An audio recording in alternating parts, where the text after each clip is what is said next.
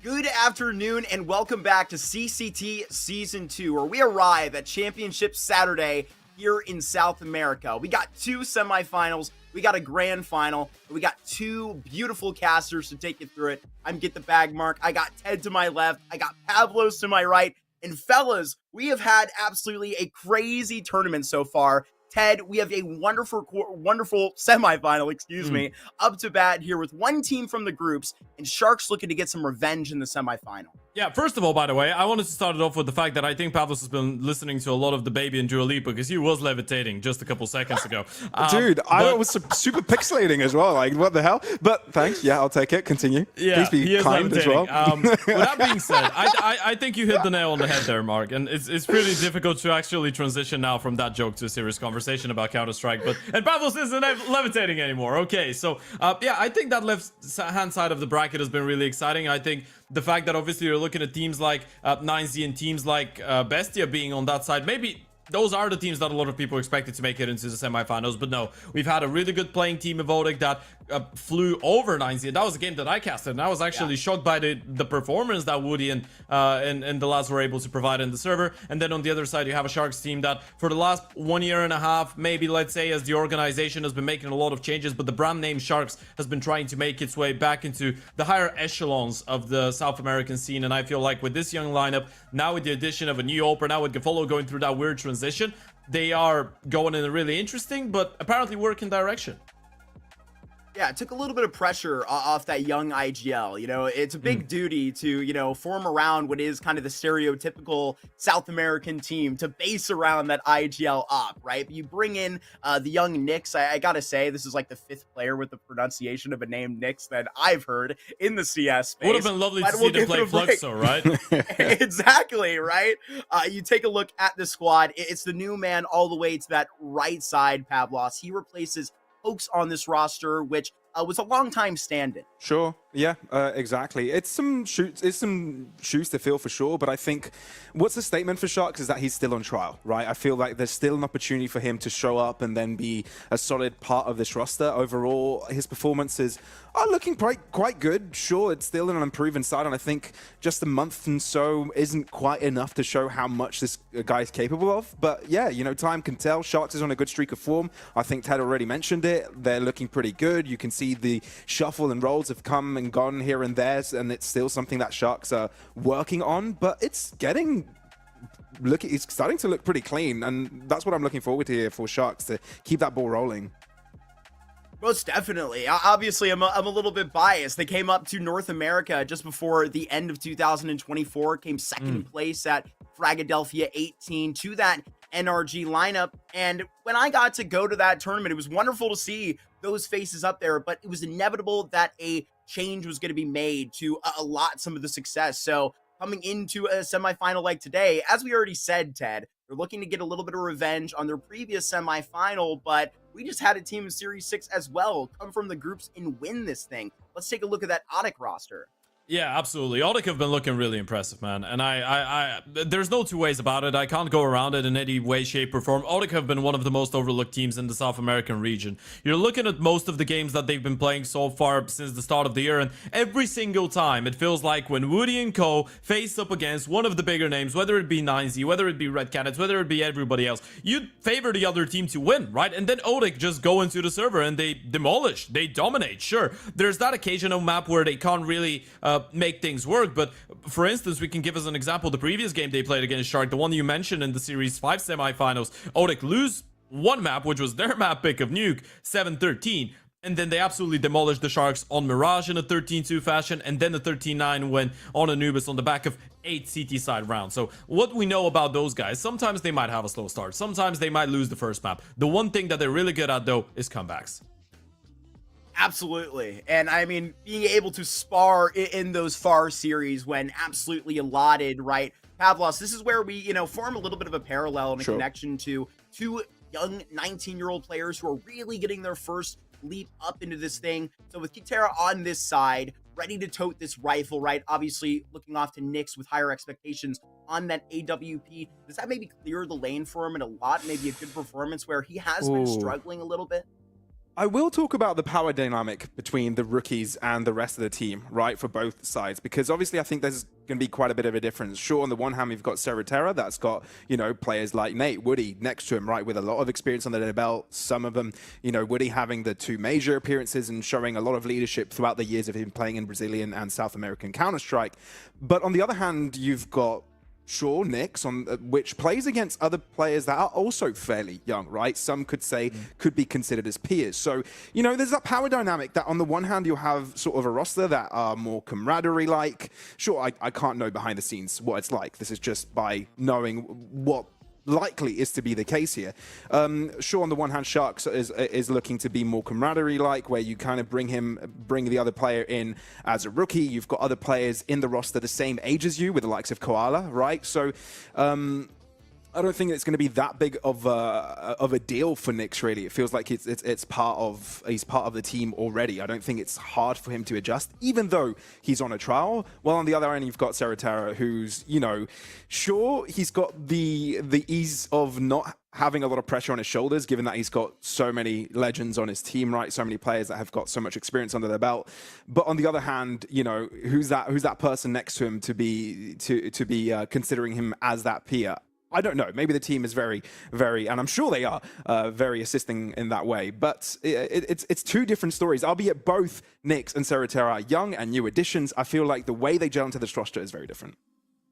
That's absolutely true, and I love that you mentioned Koala. I mean, same age as him. I'll mention it again because I'll show my NA bias swinging in through. I mean, when they came up to that NA tournament, I gotta say that Koala and Doc really left an impact on, I think, all of us at that event. Two of the highest rated players out of that really had ridiculous performances here in TED, where we exactly get to set them out to farm, right? We know that these are two teams that see each other a lot. Where are these vetoes going to go to try and one-up each other and actually see where this grain is going to come through? We do get these vetoes up now. Let's see where these first bans come through. Yeah, I think there's no two ways about it. We're going to see a Nuke and Anubis probably as the first two maps. Last time around, Odic picked into a Nuke. It didn't work out. Nuke has been one of the best maps for the Sharks. I think it's a no-brainer for them to go there. Last time around, they lost both pistols and they still were able to 13-8 them. So, yeah, no reason for the Sharks not to go for a Nuke. Anubis has been a stomping ground for Odic most recently. In that 9Z game, there was a spectacular comeback that they were able to pull off after being down 3-9 on the halftime. Still on the T side, able to bring it back and win it. And then if we're looking at a third and final map, I feel like this is where probably more of a middle ground would be looked at. And I feel like maybe an Enshin would sound a little bit reasonable, having the fact as well that or taken into account the fact that Sharks' Enshin has been looking really solid so far. And I feel like, sadly, this is an incredibly predictable veto. Sadly, we're not getting any shocking moves out of both teams, but I actually feel like there's a bit of a relief to it because both teams get to play their best maps, and then on paper, both teams get a map that they kind of equally like. So I think this is the perfect recipe for us to get the best out of both worlds. Certainly. I think it was interesting. Unfortunately, last weekend in North America, you had a lot of scheduling errors. We had a really great 3-map semifinal come out between Boss and Getting Info. So Pavlov's certainly the recipe to potentially repeat something like that. An Ancient that could really kind of bevel all two ways, but you look into the beginning of a series like this with a really strong Nuke, a really strong Anubis. You go to the experience of, you look to an Odic where you even just talk about where a Woody can come through and try and flex some of that experience. How does that maybe look into a beginning of a series like this? I think it's really important, right? You get to start off with good tempo. Sure, it's not all encompassing. It's not, it's not definitely going to decide the series overall. It definitely could help aiding into the next map. But I think even though Ted did say that there's nothing too surprising with teams going for the strengths, sure, I think there was a different game to that veto, and that was more about the bans, right? What do you really want to get out of the table? And knowing there's maps like Nuke that are super strong on the one end for Sharks, do you want to open up one of your own weaker maps that could potentially be played to take that out of the equation? But I feel with the fact that you leave a map such as Nuke open, it kind of says, okay, bring it on, we're ready for you, we can bring a fight here. And I think Odic can bring a fight there. Yeah, or it might say that we'll just they played one Inferno that they lost 4-13 and they just know Inferno's not happening. Yeah. It's always awkward when that's up the stretch. And I mean, there's that interesting kind of elephant in the room with, Train at the moment. Both of these teams actually with kind of a considerable amount of, Train results kind of at the back end of this. So when that's kind of ripped out by Sharks sort of right in on that second set of bans, it's not too crazy off that rip. And of course you end up with Ancient. That's going to be great. But, when we do get out onto this Nuke, right, we spent a lot of this pregame talking about, and I mean, if you could ask me for a player to watch, I've already told you that Koala and Doc are absolutely crazy. But you look onto a Nuke like that, who are we to look after on an Odic team, Ted, to make the difference on this first map? I feel like it should be Woody, straight up. I mean, I really like Serratera, but I'm not gonna lie to you. I feel like the game that I watched against 9Z was the best Serratera showing since he actually joined the team. And I haven't seen them play on Nuke with Serratera on the lineup, but you're looking at Woody. We already spoke about how much of a seasoned veteran he is. He's been around the scene for so many years. He's been around the Brazilian scene on so many different teams that have played internationally. the fact is, when you're talking about especially the CT side of Nuke, the most important thing is communication, rotations, quick reactions, right? Those are things that you as an in-game leader and an oper will get to dictate most of the time, right? You're going to be the most vocal person, maybe alongside the person outside. Is going to be really interesting to see how the communication goes between the oper and the outside player. But I feel like when we're talking about Woody, we should say that he's probably not the flashiest oper out there, but he definitely knows how to position himself, and he definitely, being the in-game leader, is a big voice on the team. And usually this is where some teams struggle when the oper is not big enough of a voice. That's why you can't really play Nuke, right? Because you need him to be speaking constantly, you need him to be vocal, you need him to say to people, okay, I want to go for that play, that means that you need to do that, I need you to do that, I need you to throw that nade, I need you to go there and look at that for me, or hold that for me, or go aggressive there for me. So I feel like when Woody's in the server, there's not going to be any issues with that. So I am pretty comfortable that even though last time around the Nuke didn't really work out as well for Odic, I think if he has a good performance, they can definitely put up a good fight against the Sharks. There you go. Look, I'm right there with you. And there's no doubt about it. Pavlos were talking in our green room where there was a bit of a shakeup in the bracket. It's been a bit of a crazy ride that we have had off here. But I think we're actually going to be taking a step off before we get onto that crazy ride, as I'm saying. A quick break before we head into that map one. We'll be right back.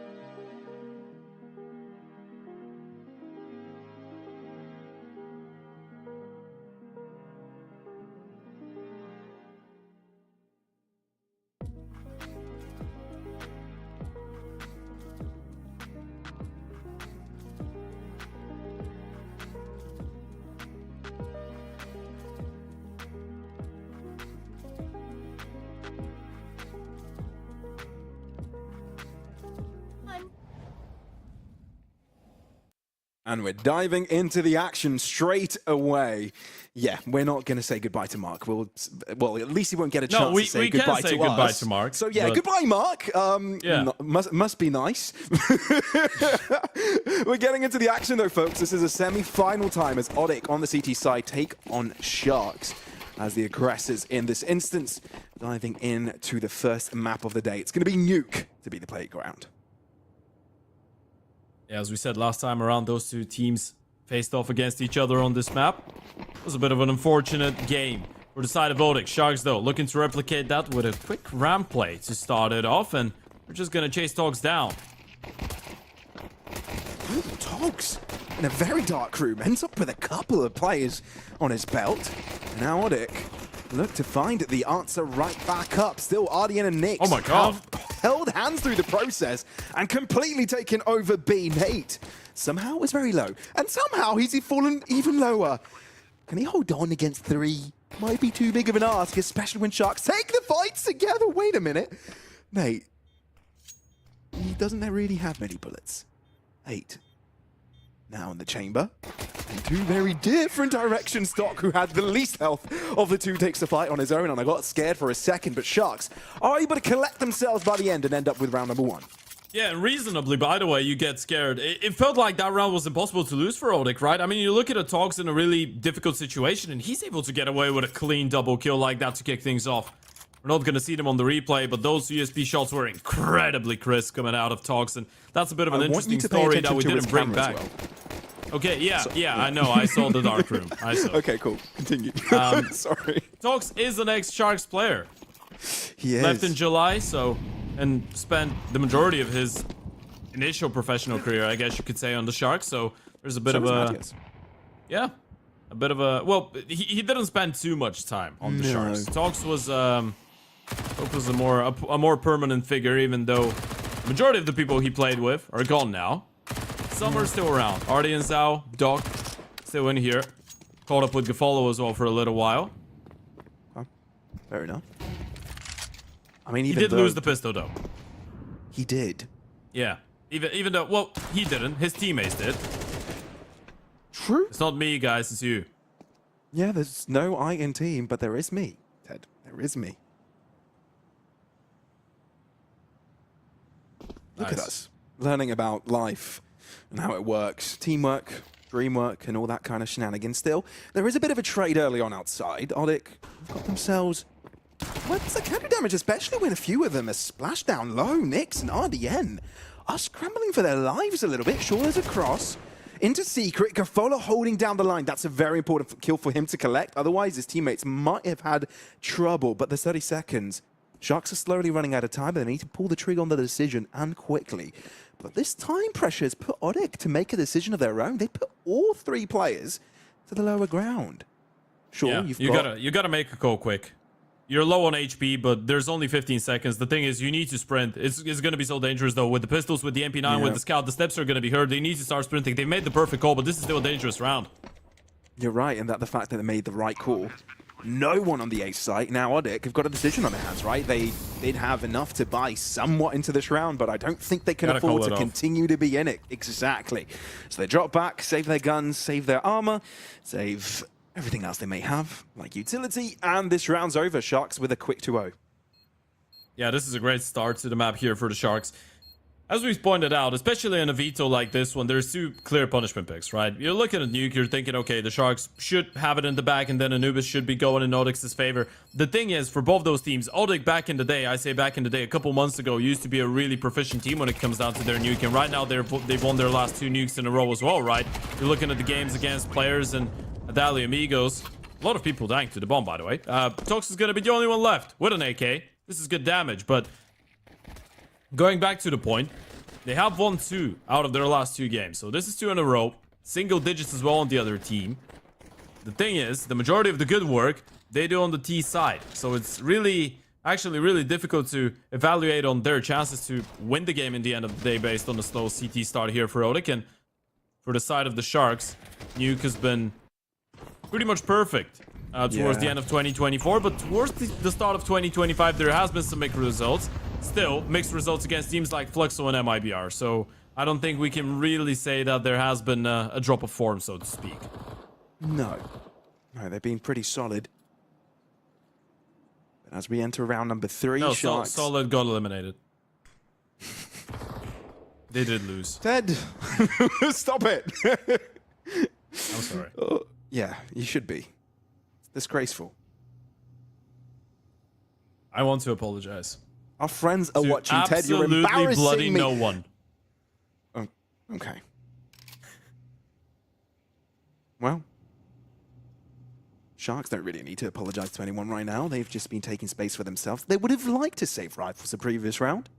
They haven't been given the delicacy of doing so, so they're they really are on fine margins here. Now, they do break away to the B site. Somehow they've been good on these blind decisions, but without finding any contact, they just keep on moving.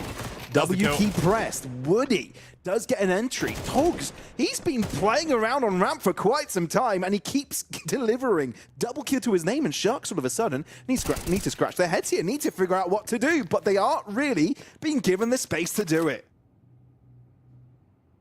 Oh, not at all. It's just an instant shutdown. Woody, it felt like he actually missed the timing, right? It felt like he didn't know people were crossing in towards control there. In the end of the day, though, Talk's in a great position. A magnificent double kill coming out of him. He's been looking incredibly sharp, and Woody was still able to get that kill onto the vent player. That was the one that was the most important as well, because it enables everyone else to drop down the vent if needed. And now Koala, left to his own devices, just saving his Galoo in heaven. And now we were thinking about the previous round. Now we were thinking about all that economical damage that Odic were able to do. You're looking at the CT side economy. You're thinking, wow, okay, that doesn't look like the money of a team that just won their first round. You're looking at the money of the Sharks, and you're saying, well, this is gone. They lost all 5 in the previous one. They keep only 1 alive this time around. Koala's going to be the only one with a rifle. Everybody else downgraded to the pistols. And what is the call here? You have 4 smokes and a flash. Gotta be a cool set piece. They probably want to do something funky towards outside. And more lies. And ears. Nothing just yet. But for Odic, surely you must hope that this is a start of something good on the CT side. You know, your back's up against the wall when Sharks start off on nuke, so gotta make best of the situation. And they're looking to move as a unit now in Tog's proximity. He's felt something's off. He knows the smoke is going to deplete, so finds himself some cover. Molly, that's good timing for it. It's going to delay, but I feel like Sharks' push here is inevitable. Yeah, 90's arrived though. They're going to have 2 people here on time. They're expecting this. They know nothing's going on in towards outside. Now the resmoke is going to come in, but the CTs, they're just gambling, and they're gambling right now. Tox is not going to be alone. Double smoke outside for the obfuscation. Tog's there for delivery. Nate on the receiver as well. And somehow Gafolo is the only one standing with 2 players short. They're low. For Odic. This is, I guess, the dangerous part of it all, right? That's why we're having that conversation about Odic potentially giving him up a good fight, because you know there's a lot of firepower in the server right now. But you know that if you give Woody time to actually read the map, if you give Woody time to call some of those rotations, he's going to be able to do it really well. And Fox, so far, they've been trying to, quote-unquote, BM their ex-teammate. He's been passing the test with flying colors. 7-1 as a round player, just 4 rounds in. It's a great performance. And you know your opponents went for Tech 9s and Armor the previous round, so there's no real need to draw out the AWP already. You can just continue building on the economy. So it's good stuff for them, good reads. You could try something a little bit more aggressive in the next one as well, right? You still have that MP9 and Matthias. You have a couple rifles in the mix as well, so you could try and go for a lobby crunch. You could try and go for something a little bit more creative in the first buy round. If you're able to actually shut down the Sharks and not let them execute their own game plan, you could keep them at bay for a little bit longer. That could really set you up for a swift start on the CT side. As of right now, though, Sharks just having a bit of a French timeout. Ceasefire. But this is Brazil. And Matthias knows to quickly put out fires. Interesting peek. What was Doc looking at? Though, extra cash in the bag for the MP9 isn't too bad, you know? Make better out of, you know, make good out of a good situation, you know? Doubling down, if you will. Sounds difficult. Sounds difficult, right? Yeah. It's like starting, it's like, you know, Trump saying, I got a small loan of $1 million. Well, you know, sounds tough, man. we got a quick ad-libs intervention in the from our background. I NA love it. presence. Yeah. We do have an American representative, which is always fun. Love you, Mark. Yeah, first buy round here for the Sharks after that harsh reset, and Odik on the other side. As we said, rocking that bit of a bonus. Matty is still with the MP9. They have the rifles. They have an abundance of util though, so you can hold on, try and play reaction base. You could go for something a little bit more aggressive if you really wanted to as well. When by the looks of things, reaction it is. They're not really lining up for anything too aggressive. 0-0 is going to get tested in towards the A-bomb side and able to pass the first one. They really wanted to test that remark as they instantly jump in. That might be the turnaround, though. The pacing continuing inwards. Still, though, Odik want to interrupt as it goes. Bomb going down, and we're looking at a 1v1. Togs was entirely out of that fight. It's his teammates that have drawn it down so he can succeed. Flying high ground, and Ardian's going ring around the rosy here. You realize it. Ardian's out will read into it, right? You regress into it. And now you haven't seen him in towards lobby. Surely you're starting to read into Tox coming in from heaven, and now he can hear the steps. Now he knows exactly what's going on. Tox doesn't even have a kit. Now he's going to pick up one from the ground looking for the 1v1. And Tox is able to beat him to the punch. Another clutch in another round going in favor of the CTs. That is fantastic by Togs. Good read. Sure, you know your opponent has heard you, so he knows he's probably going to be moving in any moment now. Bomb needs to get touched, but instead of him going directly for the bomb, goes for the crunch. And that's exactly what was needed. Now, when you look at the start of this round, though, Sharks thought they had the pace under control. They thought that they were flooding the site. There's no way Odik can break through, but you had players flooding in left and right. Sure, you've got players out from smoke, players pushing out from ramp. There was constantly pressure on this attack by Sharks, not letting them settle and not letting them have a comfortable post plant. Yeah, it's all about being active, all about making them feel a little bit anxious on that T side, a bit claustrophobic, suffocated, if you will. Sure, yeah. For options. If you're able to do that, if you never let them get comfortable on the T side with a man advantage or with a bomb side, then you're on the right path to success. Of course, it is a little bit tricky in the money department, but they have been able to win clean enough rounds to build up a really nice economy. We're talking about 6 rounds in, by the way. Tox has got $13K in the bank account. It's going to be quite difficult to run that one dry. And now Sharks, even though it's not a full investment, this one, you are still putting something into it. And again, it's so light on you, so you need another funky idea. I'm a fan of funky ideas. I just want to see if they can finally execute Talk. Oh, completely executes Nate. But they disregard Serotera's position and Woody's as well.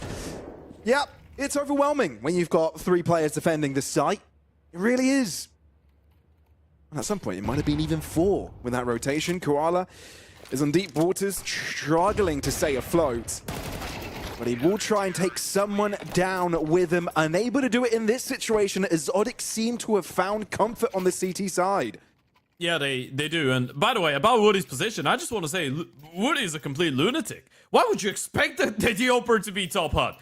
He fires one shot off, he should be dead. The fact that he's able to get 2 kills and stay alive is absolutely ludicrous. But Odik is starting to play with a little bit of confidence. And again, that was a really similar one to, or a really similar round to the one where they went ramp, right? They threw the exact same utility. This time it was just an A-pop, but CTs were ready. And so far, everyone's been looking really good. Tox is on 11-1. Marios is on 8-3. Woody's on 5-3. And the rest haven't really had to do too much. This is starting to get out of hand for the Sharks, and pretty quickly as well. Doc, another of these excursions of his own. Just a walk in the park, nothing to see, nothing to bear witness to. Serotera, deep angle taking. It's a risky one, but it pays off. That's the bomb. Oh, not only does it pay off, but he just doubled down on his money. Koala trying to make something work out of this bad situation. Togs doubles up as well and completely dismantles hopes. Odik are on fire. And even though Sharks have shown superbness of their own, it's just not enough. Doc can't just pull them across this finish line. What can you do about it? Really, at a certain point, you're going to start thinking, okay, what happens when you just can't win a fight simply, right? You go for the outside walk, one player walks through the smoke and is able to get an early opening. Serotera then drops 2 people into war sequel with the bomb and then talks on a rotation from the ramp, just tapping people down. He's 13-1 right now. There is a point of no return, and I feel like we're far from it still, but we are getting a little bit closer. by every single kill that they get. Now, Koala, we can't ride off of a round like this one, but with only 35 seconds and the bomb dropped it towards Secret, there's so many angles to be wary of, and Woody's just going to be jiggling on timings. And I feel like Koala now has realized that he doesn't really have the time to keep on shifting. Sound cues given away. 5-7 times it perfectly. Woody to shut him down. This is too alive for Odic, but money is not really an issue anymore, Pavlos. It's all about the rounds. And sadly, for the side of the Sharks, Odic have both rounds and a lot of cash. Fox has got maximum money. Yeah, exactly. 3 players on 5 digits. Well, not anymore. It's just the one, but still impressive to say the least. And that's what you want on a map like Nuke, right? You want to get things rolling early, and that's exactly what Odic have done. Now, Sharks, they've got the difficult task of trying to break that momentum, right? Sure, there are a lot more rounds left. I feel that there's 6 rounds left in the half, so there is time for them to break it, but they can't wait long. Otherwise, they could be in trouble.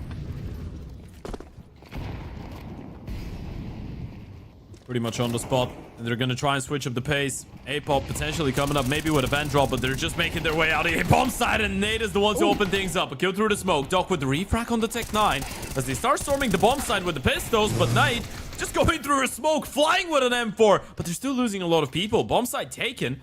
Woody's rotated closer. He's still waiting for Togs, though. I mean, the early flood approach from Odic did work out, but later, as you go into the game, maybe not so much. It's anticipated, expected, and now counteracted. Nyx, great read, upgraded, hello. Woody down to a 1v2 up in hands. It's a difficult task ahead of him. Sure, people could call him out already. Like, this is over, but Nyx has got his turn. His back turned against him. If he gets this one, he could isolate the other fight onto site. Runs in with a 5-7 like a madman, but surely he doesn't know that. Cafaro next to him. Oh, 1 bullet away from getting the finishing blow. Sharks are able to recover it. They get a round win off the back of Tech 9s. Yeah, head and hands as well, right? He knew how close he was. He knew he had this one. Woody just played it to perfection. And by the way, Talks, massive credit. Again, he's able to find a really impactful kill. Woody just playing it really late with the time. That was his opportunity. 5-7 close range. Most of the time, you'd actually put your money on the 5-7 to win the fight. Just unfortunate he couldn't hold his own, and the Sharks finally get a 3rd round on the board. This is still a recoverable T side here for the Sharks. Quite difficult to imagine they're going to be able to fully reset the CT side economy from here on out, but you can still put up a pretty respectful number. It's a pretty good early nade. Doing substantial damage for Sharks. Onto Sharks, rather. But remember what we were talking about, Ted? Breaking the backs of Odic here. Well, Sharks are getting there. They managed to find some comfort of their own. Matthias off angle. You'd usually expect someone to be further down on stairs, not Matthias. Gets away with one and reveals information. Artyom wants to break through, but he wants to be a little bit patient first. Diligent. Yeah, you want to slow things down right now, right? You have Koala in towards outside. He's trying to cut off some rotations. The last thing that you want is to just run into a stacked bomb site. But the thing is, they've just slowed it down. They're still going to recommit B. Oh, Togs! Again, getting in such an awkward angle. And it builds time for Nate to reposition as well. Double kill as he disallows the cross. 50 seconds to spare. But Koala has got no teammates to play with. They just didn't rotate through outside, right? There was no steps being made in towards the van. No one actually walking in towards garage. No one trying to go out of main. Every single one of them through the ramp. They go into the B bomb side. And into the meat grinder it is for the Sharks. And I haven't really tried minced shark beef, but... Did I say shark beef? Shark meat. Shark beef. Hoo-ha-ha. Yeah, that sounds like a really bad horror movie, by the way. No, haven't you seen Finding Nemo? No, that I've tried, yeah. Oh. What? I mean, I've seen it. Oh, cool. By tried, I didn't mean I've tasted it. See, I've tried a Nemo fish. What are they called? Clownfish? Clownfish. Yeah. Why did I? You've tried it? No, there's no way you have. Ted. I'm talking about you. You're the one that said I've tried it. No. Have you tried the Dory one? I don't know. No, never. Okay. Not Dory. Not Dory, of course. Poor Dory. We love Dory.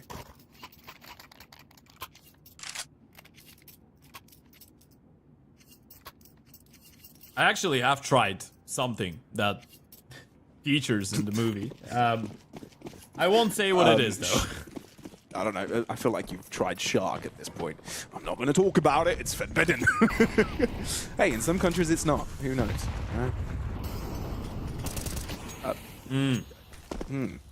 Sure, thought we get the apparently little there's some adlibs people behind. that do enjoy weird stuff in Florida, but that, for whatever reason, that doesn't amaze me. Yeah, but then you go ahead and Google Florida Man, and there are a ton of things that go weird in that area. So I don't know. Well, you know what? Folo's found himself a big green, and he's starting to become Like, relevant. We've what been do I looking do forward on to a this random moment. Friday evening? Let's go and look for a 20-kilometer long Burmese python. That sounds like a good idea. Ted, what Welcome are you to on the about? Glades. You haven't seen those videos? I've lost you. Oh, we have a lot of things to talk about. Well, for now, Maybe let's talk later. Counter-Strike.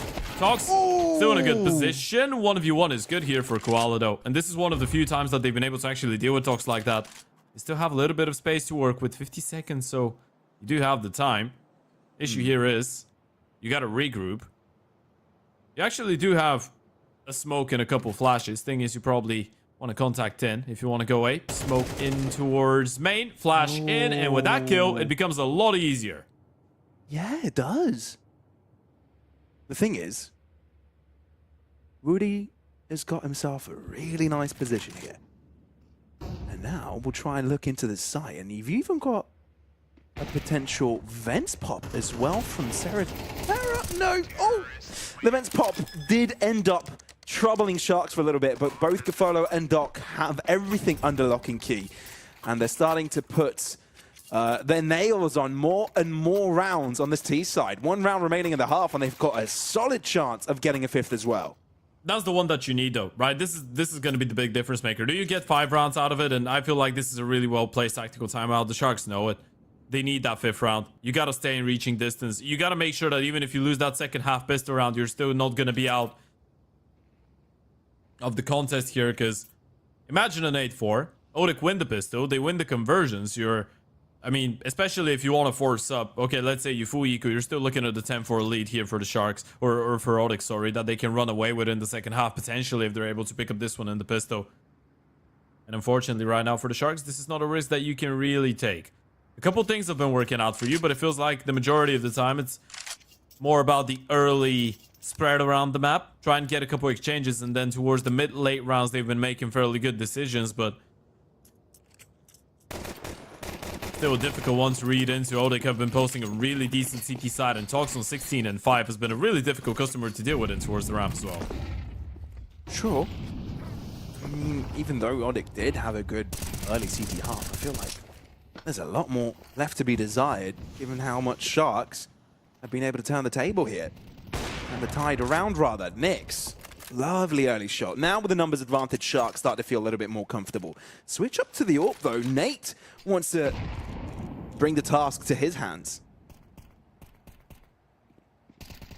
You think it's a fake, though? I mean, you're not rotating anybody down. They're just going to go for the fast default smokes here and try and make their way down C. Crit players spotted. Oh, that's a big risk out of Nixon. It's a great kill. Koala, in the meantime, though, able to drop Matthews in towards A main. And that's going to keep them at bay, right? Now you're not sure if they really want to go down B, but actually, you might be reading right into this one. Tox is already here. The Oper is making his way closer. Tox is going to start hearing the steps any moment now.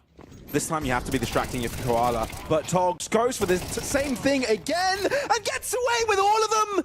You've got to be kidding me! Sharks have got to be hitting themselves after that one.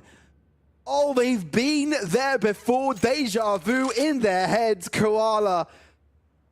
Also, in a moment he's lived before, up against Suri, and barely any health on him. This round is over. Sharks had such a good streak going for them. It could have been such a great halftime score. Not that it isn't, but it could have been so much better. I'd imagine if he still have a chance. No, it's a crossfire, Ted. I don't believe it. No, and neither does Nate. Therefore, the half is down and out, with Odic having an 8-4 score in their favor. Yeah, it really feels like Nate has been getting a lot better at Counter-Strike since he stopped making songs with Eminem, by the way. Gotta point that out. But Odic have been playing a really good game of Counter-Strike. Yeah, thank you to everyone that understood that reference. But Odic have been playing a good game of Counter-Strike, man. And we made that point before the start of the matchup. We probably expected to see a little bit more of a solid showing out of them when it comes down to the T side even. This is where they've been doing the majority of their work. CT sides have been a little bit strugglesome in some of their previous games when it comes down to the nuke, right? You're looking at the win rate, you're looking at the distribution, sure. The factor might be which side did they start on in a lot of those games, but there realistically is a lot of ODIC games where you see them started off well on the T side, pick up the pistol round, pick up the slack, get the first 3, 4, 5 rounds even sometimes on the T side and then crumble. Well, now they've been able to put themselves in a position where if they do that, if they pick up the pistol, if they pick up the conversions, they can just run away with the entire thing. And if you're the Sharks, knowing that Anubis is the second map, knowing how far in between good results have been for that iteration of the Sharks on this map, and the reason I say for that iteration, that used to be the best map of the Sharks back in the day, around a year ago when they still had DRG as their IGL. Sure. You're probably not feeling too hopeful going into that second map if you get completely blown out of the water here. Thing is, this is not over just yet. You still have a pistol, you still have the conversions. We're talking about the worst possible case scenario pretty much. What happens if the Sharks lose the pistol? Well, what happens if they win it? Then it's game on. Gotta love MR12. And the money system. I don't mind Oh, MR12 please at fix all. it. I don't but mind the money MR12. system I needs mind it fixing. with the money. Yeah, one Yeah. pistol round wins you. One pistol round and one buy round can win you a game, pretty much. Oh, yeah. Under the right circumstances. It's huge. It really is.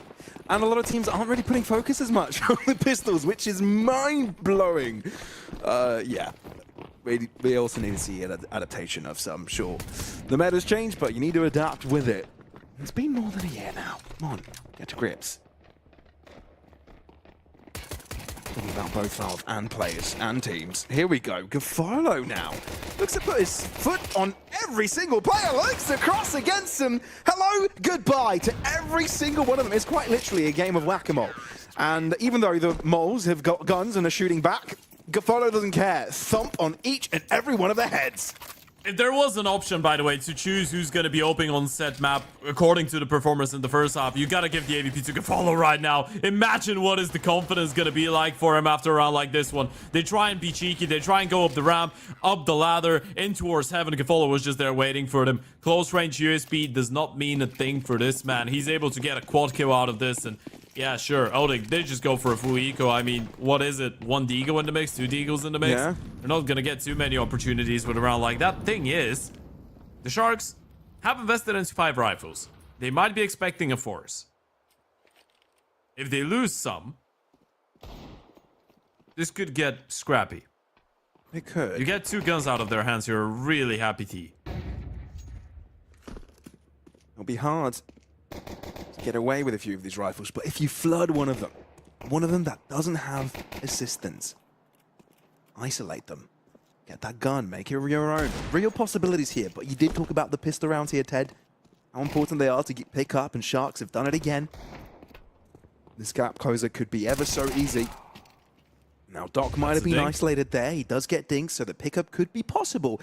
But if you're Doc, you've got to start questioning here, right? You don't really want to be going for another, though Nyx has become the new target, but he creates even more distance for himself, and that's the right call, especially against hand cannons. And Gaffarlo joins in on the party, and little by little, ODIC is starting to leave this round.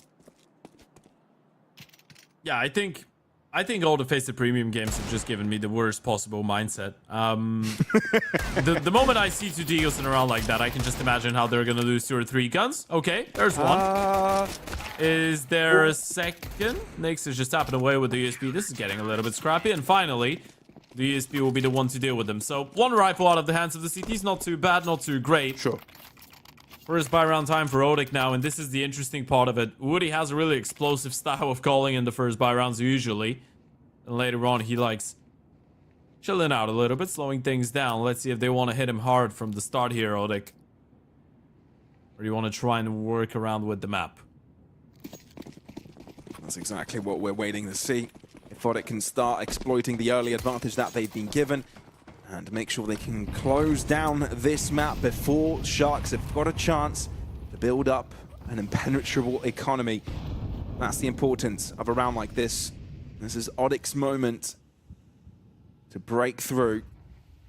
Although they've taken the slow approach, making sure they're not making overzealous maneuvers. Sharks as well, they're fully patient. They're not going for anything aggressive themselves either. I like it. They really are toying with him, by the way. The initial outside smokes, you make it look like you're trying to fake into another play, then you break the ramp smokes just to bait in rotations, but you don't really do anything with it, and now you're walking out that A-bomb site. Follow, gotta be careful. They've heard that drop. They know where you're there. Ooh, but the intuition on that man, realizing where Woody could have crossed. And now Sharks are playing off of an advantage. Odic need to realize what the next step should be. And that's relying on a player breaking through outside. Doc wary of the position, and he's able to pre-fight on time. Nate, unable to be the breakaway. So now he's starting to wonder, Odic, you've got 40 seconds to you just take the rifles back, try and configure for the next round, or give it your best go. I think they're going for the latter, but Koala's got the cross on the rotations. They got the kill on B. Is breaking through into the B side. That's because there's a potential plant position there, but can they stick the landing? With 2 players only, Togs is able to hold down the line. How many more can he get? If he gets one more, you're down to a 2v2, and this is more than doable. You don't want to peek. If you're Koala, you just want to play it safe. You just want to wait for the 2 players to rotate in from double and from secret. Problem is, Zero is going to hear them every step of the way. Headshot, Ango able to get the first one. Refrag comes in, and that's going to set up Togs for a clutch. He's been playing a great game, this man, so far, but low on HP. Got to try and look for a favorable angle, and Koala's just going to catch him looking the wrong way. Sharks, they get around. It was damn close, though. Yeah, you've got to respect Odic's, chance there, trying to break through, trying to create some plays, catching Sharks off guard. It nearly worked out, which is the crazy part, but nearly isn't going to give you a round, right? And we were talking about what importance Odic would place on a round like that. And look, it's daunting because Sharks now are just 1 round away. They're just eyeing you straight. They're just eyeing straight at you, and they're looking to take the lead off of your hands. And being on the CT side, that's a lot easier to do.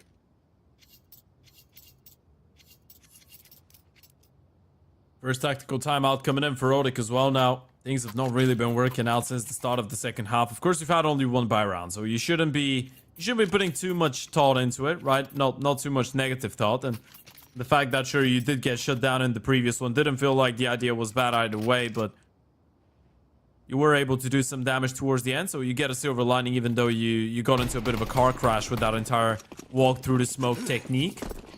You still get the opportunity to actually make an expensive round out of this one, especially with the amount of utility. There could be something crafty in there. Well, the nade's pretty crafty. Maybe not. Creates quite the splash. Not a favorable splash for Odic. Oh, that might just be it. Nix, though, creates a nice crossfire and denies Nate the opportunity to move forward and upgrade his gun. Although there's another breakaway. Woody, he's completely flown under the radar, and now he might have opened up the B site for his team. Koala moves in right on time. That is ridiculous. And then he now reconfigures, repositions. They won't anticipate this. They won't expect this at all. And even though the bomb is going down, Koala would try and shut the entire play down single-handedly, breaking Onyx's backs and able to find the equalizer they were looking for.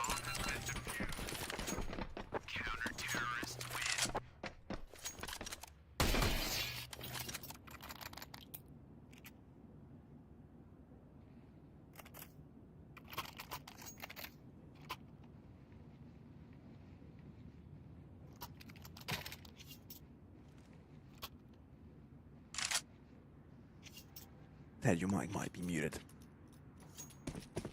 Maybe. Or maybe disconnected. That could also be it. Back into the game, though. Onyx have found themselves a nice little upgrade. Welcome back. Thank you. Back. Oh, yeah.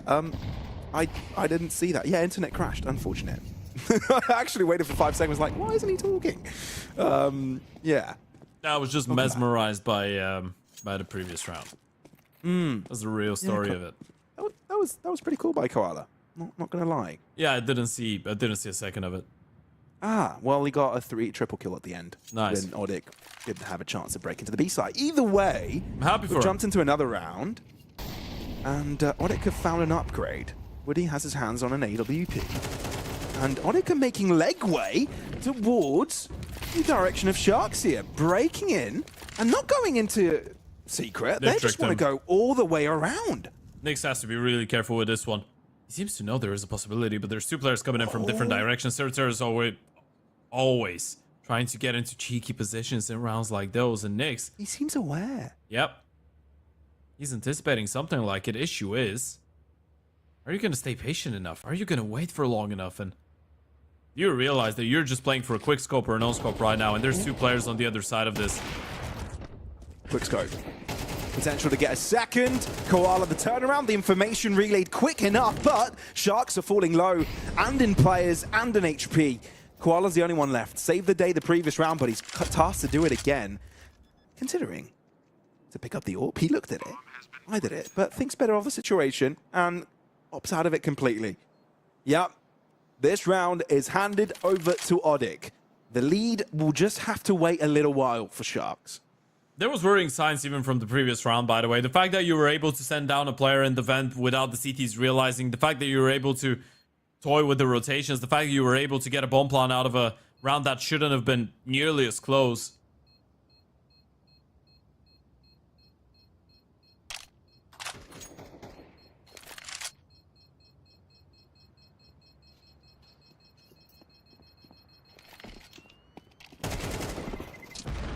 It's nice to get away with a free kill as well.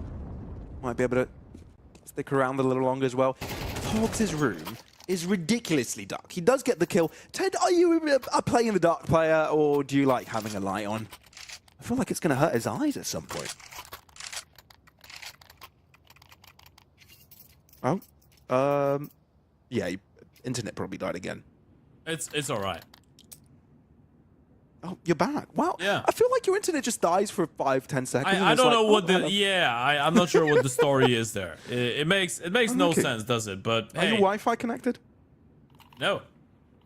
Interestingly enough, my PC is not connected to the Wi-Fi, and if yours Any is, IT guys you've out got there? an issue.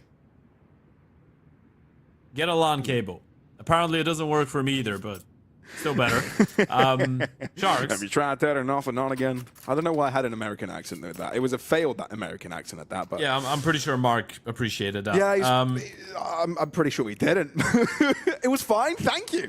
Oh, A really all right, important cool. I get moment the of this thumbs up. game here for the Sharks, though, a pretty pivotal point, the point of no return. very This true. is that purchase. 2 MP9s, an APP, double M4. You have a little bit of util, not too much of it, and running low on reserves. Money's dwindling away. You lose this round, you're out in the doldrums. Same story for Odic, though.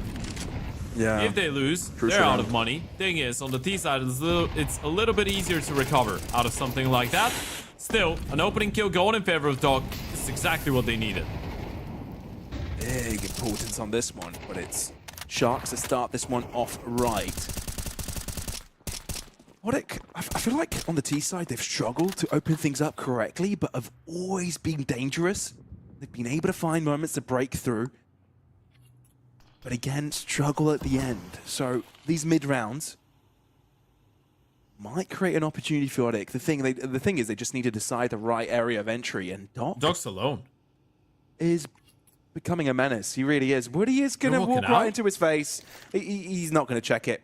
He really isn't. And they're pushing towards Nate.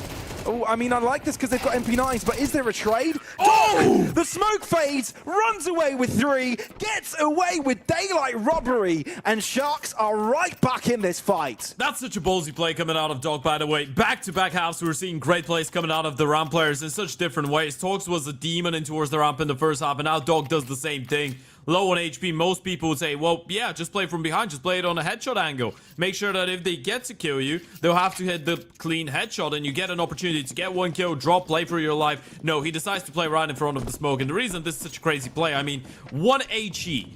If someone breaks the smoke, he's a dead man walking, but now instead, it's back to the ramp again, but this time just with the pistols. Yikes, a lot of damage done with that M4 and maybe an 8 as well.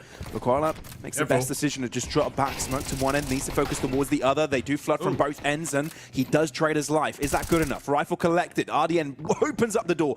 Make sure that Odic doesn't find comfort yet. But Doc also creates an opening on the back line. Odic do not know where to look. Forwards, backwards, above, below. Completely overwhelmed on all angles as Sharks not only have got the lead, but are starting to create a dangerous streak with the direction of a 13th round.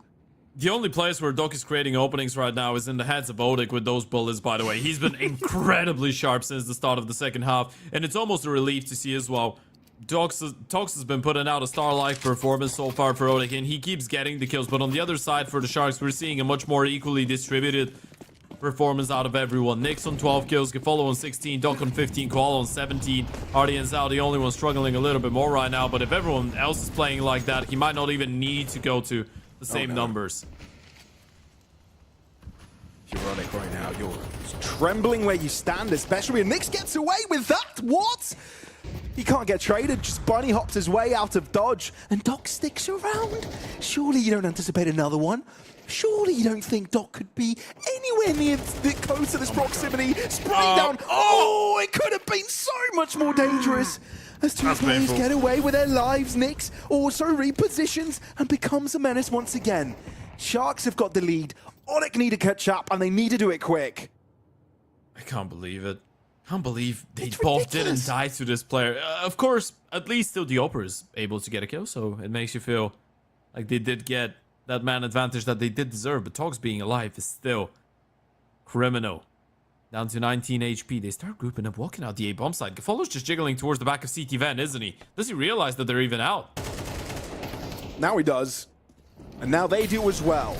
Molly to his feet. Flushed out. Gets away with it anyway. What was we looking at?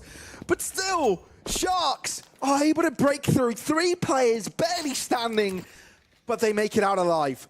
That's crazy. And what a good initiative to take as well from the young Oper. Nyx getting himself into a great position. Dog had a bit of an oopsie moment, but they're still able to make it work. Props to Nyx, by the way. The moment he gets that first kill, rotates down the vent instantly, making himself impossible to read and follow. The fact that he's able to get a double there surely must have been a bit of a miscom coming out of Woody, right? He probably thought he saw something that wasn't there. He just started shooting at main, the vent. There was no players on that side of the map. So frustrating.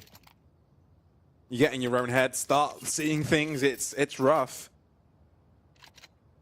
I mean, you're outnumbered. You know there's probably someone lurking in any corner. You're trying to anticipate it. Fair enough. Could have been a miscom as well. I think it could have been a miscom.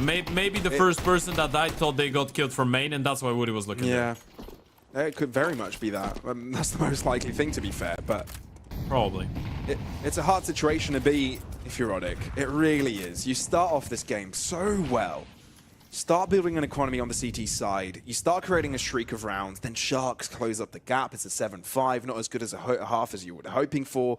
Then you lose a pistol. You're able to scramble something up, but Sharks are now in comfort zone, and they're not going to be leaving it anytime soon. Good early nade. Damage inflicted a lot onto the Odic players as they try to break into ramp.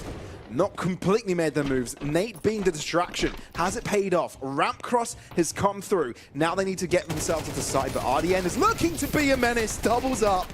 Oh dear me, but there might just be an opportunity because there's a couple of upgrades now in their hands and a B site completely under their control. Tox is alive as well. He's been having a great game so far. If you wanted to have someone in a situation like that, it had to be him. They've already both crossed the molly. Oh! Terra doubles up, and now Cafoli down to 42 HP. This is more than doable. Completely converted. There's no way. How do you convert this 1v2 back in your favor? Seems to different know. positions, but not that different. You could potentially isolate them if you just close up the angle. Get a little bit closer. He knows. Giving a smap on the face. Oh, but it's hard. It really is. And Togs is able to cover his teammate's life. And Odic are able, with the skin of their teeth, to carry on being in this game. It looked like he knew. I really thought he knew. It looked like he was just gonna hard clear the player playing behind the blue box and then just spray transfer towards the one swinging from default. It really felt like it could follow. This is a round that slips though, and it's a round that could come back to bite you in a really bad way if you're the Sharks. An awful bite. You lose this one, you're out of money. Odic be taking advantage of this one. Be able to steal away your map pick. That was a big round that they shouldn't have won, and Togs is still bringing in that impact. Now up to 27 kills and counting. He's not slowing down on the T side. Oh, he really isn't. He's on fire. He's loving life. I mean, he's still losing, so technically probably not loving, but he's been hitting shots. Yeah, that's the thing. It feels like he's kicking and screaming, and he's finding results, but... Yeah, he's like, well, life's alright. I'm playing well. My team is losing. Kind of like Doncic on the Lakers. Oh, at least Togs wasn't part of a controversial transfer, you know? Maybe. Oh, we don't know. Doc gets transferred out of life. Yeah, or they could found a way more success on the B side than they have on A. And they're going for it again. This time, no one really close to stop them. Koala the rotations nearby. are locked. You can't go down the vent. You can just go ram. That's it. You can't go vent. You can't go secret. You're locked out. And yeah, Koala seems to realize it. They're just calling this one off on a 4v4. You don't have any money in the bank accounts. You can't afford it. Woody though, he can afford to go on a hunt. But not anymore. He will lose his head. And head is useful to a man's existence. Did you know that? You need to have a head. That could be. It's not like a cockroach. A cockroach apparently could live a few weeks. Let's stop. Let's stop talking about it. And the chicken could run around without a head for quite a while. Yeah. Maybe lizards as well. I don't know. Context is really important. Oh, I just realized that I could have completely taken out of context. Oh my god. Yeah, apologies. Whoopsies. Back in it though. 11-11 is a score. And Odic seem to be very much in play. Yeah, they are. They definitely are. I'm a big fan of what the Sharks did in the previous round though, right? You realize you get bested, you realize you get outmaneuvered, you lose a fight that you shouldn't be, you don't have comfortable ways to actually get back into the round, just call it off. You know you don't have the money, you know you can try and play for it next time around. Now it's leveled up though, and from here on out it's all about the rounds on the board, it's all about being the first team to reach 12, and Nate will try and open up a little bit of space. Actually, he's just chasing down the Oper, no smokes, no nothing! And Nate is just running right at them! And that's how you completely change the pace of this round, this game as a whole. Condition them to a very slow, methodical, thoughtful style, and then just throw guns blazing at them, and it just works. Because Sharks weren't ready for it. What was the logic? The Oper was there. The Oper was just running with his back to. There's no way Nate is expecting the Oper to be somewhere else. I don't know. Did they think they heard the AVP somewhere else? He was just running at them. No smoke, no flash, he's just running and killing people. And now you're stuck in a 5v3. If you're on the CT side, you're wondering why, for God's sake, have not they made a move? And wait up, hold on a second. Odic are walking right back in towards A. The CTs haven't moved. They're still here. No, you're right. That's exactly where the CTs are waiting. And they are not ready for it. RDN misses the mark on that one. Togs creating another line of attack. And that's way too much for Gefaro to handle. Koalo, he's just on the other side of this fishbowl, looking in as Odic are having so much fun. That is that. Odic have found the lead, and albeit having a rough start to this T side, they're right back in it. Not only that, but they are one round away of securing their opponent's map pick. That's such a forehead slapper, by the way. The fact that you're an Oper and you die like that in the most important round of the map so far, you're just running with your back turn. You're not thinking that someone would just swing like that. Knowing there's an AVP on the other side, knowing there's rifles on the other side. This is such a crazy play, but it turns everything around. And even after that, they overthink it. They don't go back B or down B on the back of those two first kills. They slow it down. They go back in towards the A bomb side where Sharks had the majority of their players, and they just get the kills. This is much worse for the Sharks. Look at the buy that they have going into this final round of regulation and potentially the final round on Nuke. Last final tactical timeout you're going to be bringing into this one. Coach, he needs to have a big impact moment here with the 3 MP9s, with a scout with the M4, the single M4 on Dog, who's been playing really good Counter-Strike on the CT side. He needs to be the hero once again. The Sharks on the verge of losing their own map pick into a series that was supposed to be, Pavlos, a classical 3-mapper with both teams winning their own respective map picks. And for those of you that are just joining in, this is a semi-final right now. There's no second chances. Winner of this one plays the winner of Fluxo Imperial, which is going to be our second semi-final later today. And if you're the Sharks, you don't want to start off what should have been, and you're hoping still to be a marathon of a Counter-Strike day with such a negative sprint. I mean, if you can get yourself a 2-0 for it, that would be perfect case scenario, because then you're rested for when MRBO and Fluxo are done with their game. We'll see how this one goes, though. Doc knows he needs to take, difficult measures, where he's able to secure it, and now he's even got reassurance. extra players around. Backup, if you will. Odig might have just handed this one away. Togs might be able to save the day as he's somehow made his way onto the A site. What on earth is going on? It is a cluster. A fest of sorts. But a round which hasn't shown its outcome just yet. Could be an overtime as well. Now they know Gifolo's out of there. Question here is, do you want to follow him? Do you want to try and go down secret? Or you want to explore your options in towards the A-bomb side? They still know they have the advantage when it comes down to the guns, but Nate is incredibly low on HP. Togs and Woody, they might be the ones that need to do the majority of the heavy lifting right now.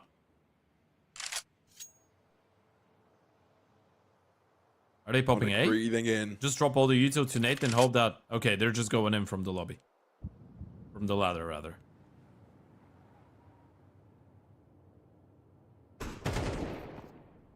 Woody looking to lead from the chart. Front lines. From the front. Oh, it's Toxo to get away with the first kill. RDN close by. MP9 completely mows them down. And there's not much Nate can do because all eyes are on him. This is overtime as Sharks are able to secure this round. What an incredible game we have on our hands.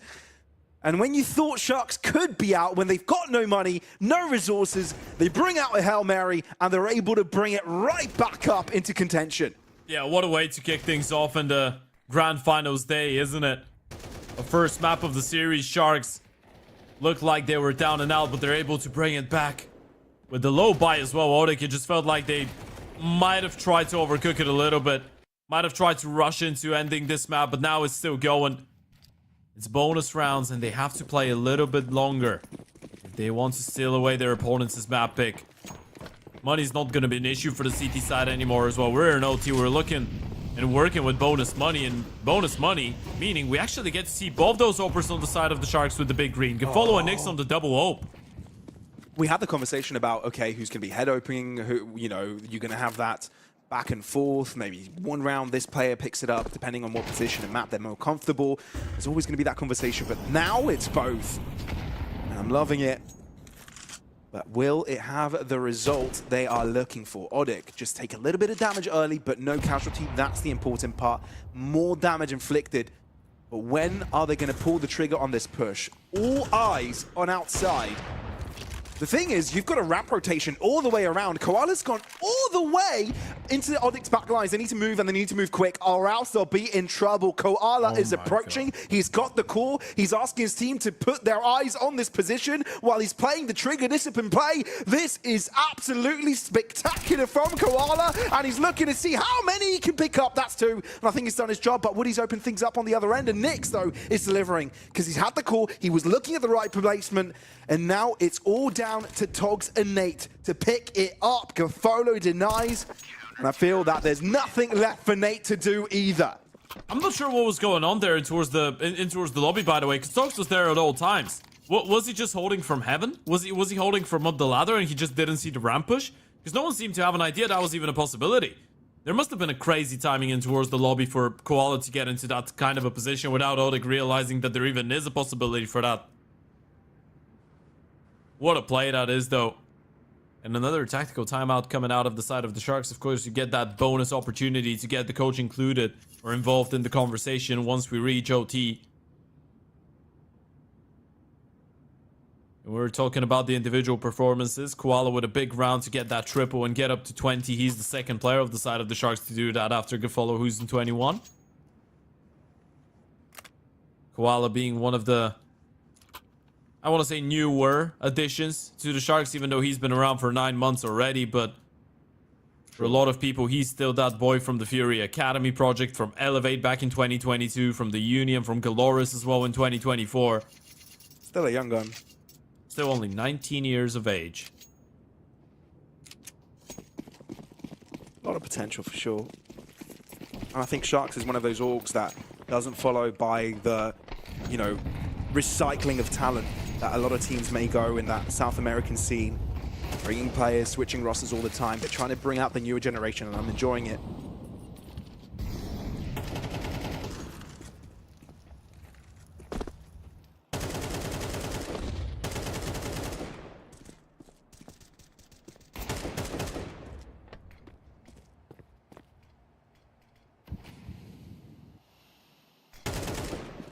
Ooh, a couple players spotted. No one yet going into a more dedicated fight, but they start making their way down secret now. Ardian Zhao's already down here. He's gonna start hearing the steps. Headshot angle should be good for at least one. Does he get a second out of it? Decides to disengage. Probably the wiser option, especially considering Gafolo's second pickup in towards the hut. Yeah, Odik is starting to look lost.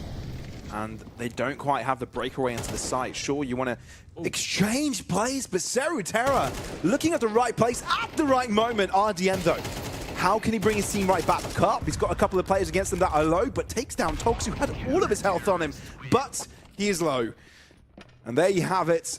The HE grenade will do the finishing up as Sharks are able to find 2 consecutive on this CT side overtime.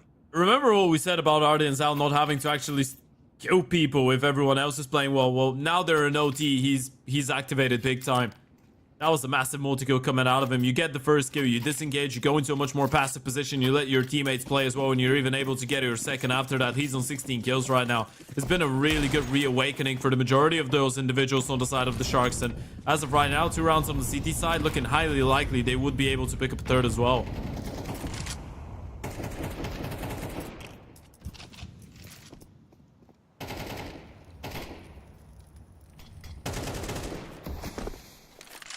Really good pickup. Odik need this round, they really do. Can't allow Sharks to get on match point already. What a steal that would be. Oh, barely able to get away with his life. That was a cheeky peek. Do you really want to break into the A side with so many CTs around, mate? He's feeling it, and he's allowed Togs the breakthrough. Double up is there. Gafolo, what? Still unshown, gets away with 2, but that's asking for too much for him to recover. Odik are able to at least get 1 round on the T side. I don't want to sound harsh right now, but it really feels like it's just Togs against everybody else. He either gets a double or a triple kill, or they just can't pick up a round on the T side, but this 1 round might make all the difference. Let's not forget, the CT side was where Odik got that 8-4. The CT side was where Odik was a lot more comfortable as well. And Togs might have had to join the server, click a couple heads, overperform in some of those rounds to give them a chance, but he does so. 33 kills. Second place in the server after him is on 24, and that's Gafolo. This is 9 kills the difference. Togs has been having a star-like performance, and he's actually bringing the fire to the Oak this time around. Interesting. You haven't seen that gun as of yet, but we are now. And Odik seem to be taking charge on the CT side of Sharks, completely turned the pressure towards them. Koala might have given himself a chance here, though he's got 0 information of where everybody is, but he does look behind him. And now he's brought things to a duel. The 19-year-old against Nate, one of the oldest on the server, 27. And he is able to get the better angle against Koala. He knows he did a lot there, but it just wasn't enough. Yeah, the protocols have been really good. You gotta respect the opportunity that Sharks were trying to create for themselves, right? You gotta respect the audacity to go for such a high momentum, high-paced call, something a little bit more explosive, such as the A-pop in the first round that you get on your T-side in such a long time. You try and catch them off guard. You're hoping that some of the protocols are gonna be a little bit scrappier, but Odik well-placed mollies. Player in towards Brawlin playing anti, making sure he doesn't go down for nothing, and the player towards the back of the side doing their part with a double. Odik score leveled up, but you gotta feel like they've been able to put themselves in a good position. Again, Nate might have overcooked it a little bit. Serutera is aggressed as well. I feel like Odik could try and push from so many different directions simultaneously. I think it was just a bit too much for them. Couldn't really assist with the second player, any backup at all. What is sort of left with those trades. They're not gonna get faked. They won't think that there's people going down secret. Togs is just gonna stay focused in towards the ramp. He's ready for the walk. They've confirmed it. Outside's clear. Togs just needs to be careful. So Matthias tried to draw the attention towards him, but you're right. It's not even going to come down to that because Doc is holding down the line. And now this round becomes ever so difficult for Odik. They've just paused, waiting for the CTs to walk right into another trap. Togs, Matthias, if you want to pick that one up, you gotta go huge, but Sharks just not making a call right now. Slowing down, grouping up, want to make sure you have that refrag possibility, want to make sure you're not sending people out one by one. Ardian's out, he's gonna walk out as the decoy. The problem is, if he does so, if he doesn't wait for the others, there's no one to refrag. He's just gonna go down straight away. Or get the kill. Hard clear hunts and talks. Lights out. Sure. And he was the player with the least of the kills from his team, but he still is able to put on the big boy pants. And the round's done. It's over. It's done and dusted. Sharks able to find the lead. And now we're just one round away from securing the map as a whole. What a crazy clear. What a crazy way to approach it as well. Think about it. If Ardians out just walks out and loses that fight, then they're highly likely just running out the A-bomb side. You're walking into another rifle. There was a world in which Odik were able to actually steal this one away. And it's not like they haven't won a couple rounds like that so far. Not like they haven't been winning those close situations, even the 1, 2, 3-man disadvantage rounds sometimes. But now the Sharks get a map point themselves. Had to force OT and regulation. Has to fight against adversity. Well, now you are the favorites.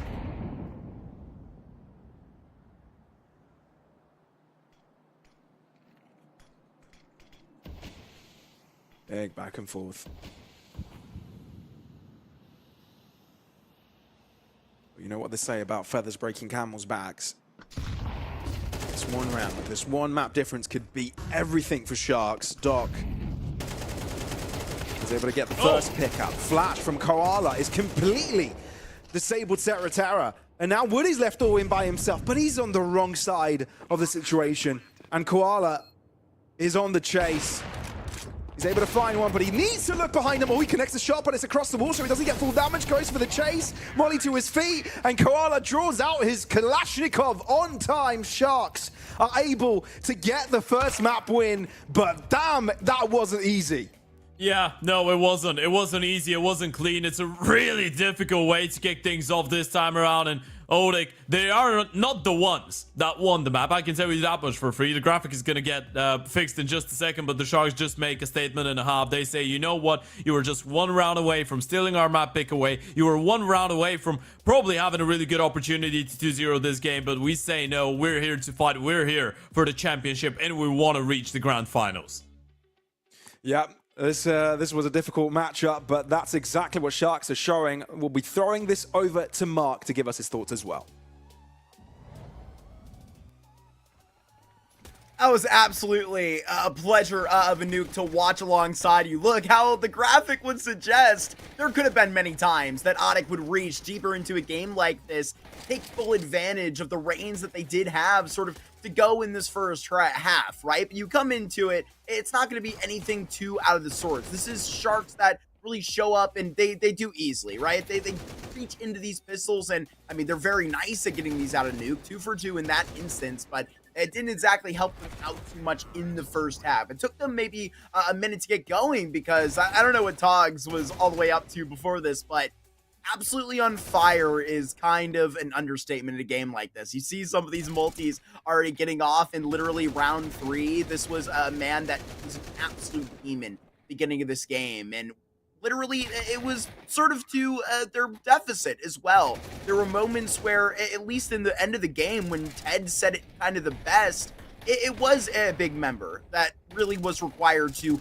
head up into a multi-kill, try and make the difference himself, where players like Woody were getting into the fray and really making the difference on these individual fights at a minimum. But I mean, even you see with the young gun getting into some really great action. I was pretty impressed with what I saw specifically out of that end of Odik, but I gotta say, I was really impressed from the change that I got to see from Sharks. This is my first time seeing the new look on Gafolo without the AWP to have to worry about, and the way Gafolo was having to even, I mean, literally playing different spots, but how much impact he was actually having during these A hits, being able to step up, and a lot of these 1v1 clutches really made a big difference for when Sharks were able to step back into a half like this. I believe you ended up getting that about 7-5 out of the conversation, and you really start to kind of get that going. There's a moment here where you're about to see it on the MP9s to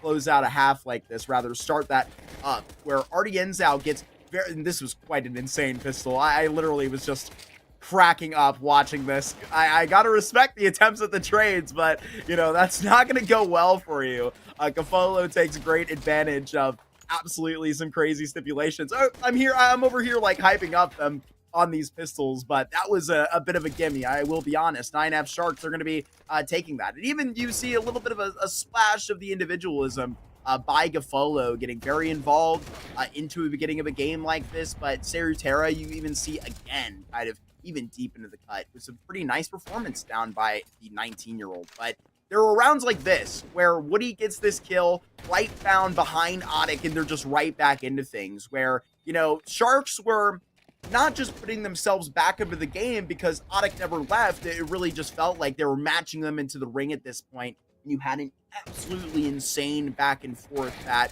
I mean, Otic, look, they're about to set the trap. I mean, a very strong kind of closing argument that they were able to put in after a very nice stretch from the Sharks in crazy rounds, but a slip up or two like you see at Redbox. And I mean, it does get a little bit stressful up the cut for a lot of these players, but you know, when you go for an A hit and you absolutely just have Togs at the other end of that spear and you rely on these individuals, it could be very nice for you to actually carry this through. But into this overtime, this is where you like to see it. Already ends out player, like I was saying at the beginning of the half, sort of getting involved very heavily with the SMG.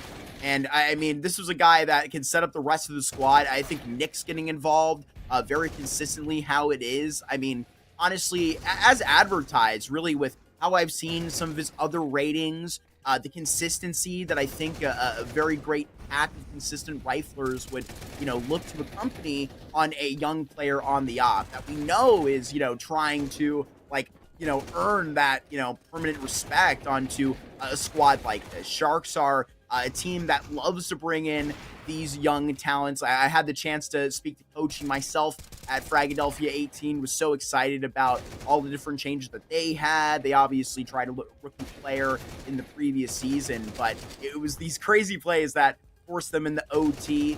I mean, it was very clean off those two by the Sharks that actually get those up and to begin. A big multi to actually put that through to this 14. You think they're going to come through with a clean CT side? Yeah, just right. You have Togs, you know, hinting into everything we saw in that first half. But Sharks show their experience. They show everything that they have put in just in the back end with everything they've done on this nuke. Individually, it makes the difference to go into the end. A very nice shutout that they did have going here, but it gets scary off the cut. Either way, you end up in a 1-0 space, and like as we toted up this series to maybe be a 3-map affair, I have a really, really good feeling that this Anubis is about to be a bloody meetup. So we just have about 10 minutes before we finally get in to our second map, so stay close. We got more CS action, more South American action just over the break. Be right back.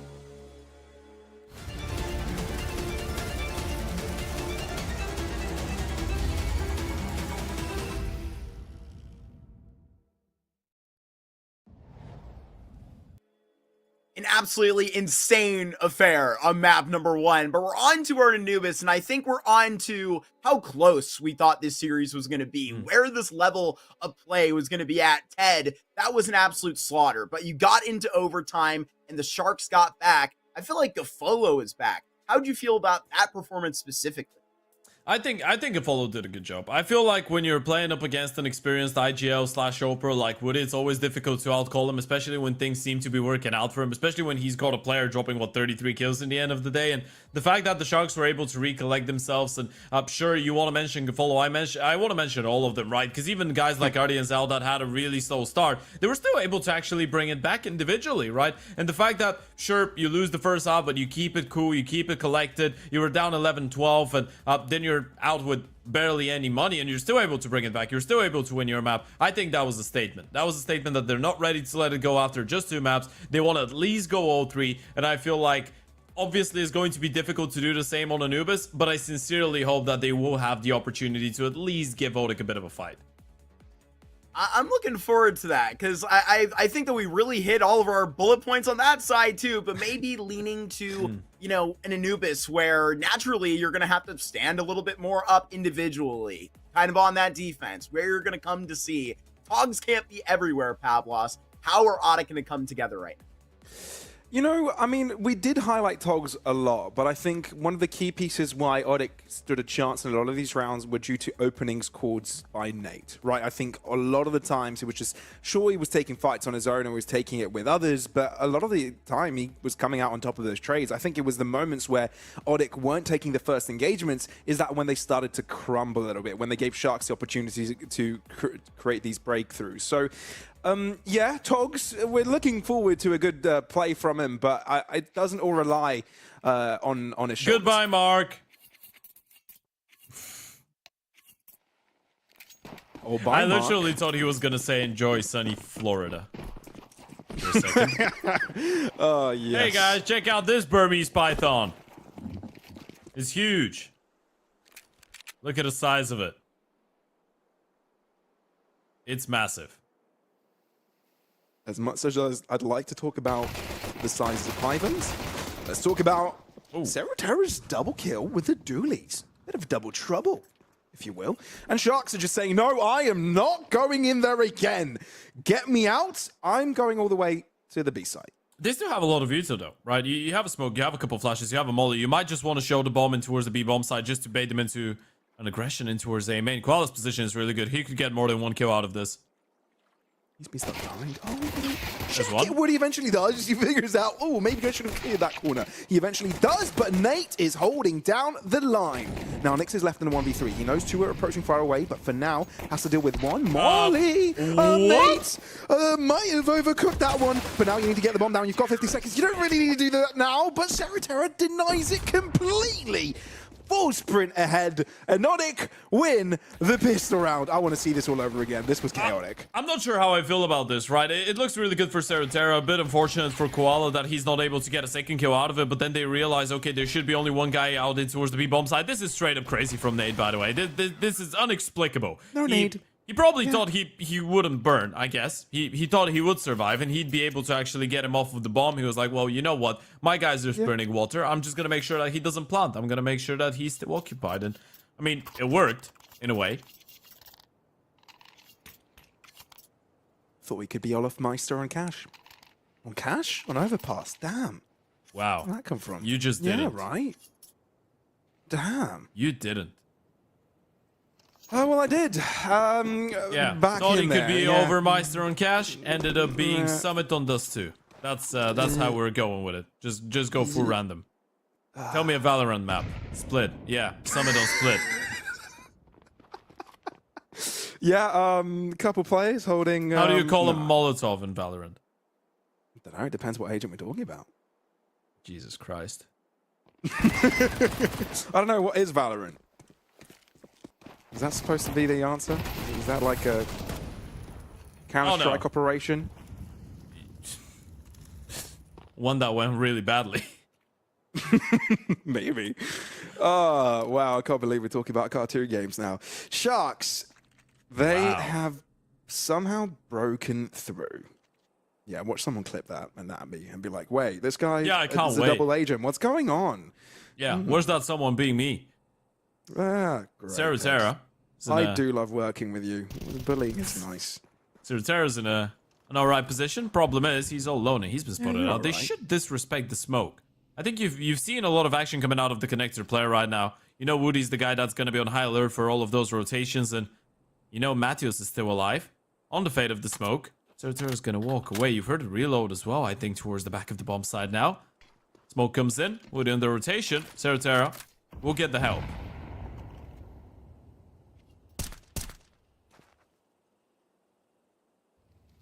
Yeah, even though Sharks had a really good start, I just fear for their lives with Woody being so close. Because he's not being challenged for 2 directions, but maybe one will do it.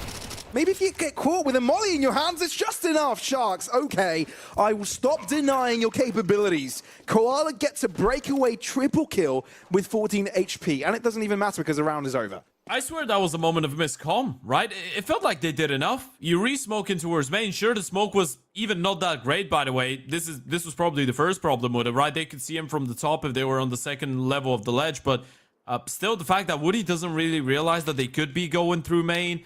Sure, you want a molly connector and take care of it, but it just felt like his teammate was just not there to support, right? It was Sarah with him in towards the bomb side, and he was just not looking. Felt like they were just not on the same page there, with the time being a little bit lower. It gets a bit chaotic, and Dog actually be able to get that final rifle out of the hands of the CTs. Should be able to get the kill. Matthews, okay.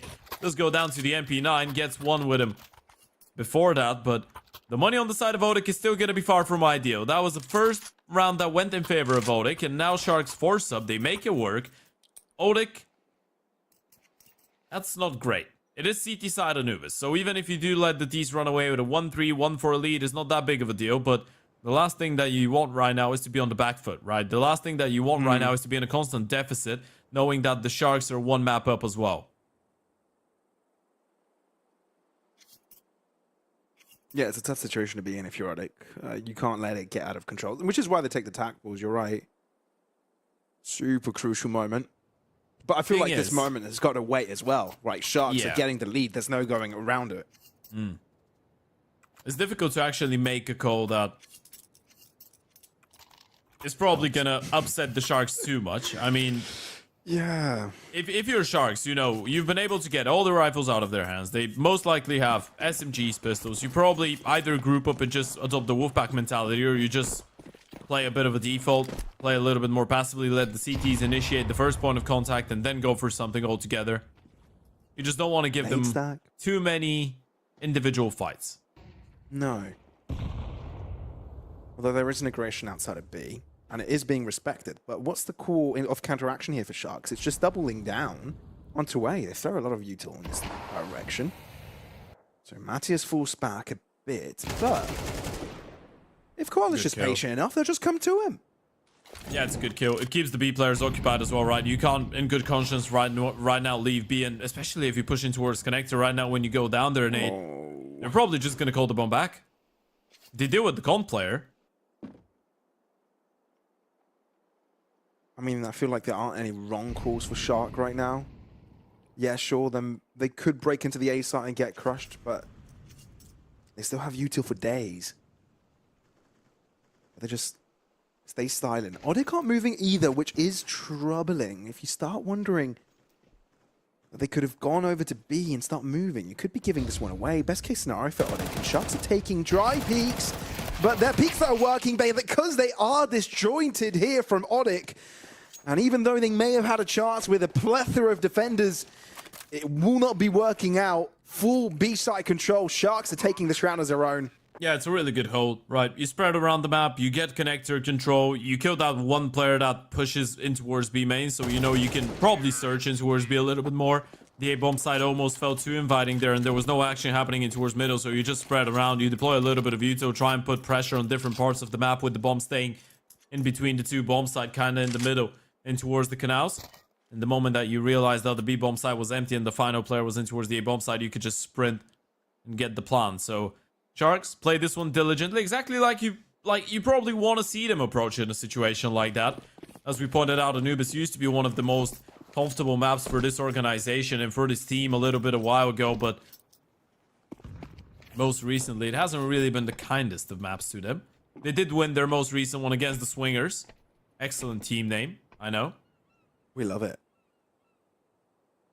Before that, though, losses to MIBR Solid and the one against Odic. Now, truth be told, all of them pretty decent Anubis teams, so you can't be too mad at it. Is there a technical pause, or are they I just... don't think so. Yeah, the T's are playing the round. Yeah, I think they just want to make sure they've got all 5 players for a potential retake. They're just staying in spawn. Yeah, just making Sharks use their utility. I don't know. They're just gonna stack in the water. Yeah. I think that's the first time I've seen a CT team not leave their spawn for an entire round of Counter-Strike.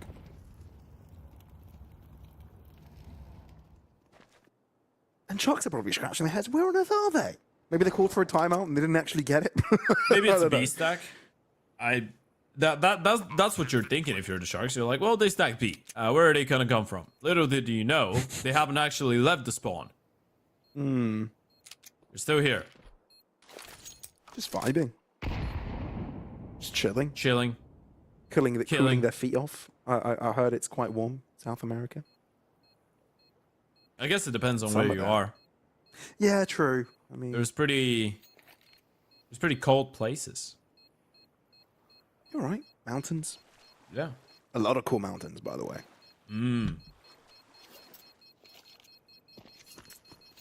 Yeah. I think there is a couple.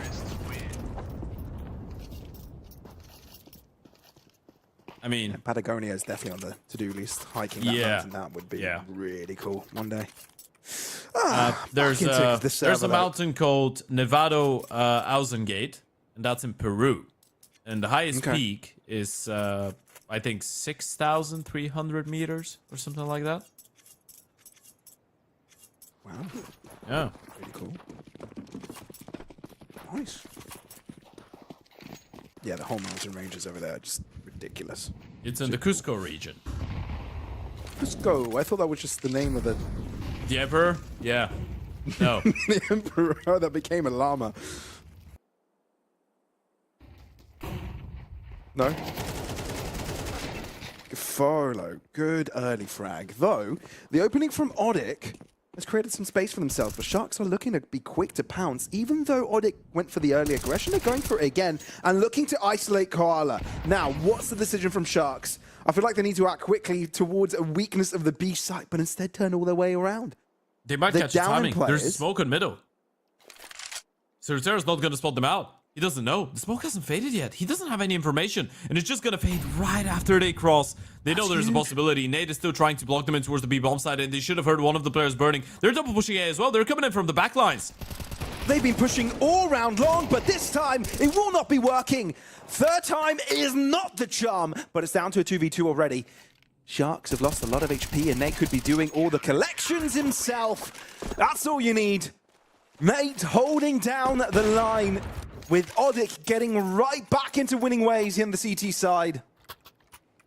That really is starting to look like a South American game right now, right? A couple more scrappy rounds on the board.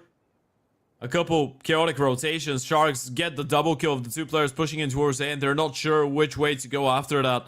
In the end of the day, you're just going in with the, okay, screw it, I'm just going to pull my pistol out, I'm going to jump in, you refrag, we get a 1-for-1, and then you clutch. It doesn't work, though.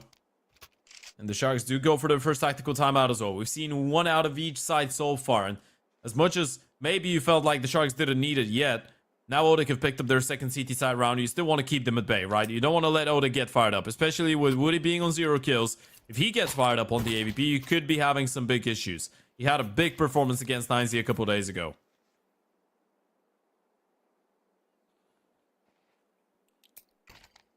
So we did get an information right now that it's 84 degrees Fahrenheit in Sao Paulo right now. I don't speak Fahrenheit, mate. That is... So that's, Pablo's, that's around 28 to 30 degrees Celsius. Oh, damn. Yeah, it's good weather. Cheers for the conversion, by the way. Oh, good. Metric system for the win. Yep.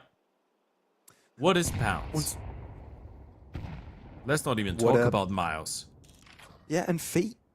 Who the hell counts some feet? Although it does make sense. Yeah, the only feet that I'm counting are 2.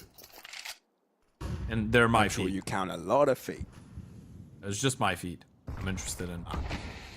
That's good. I mean feet are good. Sarutara. You thought we could get away with that deep position, but it's only good for 1. Now, sure, we're talking nonsense, but this game has been very close. Very, very close. Oh, I posted. don't think either team has felt any sort of comfort this map so far. No, doesn't feel like it, bomb. We'll get recovered. Looking like another B split, though. And you're making a really good move right now. They have 2 in towards the middle side of the map, but no pressure in towards A, no pressure in towards middle. With Yo being posted, you gotta rotate a second player B. Still, you could lose that solo guy in towards Con. Mate, he's been good in this position before, but he does take the first engagement and doesn't really go his way. Spray down, it does connect onto the next one. The headshot onto Doc was marvelous. Oh my God. But he's running out of time. Gafolo turns around in the nick of time, and that might just Molly. be the B-bomb site. Molly flushing a player out, but not really taking the fight. Togs gets one before he drops, which gives Matios a chance. One on the bomb plant, which allows him to isolate this fight, but he's down to 14 HP. Gafolo will hold the line. All he has to do is be patient. He knows his opponent is low. The call-out is there, but he is on the back end. Matias! How on earth do you connect with the head? That should not have been possible. Orb will be saved. Spoils of war. Defusal is his, and so is this round. I can't believe it. Gafolo had the round. What more do you need to do? I mean, sure, you lose a couple players, but Gafolo gets that refract, turns around, look at that one. That is nasty. Woody just trying to drop with the AVP. Gafolo getting another refract. That was the triple kill coming out of the in-game leader, and he just couldn't close it on the easiest one of them all. 14 HP MP9.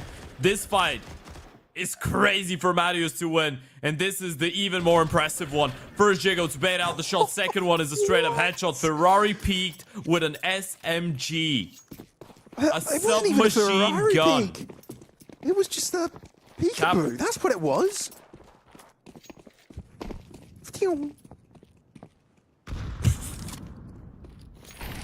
I've always said that we need the third person doing ad-libs.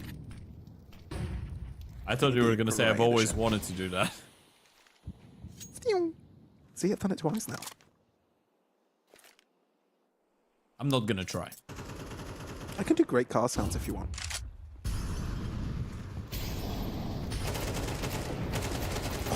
Oh, but Matios is a machine. Yeah, it's disheartening if you're Sharks. But at least you get space control. At least you can get the bomb down if you're permitted, that is. Because there is a player looming right above. But they do give them the space, knowing that they might have a better advantage. Grouped up, there's 4 still. When RDN wins that fight and Koala his own, maybe you might want to count Odic out. Oh my god. RDN is snappy. Accounts for 3 of the kills so far. And Sarutara says, no, I'm heading out. Do not want to be a part of this. That means the map is still interesting though, right? Because this is such an impactful round. The Sharks have lost 2 in a row, but you're still looking at rounds that they've been able to bring fairly close, right? You're still thinking about a couple of clutches, maybe still a couple closer situations with a lot of damage being done. Bottom line is, there's no money on the side of Odic. There's no money reserved. There's nothing. The bank accounts are empty, and they have to go for a force back. And sure, if you're Sarutara, you can drop over a or you can drop over a Famas, sorry. Matthews, Nate, they can, I guess, get another Famas into the mix and 1 MP9 as well. You're probably going to be working with 2 or 3 rifles in this one. Maybe 2 if you want to have a little bit of utility. Actually, only 1 to have a little bit more utility. And if the Sharks win this one, I mean, you're looking at 6-3 at bare minimum. They could be running away with a big lead on the T side still.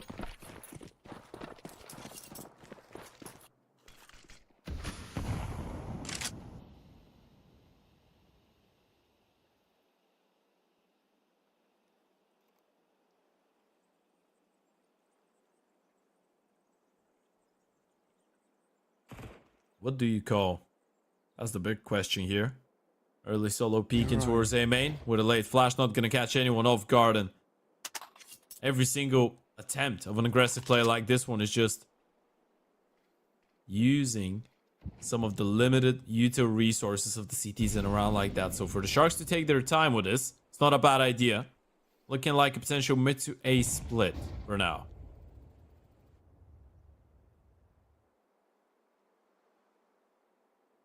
But still a minute on the clock.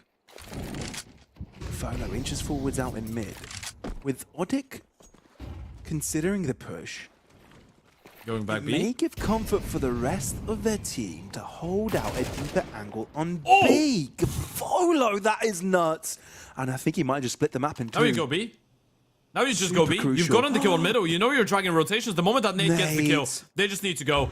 Even if Nate gets the kill. If he dies, if he gets the Yeah. kill, it doesn't matter. You know Sarah is going to be alone. But if you're Nate, no, do you though? Sarah Terra Hey, push. ends up with one. Oh, the push out from Matthias doesn't pay off. So Sharks are winning on every single front right now. Nate is asked to pick up the unpickable. He's asked to pick up a mountain and it's just simply not possible. As much as he tries, trying to win a clutch 1v4, being completely surrounded is not something on the to-do list. 5-3 Sharks have completely crushed Odic's economy. Yeah, some of those rounds have been a little bit awkward, and I guess you can understand Odic feel a little bit pressured to make a move in the middle of them. But the truth is, this CT side could start feeling a little bit flat if the Sharks keep that momentum going. It's been a team effort. It's not just one guy anymore in the server. I guess it was a similar story for the Sharks on map 1 as well for Odic.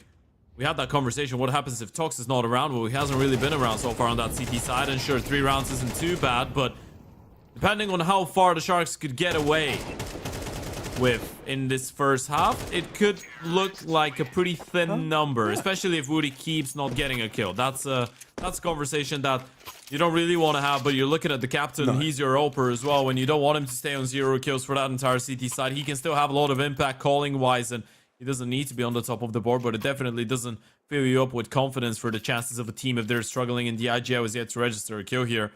A bit of a tough start here for Woody. Ted, if you're Odic right now, what's the number? What number are you looking forward to if you're on the CT 4 is side? your bare What can minimum. make you feel comfortable? 4 is your bare minimum. Yeah, 5 is okay. Considering they're in a situation where 3-9 is entirely possible as well. Oh, that is greedy, goodness. but it does pay off. That is ridiculous. You just walk in with the AWP. You open this time though. It won't work out. Woody to save the day. Nate as well in the front line as he holds his teammates back.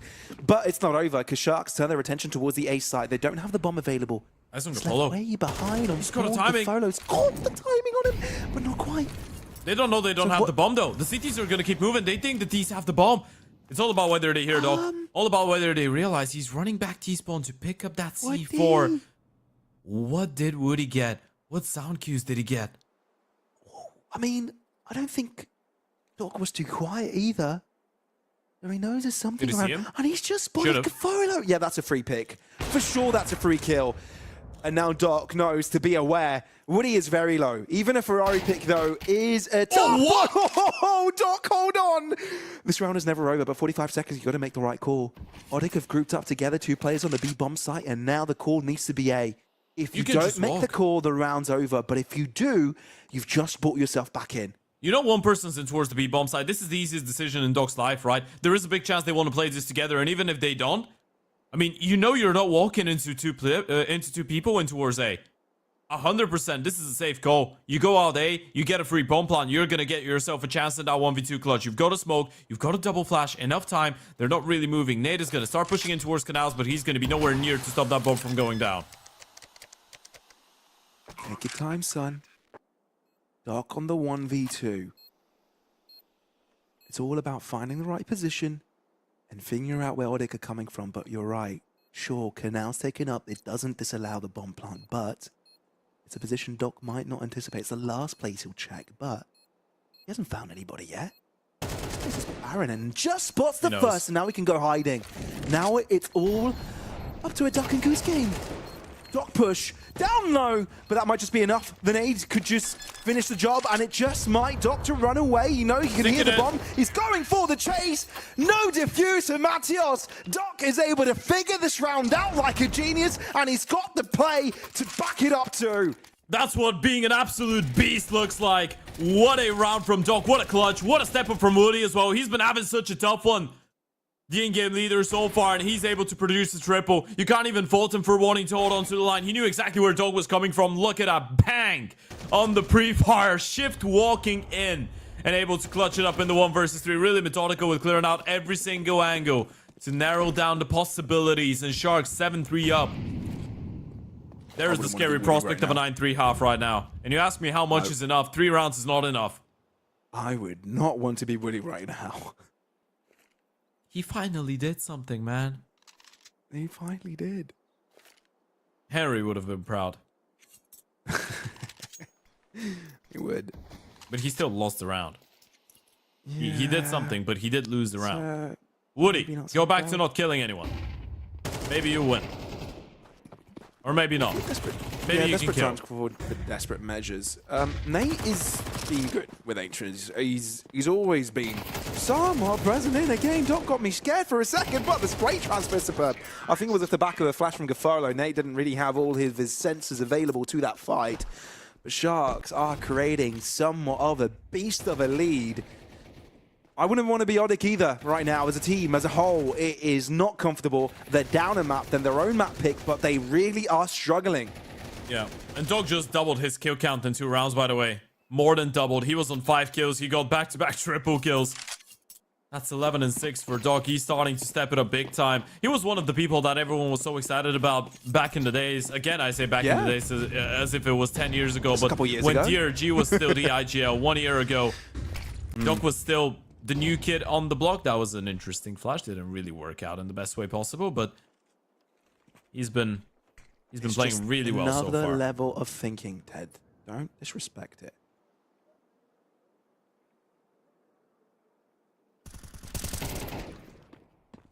He really wants to go for something here. You can tell. Although he's got backup to drop away. And mid is an area which Sharks need to contest again to re-clear. Oh, Matios.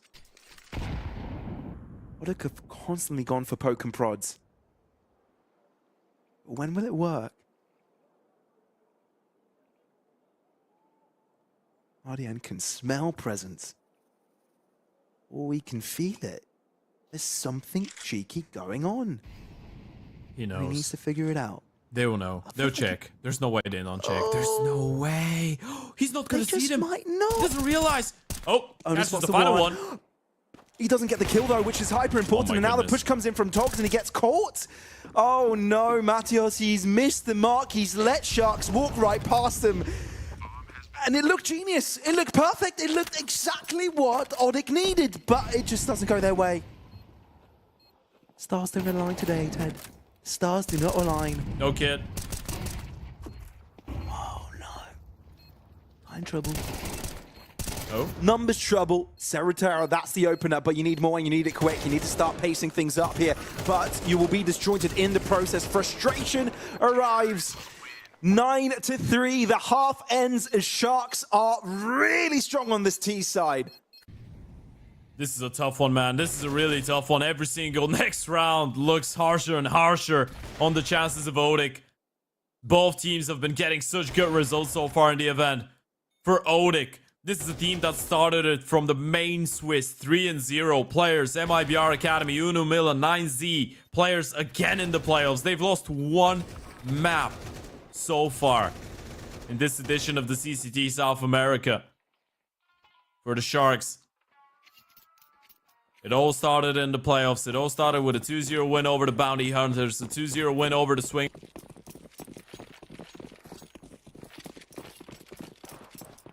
He's gone again. Whoops.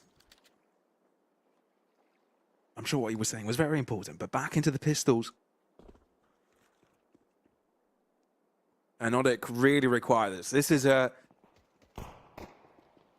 do or die, really. If you lose this, I think you might as well call yourself out of this tournament. And have put Sharks on the highway to the final.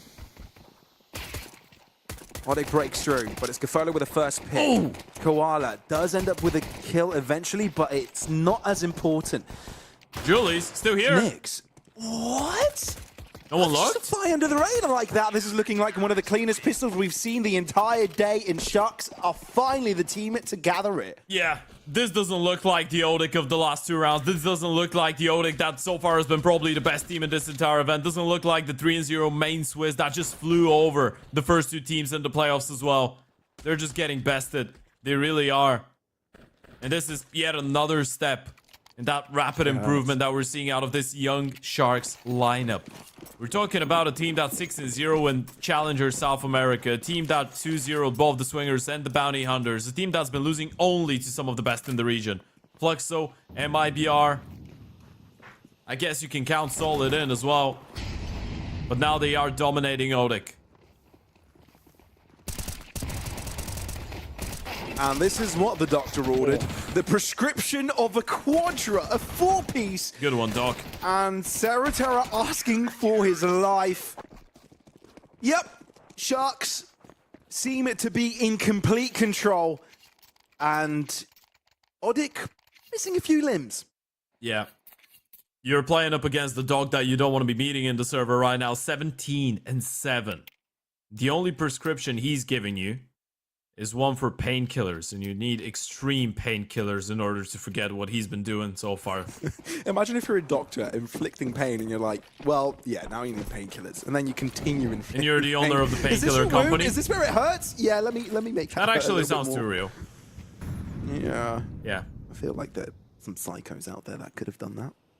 Actually, I'm certain this is definitely something very much in Florida. Of a psychopath. Oh, Odic needs psychopathic entries as well to get back into this game. And I think Togs may have provided them to them this round. Okay, you know what? This is all right. If you're the Sharks, you get caught off guard. It's a pretty simple round as well for Odic to win. You just deploy the lurk smoke, you exploit it, you go out. Right inside connector, player goes down, Koala gets one. It's incredibly difficult to get a double out of a situation like that. You accept the fact that you just got bested. You hold on to the 3 rifles. So you're like, well, you know what? If they go and hunt, we can still take them down. They don't really have the money to send too much after us. And if they want to risk it, sure, let them do it. We still have a big enough lead. We can afford to let go of a couple rounds. We can afford to pick our fights and just go for the ones that percentage-wise favor us. They still need a bit of a miracle here, Odic. You know what's the good thing, though? Yeah. That we Sure, are go in ahead. the land of miracles. Florida, where everything's possible. Oh, why are we still in Florida? I don't know, everything's South Florida. America. The entire Everything's world is Florida. Florida. Yeah. Everything happens in Florida, so therefore everything is in Florida. You know what would be great? Well, A Florida concert in Florida. that's definitely happened, Ted. I'm sorry about that. Yeah, most likely. I mean, we said everything happened, so obviously it's happened. Oh, well, enough of that. Sweet I feel like there's some extra Florida. pain for Odic here. Sure, Togs has been able to boost up the mental, but for both Togs and Matios, you're playing against a former org here. You know, there's some extra pieces to this mental game. You want to prove yourself against them. You want to make sure that you split off from this org for good reasons and providing a better future for yourself. But Sharks are on a completely different level. Yeah, they dropped the previous round. But aren't they capable of 2 rounds on the CT side? I think they are. Could be. Tactical timeout coming in for Odic as well. Both teams have not been shy of using those tactical timeouts, and this is something that actually makes you a little bit more hopeful about the South American region in general, by the way. It might sound like a bit of a harsh point, but I feel like everyone's trying to make the much more logical decisions. Everyone's trying to be pragmatic. Everyone's trying to be a little bit more measured in the way that they approach some situations, and they try and recognize when the stuff could hit the fan and avoid it. Yeah, you don't want stuff hitting the fan. It would usually break the fan. No. It will either break the fan or the stuff, depending on what the stuff is. Yeah. Kids, don't stuff your hand in the fan. No, don't do anything with the fan apart from turning it on and off. But don't do it all the time. It might break it. You know what? That was a Important fun game when I was lessons younger. learned You can You're do turning it. Just the fan on and off. yeah. You know what I would do with a And fan? the lights. I'd speak towards it and pretend I was a Dalek from Okay. Doctor Who. Right. Exterminate. No? I love that. Yeah. No, You know I know what you're yeah? speaking about. Yeah. I'm just trying to imagine the that's- picture. I'm trying to visualize it. Yeah. It's good, man. Sometimes Whatever it's you're good. into, It was a you're lot of into. fun. That's Like pretending you're a robot, okay? If you don't know what Daleks Yeah. are from Doctor Who, pretending you're a robot. yeah, I do that all the time when playing Face It. Anyway, I feel like things have derailed substantially, multiple times, but this game is derailed. And it might have just gotten out of control from Odic, which is the troubling situation. Big nade on top of Matthews, by the way. That was a good one in return. Oh, Doc actually tried to play ahead of the smoke, and Nate is just going to punish. There's a second player in line, and DH is going to land flush. Nate is ready. He's thinking about the possibility of a second player next. Gotta be careful. Spam comes in. Reload as well, trying to bait him in, and he's been able to do so. Didn't get the kill, though. That's the issue. Ted, remember what we said about Odic and the fact that Nate has been a player that has provided some saving graces. Sure, you've had Togs poking and prodding, you know, screaming like a beast throughout the entire series. It might not even come down to it. I need to be quiet. Nate should have been the saving grace there. Low HP on a lot of the He's players, still though. alive, and still could be. This is when he might come alive. There you go. Double kill. Down to 9 points of health. But the push comes inwards. Koala, only good for one as Mattios is able to trade, but you've got 30 seconds to work with. And Sharks are closing in. And boy, do these Sharks hunt in pairs. Nix from one end, RDN from the other. As he takes the first engagement and takes down the most health player. Now, Nate, with just 19 points of health, needs to do it by himself. Nick says no.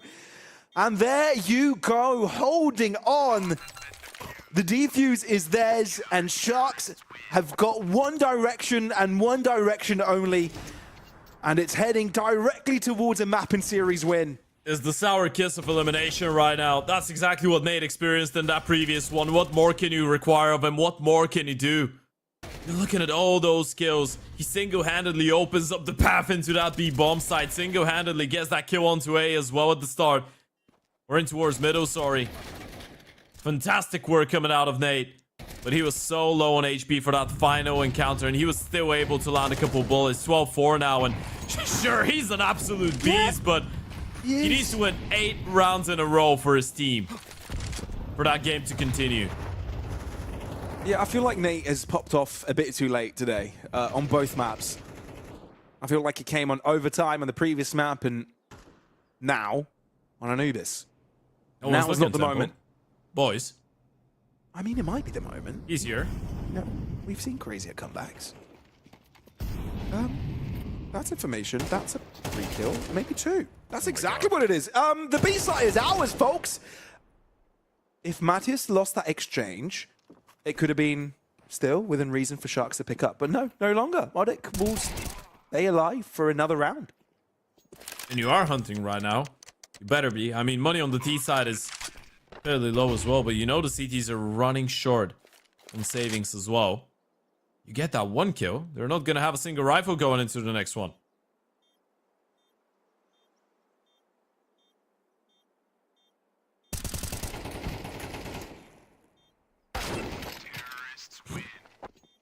Well, Wow. tough way to go down. But for Odic, maybe a silver lining. Yeah, that's a big one. I mean, I said they wouldn't have a rifle. Ardians now can actually put himself on a FAMAS, but that would be the only one. And it's a force buy that Sharks have to go for. It's not really a question of personal preference right now. You have a couple members below 1600, so might as well give it a good go. You're going to have one FAMAS most likely, maybe another MP9 to try and support it, and a couple pistols in the mix. That's exactly what they're working with. You need a stacked play. A 4-man starting towards the A-bomb side. Not looking like a bad idea, especially with the flashes. Setting them up for a potential push here. Thing is, there's no T's nearby. No one in a position where they could get caught off guard. I mean, we've seen a couple of ecos from Sharks successfully being pulled off so far, so we might be seeing one again. It's dead. Like you said, you need to be careful of where you're jumping into. Nate able to find one, but does get downed. I mean, look at this. An AK is collected. If you place it in the right position at the right moment, Odic haven't really gained too much ground control. This is still within realm of reason.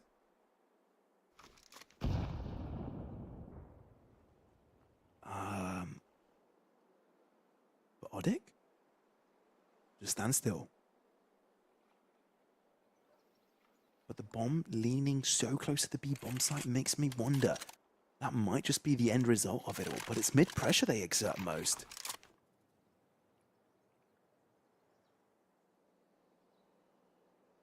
Bogdan's Law in action.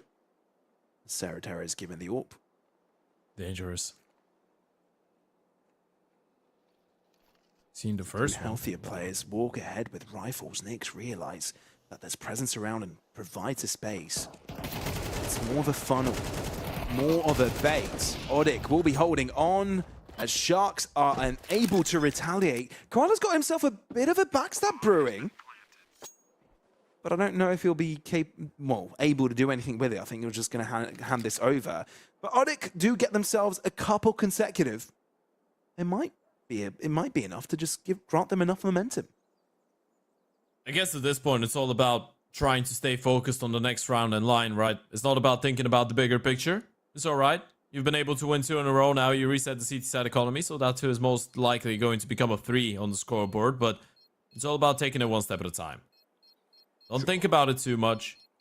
One foot in front of the other. Koala's gonna stick around, try and get his hands on a gun if possible. Probably not gonna be an option offered to him, although there should be at least one weapon drop somewhere in towards mid, though. You might, yeah, there you go. Yeah, there's a glow. Could have been worse. No AK, but yeah, you're right. He will be alone, though. A 5-7 next to him. Nyx could... Well, he's probably going to save up a little bit of money, try and get himself on an AVP.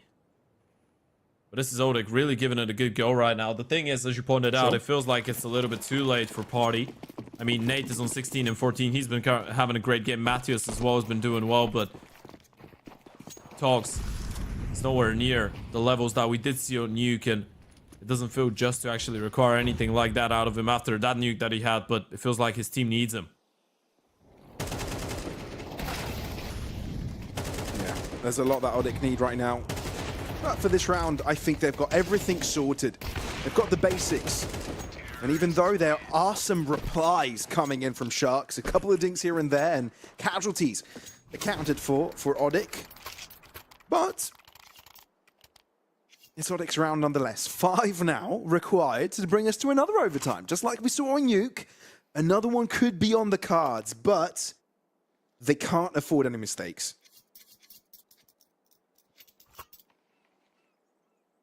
Oh, no, really. Every single mismove, every single misstep could be your last of the event. The 12-7 is definitely a lot more possible than a 12-5 looked like. Or a 12-4. Look at the Sharks, though. Again, picking up the pace, going for that aggressive play. Flash goes high. Doc with the first one. Artie is out with a second. And this is a big opening in what could be and what should be the final round of the game. A 5 versus 3. And you're just 3 kills away from the grand final now. If you're Odic right now, you need to focus onto the B-bomb site. Make sure that Sharks don't have enough time to bolster up the defenses. You know there's 2 players towards A. You know that they've been also flashed in by a 3rd player. But they have slowed down the pace a bit. Keep Sharks second-guessing, and there could be a potential 2v2 connect to pounce. Oh, posted, though. Maybe you're waiting for Nate to be available.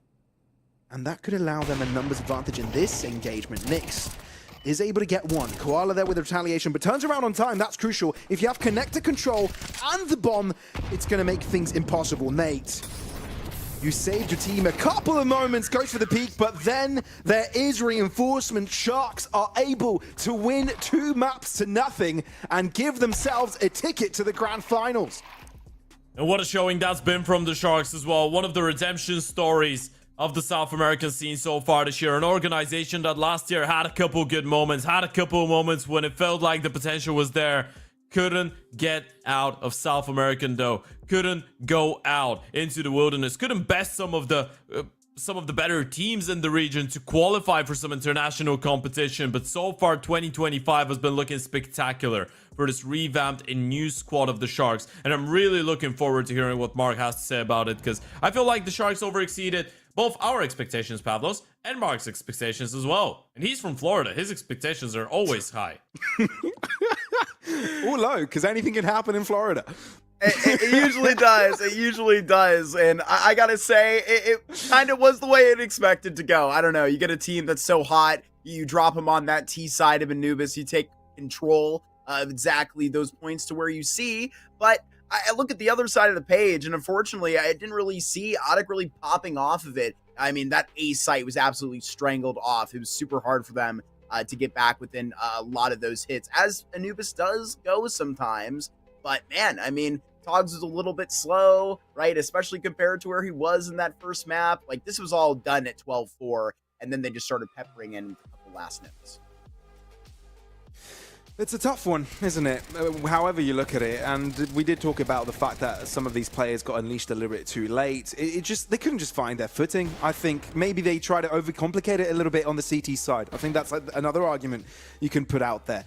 So yeah, not Onyx best state. I think we know they can play a lot better than this. It just became a little bit too much, and I'm glad we got to see a bit of a clutch there as well, a couple of plays, because that was a big part of it as well. Because at the start of this game, there were a few rounds that could have gone either way, but because Sharks were just quicker to pounce or were more accurate and brought out a couple of wonder plays, it just tumbled out of control for Odic. Yeah, considering that they it was Ted, for me, was undercupping that pistol round, right? And that's when it gets really hard to start to chop off on a CT side. But I mean, when you look at this guy on the other side of the server, is it really 121 ADR? We peppered this guy for the entire performance. That's pretty good, Ted. Yeah, I think it's pretty good. I think the most impressive part of it all is that Doc was able to come alive in really impactful moments, right? Maybe kill count wise, you wouldn't say that he was by far the best player of his team, right? Because a lot of people were throwing in kills, and it felt like a team effort for the most part here for the Sharks. But it's all about the impactful rounds, all about that 1 versus 3 that he was able to clutch, the triple kill to reset the side of Odic in the round to follow as well. So a lot of consecutive rounds every single time. I felt like in the consequential he was able to actually produce an even more impressive display of individual skill, Doc. And I feel like this is the importance of having a well-rounded team. It's all about not relying on one person to drop 35 kills and look at him for solutions when things are not working out. It's about knowing that you have a working system, everyone is doing the work, but then every now and then when you're throwing in a clutch, you have the individuals that can make something happen, right? You don't need Doc to be clutching up those rounds 10 times per map, right? You just need him the 2 times that you need him, and then the rest of the time he's gonna get support from his teammates. And I feel like this is the reason that Sharks is looking like such a goddamn good team right now. The fact that everyone is doing their part. Hey, I'm gonna have to agree with you right there, Ted. It was very nice. They really kind of heading into a grand final. I can't say that together they looked this in unit maybe at Fragadelphia 18. I know that it's a different unit entirely. You know, you have this switch up, you take a little bit of pressure off the IGL, you kind of let that system get a little bit more help, right? Maybe a little bit more focus onto those rifles. And I mean, you see the performance from those riflers, that Slayer last group stage team out of this thing, Pavlos, and see Sharks on to be our first grand finalists. Indeed, deservedly so. They've extended the 10-map streak to a 12-map streak, so they're now awaiting to see who will be their opponent. Fluxo against Imperial will be the next match to be played, and I'm excited about this one. I think many looking at this would say, okay, this could have also potentially been a final, you know, looking at what could be involved. But for Sharks, they still have a road ahead of them. It's not going to be an easy final, definitely, however you put it. But it's a good start. Got a 2-0. You make sure you don't fatigue yourself by playing 3 maps or potentially another overtime, because that could have been a possibility. Odic started to gain momentum on that second half. So yeah, I'm sure they're glad to be done and dusted with that, and looking forward to see Fluxo and Imperial battling out. Those are 2 pretty good teams, as you've already come to illustrate. You know, in the green room earlier, we were talking about that legacy Imperial game that, we've had 1 or 2 different final-esque games on that side of the bracket. But I mean, that really seems to be the cutthroat side. Ted, if you're looking to face off against an Imperial that, you know, has been led by this Vinny for a long time, or a Fluxo with obviously a couple returning faces, who would you rather see in this final if you're Sharks trying to get a good one here at the start of the year? I think either way you're going to be happy if you're the Sharks, honestly. I feel like, sure, if you had to choose between the 2, I'd say maybe Fluxo is a little bit more inconsistent when it comes down to it, a bit more unreliable maybe to have a good performance. But both teams have not been playing fantastic Counter-Strike lately. I still feel like Imperial are probably going to stabilize, and I do think they win this entire thing. I just find it difficult to believe that a team with so much potential and so many talented players can actually lose as many games as they have been towards the start of this year. But I feel like they just need a little bit of time to recalibrate, and the 2-0 win over Legacy yesterday, considering that even Che was I think he ended on 14 kills for both those maps, and they still were able to win in a 2-0 fashion. I feel like they're starting to pick up the pace a little bit, Imperial, and I honestly feel like they will probably be the big favorite to run away with this entire thing. But if you're the Sharks, you're getting a really you're getting a pretty inconsistent Fluxo, or an Imperial that has been losing to pretty much basically everyone at the start of the year before the start of this event. So I think if you're the Sharks, you feel like you might actually have a chance for an upset win here. That sets us up for a pretty good afternoon. Fellas, I just gotta say, I had a ball listening to the two of you cast. I had an amazing time, as you guys are hilarious, but like, we had some great action there really on the back end of that map. I mean, that Anubis may have been really one-sided in the first half, but showing, you know, what Sharks were able to show. I mean, a lot of those A hits, I'll say it again, were absolutely spectacular. I wish I got a little bit of an analyst segment to talk about it, but I will have to see him in the finals, fellas. I think that, you know, we talk about Doc as an MVP. You know, it's going to really be a challenge to, I mean, you know, you talk about it yourself. Maybe if it's not Shay stepping up from that Fluxo side, you're certainly going to have a couple of demons over there, fellas, but to close it out here, we have another semifinal, obviously going to be happening in about 45 minutes time. My name has been Get the Bag Mark. I've been here with Ted and Pavlos, but don't worry, you're not getting rid of me yet. But unfortunately, we're going to have to get rid of these wonderful fellas. We're going to be here with Vincent and Tea Time, just jumping off after the break. Imperial and Fluxo, just a short time away, so don't go far. We'll be right back.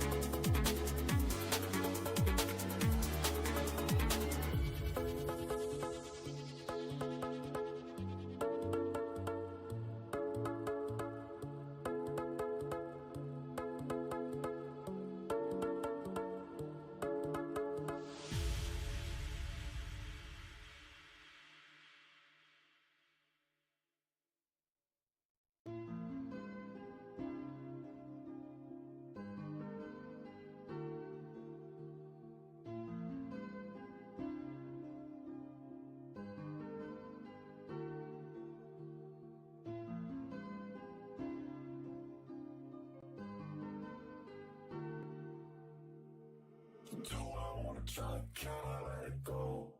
We're running from the past, wanting to be sure. Chaos in my mind, constant deja vu. But every time, it comes back to you.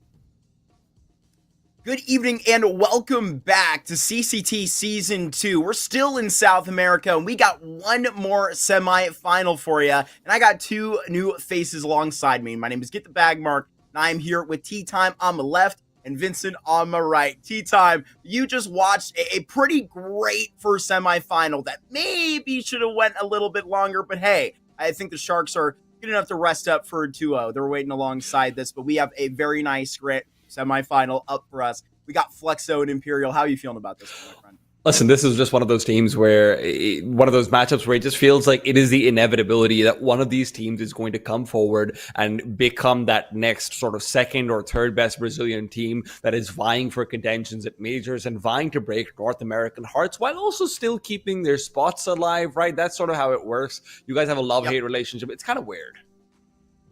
We help each other out. That's how we like to think about it, you know? And I gotta say, there hasn't been a whole lot of camaraderie on this side of the bracket, Vincent. I know that you were along watching some of this action yesterday, but I was speaking to a couple of the casters that were along with that Imperial Legacy quarterfinal. That could have been a grand final in some cases. Yeah, that was the talk of the town. I mean, maybe we can pull up that bracket here for a moment. Regarding that, because I'm right there with you. The fact that we've had a couple of matchups that in reality could have been grand finals is pretty incredible. Like, I think Red Kitted solid, actually one of those. Fluxo solid, another one of those. Yes, solid, winning last CCT. And then you talk about Imperial and Legacy, but then 9Z, I think they've been forgotten because Audic dumpstered them in the round of 16 all the way on the other side. That's why the left side of the bracket on your screen has seemed so, I'll say, relatively weak to the right-hand side because, that was meant to have 9Z up at the top, man. Yeah, it just didn't go that way, didn't go that direction, but I think we were all expecting Imperial to be here no matter who came out of the right side, no matter what legacy we're going to throw at them. T-Time, they had the matchup that they expected, and it's a Fluxo team that they know pretty well. I'll be very honest. I don't know why everyone was hyping up Legacy so much. I thought it was really clear that Imperial should be taking that one away. Vinny is such a fantastic IGL, and I just don't see anyone being able to easily take him out unless you've got someone of that caliber against him as well. And that's the benefit that Fluxo has, right? If there's one place where they can always compete, it's IGL versus IGL action. And when you add in the fact that firepower is looking pretty good for them as well, this is an interesting matchup. I'm really liking seeing a couple of these brand new names come through with the Vinny. That's been, I think, wearing this jersey for about 3 years now, Vincent, where, I mean, taking advantage of it, right? It's sort of the same situation that, you can even say with Legacy. It's that, they're swapping in a new IGL, that new talent showing. But obviously, let's take a look at this squad and you see them match up with Che. I mean, listen, the Vinny-led squad, like you said, it's been a long-term project for him, and they've slowly built more pieces, bringing in young talent, finding ways to pick up upgrades, and even when they lose Phelps, where you think that was not necessarily a problem. But he gets poached essentially, and they find a massive replacement in Che. Beyond that, though, Imperial are already showing up this season, right? They're going to be in Blast Lisbon. They took the first place in that qualifier. They beat some incredible teams. They beat both MIBR, Pain, and this Fluxo squad, all on their way to get there. So this team has already proven that. They're also looking for some revenge, right? Lost to the upset of Team Solid, in what was a pretty incredible run for them last CCT. It ended up losing 0-2 in the finals, which was a mind-boggling loss considering where we kind of had Imperial sitting coming into that one. But I think that the beauty of this Imperial roster is you look around and it's built from the ground up, where you have a lot of good pieces and pieces that don't necessarily like overlap in an uncomfortable way. Like, you can really rely on Che to be, a very aggressive piece on the rifling. We know what Tri can do as the AWP. And Cynthia in the same way has been such a reliable closer for this team. I really enjoy what Imperial have because they seem to have a lot of pieces that don't overlap in that way. It really does seem to genuinely come together very, very well, but I can't say that maybe it really could have developed all that much the same for the other side. Fluxo, obviously, with an interesting offseason, tea time with a move that maybe not a lot of people expected. You see Zebi benched out of this roster.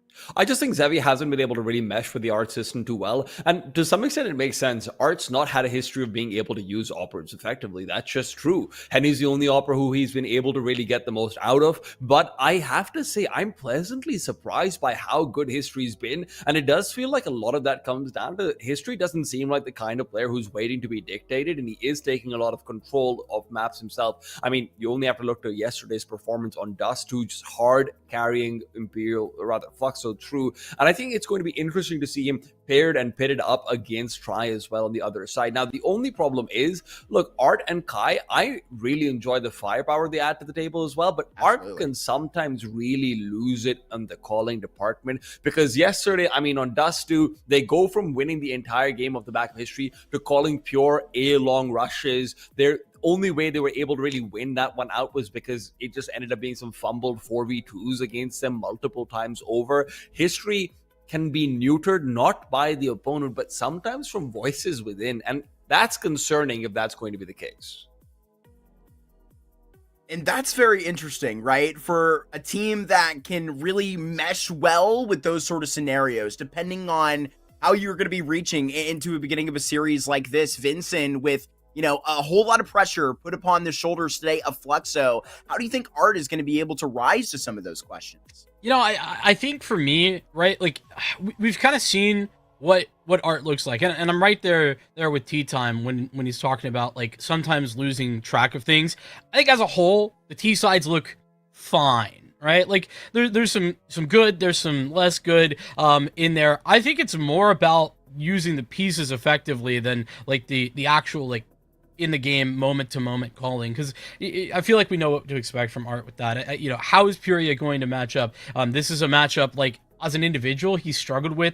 Flux have played Imperial twice already, 2 BO3s this year, and he is far below his normal standard in those games as a whole. So I really need him to step up. I'm in agreement though with Kai. I feel like when Kai first got brought into this lineup, kind of felt like Art was trying to prove something. Kind of felt like he was trying to prove like, hey, this could have worked. This could have been good. We just weren't willing to take my vision and work around it. And I think he's actually proven that. He's shown that is the case, because guys looked damn good. I mean, he's been the star for this team consistently. And I've been impressed with that fact. So for me, I think it's, a lot of pressure on the shoulders of Pyria. Got to be having, good performance in this one. And there's been times where Nyx has been a little bit too missing, and that can't happen here either. You set the stage very, very well for Art and his core of riflers to see where they're going to be able to actually get within this thing. Anubis cut out by Fluxo to pair. How do you see this thing going next, T-Time?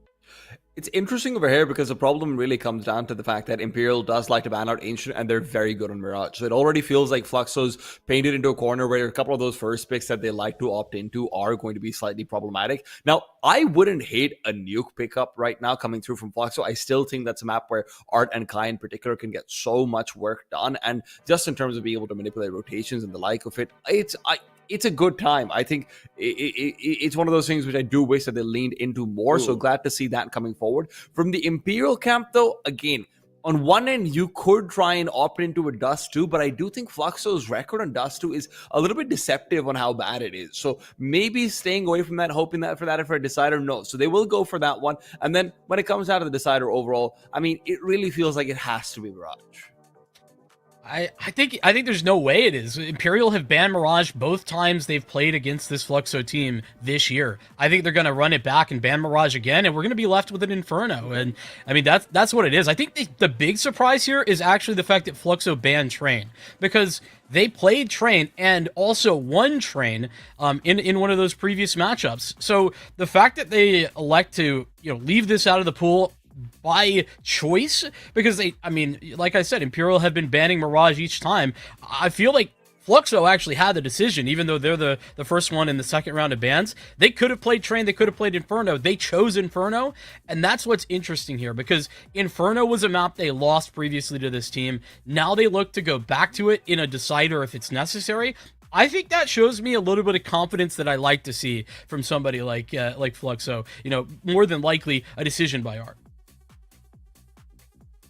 And a great call. An interesting pickup that you do see into an end of a veto like this, where, I mean, the front end of the series is very Art-centric, right? We're putting a lot of pressure onto a guy like that, but Imperial definitely dawning into that Dust 2, but how are we loving their chances on a beginning of this nuke? We're going to be finding out rather quickly here, T-Time. It should be a very great affair. So when you guys get into it, I know it's going to be one heck of a time.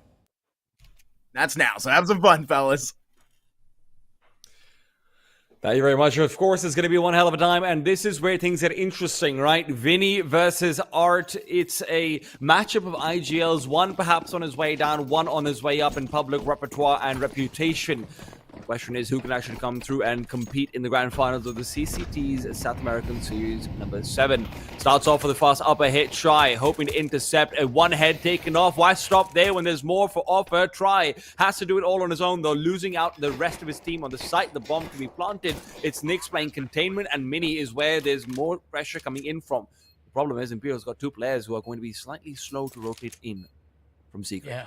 Yeah, Che and Cindy, they've got to make a little bit of a quicker move. They're going to creep on through Mini side, but by this time, Fluxo have entirely left that open. Art watching and waiting. Great shot out of him. And now Try, who's done a phenomenal job of staying alive for so long, continuing to be a threat here. He's got to do it once again. How about a third? That's for Try. Still trying to force forward, and that's not going to work out, as it will be Fluxo to take this first round. Unfortunately, just ends up being the case that Imperial's defenders on the A side itself aren't able to add anything to the conversation when Try is the one doing it all. And look, if you're going to be receiving a Glock rush like that, you have to be getting at least the 1-for-1 before you go down. So yeah, nicely done from Fluxo. Great shots from Art as well once he recovers that USP, and with them they're able to keep control over that site. They'll be able to close out that second as well. Good old anti-USP. We'll get Imperial into the eco. I mean, funny enough, I was watching a lot of Sharks. Sharks have enjoyed a force buy pretty much all the way throughout these playoffs. So it's nice to see a USP round coming through. One of the things for Imperial across this map is going to be very important that they have activation coming out from Che and Noe. Those two players were completely absent on Nuke as well yesterday. And to be fair, they were winning Nuke very handily. It did feel like, hey, this is a... it felt like they let the foot off the gas a little bit, buying P19s here and there and whatnot. But up against Fluxo, that is unlikely to be the case. Yeah, and everyone to show up. I think in addition to that, right, we've seen Try and how effective he is on the CT side of this map. Can be incredibly mobile, and is super reliable too.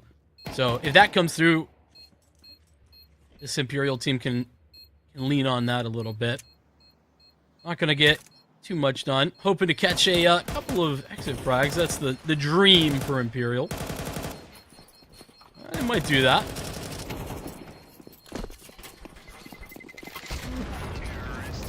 Simple enough. This is where things start to matter. It is decent damage being dealt. Of course, it is assisted, I do believe, by a disconnection. No, never mind. Sorry. Misread the scoreboard. But yeah, 2 kills. That's pretty much all you can hope for. Try will be able to pull out the AWP, opts into it nice and early. And now for Imperial, they need to fight back. But they'll be fighting back with a little bit of utility on the sidelines. You don't have as many flashes as they'd like. A couple of HE grenades as well. So do keep an eye out for potentially outside smokes being broken and that being a priority.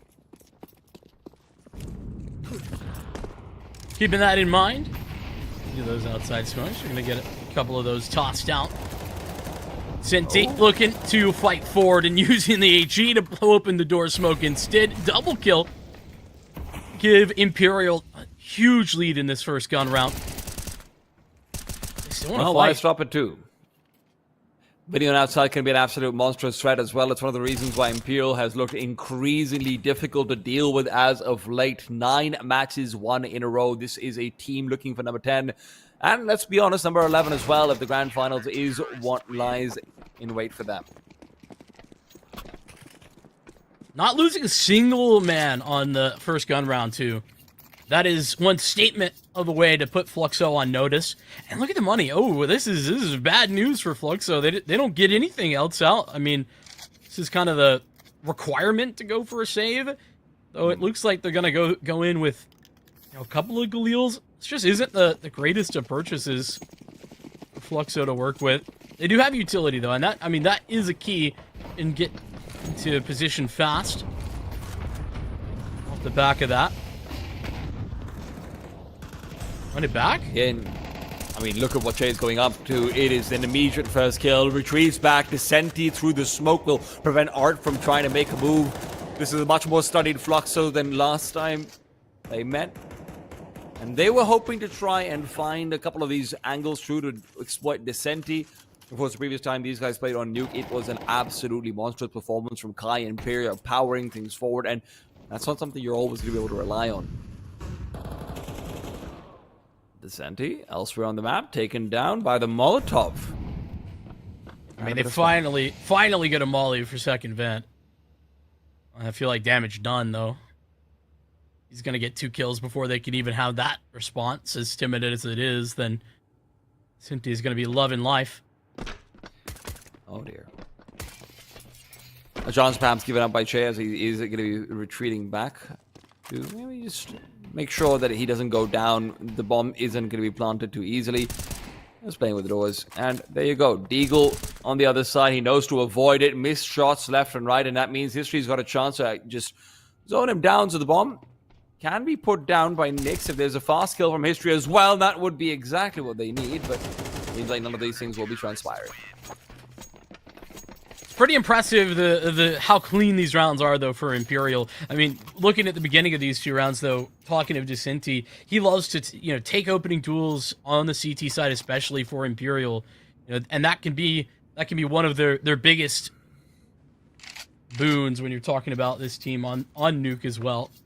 Just everywhere you look is difficulties for Fluxo, and without a bomb plant, I mean, Fluxo have to essentially buy nothing. I think they're on pure Glocks here. Not see any upgrades, no even like utility to facilitate something else. What are you even doing around like this on Nuke? This map of all the maps feels most impossible to do anything on a round with 5 Glocks and nothing else. You think about the next one. And there's that conversation to be had, right? I mean, we are seeing how Decenti's been able to repeatedly get that nice little response towards the vent smoke that they've been throwing out. Decenti, once again, why stop what's working so nicely for him? Fluxo are likely going to have to change up their default slightly if they want to receive information or continue to have a threat of anyone pushing down. Nice nade again to follow up. This is exactly what they've been having to deal with all this time. And you know what? Why not pick them all? No way will stop the ace from coming through. Make sure Decenti doesn't get too big for his britches. I don't know that they can stop that, though. I mean, 9-3, that's a rocket ship to take off for Imperial. You love Decenti getting active in that way, and even picking up a couple of ecos just to build further confidence as if it wasn't already at maximum. And I also do think it's a bit of a problem that, Fluxo yet to have an op on history. I do think that history, right, I think Zebi's peaks could be very high, but history, he's a lot more supportive. He's a lot more willing to play for the team. Let's try active outside. Catches Pyria a little bit of a mistake because he's exposed where he doesn't realize.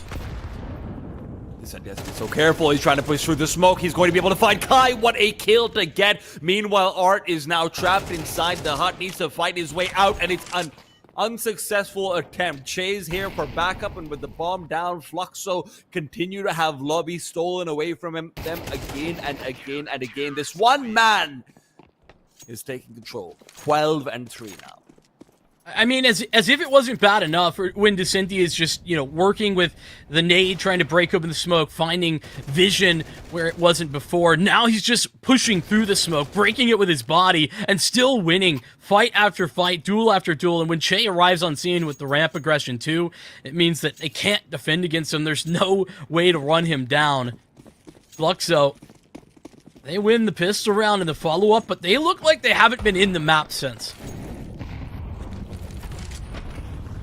One of these Hellfire rounds would be incredibly helpful, but only if you think you have a chance. Decenti, that HE grenade might not be the one he asked for, but he's still going to be able to position himself for a couple of freebies. First one found. Why stop there? Maybe more to come his way. Creep through from the smoke barrier has been traced out by Try, and Try will continue to provide cover fire. I have to say, Imperial have been really nicely using Decenti as the cornerstone of their defense. Again, you simply cannot rely on early vent pressure or presence to be what helps you out. Even maybe start to worry about having to pressure ramp a little bit more, make sure that Che can't be coming through for backup, and all in the meanwhile, I wouldn't even hit it if you just try to train an AWP on the angle and see if you can get a kill on a Decenti that way. I mean, we talked about like the calling here for Art. At what point do you kind of give that up and decide, okay, this isn't worth the early fights? Well, go back, try again, get Kai involved. That's his first frag, and an important one when you're talking about removing Decenti out of the round. Always been able to substitute him immediately, though, and although he's not been able to find that same multi-kill presence just quite yet, he's still holding on to the site. Now, Try's far away. Remember, there isn't that oversight this time over, and Kai's quick peek will net him another frag. Up to 2 now on the bomb side, up for grabs. Vinny is trying to fade out that smoke, and will be very rudely met by another one. Is it a save call for Imperial? Might need to be. Yeah, even with a lot of money, there's no reason to throw away any cash, especially not when you got a couple of AKs still on Che and Vinny. So, save call is indeed what we're going to be seeing. Che might stick around here. Actually, kind of looking like they want to fight for a ninja of some sort. Try's gonna be able to find one on the exits. This is where things start to get hairy. One's dropped down. They're on the defuse. They're not covering it. And the AWP of history will be able to guarantee that round win. But will he save his own life? No. Big damage being dealt. The CTs have money to buy, and the Ts are going to be devastated. I don't just have money to buy Imperial or nearing max cash, so they can afford that big time. And Fluxo certainly can't. That's where the round changed. The Cinti going down. Kai with 2 incredible openers. I love this, though, from Imperial. Making it costly and giving themselves a chance to win a round that they had, essentially made the decision that they were out of. That is hard-fought Counter-Strike. And you're getting a visual? Planned out. HE grenades not going to be able to find anything. It's a little bit slow and on the wrong side, so this deep second HE is what they're hoping to rely on. Try spots out one. What a shot on Nyx, and it's Pyria who's intercepted. Descenti's dropped down below. So the B bomb side will only be defended by 1. It is Shade who start rotating over. He's not ready for Kai's position. Still gets given a fair deal, but what's going on? Where is No Way watching? Art is in the middle of the A bomb site somehow. Now Vinny's got to provide some respect to that. He can't just give entirely towards A. The bomb going down on B, and as he cleans that out, Try will poke his nose in here. Just don't see a world where he gets back in. Pyria in such a forward position angle. Deadly for Pyria, though. A phenomenal shot at a Try. Coming back in, though, is going to be difficult for Vinny. And I think he is understanding that fact, and going to hold for the escape. That escape is not going to be free. Art is here. What? Ooh. My God. He is having a good time. 11-1 right now, and considering the fact that Fluxo have now won 4 rounds, that is an insane scoreline. For the best round and beyond, he has been untouchable. Maybe even more so than Descenti. Now, what is nice to see is Fluxo do start to adapt. That's what you were asking for. It starts to be an outside presence of a hair instead. It's still scary, though. It's an interesting call where they completely neglect the initial crossing smoke. They just send out 2 late smokes instead because they're relying on the fact that Try has not been posting himself outside early on at all so far. Vinny, though, if he just nades the left side of the smoke, and this isn't his fault, it's just a 50-50, right? Yeah. It could have been, but you can understand why, Fluxo maybe taking that risk. It works out for them there.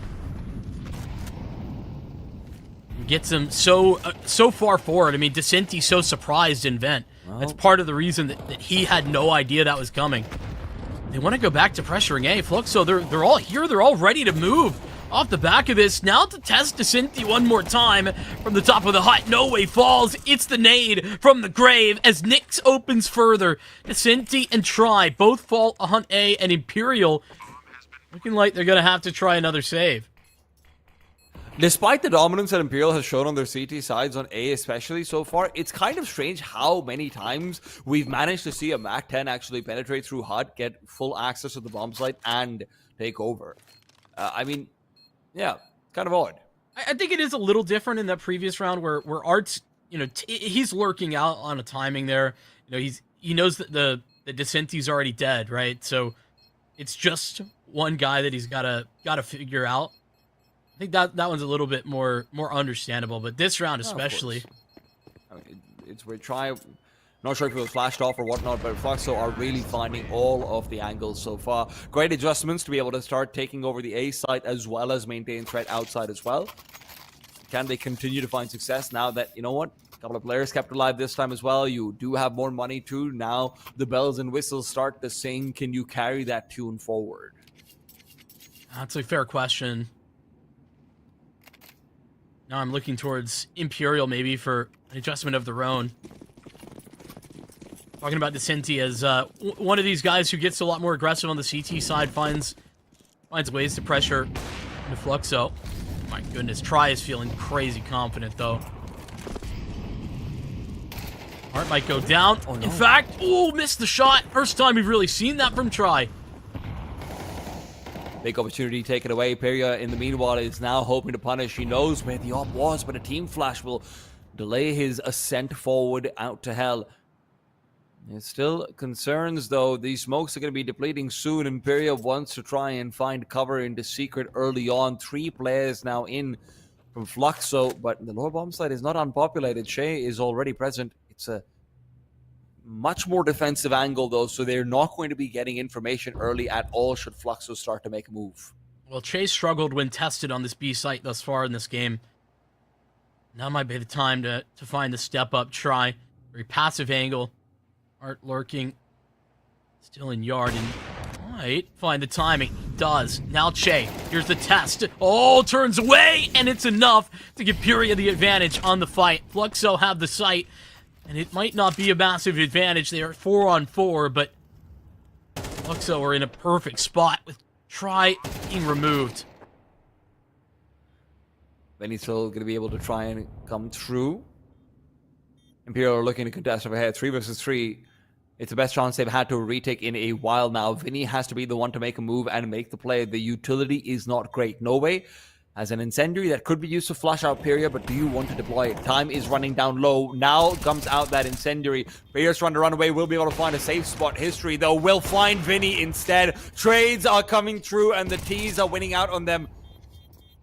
All down to Nove, and the time is out and over. He'll have to take some casualties with him. History would like to maybe even run off to the wild and say that AWP Pyria's life is forfeit. I mean, this is what history brings, right? I was really looking into it today because for me, Zevi had a lot of upside, and I was a little bit surprised to see this move. What I found, though, is that history, and even watching him on Hype last year, history has consistently been willing to, like I was saying before, sacrifice for the team. He's not that flashy opera per se, but he's also a phenomenal closer.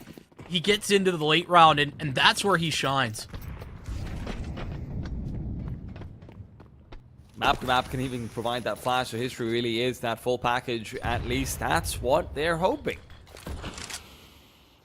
Art's been unable to find that next great Brazilian opera for what seems like 5-6 years now. It is the quest he has still managed to maintain.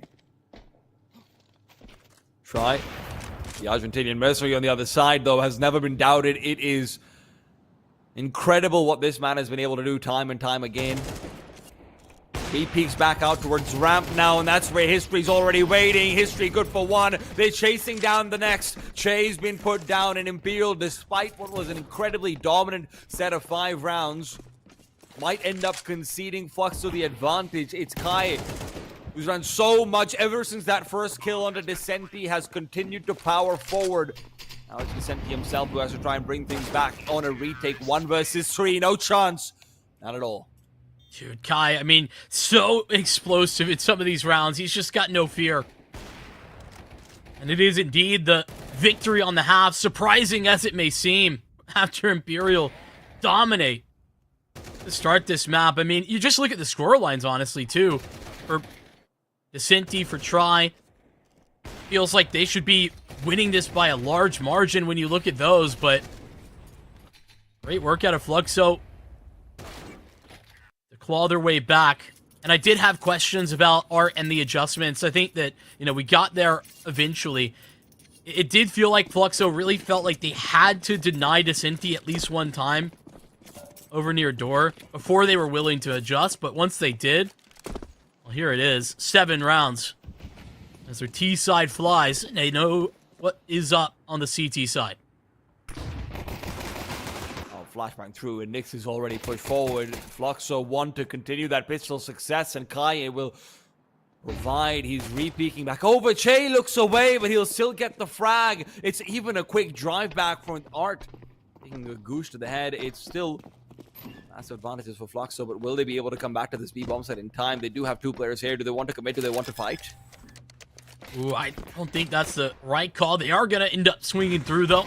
The door player arriving on scene. Now it becomes complicated for Imperial. Vinny has to adjust his vision. 3 different angles and support. Not all that easily available. There's History. With Vinny split between 3 angles. There's too much to ask of him. And I just don't know how Che even gets involved in this round. I mean, he's got to walk. There's no way to speed this up. Try just needs to wait. The longer he waits, the more that this becomes difficult as Fluxo reinforce. could always be the threat of him having walked back to A. So Fluxo at some point will start to double guess themselves and maybe move a few players away. Remember, there are 2 men low and Art is down. Nyx will trade though, and the duel is still in deadly position. Che, great isolation on the frags, and he might just get this done. Spots out the back as well, but the bomb not on him. Now needs to go in, commit for the plant. He's just going through, not turning around at all. He's so committed. Peria is going to be able to get the flank on him. Peria never moved away. And with the door closed, opens right back up. Che with 4. The 1v2 as well. Imperial. Gotta be buying him a drink off for this one. No doubt. Imperial relies so much on Che to be the powerhouse on the T side, to take so much when it comes to opening rounds, and here he closes. Stunning. Every single one of these shots from Che, he's got him read like a book, knows where everybody's located, and he doesn't miss a beat. One chance at the goosh, he hits that and reads him perfectly. Furia, devastated. Lose out on that one. Fluxo, somehow, some way, wondering why they let this guy go.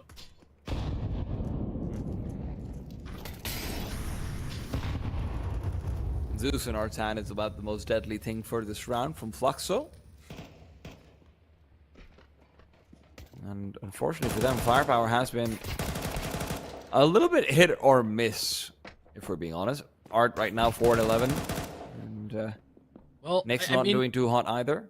It's been rounds which are incredibly dominant sometimes from Imperial, and that's where you do see the difference. that's a shout out to Get the Bag Mark. He's going to be loving that one. You know, I was saying that, you know, my eyes actually locked onto Puria for this game, right? I think that I've spoken of history, and I think he's very consistent at what he does well. And that's sometimes not nearly as explosive. You're not going to see the same, like crazy high rating games that Zevi had. Not as often. But I think that Puria struggles against this Imperial team. And I think that he's the one, you know, that we need to see that step up from. You know, it's not having a bad game, but I think he can be the difference maker. He and Kai, obviously. And I put Kai in a position where he's been there so consistently now for Fluxo, I don't even put him as a question.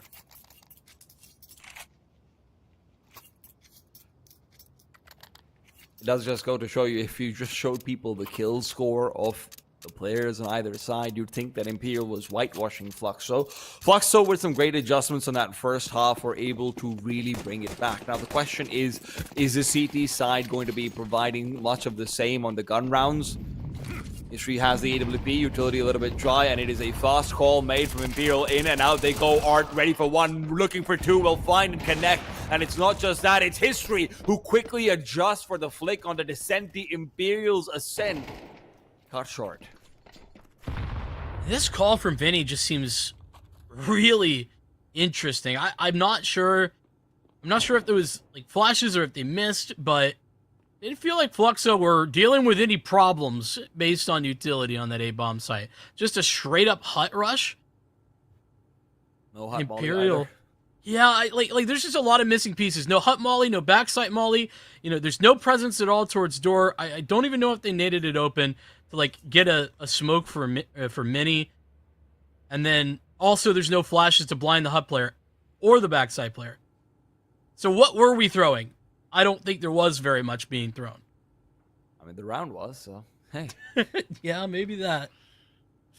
No, I mean, look, it's a difficult time for that sort of call to especially come true, right? Because you're thinking Fluxo in this round of all will have low utility. In this round of all, you either have utility or you have MP9s. Maybe hoping to be drawing out those incendiaries, and it's a call that, hey, if they try and save those incendiaries, let's just push forward and take over. Let's just win out on aim duels. And I understand that. I don't agree with it at all. I think that's a bad call for them. But then sometimes it just doesn't work out. So Fluxo, get out of dangerous territory and keep 5 alive. You can be that aggressive. I just think you need some of those basics, like a hut molly or just a couple of flashes to facilitate something so fast. And maybe that's why I'm asking the question. Maybe there was the intention to have that and it got missed somewhere. Regardless, It's a big whiff on the round for Imperial, and it gives Fluxo a lead. It's an important one as well. Imperial were not able to solidify their economy in any of the same way as Fluxo had on their side. So you're not going to be going into the next one with too much. And to be fair, Fluxo themselves were also forced to go back and lose all of their players multiple times over, even after winning rounds, and then rebuy into Mac 10s and the like. So maybe Imperial should just get a taste of their own medicine. Good timing on the tactical. Do appreciate that. And I'm wondering what Zach has to say and how he looks to shift the tides of this game. Yeah, actually thinking back to Fluxo's economy in the same position, I think that Imperial have a much better economy than they did. They've got probably 2 AKs and a Galil if they wanted it. And it looks like they're just going to keep try on the AK. And they'll toss that around as a hero rifle instead of going full in. You know, first big difference in decision making too from what we saw Fluxo go for. Vinny and Zach collaborating and coming to this decision.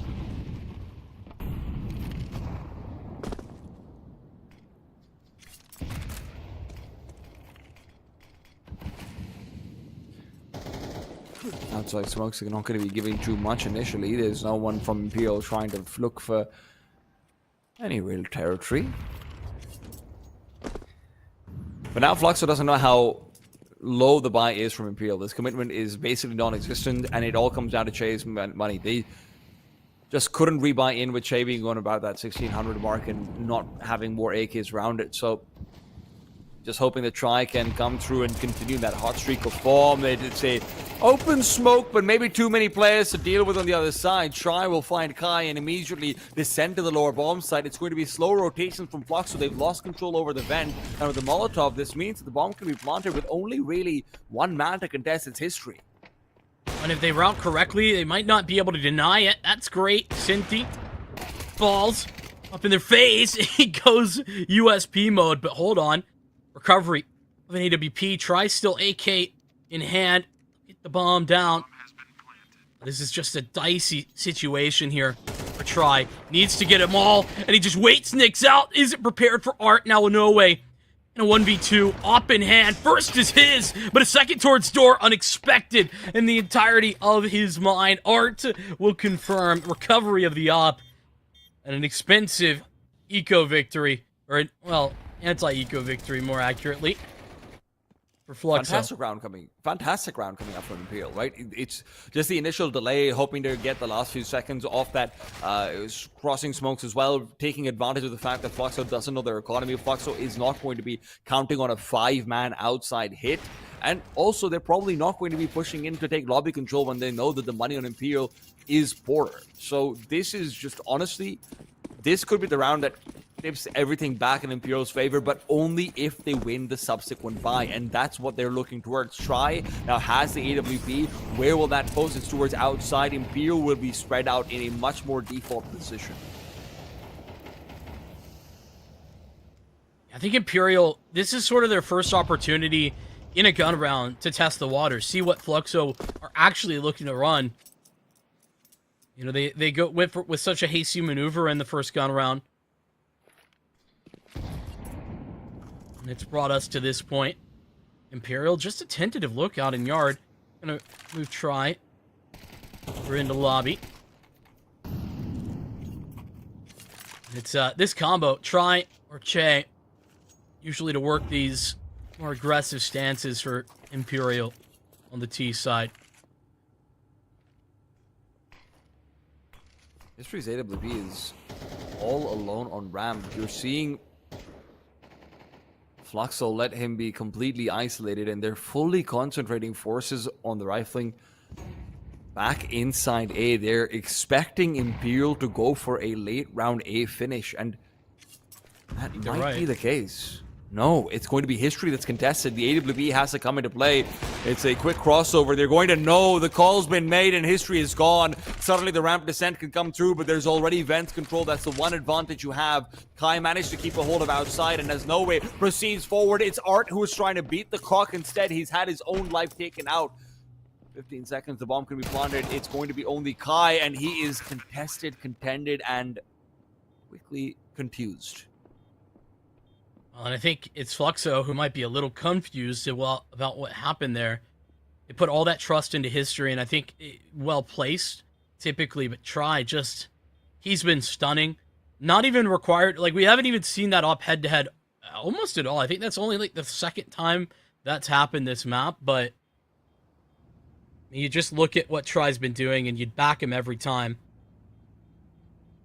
Opens up the Ram side, and Art trying to recover what's already been lost. That fight in control is what that looks like.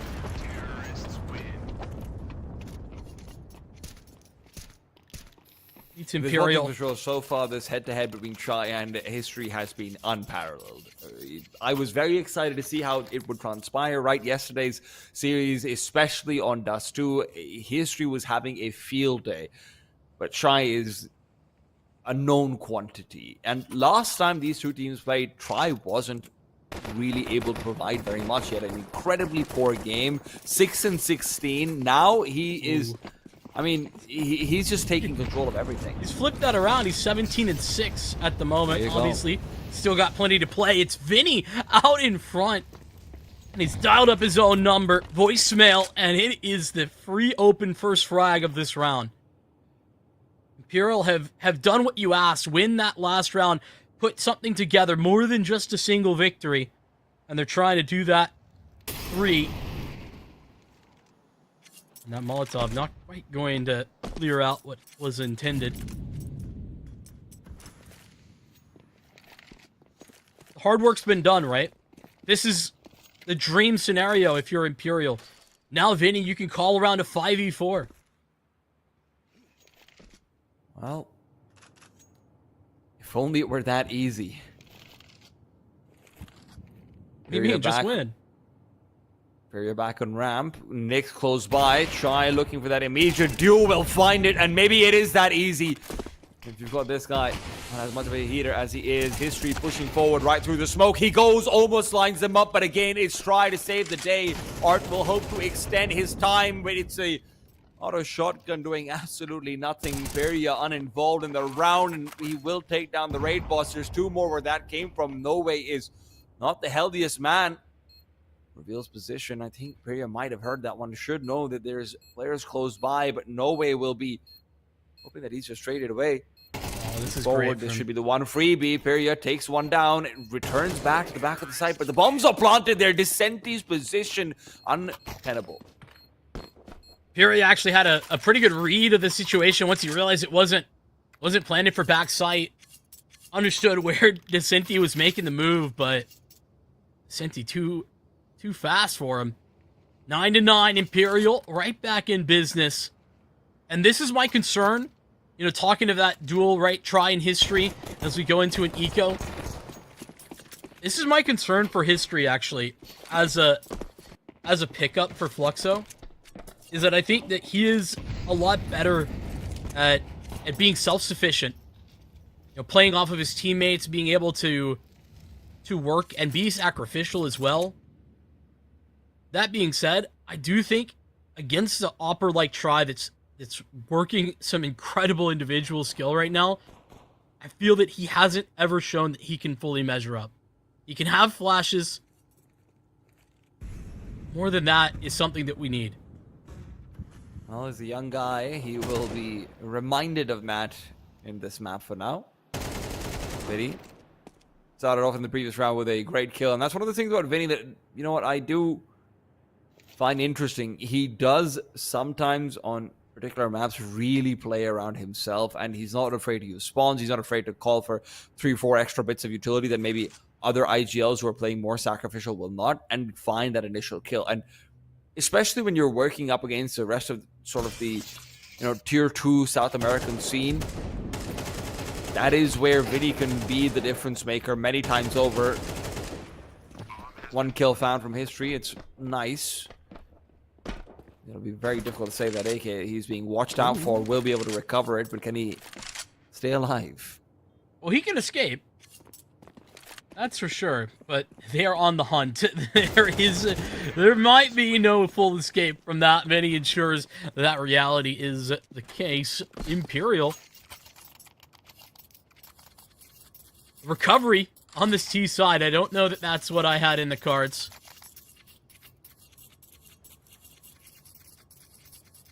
Luxo, they pick into Nuke. They pick into Nuke, understanding that last time they played into Nuke, they were able to win. But as you referred to a couple of times, that is a bunch of strong overperformances from Fluxo that really helped them out. And some key underperformances, talking of Try, for Imperial. That's not happening here.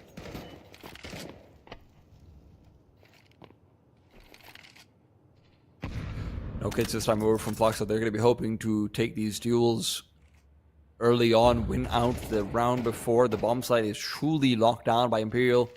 Minute 30, and they've got 2 nades, 1 smoke, and a molly. Or and a flash for history, excuse me. Yeah, respect that one. Could be the difference maker. Who knows? True. Shay's been naded. Shay's been opened up by Kai. At the very least, he does find 1 kill before he gets taken down.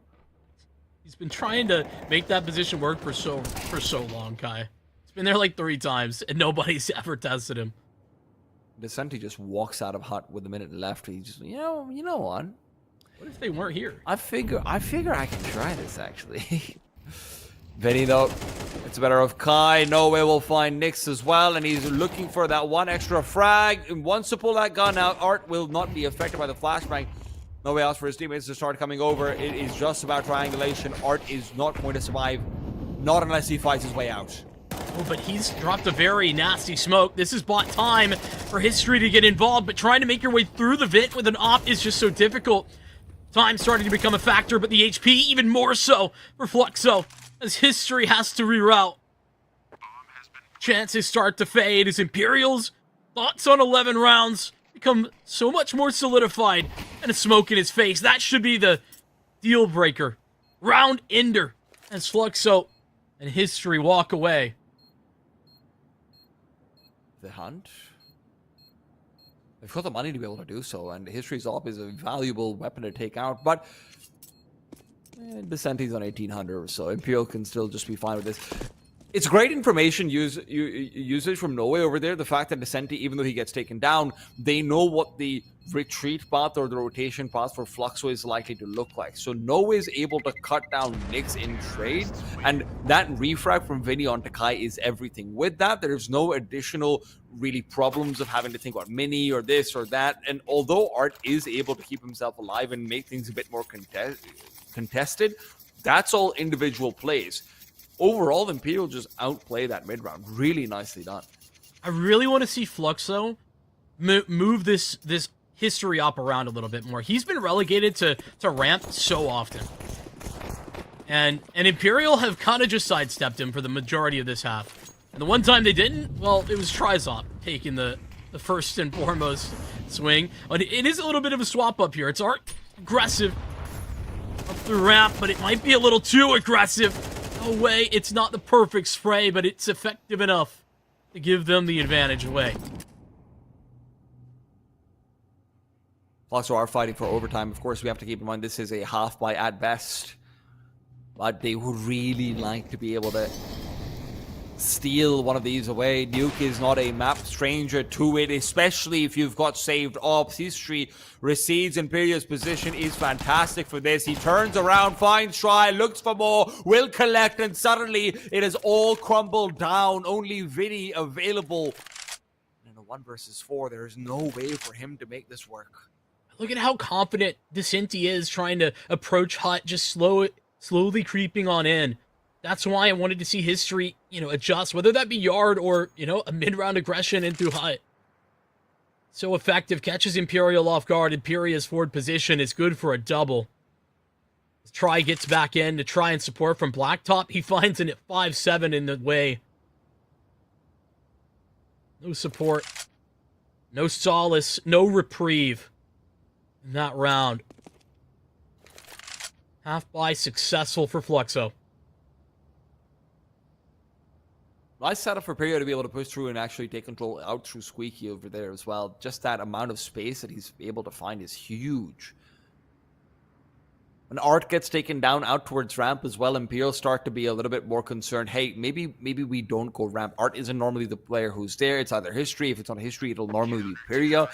Do we have to worry about more players around the corner? What's going on? It's alarm bells going off, even though they find that kill and an advantage with it. And it's those alarm bells that Fluxo are able to use as distraction to come through and still take it away. Very nicely done. And that gives them a real shot at this. That gives them a real chance of being able to find 12 before Imperial. I think that chance comes in this round. All about breaking Imperial's money down. You got everything they could ever want or need in this one. Imperial. A lot of the biggest wins here for Imperial have been about testing and really pressuring Yard, forcing Fluxo to be respectful of rotates. That's part of the reason that History, as the ramp player very often, hasn't had a lot of impact. It's because, you know, he's so far out of the round when the A play comes in. There's the aggression again. Dialed up a different number this time. Nyx is the one to go forward. You'll have to be careful. This is where the crumble really does look like it's beginning. No longer any avenues of easy assault. Vinny is hoping for mistakes to be made.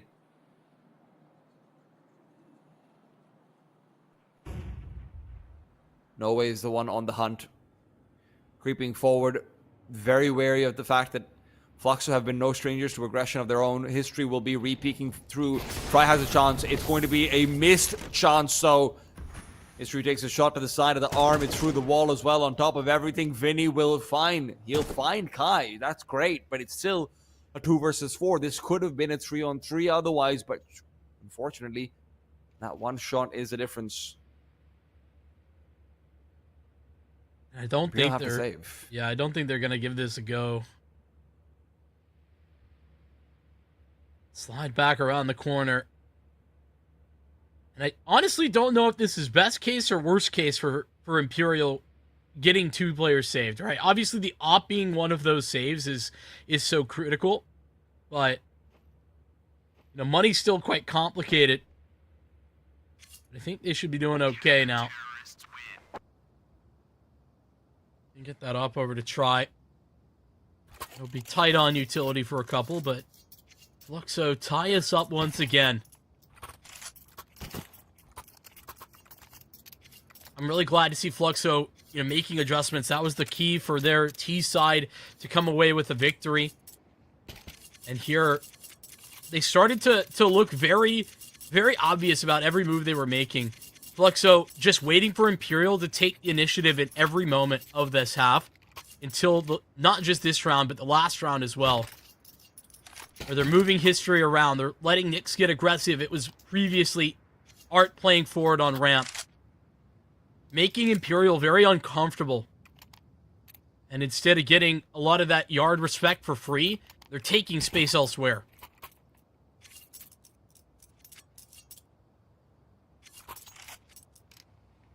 God, that's a lot of tacticals. Chugging through. Where we praise Fluxo for their adjustments, we have to see the same coming out from Imperial. It is no longer the Dissenti and Try show. That cannot be what you were relying on. If anything, it being 11-11 with Fluxo having only 1 player with a positive KD, that is a true test that Fluxo have passed with flying colors. That, hey, we're showing that we are more than the sum of our parts right now. We are not having the best games. We do not have Kai. We don't have Art. We don't have Beria. We definitely don't have Nyx popping off. I mean, I think that's the vision with that Nyx move into the History move. That's 100% got to be the vision from Fluxo, the way I see it. Is that we will constantly be greater than the sum of our parts. Find that consistency that we've lacked all of last year. Vinny wants to disrupt that, though. No way. Out and over he goes, straight into that A site. They found it relatively uncontested. It's going to be 2 players back on Heaven. Are there any Molotovs for it? No, the smoke will have to do. Beria trying to come forward. It's a great shot, and a second perhaps around the corner, but Vinny will prevent that death. 4-on-3, Fluxo. Do they have an avenue back in? I mean, it's so hard to say. Feels like the answer is no, but at 11-11, do you want to give it a go? Has a little bit of money still squirreled away. Xperia in history. They seem to invest. They got the Molotov. Vinny forced out into the open. Phenomenal usage. They still got try to worry about. No Way will eat a nade. Tag down, now out. No Way for 2. An escape made. And No Way has just won this round for Imperial. I mean, fantastic stuff. And Imperial's been trying to look for that one window for so long where Fluxo don't have players and haven't used the utility to be able to provide stopping power. Now they finally get it at the most important point. Yes, they lose their last 2 players and money in the next is not going to be great, but you put yourself onto map point at the very least. Fluxos themselves are going to be just slightly worse for wear, but actually, no, Fluxo are fine. Fluxo have all the money in the world. That's what I'm saying. I mean, they had 4K on 3 players. Shay, please stop buying P90s, man. You're not doing well. Yeah. It happened yesterday as well. Shay's the missing piece right now on this T side, 100%. He's been so important for them, and he just hasn't been in that consistent conversation, and he'll stay out of it. Furia. Double up. How about 3? Furia. The triple that should stop this and stall it out, but Decenti, he made the case for Imperial CT side. Now he's doing it on the T side too. 1v1 for try, and it's not the trusty big green, but it's the Galil. It's a 3-on-5 that they've brought back. Player was able to find those initial 2 kills practically for free. Try and Decenti, the powerhouses of Imperial, now hope to once again jettison this team forward across the finish line, one that maybe they might not deserve to cross, at least not in this round. Deserving does not matter, not in Counter-Strike, and look at what Chai is up to. He is going in for the full flank out, but at the same time, Nyx is ready. Nyx is wary. He's checking his back, he's checking his front. It's a game of inches and seconds. And it does feel like maybe he's gathered it right. Of course, remember, bomb not on try, so this really felt like the only path he could have taken. Nyx shuts him down, and despite looking like maybe they've let go of a massive lead, that's just not the case this time. No, not at all. When you're talking about who to look at, how they can come back alive, Furia makes it possible. The Cinti try as he might, can't do the job. The 2v5 attempt, so very valiant. But it's just a little bit too far out. Nyx 1v2 to push this to overtime. Or Decenti, if he hadn't been crouch walking while he was spraying, that probably would have been his kill as well. Heartbreaking when you look back at that replay. But hearts are broken and overtime is found. This is what we're looking forward to. Everyone's got money, everyone's got the bag. No, they're not named Mark. Fortunately. Imperial. Many times that they've pressured Yard. There's not a lot of the times in the last 6 rounds that they've actually gone down. So this is set up all throughout that half, potentially to pay off in this one if they can pull it off. Look at this. Kai finding try as well. Peria in the meanwhile pushes forward for No Way. This is exactly what Fluxo was missing on the CT side. The 1v1s, the isolated duels that they're able to source out for themselves. No Way hadn't been pushing in at all, so Peria feels like he can do it himself. Takes that fight. And Imperial, look, there's some fancy shots. There's some nice footwork. You can do what you want, but it's a 2v5.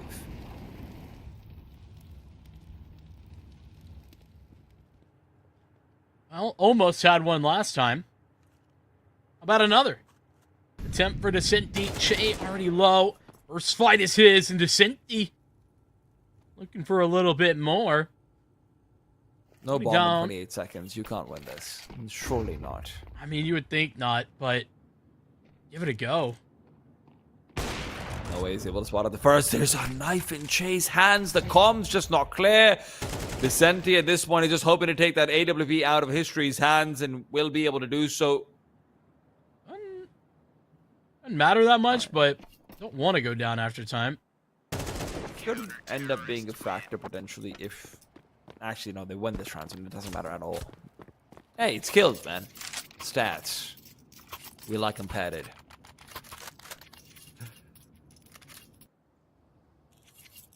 Imperial chug through all of their timeouts pretty much in one go at the end of that half. They get one more for OT, and they're going to pull it now. First round falls Fluxo.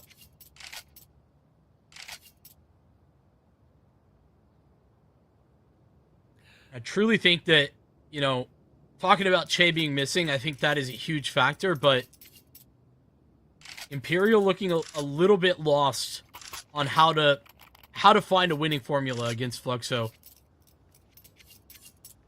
And it's not for lack of trying. You know, they've given it a lot of different looks. Trying to lean on the conditioning last round, like I was saying. Lower bomb site hit hasn't really been their modus operandi for the last 5 or 6 rounds of regulation. Boost up for try outside. Decenti's the one over here. Another flashbang. Peria is still taken down. Decenti somehow is the man who cannot be touched, and his scoreline is certainly saying that as well. Hard cops and nade while Decenti's pushed forward through the smoke. He's found the timing. History wasn't peaking. All alone, he's made it a 5 versus 3, and Imperial now just have to make sure they don't lose this. They've lost it. They've lost the advantage. Oh, but they got the bomb across. They got the bomb, and that's what's most important. Molotov inside of the vent in order to stop them from coming down. Che here to hold it off.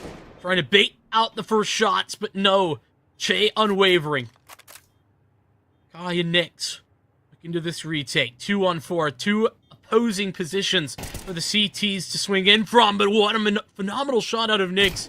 Lovely start. How about another? Kai with a molly for clock side. It's all going wrong for Imperial. Che needs to clutch. Going down low. There's that flash down. First kill found. Is there a second around the corner? He does at least spot him out. Peeks forward, takes it. Will be the end of things. Imperial really have to be giving him the props. Che might have been absent for the most of this round, rather most of this game, but in that one round is able to really pull through when they've lost out that 5 versus 3 initially. But it has to be said, how the hell does Decenti get that first kill, dude? That's insane.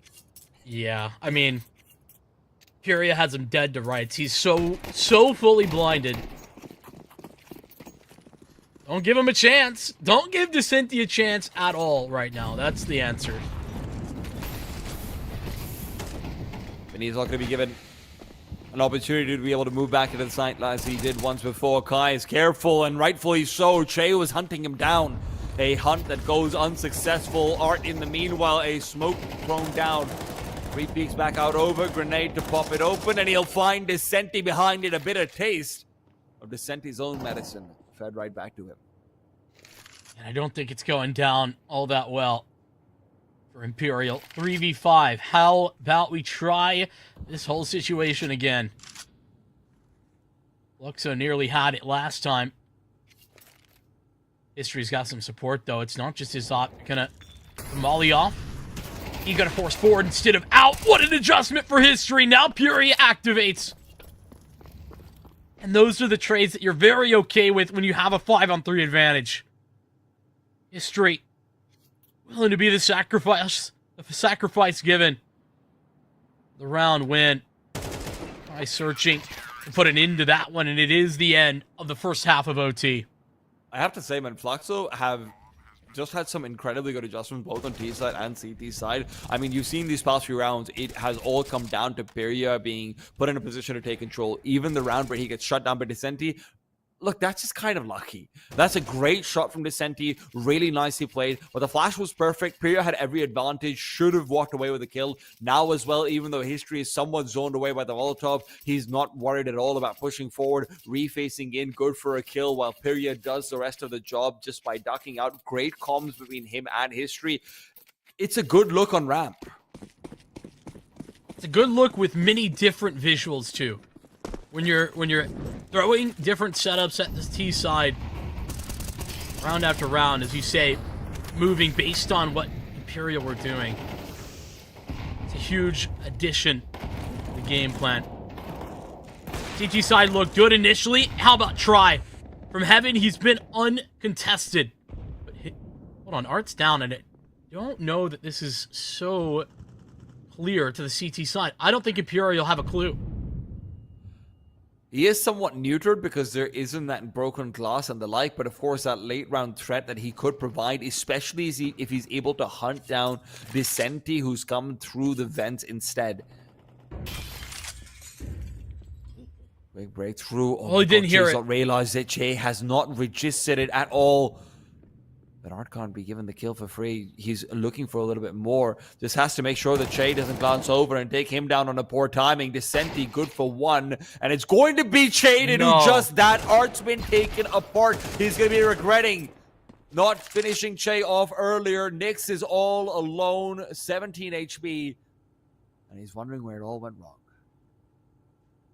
To be real, it all went wrong when Art didn't take the freebie. I mean, there is such thing as overthinking it, and I think that's what we saw right there. Just hoping to get, like, the most confirmed, the most for sure frag there on the Che, but just take it. Take the win. Well, he's overthinking. Vicenti has been overkilling. It is 30 and 21 for him, 28 rounds into the game.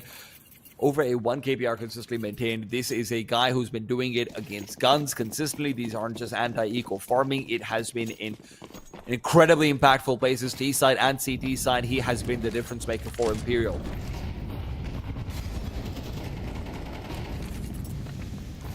Got a presence off the rip, and it's going to be the door swing for Kai. There's the Senti falling flat. And so the most important guy for Imperial all game long, now gone. Try. Oh, it's a little laissez-faire. That approach denied. Vinny arrives on scene just in time.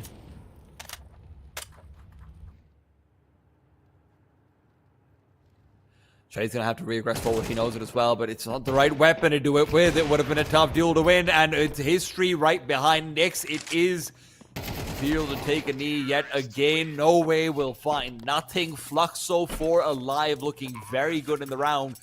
Every time Kai is able to find that door duel and win it, Imperial just look like their defenses get completely hobbed.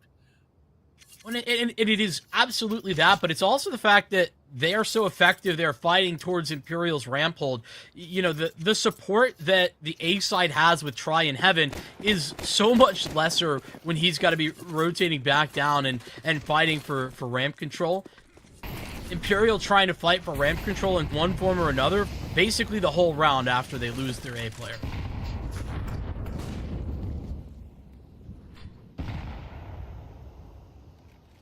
Tries in a tricky position.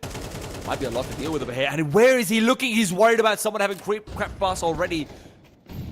Mario takes him down. Big kill to find, and now Vinny's been forced to vacate position. Art starts to move back to the A site. It's the backside player in No Way who's been taken apart. Fluxo are just a couple of kills away, but maybe that's a distance they cannot cross. Not when Che's up top in the heavens. 2 quick frags found, and right back into things. Imperial still with the disadvantage, but if Vinny can look for this duel outside, that would be a big difference maker. No, he's crept in. 1, 2, they're both down. Imperial's last known position was outside. Have no clue. He's peeking forward. It's Che on the other side, taken down. Vinny receding back, and incendiary to the front of the door. And Imperial's going to have to start moving through. He knows the bomb hasn't been tapped just quite yet. Vinny does have a kit, but he's looking for the duel. Now Peria buys enough time, needs to recede, moves back in lonely boxes where he'll find cover. A flashbang as well. It's a cheese exchange, and it's really nothing for Vinny to do over here. Peria just keeps on dancing with him, and this is not a tango that Vinny ever learned the steps to. It's gone. It's done. It's Peria to bring it back. Yeah, and you can see it. Visible frustration. He knows how much he's just been toyed with. Peria had his number the whole time, making him dance around, and as you say, to a song he's got no clue the words to. Fluxo stealing that one away. Imperial had so much going for them, and yet Fluxo bringing it back, finding the win in overtime. So much to go through, so much to talk about. and we got Get the Bag Mark to talk you through it.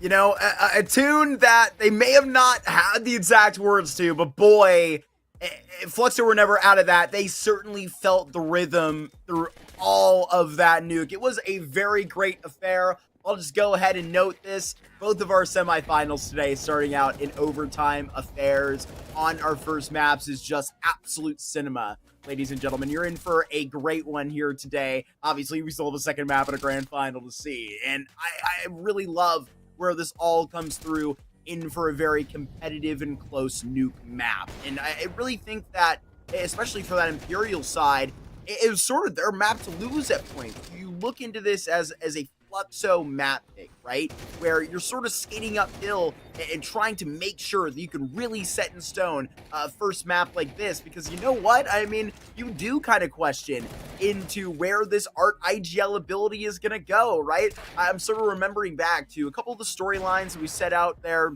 just towards the beginning in our opening segment, where you talk about where it is Art that can maybe slip up a little bit later in these games and can come a little bit inconsistent with those calls, where it may become too consistent. It's just not the right Delph at the right time. But here you really call upon a lot of great individuals. History on that other end was just absolutely spectacular. You know, great scenes out of a group like this.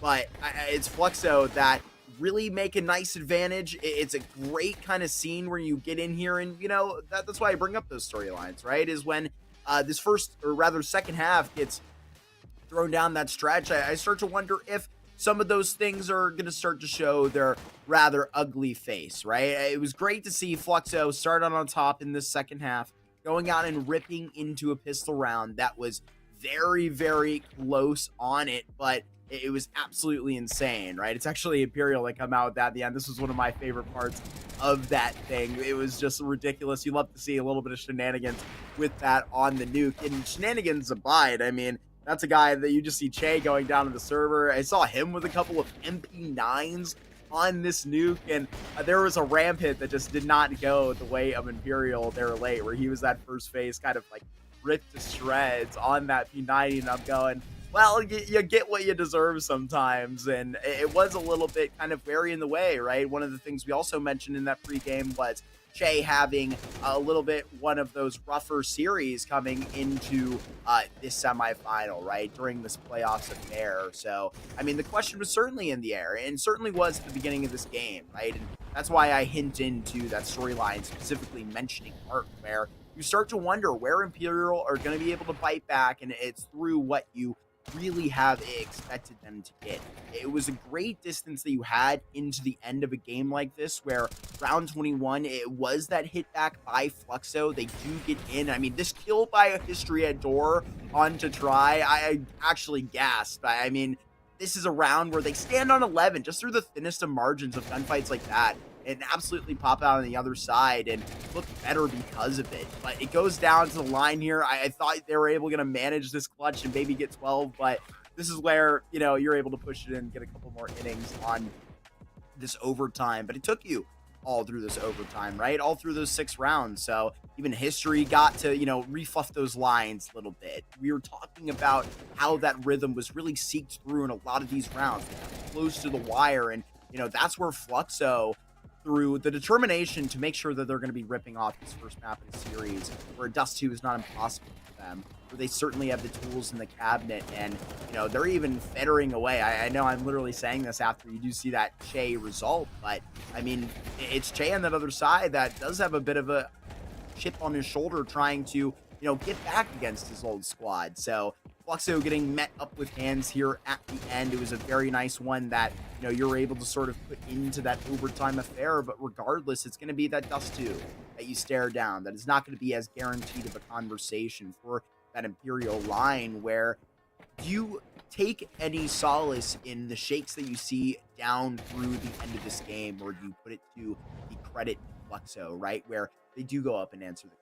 So they can close out their own map pick and really look good while doing it. You just had Sharks deliver a couple of the same confident determinations within that first series. So We'll see if we head that same direction. We'll see if it is leading to a 2-0. I think Imperial will certainly have a very great response for us back in this second map. This is their pick of Dust 2, and it's just going to be coming up in about 10 minutes time, so don't go very far.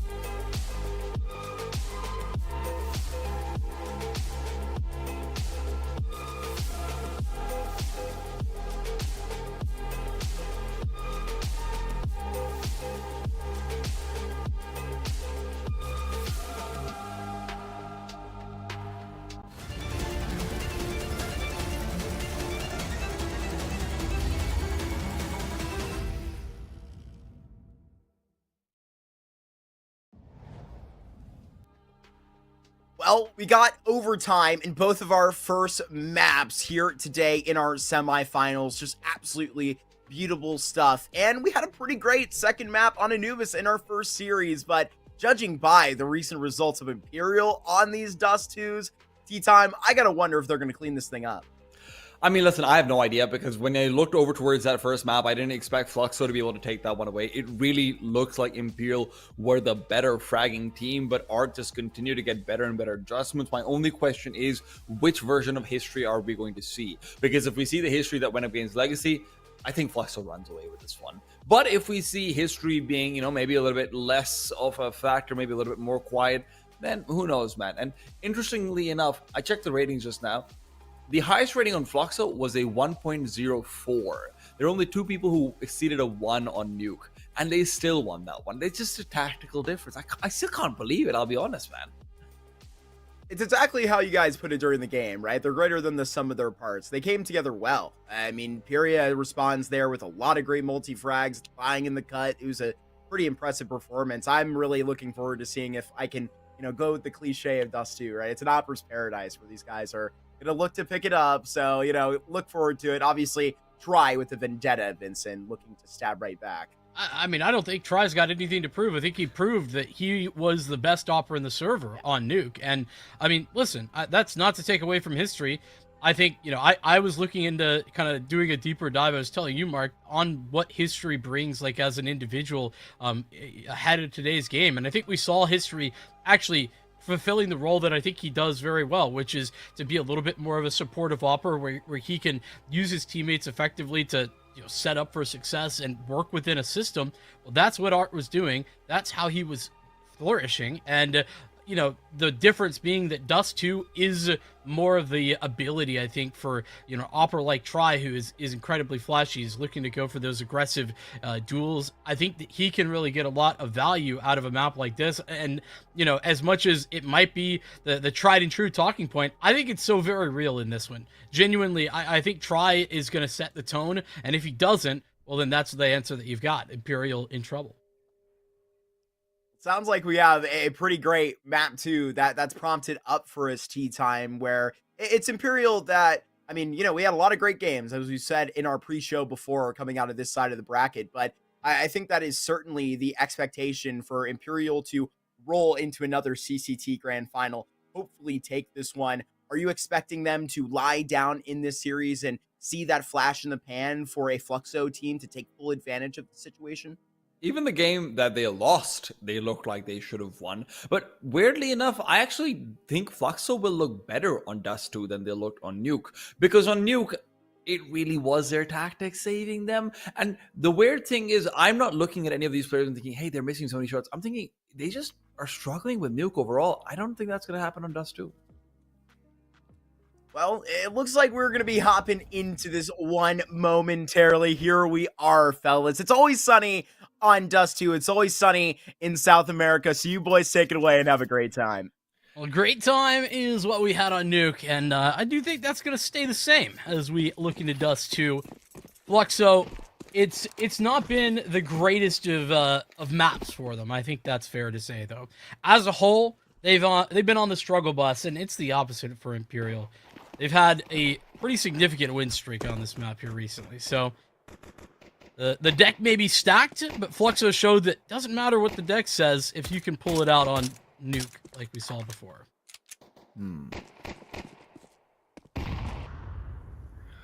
Well, for now, it's going to be Imperial having gained a lot of ground back towards the deep short area. They've left no way behind. And it might be re-aggression in through middle. They want to find and zone Art back, make sure that he's not in a position to explore and be ready and able for a fast backstab. The A-bomb site will be re-smoked up, and it's Art, in fact, to start to call people over. Caught with an 8 in his hand, not ready for how many players are coming his way. History now cornered in back at Goose. A Molotov to burn him alive. They only need to wait for him to cook, and he's not doing any cooking himself. Instead, burned to a crisp, but it's a 4-on-2. Fluxo in a seemingly impossible retake. Oh, they got the bomb. Okay. Yeah. Oh, the bomb might be dropped again. Okay, No Way fights his way out. Pyria grabbing one frag to hopefully try and bring that back, but did get very complicated at the end of it with the bomb getting dropped. Or I don't know if No Way just like had the bomb and didn't realize actually. Well, however it went at the end of the day. I feel like Imperial over there. I feel like he jumped down and had it, to be honest with you. Like No Way sometimes forgets that he's not a streamer anymore. He's a professional player. Well, it's okay. You know, a little bit of forgetfulness will happen. That's great, though. You want to have that flair, you want to have that pizzazz, and especially in a player as young as No Way, it is a very interesting trajectory that he's had, right? He comes in with Decenti. He's the one who's more unproven, and initially, I think a lot of experts were watching and saying, holy shit, this guy's great. What? But Decenti has been the one who sort of stood the test of time, and Noe slotted into a very effective role, right? He's gone into the archetypical young man, early aggression kind of play style where he can do a lot. He can be a great third player, but not necessarily going to be your main star. Pop off in a game or two, and that'll help you out a lot of this series, but Decenti has been the truth. Yeah, I mean, a 1-2 punch with him and Try on this team. You add what I would consider to be a lot of upside with Che, alongside what you're talking about there on No Way. You know, Imperial come out of the Phelps move. You know, on paper, not looking nearly as broken apart as I think everybody was kind of anticipating. But it was a missing piece. I think, you know, Imperial, they had all the firepower for the majority of that map, but I do think, you know, Che was maybe a little bit missing on that nuke. Not that it should have been required, but you know, if he can get fired up as well, we'll be talking about a long series.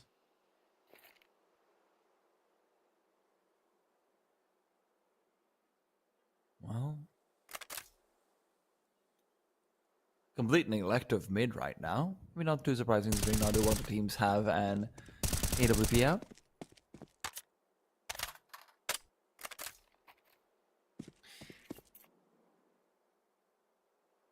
It's all a question about who's actually going to end up taking the first gander. Fluxo obviously has a little bit more presence there, but to actually peek into mid is incredibly difficult unless you have a player who can flash you out. The B-side players won't be able to do just that, but with the smoke down in tunnels, maybe this is where they start to seek out that information. No move made. Fluxo going to refresh the smoke. It hit. It's Art out at long to take the first contact with the smoke as well to cover off the Molotov for Car. Imperial might not have found a victory, at least in that early duel, but Art's still here. And so as they crunch it upon the A site, might get a little bit more complicated. Kai falls. Now Art gets back into the mix. It's his streak. Fully defending a bomb site from Cat. No way. We need a whole lot of work to be done, and that is first of those gone. His streak creeps through the smoke. Oh, I thought he was seen. Dropped and Try on 11 HP with no time to recover. That means that he concedes. Good to see History being able to come into his own a little bit earlier on. Imperial felt like with the stalemate that they had, they were really expecting Fluxo to start making a move earlier on, but Art and company showed that they are very comfortable sitting back in their sights. I don't know if it ends up being a team later on.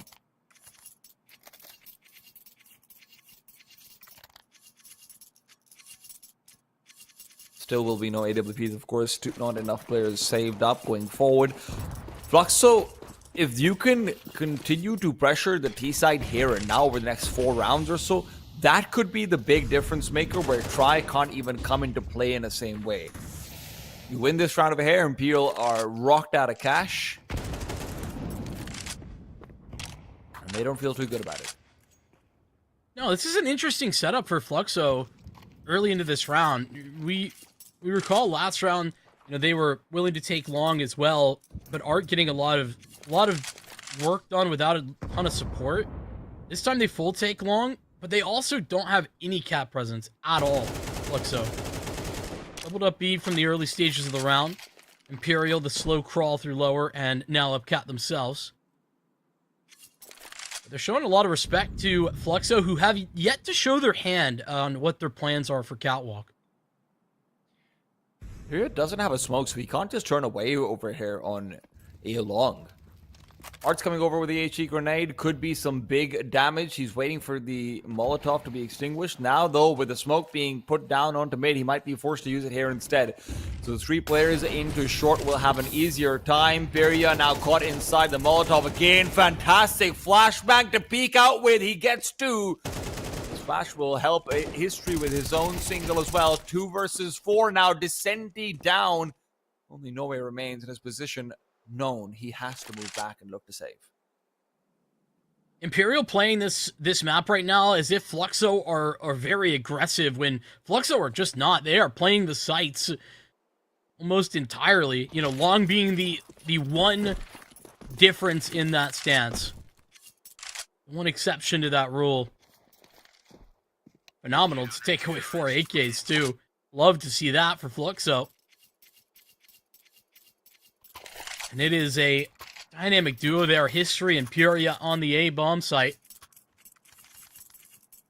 Despite Imperial's utility, Fluxo still working their way through it. That's lovely.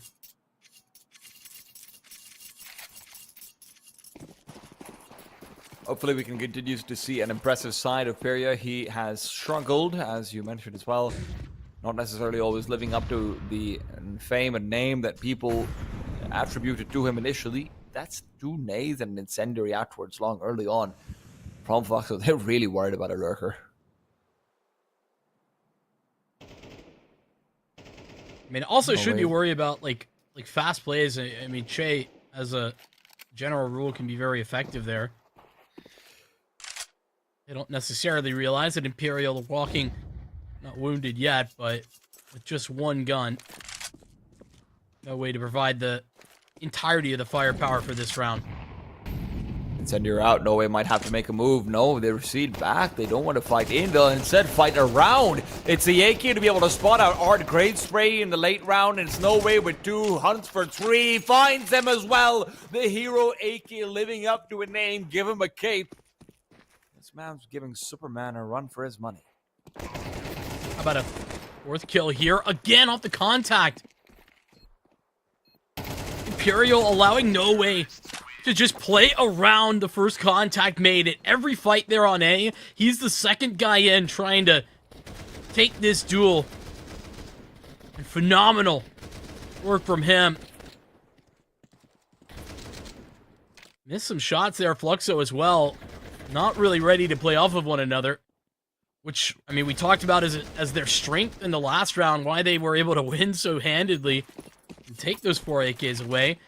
No build of economy. Fluxo now the ones working against economic ruination. And Imperial have it up in Try's hands as well.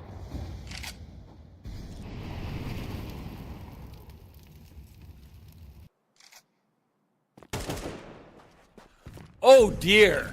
He had a head. Once upon a time, I'm telling you, Vincent, he had a head. I promise. I don't know if I believe you. It's on the ground. It's hard to. It's hard to. Feels like he was born without it. Poor Art. And then that was the round. You know, that's about it for Fluxo. Live happily ever after. That's what Imperial are hoping. Look, at the very least, you're able to take an AK forward over there as well. I did shoot it away. That's not the best of things, but I don't know if you'll be allowed to save these guns. It's hard to funnel back in through long, and it's unlikely that Imperial hunt. The Fluxo will have equally good of a chance in the next round to be able to buy in and take it away. Still, Imperial. That's a good sign from Che. One of what a few, to be perfectly frank. He's not been having the greatest of series today or yesterday. Yeah, I'm a little bit worried about Che because his debut on this Imperial roster, he looked like the same guy, you know, that he was temporarily with Tropa de Taco, but then also, you know, had the same willingness to just take these super aggro fights. I was talking about the T side, and it never really came to pass on Nuke, but that's the type of Shay that I'm referring to when I talk about him and his willingness to fight super fast and aggressively on the T side of maps. It's that they can rely on most of the time, but has been a bit missing.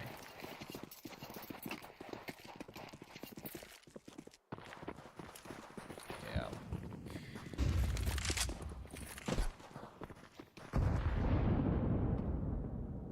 Unfortunately, it's not been the best of events for him. Nice tag initially. History's in pursuit. Descenti's gone. Or the advantage.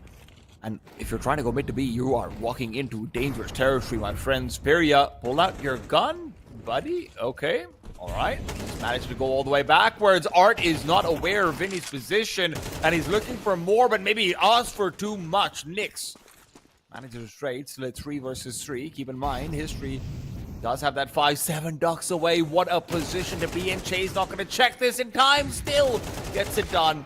Che is looking.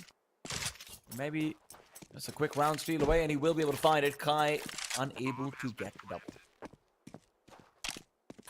Fluxo had so many chances in this round, but Imperial, Che more than anyone, ensuring that isn't the case. Also, shout out Vinny, whose position, he doesn't overstep, doesn't take the first contact when, let's be real, Puri is dead to rights there, had no gun out, had no nothing. Waits a second more to get the second guy, Art, off of the B bomb site, and so much more space. Even though Nyx gets the trade eventually onto him, it's he who sets that in motion. Sets History alone, 5-7 on B. Let's Imperial move forward, 5-2. You have lost a lot of rounds before you're able to finally find that first op. And Fluxo, I don't even entirely blame them, even in the rounds where they were winning. It's not like History was able to keep alive consistently to be able to pick up the AWP. Now you have to make this work. Now you have to find something with it. And that aggression that Imperial has been expecting and waiting for, they've been playing so passively for the first 45 to 55 seconds. This is why.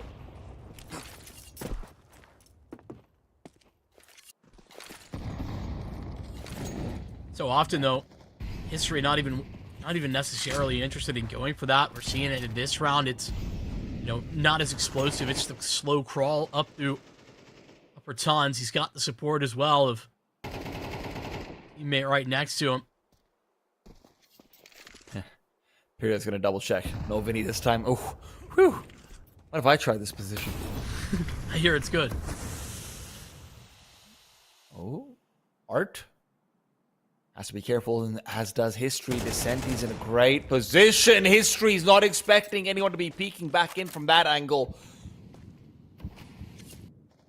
That AWP will be unable to find a single drop of blood, while Kai's hunting. Great shot, but Try will trade.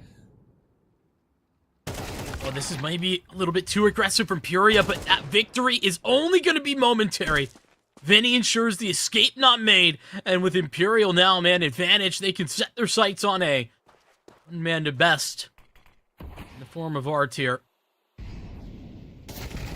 Has to do it all. Vinny gets a perfect timing on him as well. Art is just not able to get the read on the situation. Again, this mid-neglect from Fluxo, a little bit less so this time over. Asperia does come back through, but even then, he's not ready for that second player back in short. It does feel like Imperial are kind of running circles around the middle of the map for Flux, so they just can't get a read on things. Well, I think that because that is because Fluxo haven't at all fought for it. They don't know what's happening because they can't see what's happening. They're so passive in comparison. This round, that changes to a certain degree where you get Puria re-aggressing through mid a little bit later. But that's only after History's gone down upper B. They've lost a significant portion of map control, and it's as a reaction to Kai losing his life at long. Shout out Kai, by the way, who genuinely gets one there somehow, some way. Like, he has gotten one when 0 was more likely than not, but it doesn't save them the round. And that's the problem. You're down 2-6. Your money's not great. Sure, you have that saved AWP, but well, that's not done anything so far, and it's only been featured once. Right, trying to hold down the line. He's been spotted out, so they no longer want to see if they can push forward in through the lower tunnels. That was the initial plan. Even so, 5-7 can run away with rounds, and that is kind of what Fluxo needs here. Try and find a way to get a little bit lucky. Once again, though, Imperial, despite the fact they've not met any resistance in this area of the map, they still show respect to taking mid-control methodically. It's the same sets of utility.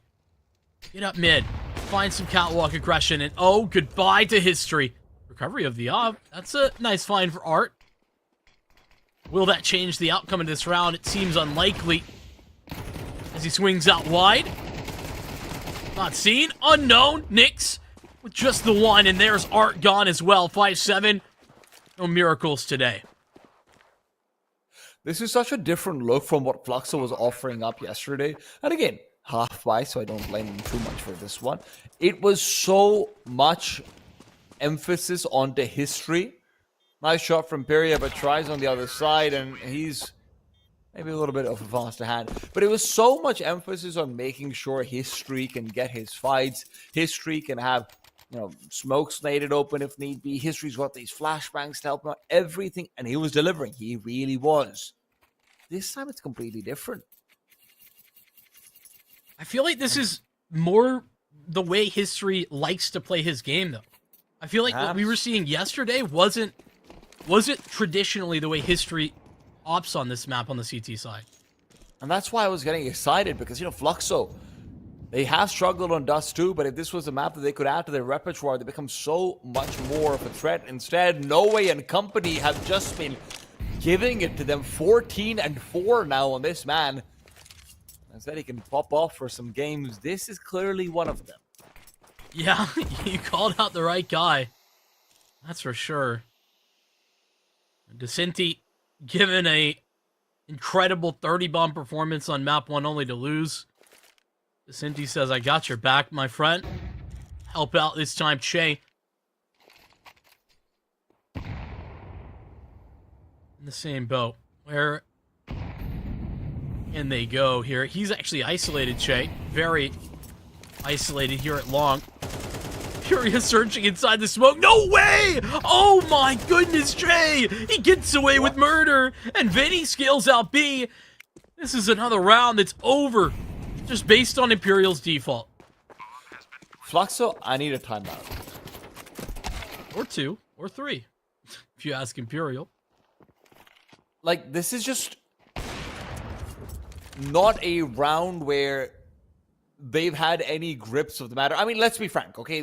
Most of this game so far, Fluxo have not had the right read on Imperial. They've not been hitting their shots at times, yes, but largely it's been getting hit on the side of the head. Vinny's managed to creep through somehow. No Way goes around that incendiary, which is the round that starts it all, gets a 4K because there's no flashes being thrown on the other side. Fluxo are being put in positions where, sure, Imperial aren't necessarily doing something too special, but Fluxo are still lost. Vinny walks out now into the B bomb site, finds Zix completely open. If this isn't a time when you call a timeout, I don't know what is. I'm right there with you. On as if it isn't hard enough. Kai starts the round at 21 HP. They're going to keep pressure on B. Why not? It's been so successful. No Way adds another to his tally. No escape here at long for Furia either. Fluxo, I feel like their adjustment, right? They started this half playing 2-1-2, like actual 2-1-2 at the beginning of rounds. And for whatever reason, not only have they moved away from that, fair enough, but I don't know where that adjustment went. What was the move? Thought that they would want to, long take more effectively. They've tried that a couple of times, but it's not been, not been actually pressured by Imperial. And it seems the next step would be Cat. Would be lower. But that's not happened.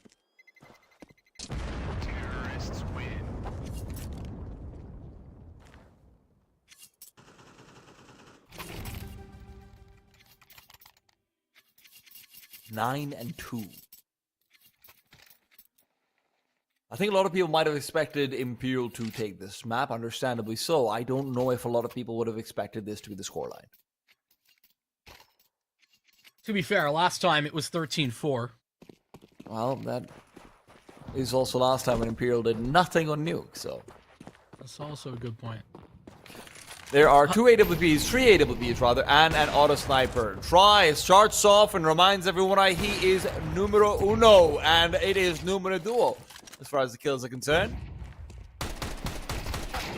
Oh my goodness. You have got to be joking. They can't get anything to work for themselves. Fluxo, this is just not their map. No. I mean, we knew that going in. This is an Imperial map for sure, but... What a dominant stance. What a dominant showing. Furia up with 7 HP. Maybe provide something more. Last round of the half, they gotta send it. Spotted out, though, is Art. And here comes the flank. Cinti ensures that nothing can go wrong. From faces of frustration on Imperial at the end of Nuke, they got smiles abounding after double digits to start off Dust 2.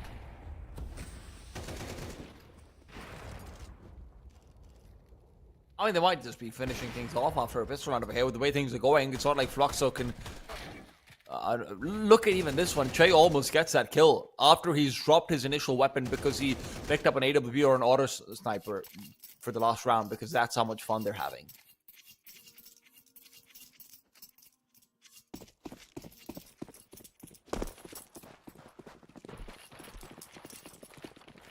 For Fluxo, it is about regaining a little bit of dignity, a little bit of confidence as you go forward into the last map, or maybe even just a little bit of hope.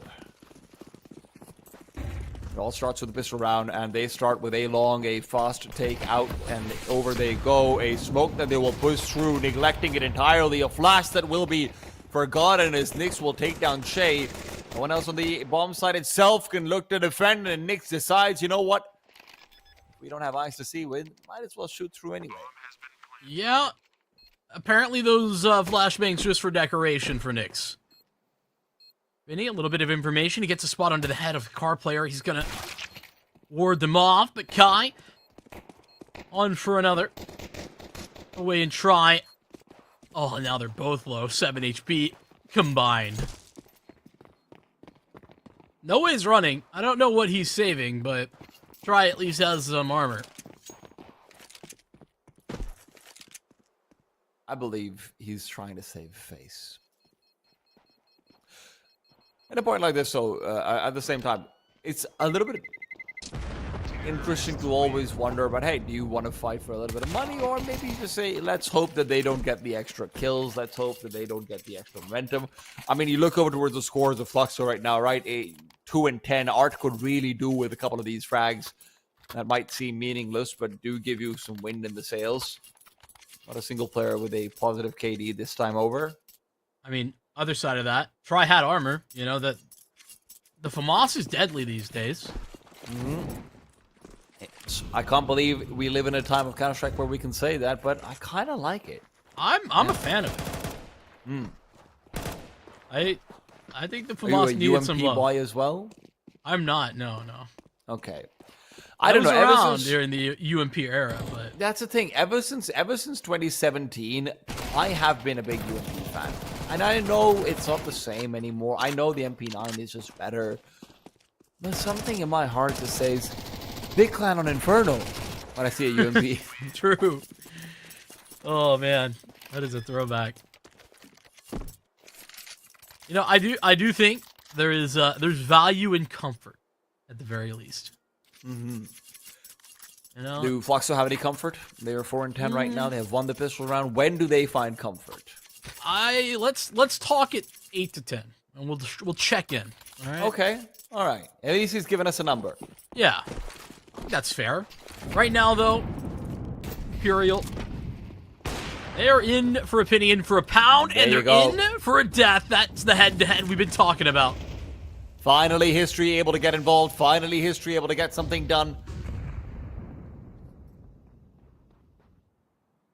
But all in the meanwhile, there's been a push out towards tunnels. Kai is caught out again. Back to a 4-on-4. They've got all the information in the world, and all in the meanwhile, this A-long area is under attack, sure, but Fluxo will really have nothing to offer. Well, they're not reacting that fast, though. Imperial, they're taking their time about this whole thing, and Vinny slides into History's Crosshair. Great trade from Nyx as well. So Che gets his, but now it is gone.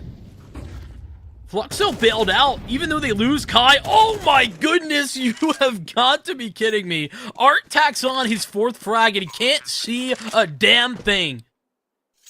So you have Noah who pushes out through B tunnels and gets full information that there's no one back towards spawn. Sure, that's fine. Maybe there's one outside of A long doors. You also have a player inside mid, so you don't have to worry about maybe, a mid to B or anything like it all that much. Vinny peeks from the site to long platform? Yeah. Yeah, why? Can you explain? No? I'm struggling to. Like, even if he thinks he has like a flashbang, I just don't.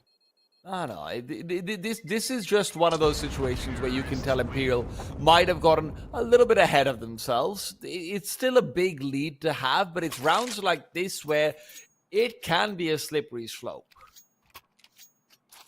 Yeah. And we've been talking a lot about kind of how History likes to play. What is his play style, and what does that look like on a map like Dust 2? Well, he's a lot more in the mix on Dust 2 on the T side. And that is certainly seen in the last round. It's a straight long hit this time over. Art is counter flashed up, but he's still okay with it. Keeps on going forward. If there's one thing Art has never been doubted about, it's his ability to lead by example. It's all about getting past the 5-7s, not the easiest thing in the world, especially not when there's no way on catwalk. Oh my goodness, they're getting flashbacks. A half buy, no way AK, short control given up to Imperial. Admittedly, they're CT, so they started with it, but it's a flashbang. Get with it. Come on, guys. It doesn't have to make sense. The biggest problem for Fluxo here, too, is that now where do they go? They don't have any map control. This was the game plan. So they're going to sit here and wait for an indeterminate amount of time, hope that Imperial make the aggressive move, and they're going to be given that opportunity. Vinny slides through. Nyx handles business, and as he leans forward, Imperial's hold becomes so much less effective. No Way still here, but a low HP Che, and now No Way gone. The HP, not enough. Nyx, reliable pair of hands for the A site to fall into. Fluxo thanking their lucky stars that No Way can't pull off more miracles.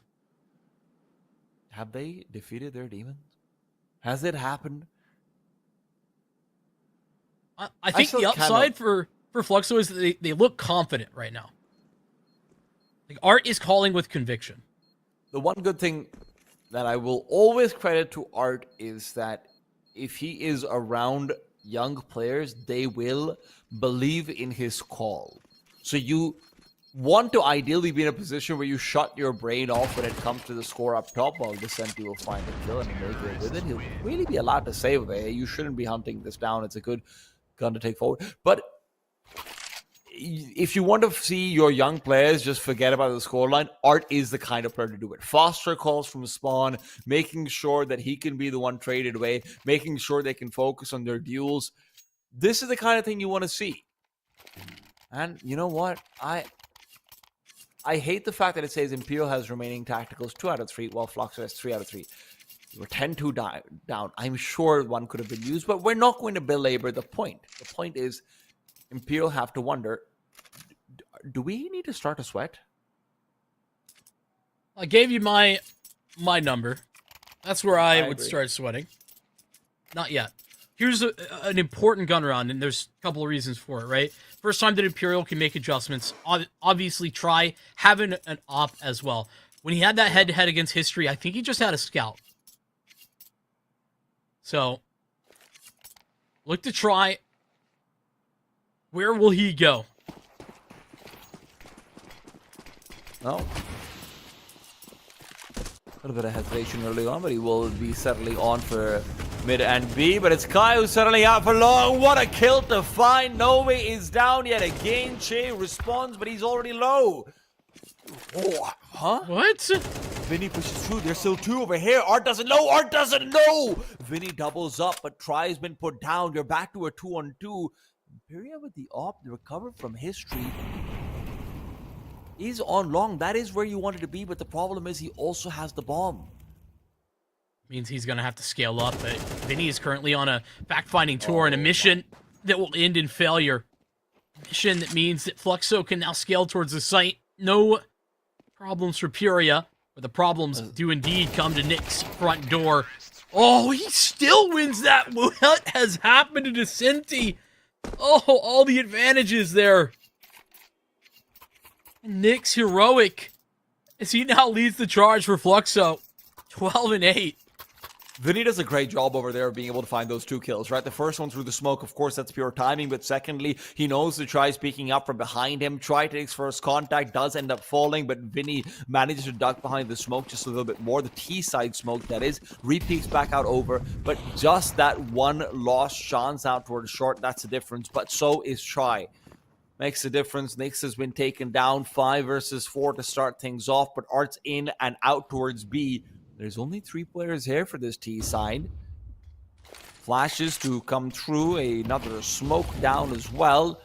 This isn't going to be the smoothest ascent onto the site. Decenti is playing up top. He will not be blinded. There's no way to guarantee that at all. And it's a 5 versus 3. A full reset allowed. Che will even find history. What the hell is going on over here? It's just a phenomenal stack up, too. That positioning for Imperial to get back into, and then no way sends him to bed. Oh my goodness. History pushes through A long doors late round with his pistol out when he knows there's a player there, while his team is trying to push into B.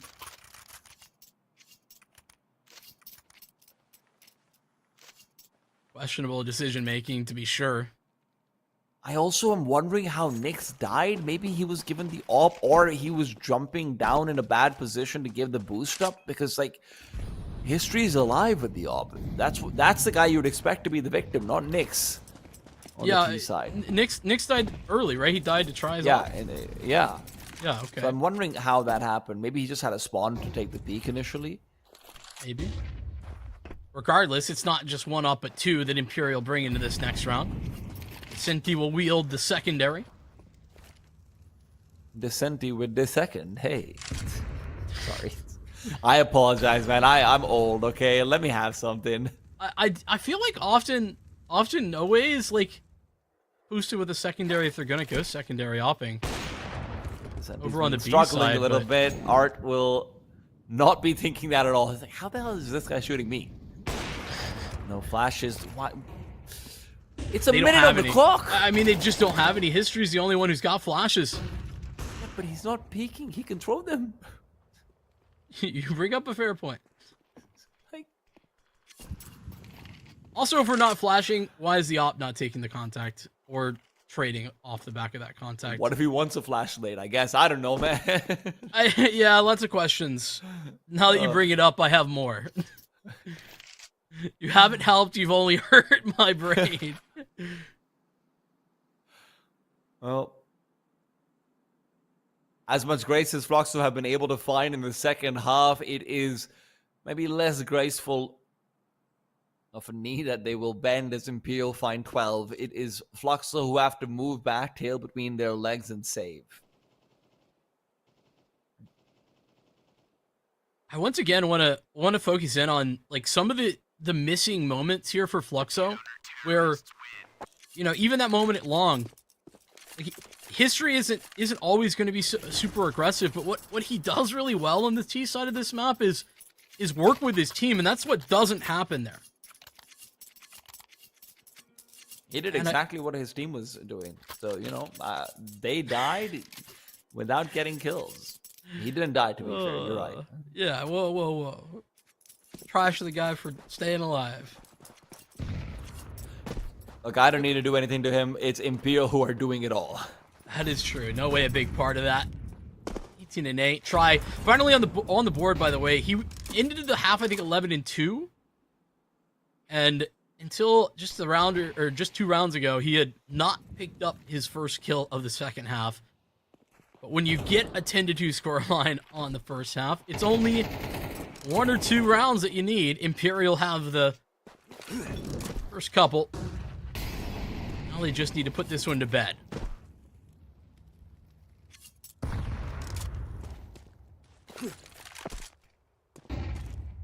Dash out towards mid. 4 players blinded out. Decenti's making his own opportunities. Vinny as well. Awkward angle to fight into. Peria again is just taken down. This head-to-head on middle has been really unfavorable for Fluxo. 5 versus 3, and Fluxo will not have the choice to save this time. Oh, he's gone. He's gone. He's just gone. Vinny knows. He's targeting him. Try as well. Puts down Nyx. It's just the one left. Inferno beckons, and History can do nothing to stop it. It's around the corner. Imperial will be happy to take Dust 2 in the fashion that they have. Well, we asked the question coming into this. Mark was testing the waters, and is it about the op duels? Is Dust 2 living up to that name? Well, I think yes, especially in that first half. We saw why we get down to that no way incredible all the way through the CT half, and or rather the T half. Eventually, Fluxo, get a little bit something going, but it's not the close they were hoping for. 13-7 the final scoreline, and I think Imperial staying it in what we anticipated. Right, that's a map that they have, I think, 6 wins in a row. Make it 7. So, good way to lead into Mark and his fantastic analysis. Well, yeah, that does too. I think we're definitely happy to get that back end of the game there from Fluxo. 10-2 half, you stare down, is definitely not the prettiest in the world, as, I mean, that's Imperial, far and none, on their Dust 2, kind of even living up to clean margins on the fray, where you do get a very nice look at the whole squad with a nice vendetta to their name. And in the pregame, I was really saying that I was looking forward to, I probably wasn't screaming this from the rooftops, but I was really looking forward to seeing a guy like No Way see into a series like this, where he can get the next performance up. And in a map like this, I'm looking at least where I do have the stats like bargained up, it at least came out with like 90 ADR, right? It was a great map from the young man on that rifle. So whereas we were coming in talking about Try and History, right, a lot of this did fall onto their shoulders, right? It was Imperial that were just absolutely cleaning house at every end.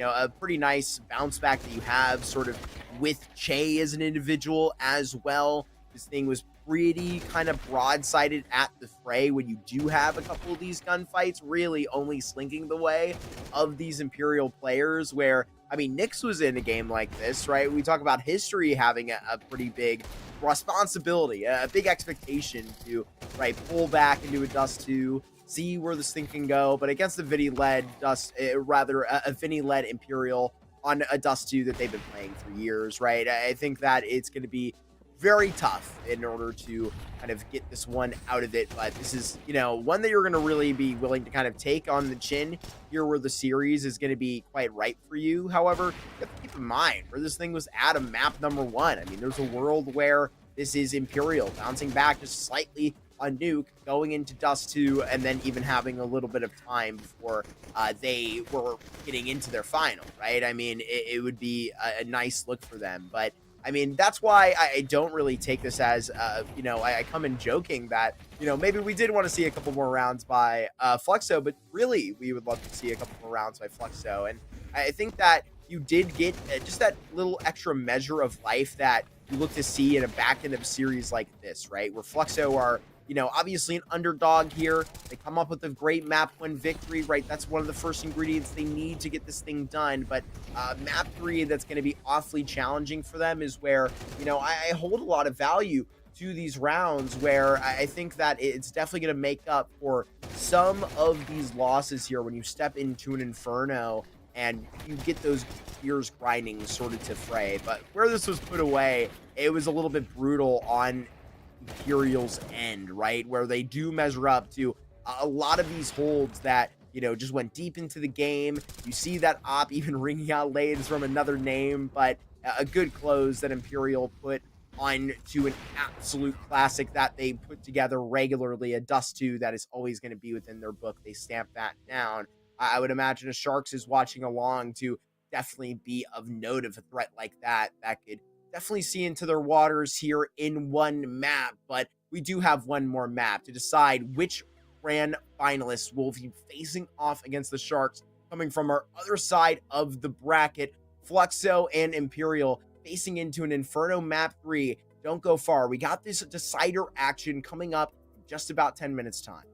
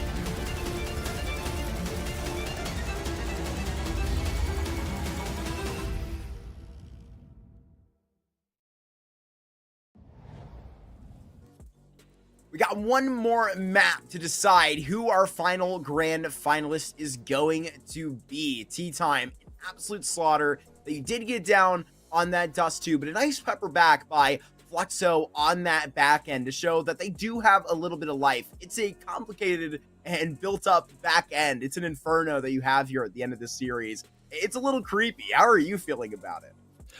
I feel terrified for Flux. So every single thing was going wrong for them. They weren't able to get the picks they wanted. They had zero control of mid throughout the entire game, it felt like. And when you have neglect like that, and you have Inferno coming up immediately afterwards, where it's all about, that banana control. It's all about making sure you're able to get effective retakes, get that information, get good calls, and have great movements in the upper.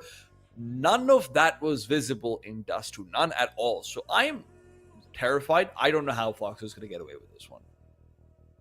It's certainly going to be a pretty broad-sided challenge, Vincent. We know that for a fact. They're going to have to be skating uphill in a series like this. But you kind of rely on your individuals, just like you saw where the Riflers activate on that side of Imperial with No Way. Who are you looking to try and maybe take that next step up? We put a lot of pressure on Art in this affair. Who are you looking for on that Fluxo side? I mean, I think it's got to be, Kai, Puria. That's the conversation we've been having the whole way through. But honestly, I think they need to get back to what they were doing so well on Nuke, which was, being a team that was making good adjustments over the course of a half, and also, understanding where the weaknesses were, being able to then work off of one another and play with good protocols and good setups. That was what was good on Nuke. And I think the good news is that Imperial played really well on Nuke, and it still wasn't enough. So as much as I am worried for Fluxo, and I think Imperial are probably going to win this, I think that Fluxo can get back there, because we saw it not that long ago. Not on Dust 2, but we did see it on Nuke. So they know what they need to do. It's just, how does it measure up on Inferno? That's the question. There's a lot to lie into this, but I think we have one more little hurdle to hop over before we do hop into these shark-infested waters, before you head on to that grand final. So we will see you back for this third map in a moment.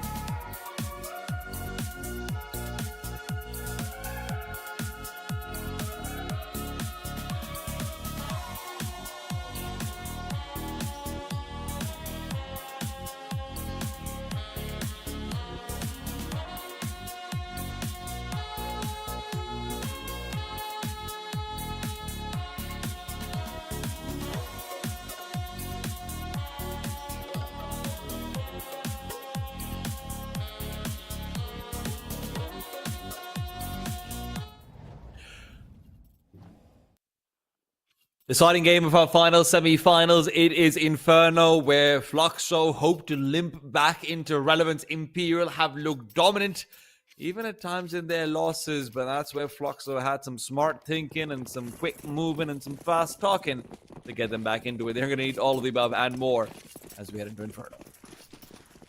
Missing pieces. That has been the storyline, honestly, for Fluxo throughout. And can they put together those pieces into a Beautiful picture. Imperial victory here in the knife round means they get to start CT side. And it isn't a great look back for Fluxo. These two teams on this map. Last time, Imperial dominated. Yeah, but look at what Imperial is up to now. They have every bit of information they need. It's a B stack. It's the flank out from Norway. The HEs do nothing. Now the call's been made as well. Smokes down. The flash is when you start to trickle through. Norway hoping to catch up some of these players before they throw utility. There will not be any more flashes. It is going to have to be right through they go. Try finds one more as Priya tries to descend into the smoke. They cannot trace him down. The pillar providing more cover than it's worth. Nick finally gets the kill. Try is somehow still alive, and Descent is pushed through the smoke to guarantee that Imperial walk all over Fluxo in that pistol. I mean, it's all about the flank, right? Or more accurately, about the information that this flank gives away. No way from the beginning of that round is moving through apartments, and Imperial have not ever had to question whether or not they were on the right bomb site. This Fluxo were boxed in from the very beginning.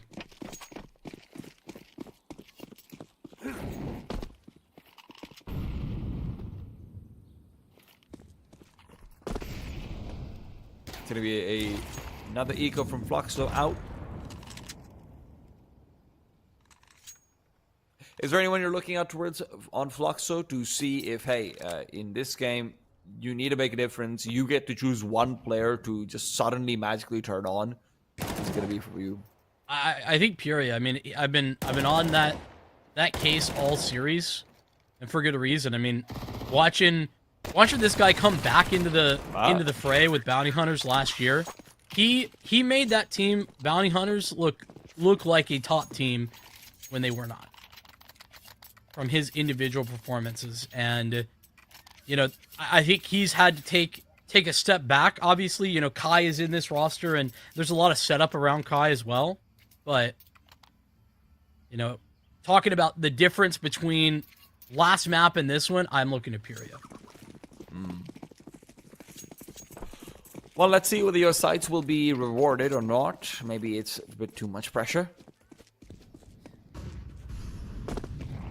It is one thing to make a lower-end team feel like they can compete. It is another to strive for the top, and Imperial so far has not been able to do the latter. It is a beautiful grenade right now to start things off for Imperial. Art Imperial not feeling too happy about that.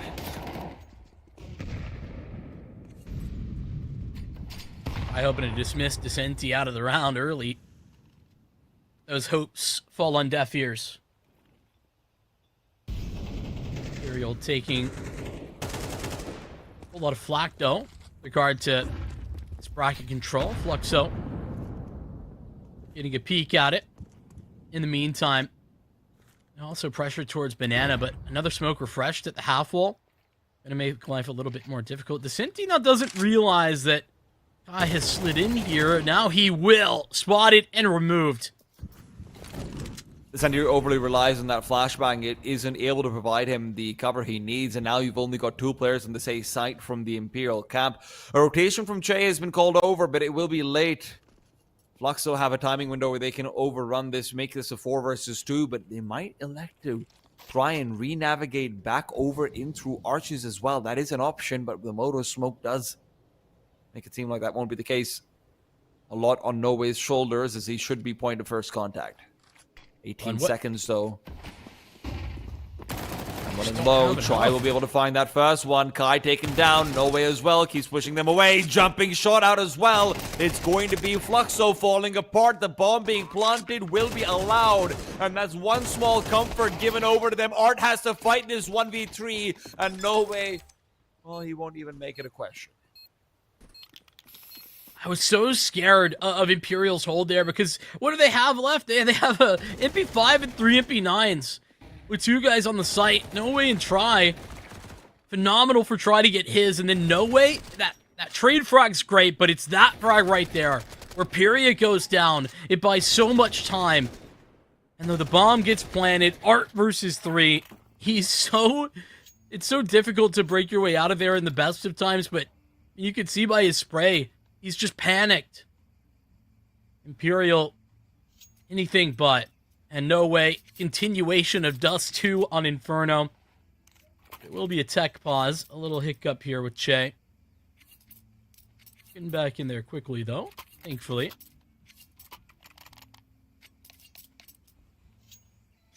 Sounds like we're getting the tick-tick-ticks going of ready, ready, ready. And there you go.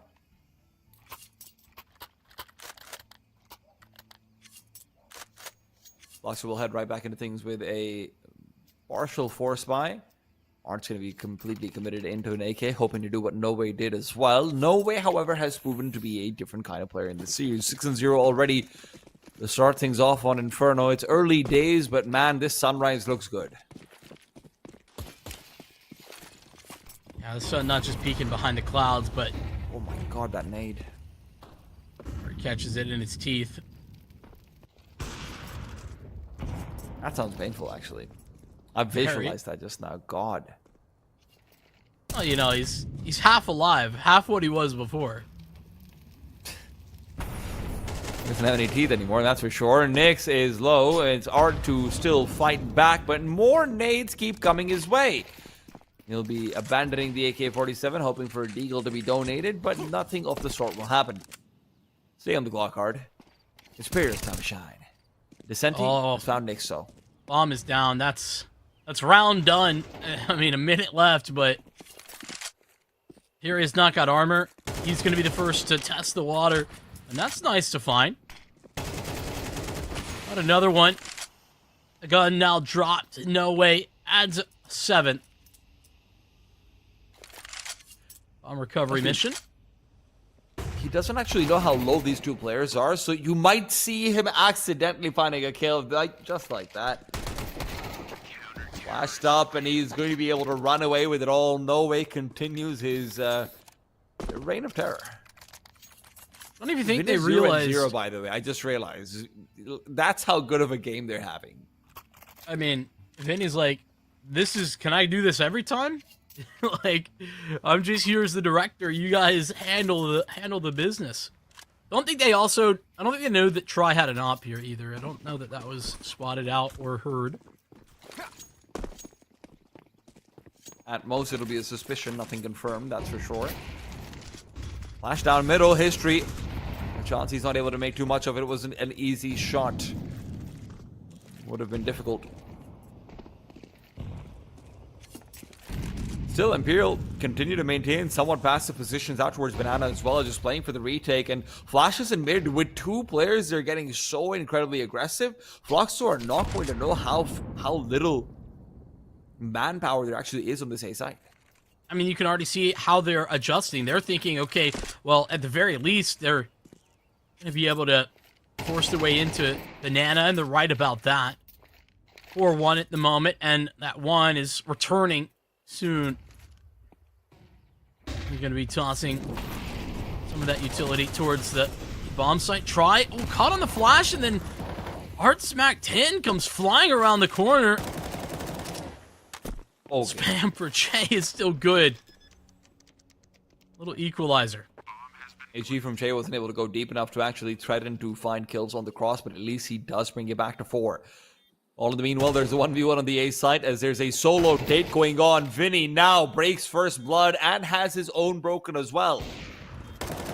Che's still creeping through. Another kill found. History at the back of the site revealed. A smoked a segment of Nyx, and they should have an idea of where he's coming in from. But he's thinking about the push already. The op unable to find another. It's no way to shut it down. They've got the kits as well. Imperial continue their unbroken streak.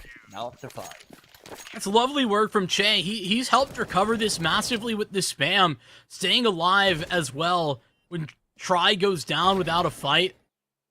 Imperial doing a great job of working off the back of one another in this retake.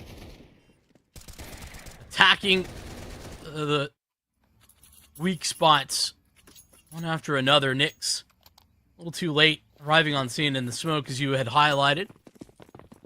Key to making him a lot less effective. On plant and a loss bonus though for Fluxo. At least some good news. We'll continue buying.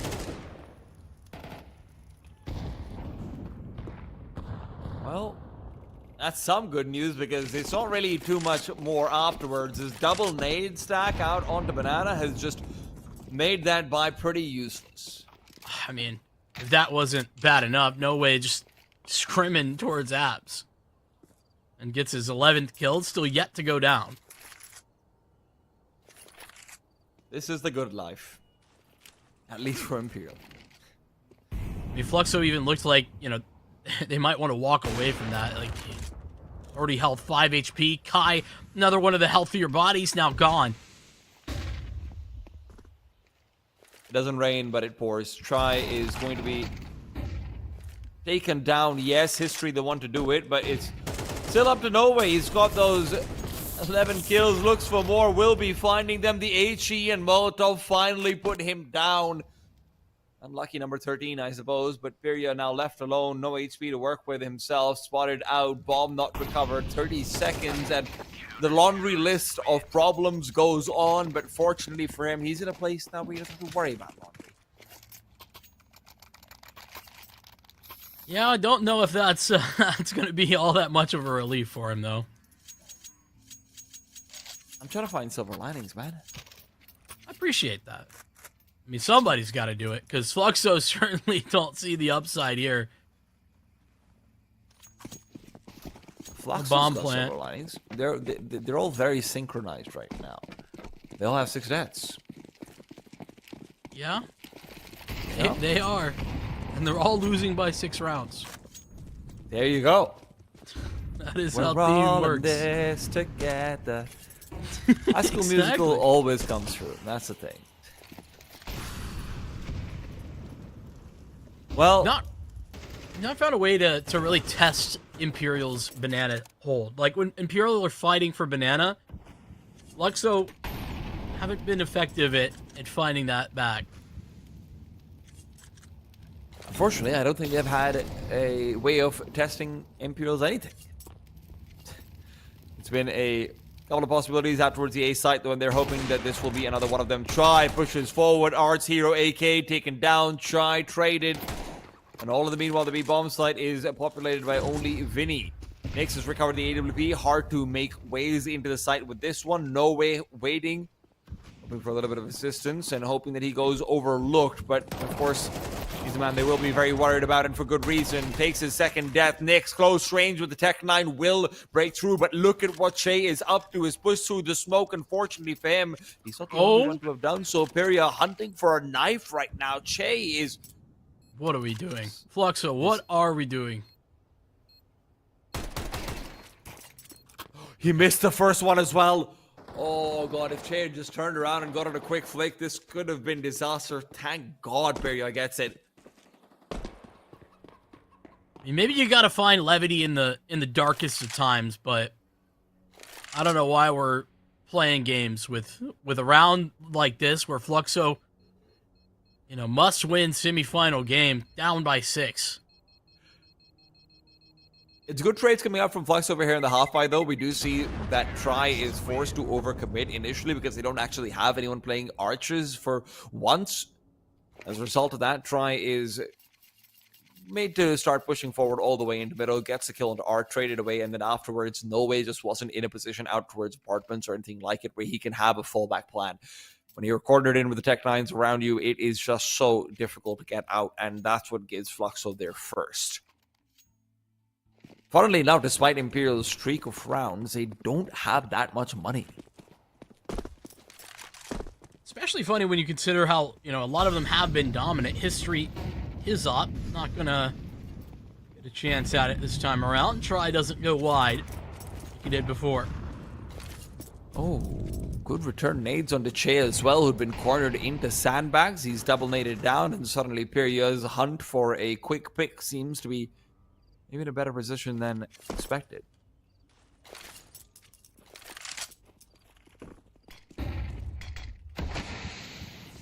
Retake util comes through. He is pushing through the smoke. It isn't a full push yet. He waits for the flashbang. Che ducks away, and he'll still be able to find the kill, early damage or not. It's going to be traded. Aren't good for that one, but the spam through the smoke is great. Descenti avenges. Okay, this is a great lurk up though. He's gonna have a little bit of space to work with. Routes around instead of through. So he goes arch side. Might eventually get this kill onto Vinny, but the round lost in many more ways. Locked in was the bomb. And with no escape, Kai, his kill is really just for decoration there. He manages to recover a CT incendiary. Throw that thing away, buddy. Hit it out. You don't want it. It's tough. It really is. You started the round well on Fluxo. You get the HE damage. You're putting player in a position to be able to succeed off the back of a flashbang, but the repositioning from Che is great. Taking that deeper angle where he's even more protected to the corner of sandbags gives him time to recover from the flashbang, get the killing, and although Art is extending to trade, that extension is punished, and that's what Imperial's been good about.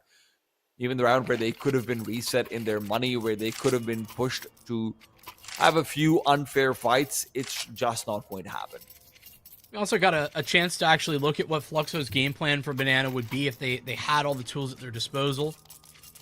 And as you were highlighting, it's effective to force Che into an uncomfortable spot, both HP-wise and positionally. But Imperial, they have the protocol, retake utility effective, and positioning bails them out. There's that elusive tack pause for Fluxo that we were talking about searching for over on Dust. Never came. They were just holding it for Inferno. You've heard of saving strats, but saving timeouts. That's the Yeah, matter. saving strats, saving tax. I'm not gonna make that. You know what? I'm gonna be nice today. I'm not gonna make a joke about saving money for a buyout. Fluxo now You did, though. have got history on an AWP and hoping to hunt. They've also got a couple of good nades out on a try, who's been forced back. Great control of a banana established, and there is a return incendiary, but doesn't really do too much. Descenti over in A is just holding on for dear life. That incendiary wasn't that effective, but the nade that followed it up, very effective.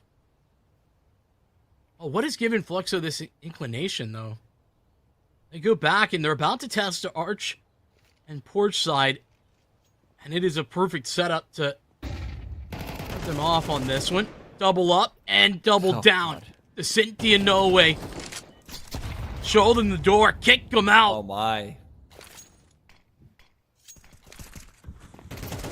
There isn't a solution. There just isn't a solution with how Imperial is doing. You cannot look to a drawing board. You cannot look to, lines in the sand telling you how to route. There needs to be a Mr. Olympia over here who can lift the weight of the world on his shoulders.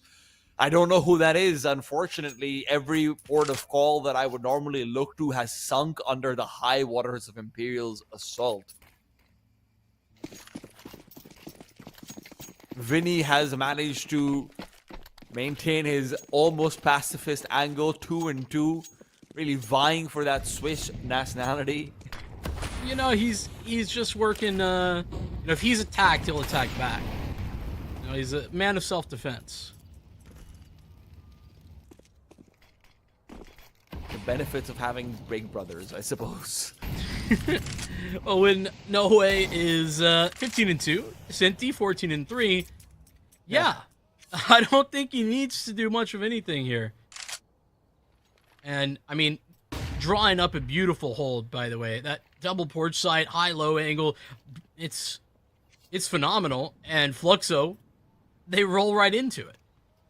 God, Descenti's gone all the way in. He's pushing forward. There's a minute left on the clock. They've got no idea. They have absolutely no idea. They'll be able to get the punish, though. Descenti has too many angles to deal with. It's a 5 versus 4, but Imperial, 3B? because they lose a player on A, they're really relying on the idea that Fluxo might not want to commit in. Try and No Way have both found their kills. Fluxo were so slow. They're so slow about trying to clear this back out. So much respect, but Kai was so deep. I don't know why they don't speed this up a little bit, because now Try has arrived on scene, smoke in the way, but no way, he's barely missed. Not a single beat. 20 seconds. And he's gonna have an elevation too. Disaster. I mean, absolute disaster. By the time Kai picks up the bomb as well, he's just looking for a couple of more kills. Will not find them. Because Descenti is so aggressive in middle, Fluxo don't buy into the idea that they can hit A. They're just thinking, yeah, there's probably more people in there, right? We've seen Imperial play 3 to 4 brackets a couple of times so far, right? Yeah. I'm there with you. I'm just worried that Fluxo, I mean, it's deep. It's 9-1. But I'm worried that they have lost the vision at this point of even what the winning move might be. So unsure of themselves.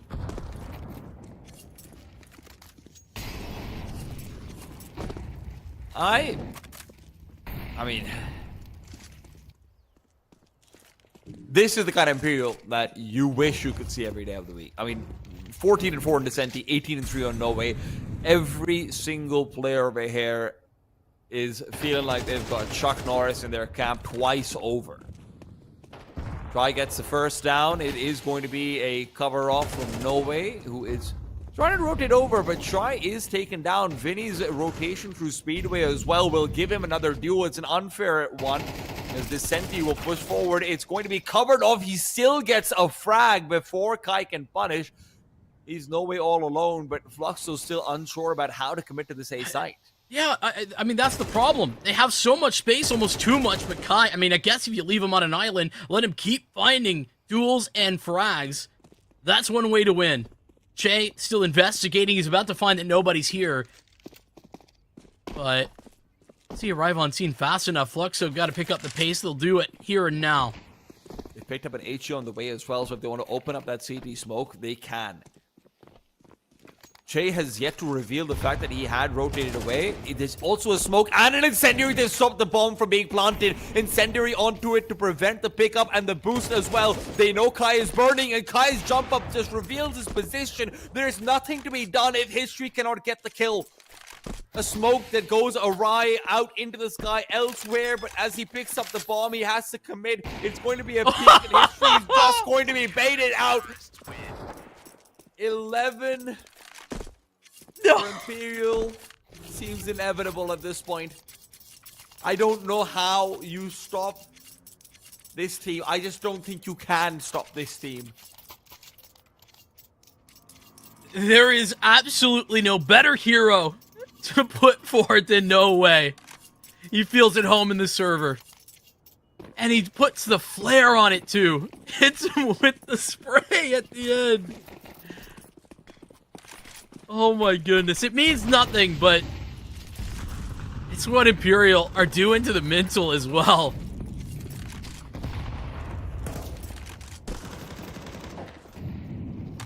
What mental? Precisely. I don't know if there is a mental at this point. The only mental I know is No Way, because he's going absolutely mental all over the map. This CT side performance has been nothing short of splendid. From Descenti is punished. Kai's been able to find a couple of these kills like you mentioned in the past round, but how much can you ask from him? Oh god. Next, a moment. An opportunity for Flash. Another peek forward. A flashbang from Chase has been avoided. Imperial happy to play this 2 versus 1. Well, you've got Descenti dead. No Way dead. So maybe there's a chance. Waiting the timeout, both with kits though, and Nyx. The longer this takes, the more coordinated they are, the worse it is.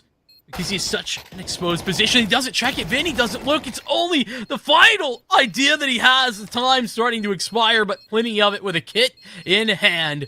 Jay will find exactly what's necessary to help Imperial close out on that one. Oh my goodness.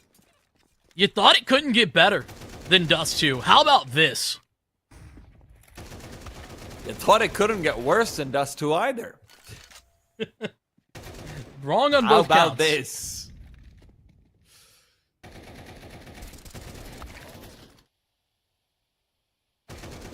Feels like a settlement $1,500 is all that Fluxo will be destined for in the 7th CCT series.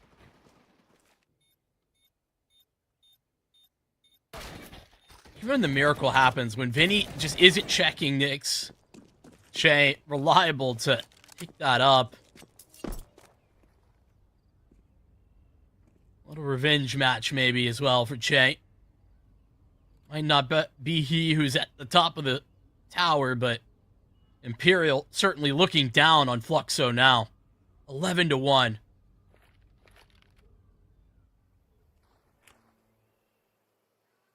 God, I just realized Noah had 20 kills in the first half. Yep. Wait. Does Fluxo even have 20 kills total? They do, but it's not not that many more. Not too much more, yeah. It's about 27, so Just ignore that, you know, a funny point. Mini's maintained that 4-4. Peria, smoke block gives him a little bit more room to work around. But the CT smoke is brilliantly timed. Imperial still locked behind. There's still so much to do, though, for Fluxo. And with the Molotov that Art is burning down to, he almost falls. Will be able to keep himself alive for a while longer. Peria, wait for the climb up. Try as well, just covering off what he's expecting to be a double backside setup and a push through CT. They're reading them like a book. One with pictures. And it ain't a pretty picture, I'll tell you that. For Fluxo, 2v3 on the retake. Fast arrival, though, on scene will help out. History already a double up with these dualies. Che unmoving, Vinny unyielding, and now swinging into Che's crosshairs. Double kill for Che. Close with 3 on the round. It's not a pistol to buy time like Fluxo did on D2. It is map, point, and series, with the semifinals looking like it's gonna be over soon.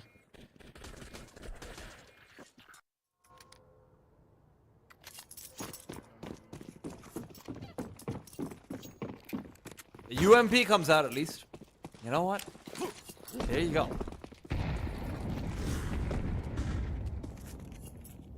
Yeah.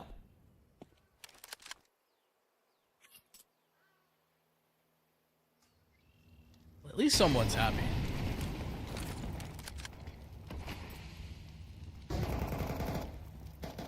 I don't think the man wielding it is happy, unfortunately. No. Feelings of dismay in Art's heart right now. Gonna step back and recreate with history what they did with Zevi last year. 3 straight CCT titles. A LAN win in the mix, but it's not here that will begin.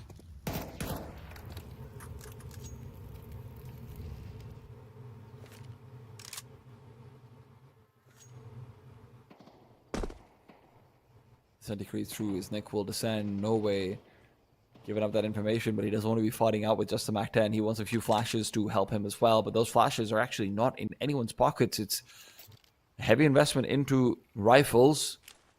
They're hoping to win on skill, and I don't blame them too much for it, but there's not very much time left, and you are entering a site with 3 CTs, all close range. Good weapon for the job as well. History will be able to find that first. Makes it look easy. Vinny on the other side is still waiting for the rest of his teammates to catch up. Spacing is not the best, but they're still able to find the kills they need to get onto the site. Oh. No way as well. Picks another, but the bomb too far off, and Art knows it. He just needs to stay alive. He just needs to zone out. No way. Yeah, time was of the essence there at the end as well. Impressed that Imperial are showing so much reservation considering this scoreline. But it might be that reservation that, you know, loses them this round more than anything.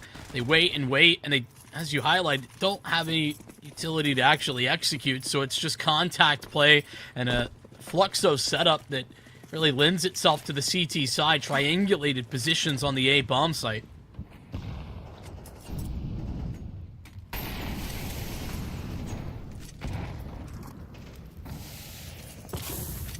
Imperial haven't been on this side for a while. It's a hot buys. It's the B250s. They're running him down. Over and out they go. A flash overhead. A history good for one, but Descenti's traded. They're still hunting, and Kai with Nyx will hold on to the safe site. Not really too much damage dealt out to Fluxo either. At least they can feel good about these next few rounds. Can they feel good? Can they? Genuinely asking. Yes, because like at this point, it is Gallows humor, right? Okay. You know, you said, guys, we've lost this one. Let's have fun, right? Let's just enjoy our time as friends and family. That's how Counter-Strike is, right? It's not about the wins, not about the losses, but it's about the friends we made along the way. A beautiful, poetic even way to pose that. For losers, that is, because it is about winning. Especially over here at the CCT, it is about winning, getting to that grand finals, and making quick work of whoever's in front of you. At least that's what Imperial is thinking right now when they are steamrolling the way they are. Particularly when your name is Imperial. After, I said it at the very beginning of this show, but, they're a team that went into CCT Series 6 thinking that they were the team to beat, and they were. I mean, I think they were the highest rated team in that event, as in, like, VRS and HLTV. And then they got smashed in the finals against Team Solid. Two maps, they were out. It's a revenge story as well for them.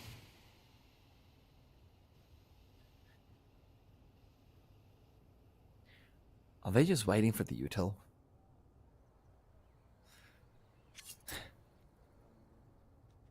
It kind of feels like it. Are we loving this or are we hating this? That's the question, T-Time. Because I do have some level of respect for Imperial playing like this is 12-12.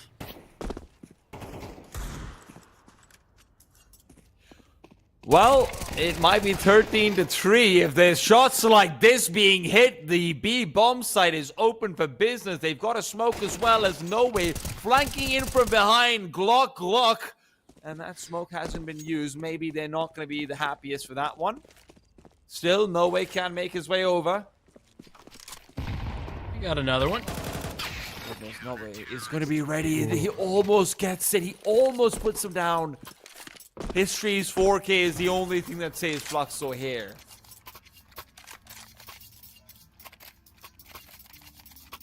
You know what? I'm going to take a page out of your book. I was going to say something mean, and I'm not going to be a meanie.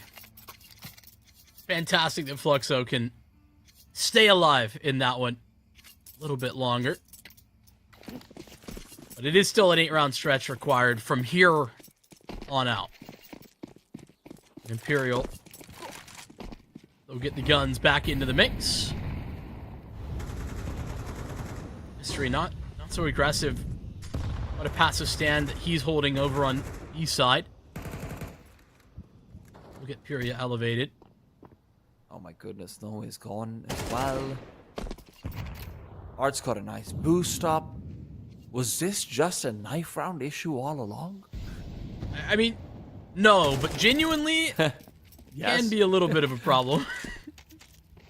The T side on this map, it's actually got, like, it's a little bit better than I think it was last time, especially from the start of it being back in the pool. But it is so team dependent. Try wins these. 1v3 ace clutch. Manifest. That might just One be his team, destiny. goddammit. Now, Destiny got eliminated yesterday, actually. I was hoping that you would pick up on that. He made noise. He's asking for it. And he's gonna get it. Well, I do also, I mean, I feel like Fluxo are pulling out all the little tips and tricks, right? yeah. Like that gimmick boost that gets R to kill. You know, opening duel was fantastic. That one not a gimmick, but I mean, these are the little things you do have to pull out if you're trying to make this level of a comeback.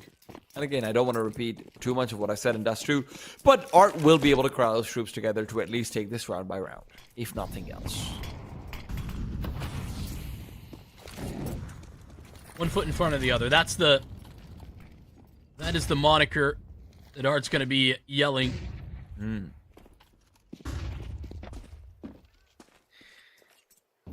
Every single Imperial have been putting one foot on top of the other when it comes to Fluxo's feet. Finally, they themselves might have tripped over for a little while. How long will it take to reassemble their large little stack of flares? Well, maybe it might be here, but Art's M4 will make short work of it. Not clearing out towards sandbags, and no casualties so far for Fluxo. All right, we're a long way from this, but I do want to make a point here. I think that talking of like Imperial playing really passive and not playing with the lead that they have, it can be easy to take your foot off the gas when you're playing so carefully. And I don't think that we're not there. That is not what's happening yet. Cue the music. Dun, dun, dun. But still, I think a fair point. The longer you let this go on, the more Fluxo get the opportunity to play the build-up game themselves. Are they building up for a CCT Series 8? Out goes Trey, in with the AK, right back to the Arch's side. Fluxo want to make their dreams come true in this series, and it is Kai who has really been delivering consistently for them all series long. No Way, however, has been delivering for his team, and apparently a couple of others as well. It feels like his numbers never stop going up. 27-9. He's not done yet. Flashbang to try and force out the opera. History will fall, and it will be all. Pyria is all alone. 1 versus 4 starts to come true. Try on the other side will be victim number 1, and I cannot guarantee that there will be a number 2. Nade. No Way's low. Oh, but it just misses. It was on the right location, too. But at this point, Furia.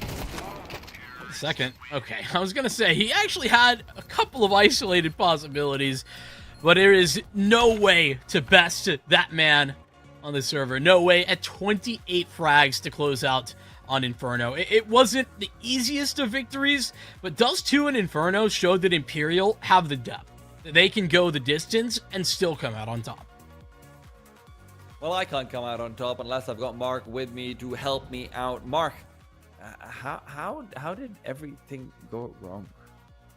I mean, it's honestly a little bit surprising that it starts off to be that clean. It's an Inferno that doesn't even feel like it starts to begin for a Fluxo squad to where it feels like even further out from where like they were on Dust 2. A little bit of the comical in that sense, and disappointing on that underbelly, right? From the 3, 4, and 5 champs, if I do recall correctly, from that Fluxo squad. But so far, like you said it, Vincent, without Zebi, they're 0-1. Yeah, it hurts to like, you know, put it that way exactly. But, you know, I think Fluxo, they have bought into Art's direction here. And I think you have to. If you're going to have Art, you kind of need to do that. Guys, I need to interrupt you guys. Go. Listen, you can't say that they're 0-1 without Zevi when they lose like that. This was Imperial's win. This was Norway and Dissenti. I don't care who you put on the other side, okay? If you're losing 11-1, there isn't a single opera in Brazil who could have changed that right now. It's just fantastic stuff coming out, and one of the men who was doing it all, Dissenti. Sure, Norway in maps 2 and 3 might be the star of the show, the belle of the ball, but really Dissenti's the one who's hooping it out from Nuke and beyond. All right, who done it? Who done it? Who stole this from No Way?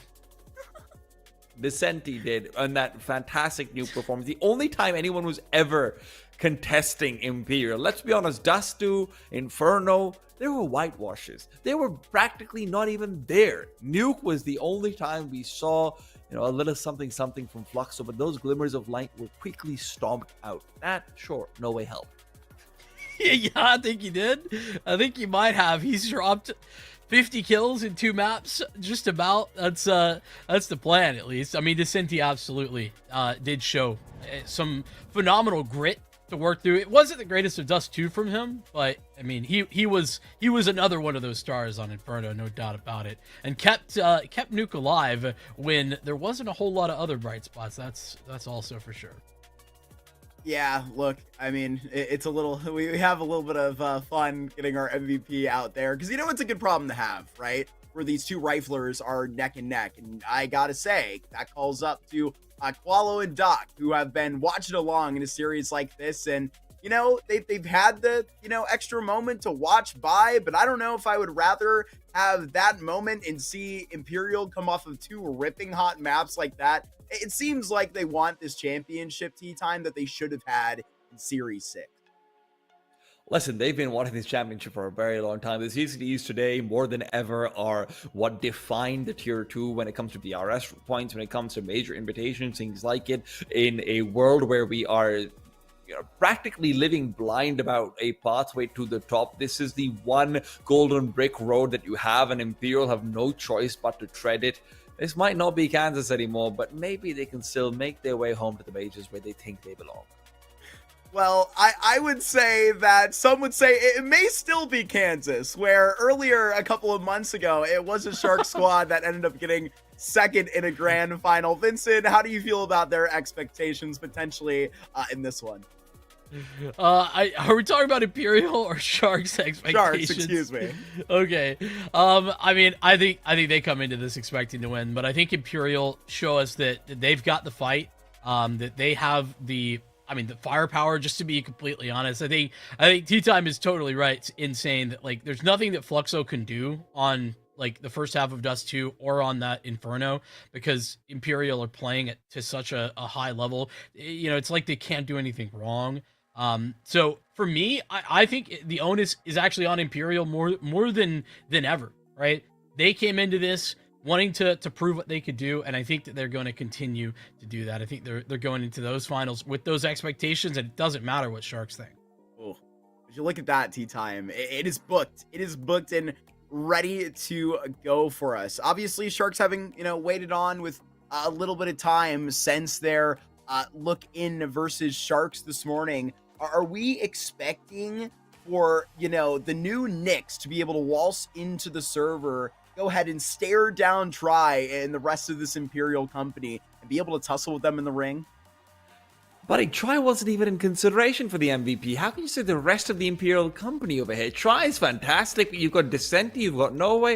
At the same time, Sharks have got a lot of players. We're going to have to find out for the pre-show for that one, for my actual opinion.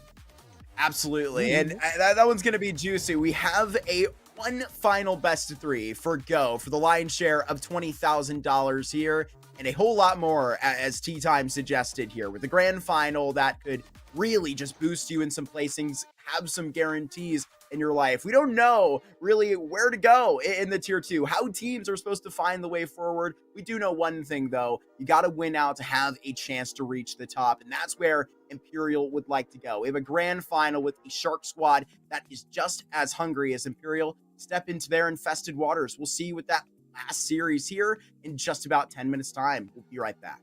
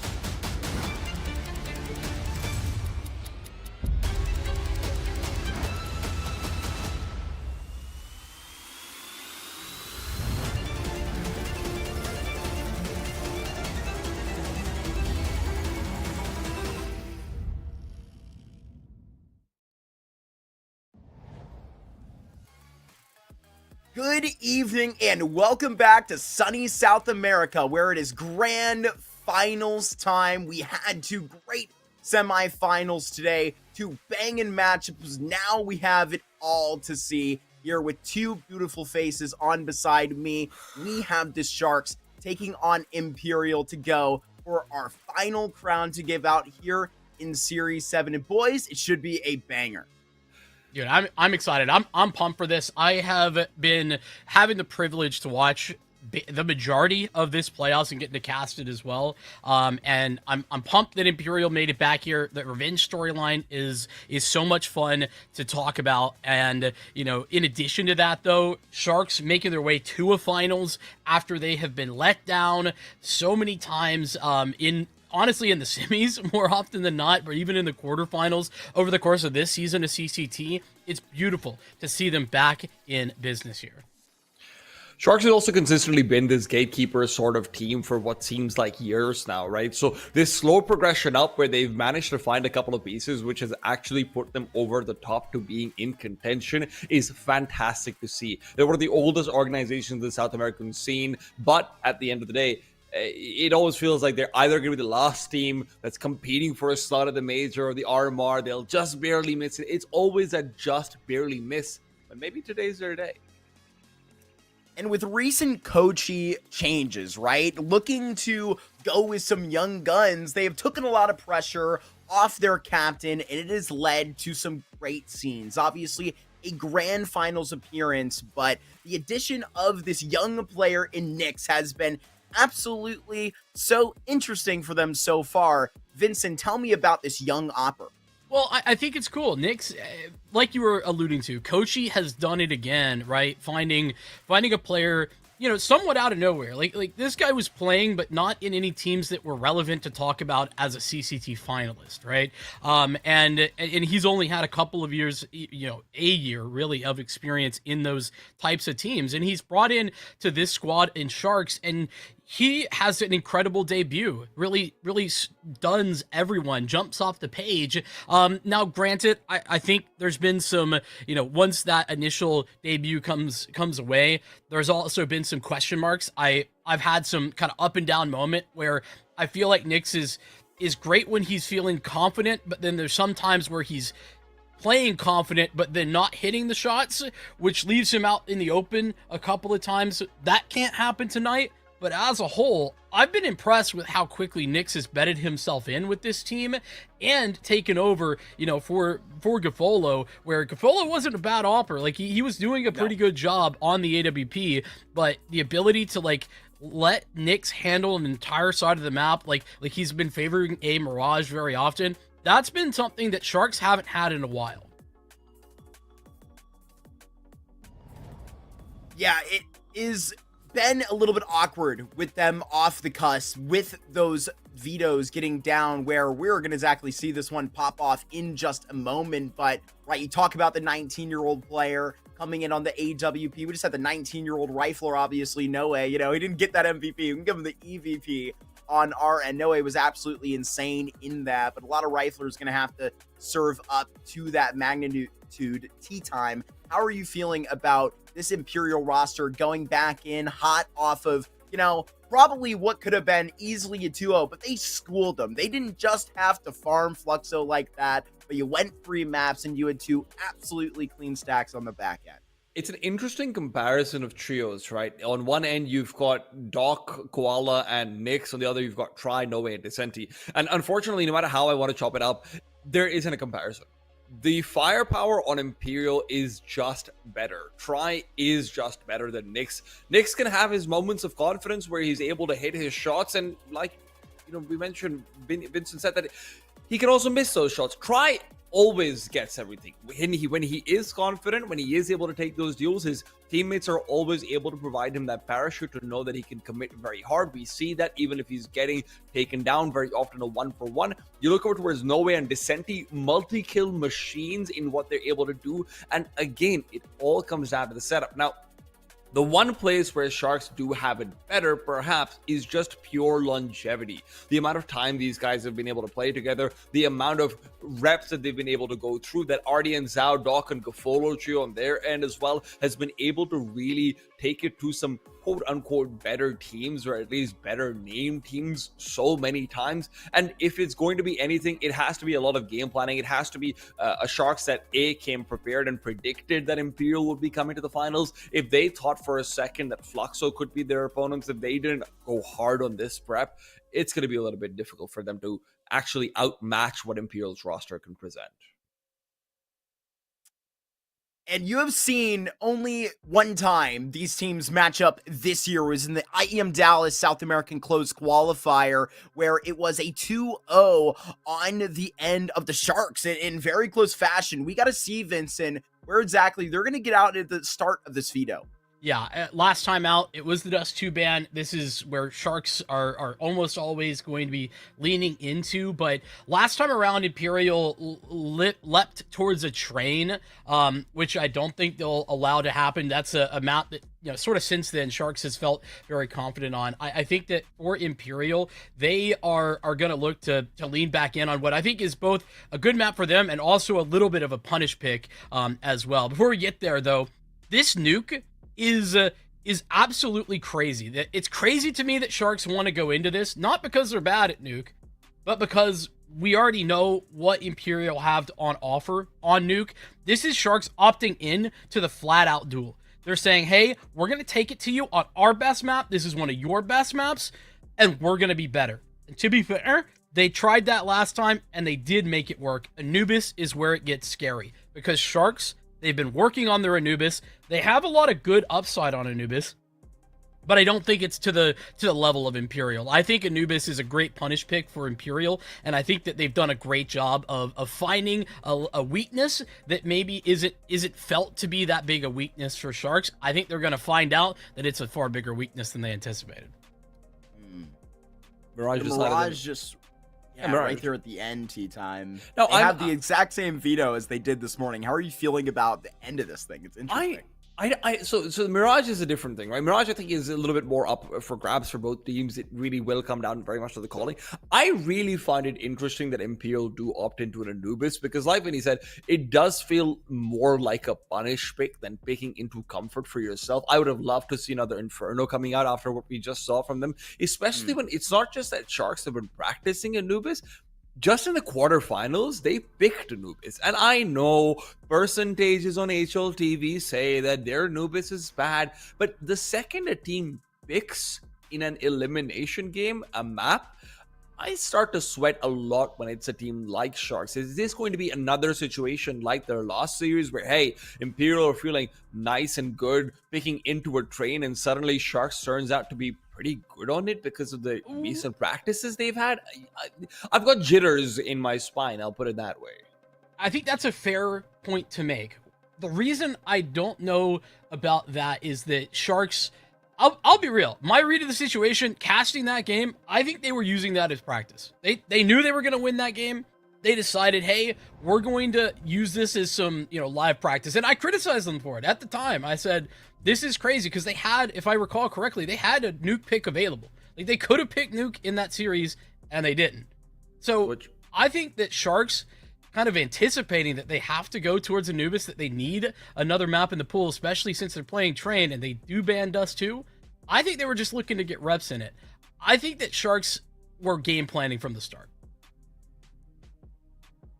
Yeah, it's very interesting, especially where you have, I agree with you, Vincent, it's a little wild with the nuke on the front end, where especially even this morning, like I was saying, tea time, it's the same veto that you had. And that went into an overtime that you had in a very close affair versus a Nautic team that was on it in these playoffs, right? Just absolutely got rid of 9Z here, but it went into OT, and you just saw a very close affair on that nuke. feels like there's a bit of writing on the wall. Look, I just think Imperial had a very poor showing on Nuke versus Fox. So despite the numbers that they were able to put up on a couple of their individuals, that was a Fluxo who managed to exploit a couple of weird calls from Vinny where he clearly had the wrong read as well. You know, you looked over towards some of those upper sites, like Vincent said, very little utility being used for the executes and whatnot as well. It was obviously a read going wrong, and I don't think that's going to happen again.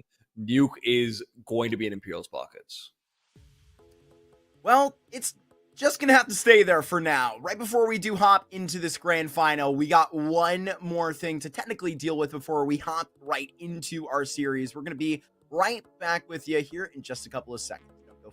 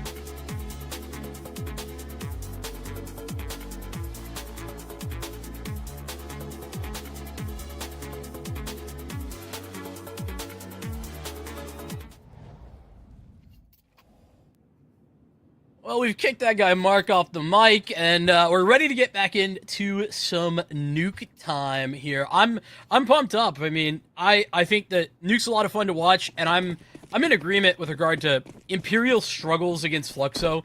Likely not going to be what we see here on this Sharks game. Well, Sharks for now are starting off with a great headshot. Koala has given a good old hug of death to Vinny while No Way fights back. The duel is good for only the one. Descenti's descent will give them another. To the 2-on-3 though, a quick pop out through vents will lead to death for Try, and Sharks are still going to monopolize this haste. Ooh, out through heaven, Che gets a jump onto Gafolo, but it's 3 kills for Gafolo to close out the pistol round victory.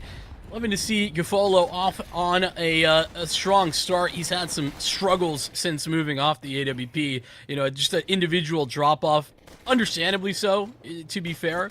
But we've got to see him off to the races to begin with. Imperial. Much similar to what they were dealing with before. Kind of have to fight from behind initially.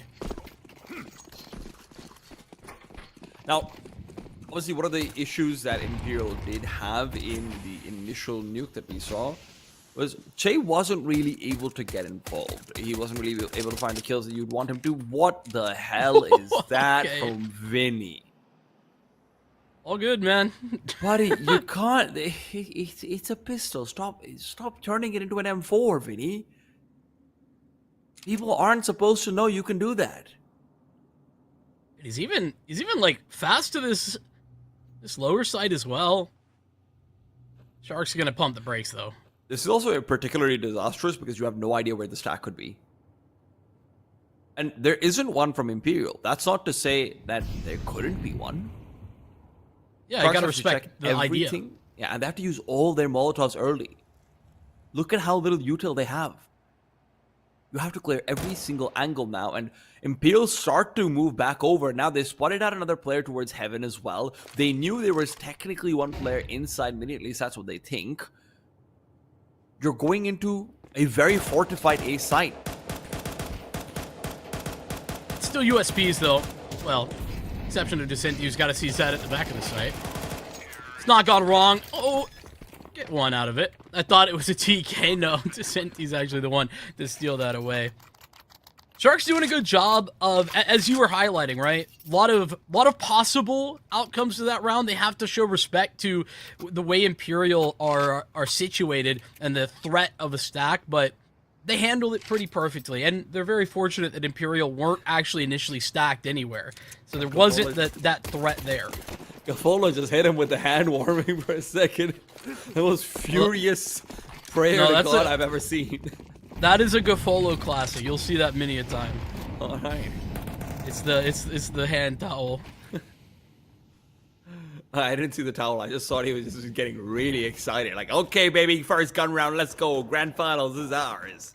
And I believe him with the way they're playing so far. Imperial are about to be met with a quick ramp hit through the grenade and flashbang to help forward. Try's rotation is going to be met by a Molotov. It's a quick little celebratory bottle, but the problem might be the man in the back. It's Shea hidden away.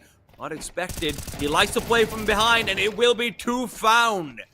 Unfortunately, he does lose Try as well in his efforts. It's a 3 versus 3 for Sharks. They've got plenty of time and space to reset if they'd like. Yeah, and I think that's what they're going to do, at least momentarily. And looking and waiting is Koala for the re-aggression through lobby. It's perfect. Sees them both and removes them both as well. Decinti comes in from the same exact location. This might be a surprise for Sharks, but they still have a 2-man advantage. Going forward, he's not ready for Koala to still be here. What a quad kill. The fact that Koala finds the first kill on a Try while they're still trying to fight back in the Che is fantastic to start with, but then afterwards, this is just the cherry on top. Really, really nicely done from Sharks. They continue to find success with, honestly, some great planning in this round. I think that is one of the spaces that Gafolo does exceed at. He's good in these moments, right? Where he gets a relatively even trade, even at a slight disadvantage sometimes. And when he can then work the map and look for reactions, I think that's a great way that Gafolo can punish a lot of teams. That's why Sharks are actually pretty consistent, right? They're upsettable, sure, but it's rare that a team that is significantly worse off than them, I'm just going to say in VRS for the sake of argument, that will find upsets against Sharks. It's because those types of moves for Gafolo are very strong. I'm glad you brought up the VRS because it's interesting when you look towards the Americas VRS. These are teams that are incredibly close together. Imperial is number 7 in the Americas region. Sharks is number 9.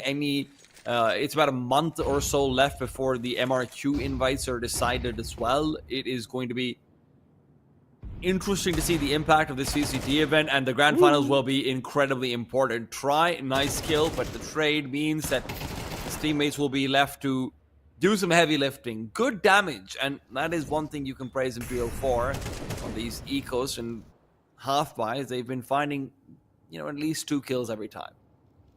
Just another moment, though, where Sharks are watching for the right reactions as well.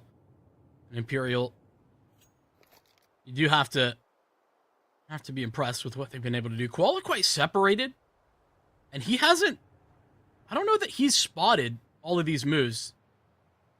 Like, Che moves through Hut, and that's what he was looking at, but I don't think he actually saw it. Oh, that is tragic timing for Che, to be honest with you. 18 HP and but a dream. Do a little bit more damage in this round. I believe. I believe in your dream, little one. You know what I believe? I believe No Way got robbed of an MVP in the semifinal.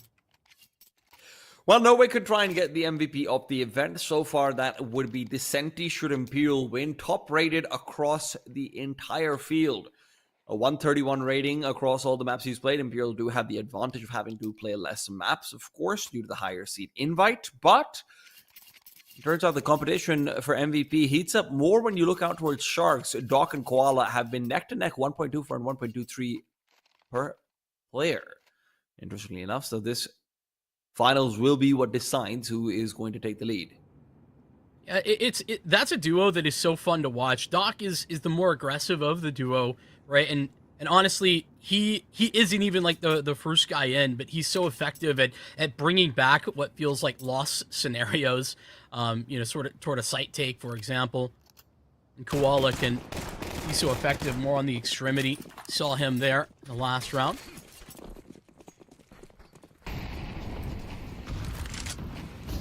Guns are out.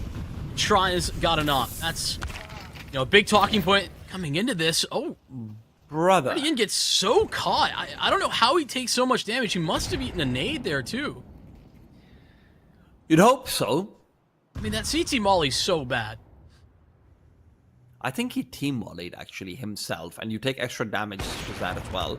Try will start off incredibly strong. No one's there to chase him down, and he can reassert as well with utility. I'm stupid because that can't be a team molly, right? Because he didn't die to himself, so whatever, ignore me, guys. It's okay. It could have been a T side wall he picked up, though. Hey. I don't think so. Sharks. Guys, please save me. Vinny's saving Imperial's chances ahead, though. It really did look like they would be able to shut him down, but both players a little bit too slowly, and even if they hadn't, could have been a casualty regardless.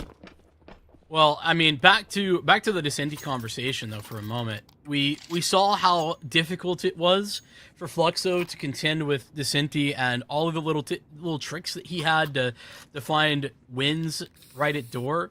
And even, I mean, tricks maybe is a incorrect usage of that term because he was also just, it was one very effective move, which was nade into the smoke from his teammate and then get a double kill.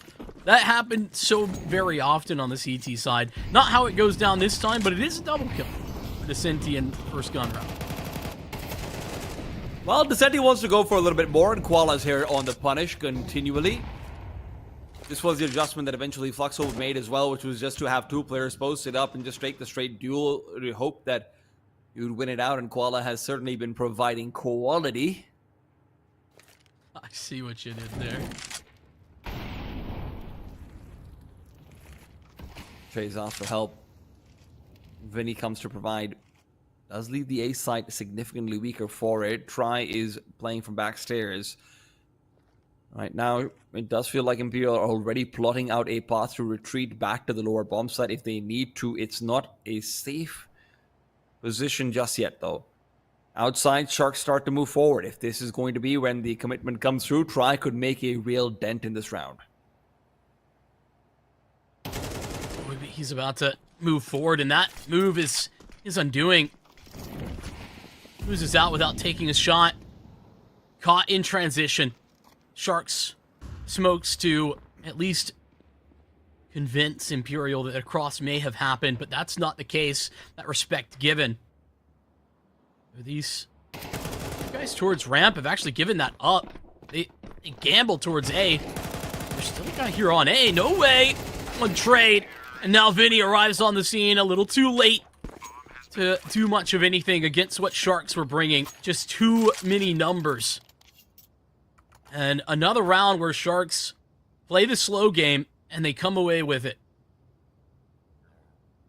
Already an impressive T side coming out from the Sharks. It feels like 6 or 7 is guaranteed, but they can really look to start, buying wood for Imperial's coffin already. wouldn't say quite, hammering it down, shaping it out, but you know what? Good to get that in early. This is by far Shark's best map. And you can see it. Just a lot of comfort as well once they get map control. Very methodical about regaining that even. You saw that with the yard play later into that round. After they handled Decenti, who has returned to his domain. Good timing for Vinny to start descending down. They will need that extra company as well. Will they be able to assemble in time? Vinny might be caught off. Decenti is trying to take the initial peek. Vinny almost lines them up, but it's not enough. Nix's team damage will help him out. Shay's in a great spot to try and pick up a double. First one falls, second one right there with it, and Noe gets a freebie. Was looking a little lonely up top, and he gets company. Unfortunately, swats it away. It's a huge relief to see Che having such impact. Double kill, great positioning as you were mentioning, but even beyond that, he had a couple of rounds in the Fluxo game where he was in a good spot, but wasn't even able to find one out of that. The reason that they can rely on Che so consistently is that, he's often able to get two in those scenarios, and he does right there. Back to the normality, it seems, as Sharks will take a tap. Money becomes a complex issue.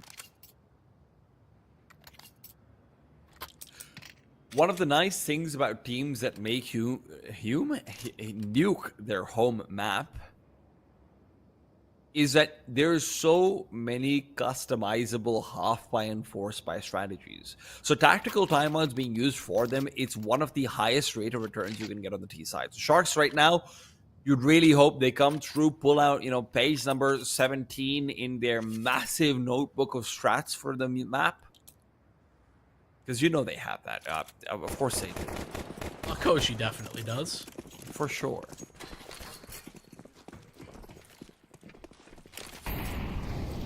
Admittedly, this trap might just be Doc go kill. It would be understandable if it is. They are fast smokes on outside, and Doc is using them as cover. Hoping that Vinny looks away. Vinny will not do so.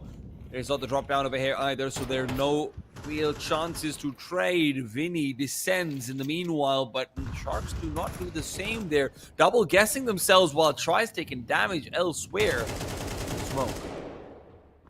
Oh, wait a second. Cafolo's gotten down. Now complicates Vinny's life a little bit. Trying to explode through this smoke is so difficult. Returning a little bit more in the form of defense. Empty down vent. Try on the scene with Che to back him up. A double door is a death trap for Sharks. One after another, they fly in and fall by the wayside.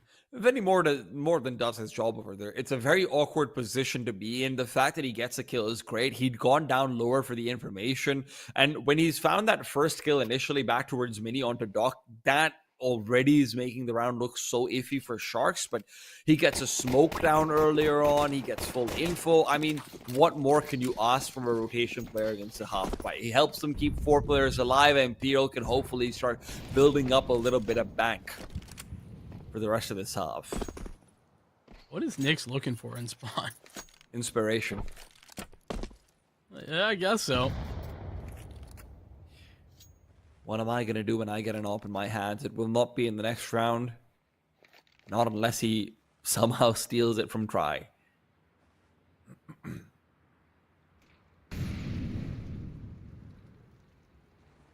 Maybe a little French timeout type vibe here.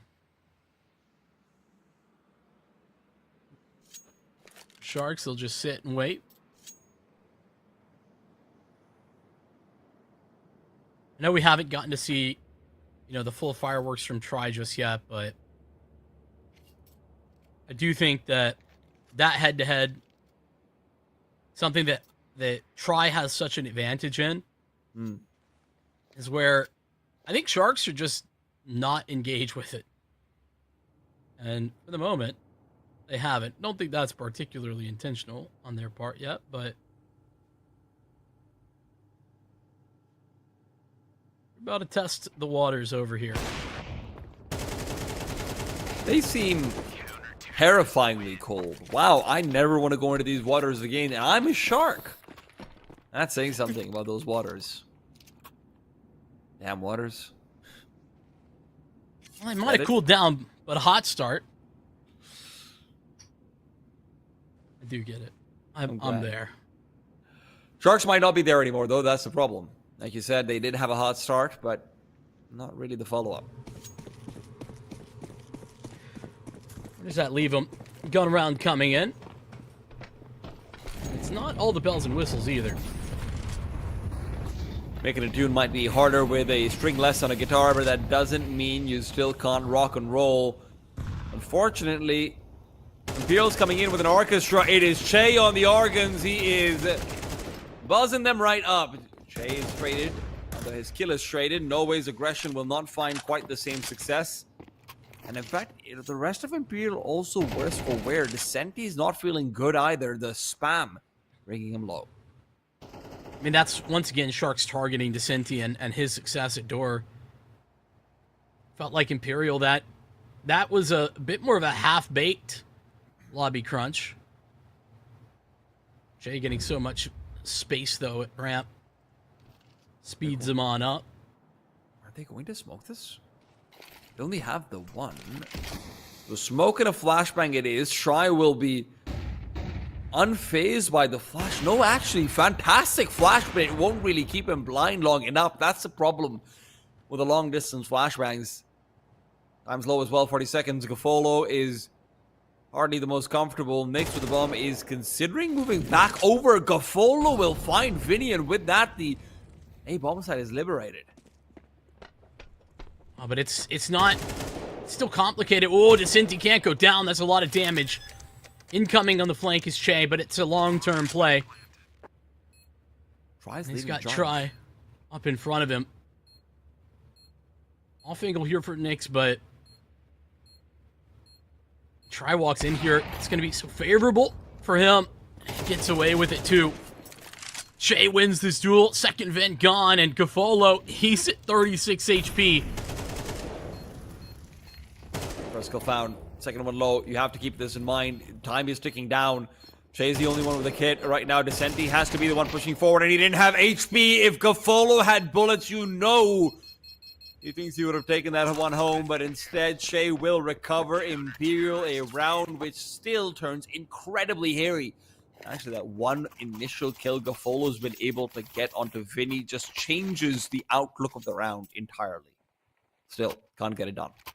I mean, as much as Sharks had lost so much in that round, I think they, to an impressive degree, understanding how they were manipulating the rotations. They had the perfect read of what was going on there. Full understanding of where the gaps had opened up. Gafolo targets it, takes advantage. A 1v3, too much to ask of him. Another half bite. And another devastating mowdown. Sharks don't even get a chance to begin that round before it's over. You remember how I was talking about how Nuke it's a map with a lot of half-pipe possibilities? One of the possibilities is you just die to a great defense. I don't know if you knew about that one, Vincent. I do know about that one. Unfortunately, I've experienced it one too many times myself. And for Sharks, unfortunately, they might be locked out of 5. This is their last chance to fight out with a gun round. It will be a little bit tougher for them now, though, as Imperial is starting to feel a little bit more like they want to be the ones taking the fights to them. Decenti substitutes Vinny, while Vinny looks to hunt outside, gets incredibly aggressive, and through he goes. Doc might be hit to the side of the head, while Che is up top on top of the garage, will get a kill before he dies. Vinny. Oh, but Vinny is set up for this now. He's pushing through, pursuing in, but Vinny will look to be a little bit more defensive just to keep a hold of outside. So it really comes down to Koala and RDN and what they can find. Decenti's put himself down. The smoke is what he's hoping will allow him to come back up. Success in that endeavor for Decenti. Turns on to the A-bomb site. Has no way for support. He has an HG over here as well. If he wants to blow open the smoke like we know he does, that would be huge out of these players. Instead, prioritizes safety. They want He hits to hold. coming. Nix with the top hop molly. And they're not gonna flash out. It's just contact through door. They know Ardian's been seized by his own Molotov, and now as he starts to push forward, Descenti almost lines them up. No way, able to receive, and he's traded out very quickly. Vinny just has to make sure that the bomb has to be planted to the back of the bomb site. The smoke is extinguished, and Nix is low. Ooh. Still gets it done. The quick tap gets shocked that elusive 6th round. Well, I was just about to note that I don't think Nix has had it all half. He's still been able to find some impact, and talk about the clutch there for the young man. New to the team. And not on his best of weapons, but he's got the AK just fine. 1v2 to equalize 6 apiece at halftime. Shark's going to be loving that. That is such a strong half as well, considering Imperial and what we know they have on their CT side. We know they have a great CT side.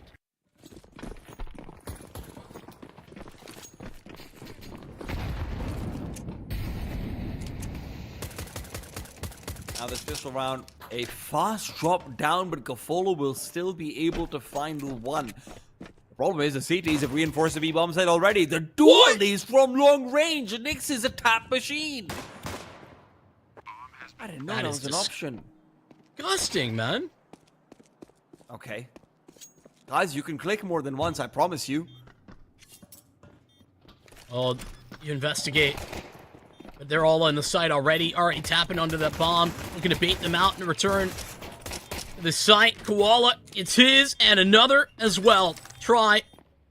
Caught the lurker, but now he's got to catch a 1v2. Overwhelmed by Gafolo. Sharks will take both pistols.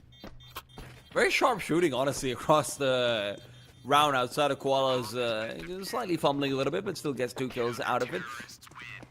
This is the problem with trying to run this fast event dive with this many players. It feels inevitable you're going to lose one. And then you're in a 5 versus 4. It's going to be the rotation from the RAM player. Now, the one tap at distance with the dualies, that's a bit unexpected. But hey, it happens, man. Might happen, but I don't think that Imperial are too happy about just having to swallow that fact. Is, 5v4 can work that. And working with 3, that's a little less ideal. Not so solid on the post plant, specifically not when Try is lurking yard.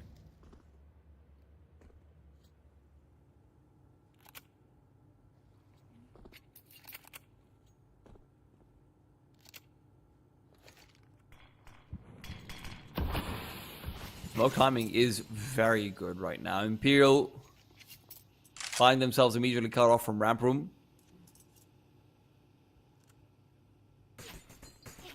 Is there intentions of exploring into lobby? No. There's a retreat back. Never mind. I thought for a second that Doc wanted to go push Squeaky. Won't be the case. Koala moves back into a more aggressive position. Could be regretting it later on. Needs support, and Nix is there to provide. 50 seconds. Time's going to tick out for Imperial pretty soon.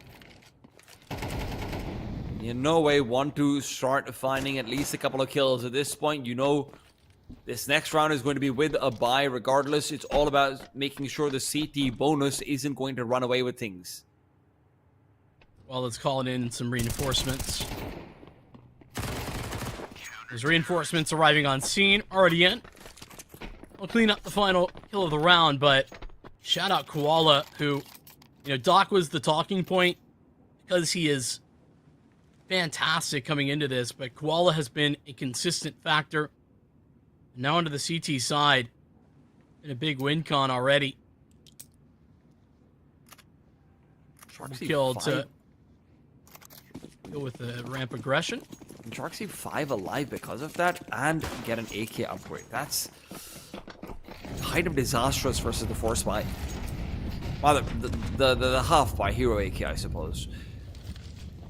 Imperial are wanting for utility, but they are not really strangers to pushing out without it. It is Gafolo to be taken down. A second kill found. A trajectory they attempted versus Fluxo, but success is instead Here versus Imperial.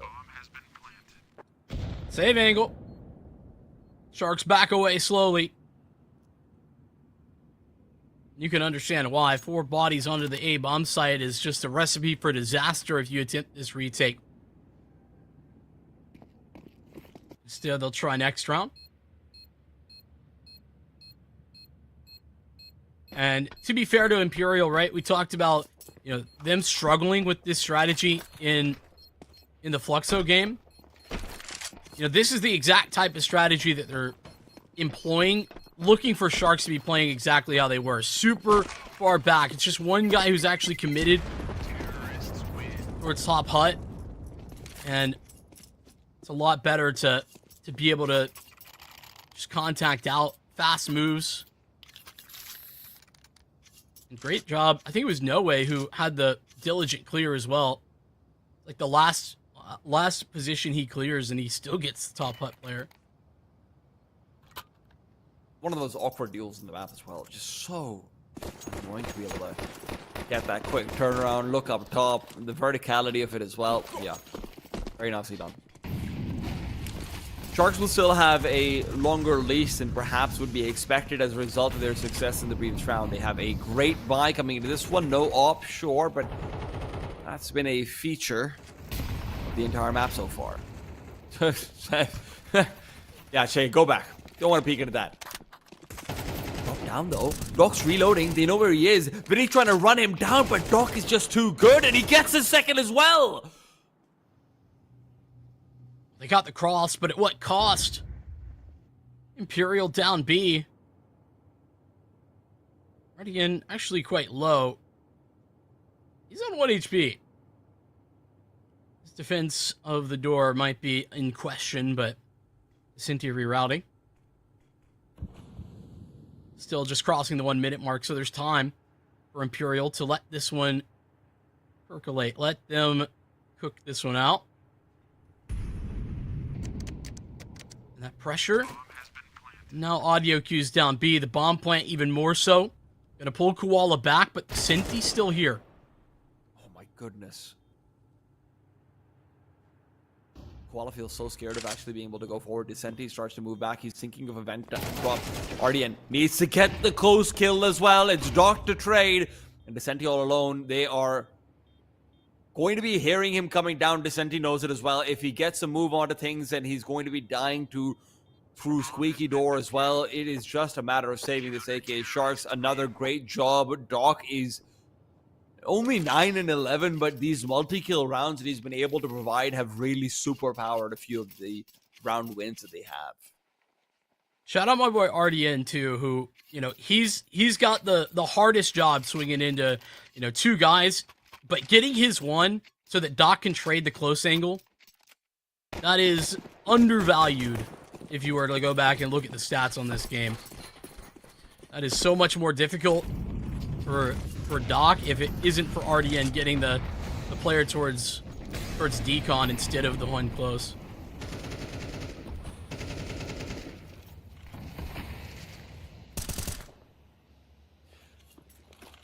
And if Doc starts to show up as well, Imperial's hopes are maybe going to be dwindling. It was tough enough as it was with Koala. Now you've got Nyx on an AWP as well, weapon of choice. And he's been good on the rifles this whole map too. Especially towards the tail end of the first half. I mean, that last round, oof, what a clutch. Sharks not wanting to make a misstep. Pretty passive in their play this round. I think Imperial take the initiative, and I think they will. Finally, pressure towards Yard. Drop down and into Doc's crosshair goes Che. Now Koala tested again. The spray transfer not there. How about Nyx? He's good for his. Escape made in 2v4. A long way for Imperial to bring this back. Vinny's so far off, and at this point, just trying to make sure that Vinny can come over. Vinny goes back up top to heaven. The call's been made. They know what's going on. Vinny is just hunting. Oh my god, you have got to be kidding me. Nyx is going through the smoke. He knows he needs the information. He'll miss the shot, but he at least is going to be made aware of the fact that this is going to be an A-side hit. 15 seconds, the clock is ticking down. There's already 2 players over here to defend. The flashbang is good. Vinny gets himself the first. Bomb drop down. Try will stay up top. Gafolo around the corner. And as Try recedes, the bomb cannot be planted. The round is lost. Try will only receive some sort of penitence kills. But even he dies after time. Oh, you're right. Brutal. Oh, that's frustrating. 1250 for Try to work with. I thought it might have been the round losing move for Nyx to give Try an op. And nearly was, but Gafolo is just the safe pair of hands that you can have. 10 rounds to Sharks means there's just not a lot of leeway to lift back up off this one.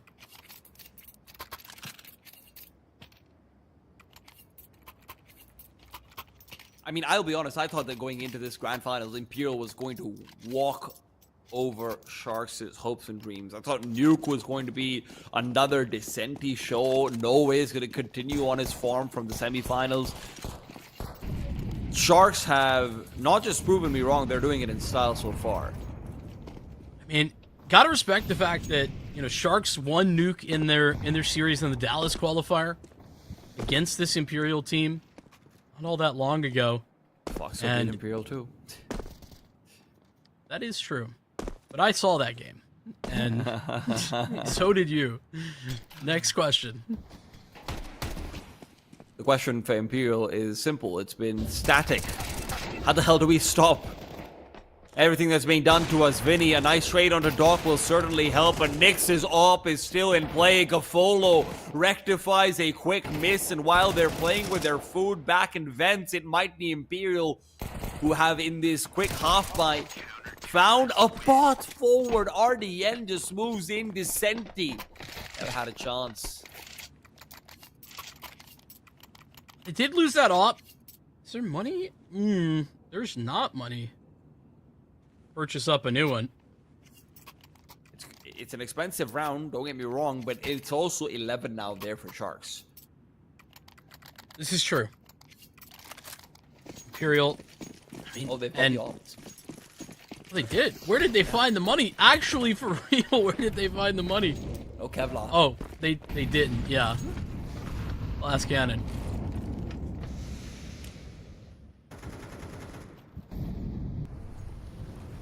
Difficult to punish that on Nuke sometimes. I'm wondering about whether Doc wants to get aggressive or not. Again, you look at his score, it's 11-13. It does not seem impressive at all, but you find the few rounds where he's managed to get those kills, they're so impactful.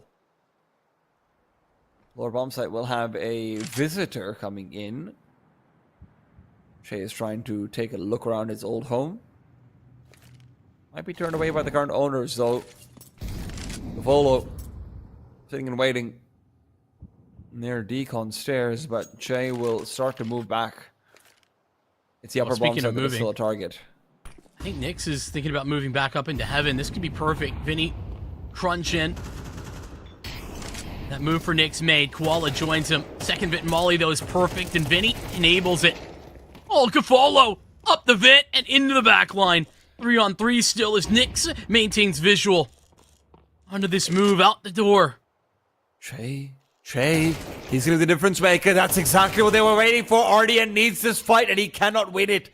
Shay's been allowed to proceed all the way far forward. He had moved back from secret stairs, makes a long trek all the way back towards heaven. It's not just Che, but the big gap for Sharks this whole round is that they never had visual on yard. They were leaving that open the entire time, and eventually it comes back to bite them.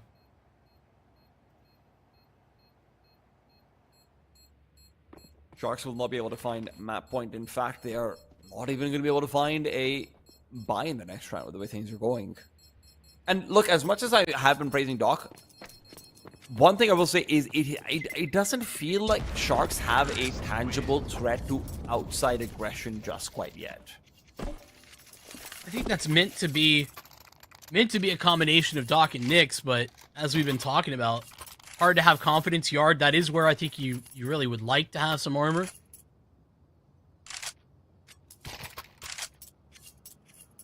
Also hard to actually move back out towards outside as an AWP player when you've been dealing with so many upper and ramp hits. Imperial have made Nyx feel like his primary duty has to be to the sides more than outside.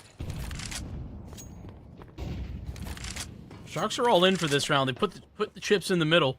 Well, There's man. Doc. How's that for a threat? Push yard. To a flash. Second flash coming, but it's not going to be on the timing. Che goes down. And Halo to Doc. A true threat as he gets up in the mix, and there's still more to be seen inside of this smoke. Okay, Cafolo falls away. Unseen and untouched. Oh my goodness, they know where Descenti is as well. They had spotted out. Doc knows he'll be taken down sure, but it was a Deagle that needed a swing. Koala pushes forward, gives himself a great angle. There's still a chance for a Famas to pop through. Gafolo went down below, don't forget, and as Koala is found, the Deagle is not trading. Oh! No one's getting everything for free. Wait a second. Gafolo, he's got a visual. He's looking for no way to make the first move, but Vinny's so prepared. Gafolo has made that jump up 3 or 4 times this half. And finally, Imperial puts some respect on it. They're not going to let them get away with it again. That's just heartbreaking for Doc. Doc did everything right there. He gets the kills he needs. He moves back. He's putting himself in a great position over here as well. Koala dying. I mean, RDN just not trading at all there.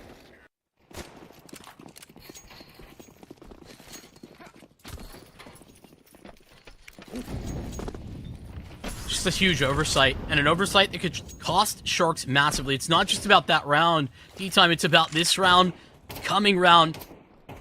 They're about to close the distance. 9 will turn 10 unless something insane happens. Yeah, they're done with Unbreakable right now. That's a third nade going towards Unbreakable, by the way. Don't want any of that business, and it's 5 surviving, too, for Imperial. They're not out, not done, not by a long shot.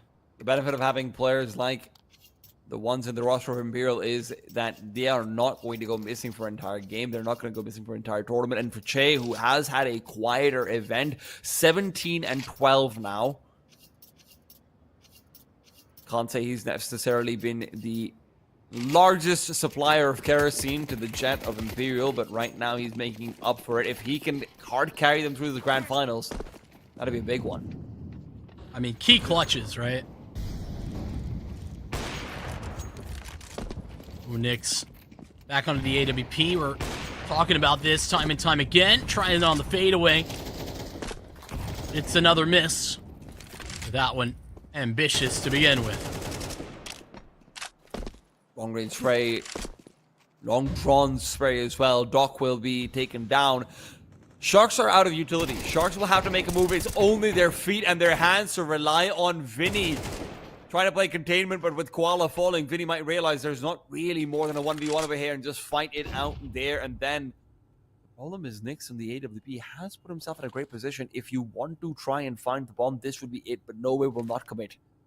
There's no reason to. I mean, funny enough, Gafolo still hasn't found the into that duel.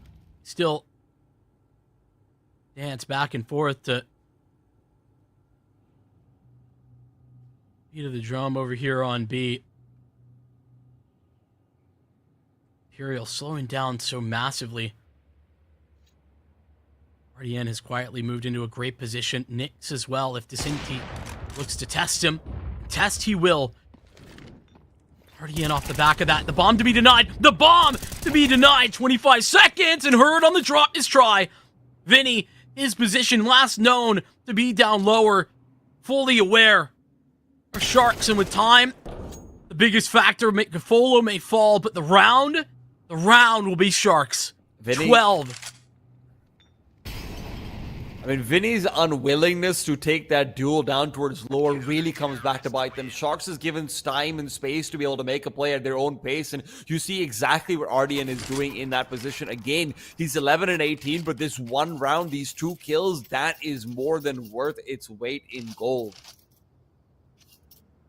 So many times you'll talk about RDN as kind of a not even tertiary star for this Sharks team, because he's not a star. But what he does do is he defines on the CT side so much space for Sharks so very often. He's never playing the passive approach. He's always going to get active. Well-timed activity as well. Oh, tries found Nix. He's still fighting for it. He's still fighting for overtime. Imperial, they don't want to be giving up their opponent's map pick this easily. Sharks has been continually in the back foot when it comes to economy. Right now is no difference. 2 MP9s remain amongst their 4 weapons. Gotta stay alive here, Koala. Fighting back, and no way. This takes him down. Doc Op has been forced away by the Molotov. He can provide no support. It's a Lord bomb set underneath attack. Only Gafoler to try and defend. This round is... Gafolo's done. They're out. This round's not over yet, though. There's still a chance for Imperial to try and go around. Dahan tries certainly thinking about it for sure. You can lose 2 weapons if you want to.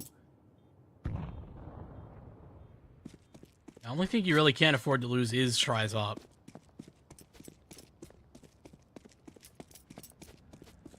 Would make this last round much easier if you're able to take a few of these guns out of Sharks' hands. But I think Imperial, thinking more important to them, they are going in with the best possible chances in round 24. To be honest with you, it isn't all that much better here for Sharks. Obviously, far better than it would have been. But it's still not a great purchase. They've done more with worse, it feels like, before. But again, neck and neck. Nice opener from Pry in that previous round. He is hoping to do a little bit more of the same over here. I wouldn't be surprised to see Doc recede back, but because he has the AK, he feels so much more pressure to get aggressive. Maybe a lobby crunch, anything like it. There's a lot of options that you normally look out towards for CT side nuke that we haven't seen Sharks exercise yet. They haven't necessarily always needed to. I mean, they also haven't had it op with utility very often, so setting Nyx up for an aggressive duel would be another great option they could leverage here. And hey, this time he's got armor. I think he's had armor far less often than he hasn't. Poor guy. He's been feeling the wind in his privates right now. It is all about taking it to the man. It is Try who's the man on the other side, and Nyx will be taken down. The op recovered, but Koala dare not repeak. And normally that would go back over to Gafolo, but he's in a very precarious position already. This vent has become his home.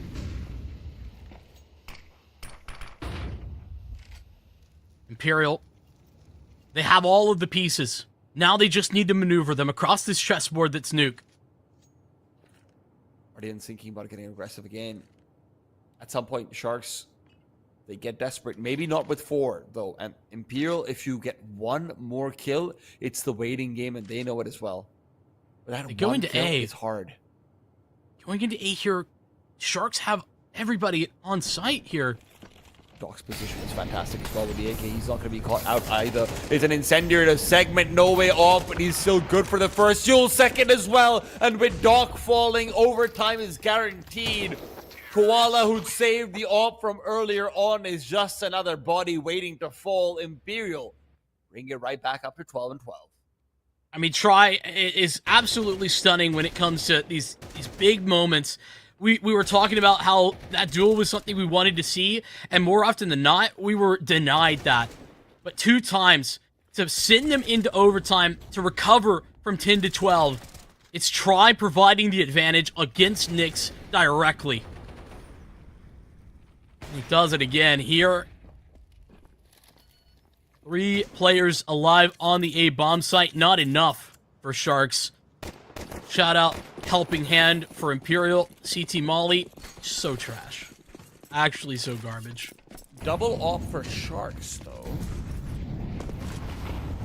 The first round of overtime, and it's Gafolo to be wheeling number 2. He is getting aggressive with it as well.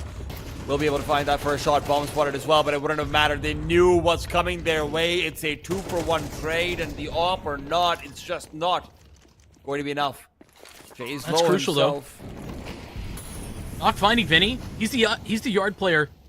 Now there's a chance to try and fight back in for this. This re-smoke going to complicate matters. He's taking damage from the incendiary as well, but in the meanwhile, it's just Oh, who's and really miss. going to be the danger man. Flashbang dodge. He turns back over. It's not in time. Is bullets. Try brings it back to a 1-versus-1. It's a head-to-head that you asked to witness. It is with flashbang as well. Nicely placed. The incendiary doesn't really matter. He can just push right through, and Nyx is off the bomb. Nyx is off this plane. Oh, that's Nyx just wavering a little bit in the clutch and try playing to perfection.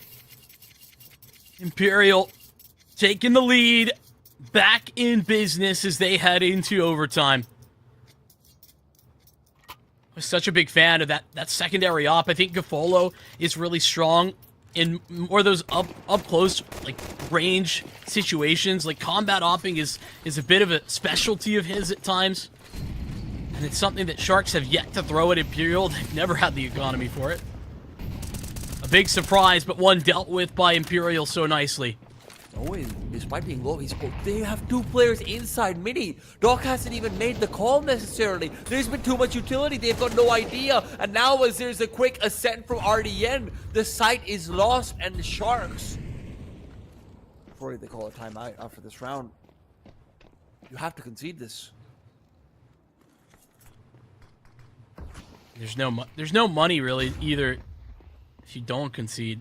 The thing is, Imperial hasn't actually got the bomb because they didn't expect to get control of the site like that. Doc can still make a go of this. He spots it out and he's dropped it. Another kill found. And where Imperial had everything they could have asked for, it has fallen out of their hands. Mind-blowing. 1-3 now for Descenti. They just need to swing. They just need to swing. He gets one. Makes it a little bit easier for himself. A flash behind, but the grenade to him leaves him on just 2 HP. First kill is nice. Second's better, but the third is what comes back to get him. Imperial, a done deal, gets broken down. That is so devastating. I'm floored that it gets down to that moment, but honestly, Sharks, props to them sticking around for that. That is just heads up. Understanding, hey, the bomb should be down. If they had the bomb would be on the ground. Landed on the site. They stick around long enough. Doc plays deny, and it's deny, one after another. Imperial trying to shepherd the bomb over to the site, and they never get there until it's too late. 1v3 attempt, a valiant effort, but not enough. Saved. It might be. Over it is not. Oh, Try. Right as you think that Imperial might be wavering. Try comes back in with a quick double entry. Make it 3. No way. Doesn't want to be left behind. Can you leave him behind? Is that even possible? He's been defining all of these late map rounds. Opening picks. Key duels. And he does it again there. Double entry onto the A bomb site. Has no way for support coming out hut. Triple for no way and 2 for try. Lovely end to the first half of overtime.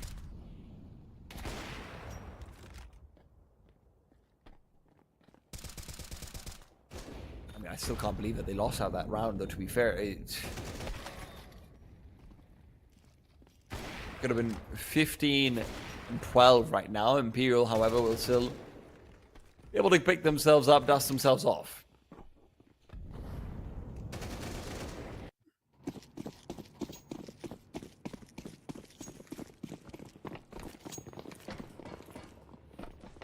Imperial aren't going to be changing up too much. No, ooh, no ways miss out everything. His jump, his Molotov, and he's even gone into the enemy incendiary. Down to 13 HP, but Sharks will have no idea. Smokes out, but Vinny's waiting for Doc to try and make a move. Doc is just here as escort, wants to make sure that the rest of his team can descend down to B. Try is sitting and waiting for a potential play to be made. There's 2 players still in vent. No. So Imperial, they've put the items in place. Vinny about to be tested. Here it goes. Oh, back turn for Nyx, but Gafolo arrives. Right time. He comes in to finish him off on the low HP. Well isolated to lobby as well. Full information. That bomb fully recovered now, but time is of the essence. As long as Shay doesn't get traced out and taken down, this is a very difficult round for anything to be done. And Shay's position is fantastic. He knows what his job is over here. 30 seconds. And as the time ticks down low, Doc will be turning the corner. Shay on the other side. Will be cleared, will be checked, but at least he's able to give out an early notice. The players on the bomb site itself, No Way aggresses through, and low HP that he was really never going to win that round. Try alone, a 1-on-3, one of many that Imperial have made an attempt for, but it feels unlikely that they're truly given a chance to win it. I mean, Try might attempt an escape, but he sets his sights. Unlikely as it may have been, he'll try anyway. Give it his best go, but Koala's having none of it. Another round where Imperial have advantages, where Imperial have all the information, and ultimately have 3 players ready to go on the A bomb site where Sharks set their sights, and yet still Sharks come away victorious. There have been a couple of great moments from Sharks in terms of being able to find that late heaven control, and this was one of them. Che not getting the kill, Che not getting a 1-for-1 at the very bare minimum is a critical error. And something that Imperial could come back and look back to. Doc, though, early on, Vinny's been able to find him, take him down. RDN's right through the smoke. He goes, No Way will trade. Waiting for more to come over his way. Gafolo likely to pre-fire him, but with a little bit more presence back out towards the heaven. It does get scary. Peek through from No Way is still punished. Gafolo knew exactly where he was, and Vinny peeking in is just not enough. Now that Try's shown his hand, it's all about Shay, and he'll get another one down. Nyx all alone. Many 1v2s one hair before, but now it's Try on the other side, wielding his favorite weapon. He'll be the shotgun. Finally, a real opportunity to clutch. Try had been put into so many of those where it's nigh unwinnable, where he's already lost. It's just a matter of time. Happy to break off a real victory. The Sharks take advantage of their attack given in overtime. Now they are up against defeat. 15-14, Imperial. Just got to win one more, or we do it all again. One thing we know for sure is that Imperial not doing anything the easy way here tonight. Yeah. Trey, No Way, and Try all sitting around that 22-23 kill mark. It's been incredibly consistent across the entire map for Imperial. They've all been at, plus or minus 4 or 5 kills. The funny thing is, Sharks are plus or minus 1 kill if you don't include RDN. Gafolo, Doc, Koala, Nyx are all about that 20 mark. Big impact from Gafolo, too. The amount of times he is turning rounds, his impact fragging, more important than just the number by his name.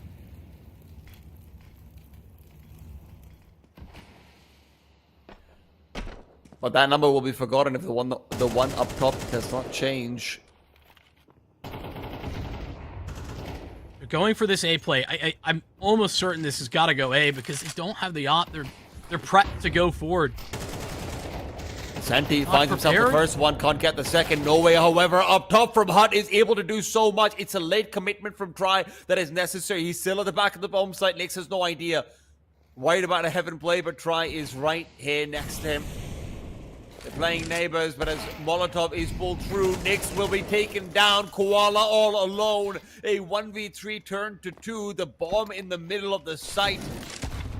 Molotov at the very least should be able to displace Try, but a grenade from up top will still take it away. Imperial win out. Nuke Sharks will concede their own map pick. Yeah, they knew that they were going into the belly of the beast, picking into Nuke. It's a stunning map from Imperial more often than not, but as we were saying, hard mode engaged for Imperial as Sharks take advantage of some key mistakes, but ultimately can't confirm the victory, which sets them up for a difficult series moving forward. Nuke, though, at the end of that rope, we're going to see what Mark has to say about what went right and what went wrong on Nuke. Man, I'm just so happy with the turnout we've had through all three series today. I came in as a Nuke enjoyer, and I hope that, we persuaded some people today. We had 3 Nuke overtime affairs throughout all of our best of 3s today. Just some ridiculous stuff. But you know what? There it is. 2 in a row for Imperial, as it's really a bloody affair here. But it starts out exactly how a classic Nuke would for the Sharks. Very strong and very straightforward. Earlier today in their overtime affair of Nuke, I was just referring to, they went ahead and went 2-0 in their pistols. That was something that we saw through exactly in this series. So when you got off on this very nice start, as you do see in front of you, it wasn't until about round 5, round 6, you started to see Vinny and his boys to get back, right? You saw this very nice position in multi-kill from Che. Down below, they were able to make it that 5-2, and that's when you started to wake up the beast of Imperial, right? But, I mean, you have to really respect it. You got to really get at that point over towards Sharks for, not blaming a guy for trying. Like Vincent said, in our pregame, they went for this duel in this veto to really challenge Imperial on it. And they took him the distance, really into that overtime. It was an RDN's out play right there at the end that did force them into it. Obviously here where you're seeing this back and forth, I mean, it is kind of on the Sharks here for looking back on this first half. They really let Imperial kind of gain a stride here. And by the time you got to round 10, you were back in a tie game. So you had very good stuff, right? I mean, it's refreshed into a pistol. Some excellent stuff that you had right down. And it almost feels like you're getting onto the same wave that the Sharks rode even in that first half. The riflers were here. The plays were very, very good. I mean, Doc was on. I really liked what I saw from the man, and some great plays out of the IGL as well. You saw Gafolo have some amazing stretches there, and it was really, really great to watch. You see, obviously, he survives a round like that, just dips under the heaven peak, pops out of heaven. There were so many crazy plays like this, but Imperial started casting their net lighter into the end of the map when things started to get a little bit tricky down here, and you couldn't exactly see Sharks really start to close things. There's a moment where you're starting to push and you start to look into a rest of a game, but it's no way that pops off with an absolutely insane triple like you see on your screen right now. I mean, we thought Koala on the survived AK there would be enough to perhaps put 12 into the bag for Sharks. And, that's exactly where Imperial, right, took it out. It was completely up to test. But in round 22, they do pepper it, and it was back with an RDN push. That was what I was saying, that multi-frag to get 12. That was all at his hand. Imperial bullied their way essentially into the ramp, into overtime. It was really some nice affairs here to get that start. But, I mean, right at the start of this overtime, a try clutch to get that down. You did have to really get down and dirty in that next pick. It was Decency that got really close in a clutch. Imperial stole this last round of their T side, which, put some really nice momentum into the air. And then you look back and you check with the rest of the Sharks, and maybe not the rest of the way with the pack. RDN Zhao didn't really have his moment in overtime, and generally it felt like the rest of the team was kind of falling behind. But it was peppery at the least, right? It was a wrap outside to get Sharks back to a tie, right? Just going back to what was great plays on their T side to go, which really could just set you out here. I mean, what we've talked about in this conversation for what it means to take this title, it means a whole lot. I really like T-Time's point, pointing out how close these teams are in the VRS, just 2 separate settings to actually get that going in the standings here. And a grand finals appearance, whether it's the money, the glory, or those points that you're after, it's going to mean a whole lot. And that is your best punch in the series. There's no doubt about it. Your odds are going to be worse heading into the belly of the beast, quite literally. It's an Anubis that they were able to tackle a lot later, 13-7. Nothing was going through on that ace side when they were attacking it. It was great stuff that you saw out of that Sharks unit, but we're going to see if they're going to be biting as hard into that second map. Well, now they have a sense of urgency about them. We do have that second map, and I did spoil it. It is Anubis. It's going to be over here in just about 10 minutes time. So are we going to see Imperial put the latches on a 2-0 and get their much deserved victory, a little bit delayed from Series 6, finally coming in Series 7? Find out here in just about 10 minutes time.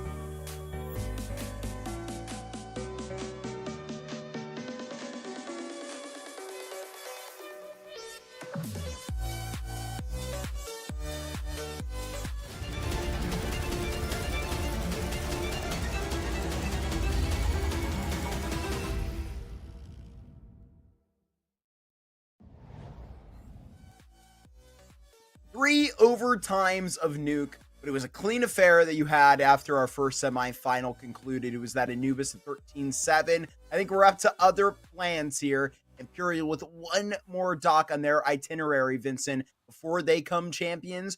Are we headed right there in a 2-0? Kind of feels like that's where we're moving to.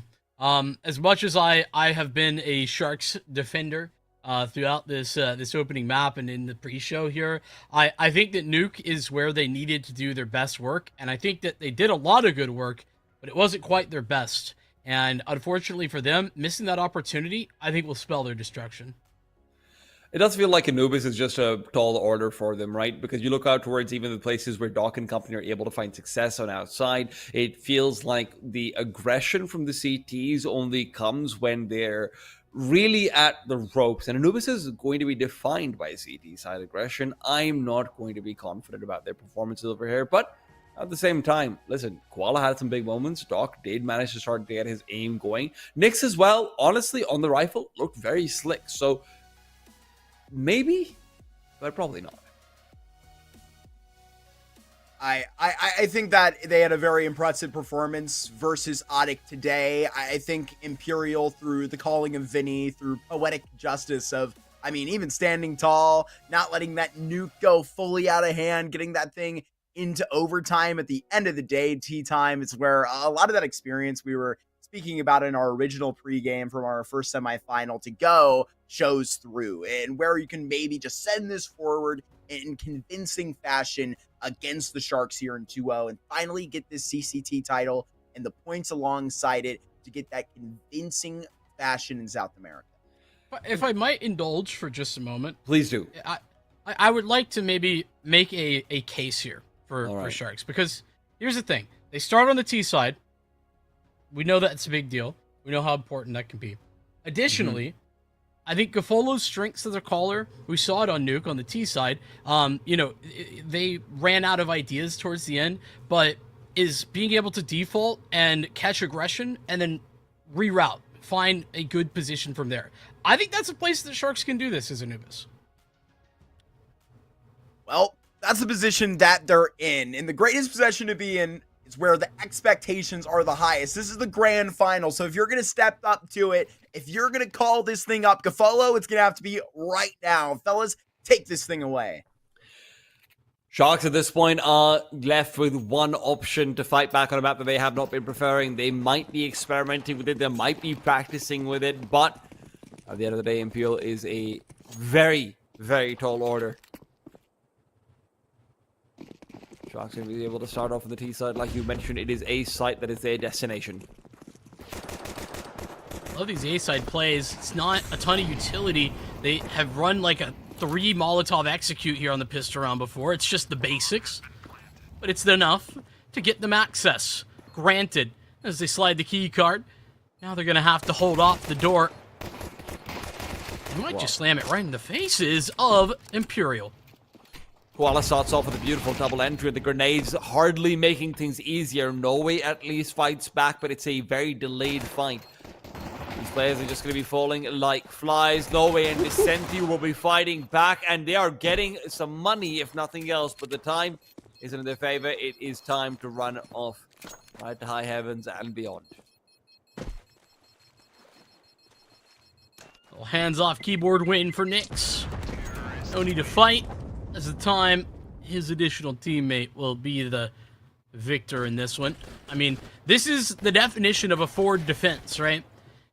Don't allow Imperial the space or the comfortability to work with to get back into this site. They never have that opportunity. And despite that fact, No Way breaks it open. An incredible shot out of Vicenti. I mean, that duo is who we've talked about on and off throughout this entire day, semifinal into grand. But Imperial make a real thought of that. No Way will get an M4 because of those kills and the saved armor.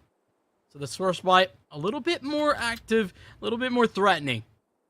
Early flashbang out from Che out towards A as well. Sharks start to wonder about whether there's any sort of aggression coming through elsewhere, but more than the M4, it feels like the challenge might be given to the double MP9s instead. Rotations come through, they have dismantled the stack, and Sharks have decided, hey, We can't maintain this Jenga block tower right now. Maybe we move back and reconstruct it. The A site, the new foundation for defense. Rock is currently working a long way up. Ooh, uh-oh. RDN's gonna get traded. Bomb escaped. Yes, Nyx can get away. They still haven't cleared out the B bomb site, though. Can't drop the bomb. Cannot fight Nyx. All right. Vinny gets Doc, taken down. make sure to clear Vinny as well. That is critical. All 3 players are coming in through canals, and they all have rifles. This is not going to be an easy fight, but at the very least, the Sharks have advantage of a single flashbang. Doc is the one wielding it, though. He can't pull it out. That'll be certain death. Imperial split up. They move back. They decide, you know what? Actually, we've got 3 rifles. Why are we necessarily committing to this? Okay, let's move back and save. I don't love the decision. I won't lie to you. But when you consider the force buy coming out into this round, being able to buy again in the next, it makes sense. Yeah, I'm seeing the thought process here, but I'm with you. Imperial, they're chasing Nyx down, and you know, if he drops the bomb, that's the round probably done. Sharks are in trouble. And then they give that up as soon as Nyx gets away. I understand it, but I don't have to like it. Yeah, Vinny was alive on the side for so long, it really felt like he was being set up for success. You're thinking, oh my god, could he just find 1 kill? Just that 1 kill. And unfortunately for him, and fortunately for Sharks, he isn't able to do so. The reason that we discovered, or rather discussed, that this is, you know, maybe more of a punish pick for Imperial than it is, you know, a pick of confidence is that it's a map they play, but it's not a map they play all that often. Koala is just on a heater though right now, and if you can have a player like this performing the way he is, it won't matter how often you're playing this map.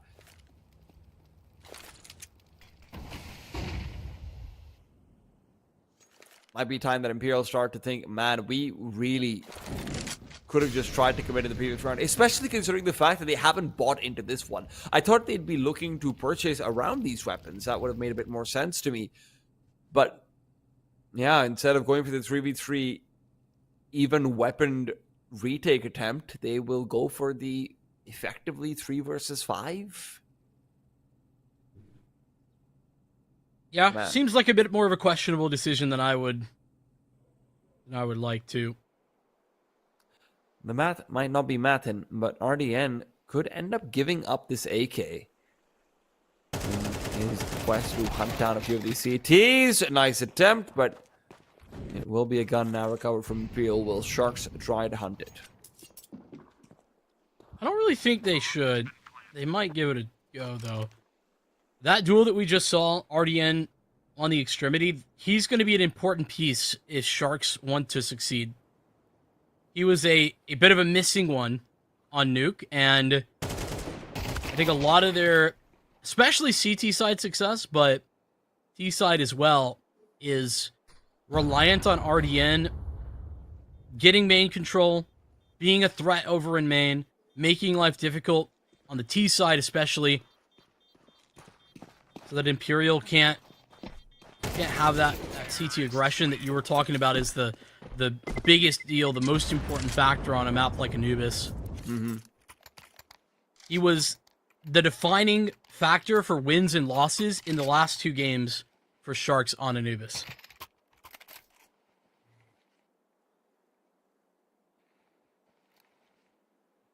Nyx is getting that good old Vinny from Inferno treatment so far, by the way. 0-0.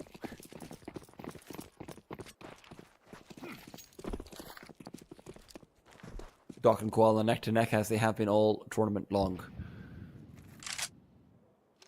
Sharks will concentrate a little bit more presence back out towards Canal. They will leave mid empty. Imperial do the same.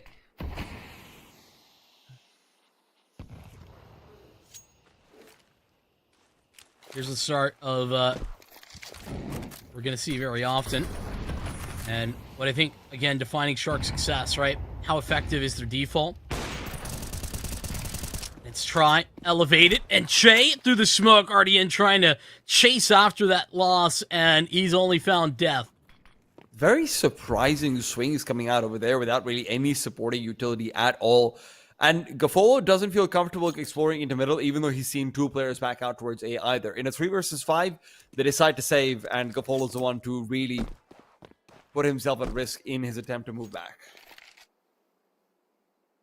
Maybe not anticipating an AWP. That's the only thing I'm thinking. But it's an early punish. I mean, I'm with you. Sharks at this point are also just trying to be a little bit cautious. They know that their key will be keeping their guns alive, not really having to go too deep into the strat books when it comes to these eco rounds that you need to win, these half buys, these force buys. It's things like that do find a lot of success for you on Anubis. You know, teams like the Mongols, who I've never thought are amazing teams on Anubis, will very often squeak out victories because they've got some really good half by executes. I can't expect Sharks to be that deep into the map, though. Not yet. They probably have a couple, but getting them to work will probably be a little bit harder than having just a full buy for yourselves on this T side. Speaking of the full buy, they'll have it again. Coming out into this next round, round 5. We've already started to see the Imperial CT side and the tri-op as well. I think CT Anubis can be so available for you to maneuver your op around anywhere you want. I think you can play just about any location with that gun. That's a big value nade. The craziest amount of damage, but tags up 2 or 3. Oh, the flashbang timing is fantastic. Doc is going to be able to take down 1, is expecting number 2, but Try will back off. No one from Sharks wants to commit too hard into it, so he will be allowed to retreat.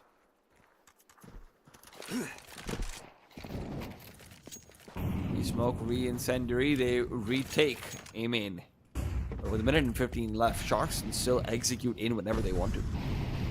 But that's still fantastic for Imperial. That's space that they've just lost super handedly, and they're already back in. They've already re-cleared it. Means they can reinforce another area of the map. In the meantime, though, Sharks are taking space themselves. Mid-control in Gafolo's hands.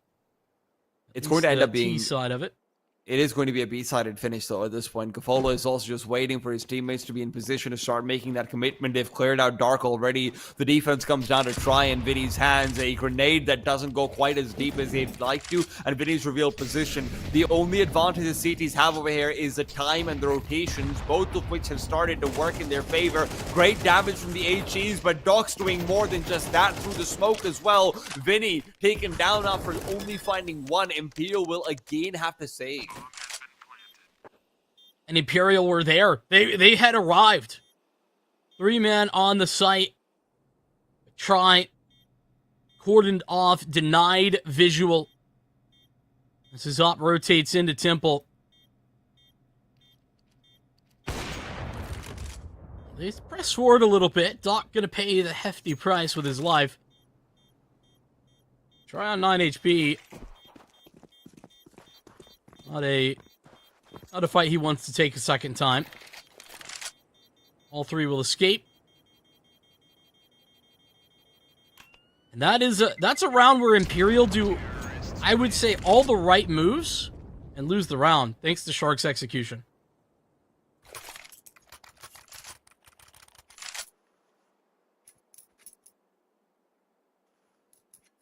I'm curious about what the changeup is going to end up looking like over here. The natural assumption would be that Imperial start to focus more on the mid. Maybe a bit of aggression, maybe you start to try and go for some pushes, some early fights, but considering how little presence Sharks has put there themselves, it's not the easiest avenue for an early advantage. But no, it's back to more A. of the same. I mean, he and Che. Definitely a lot of the game plan around Imperial CT side is handling A main at the moment. And incredibly off mid. They haven't actually had anyone there, like, ever. these first 5 rounds.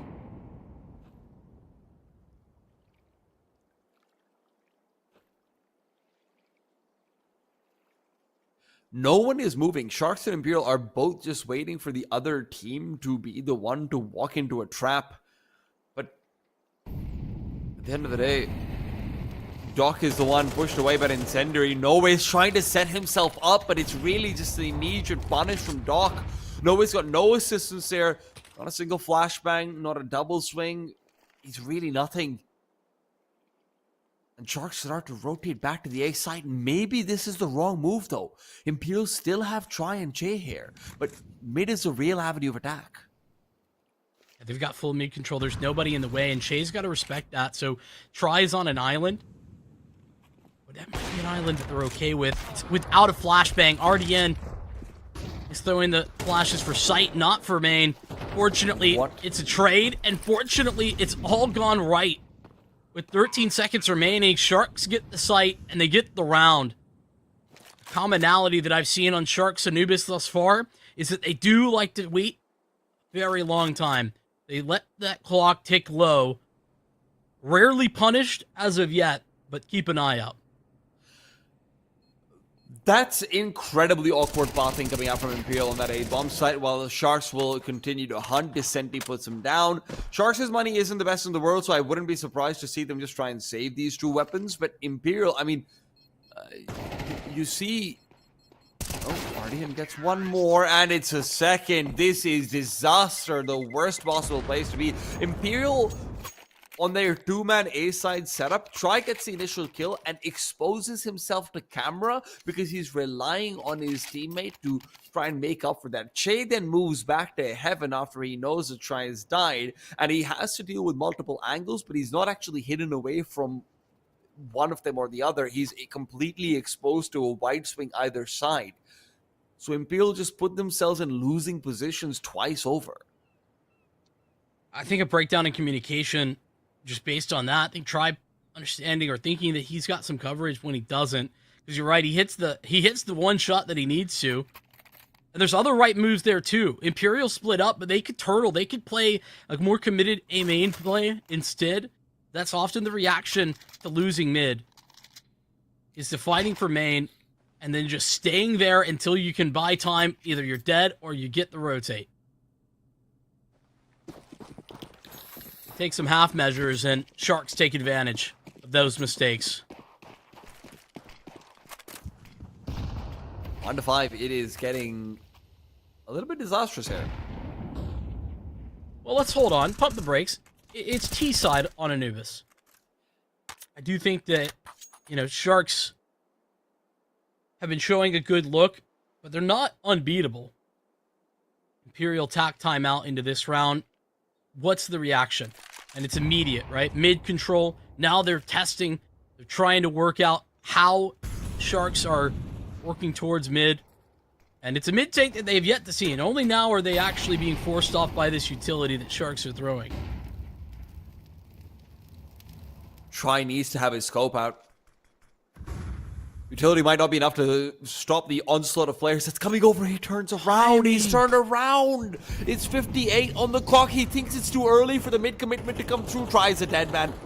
Gafolo and company can just walk all the way in. Sharks has completely outplayed this A-bomb site again. Che isn't ready for how close these players are. There's even a self-flash from Try. It has all fallen apart.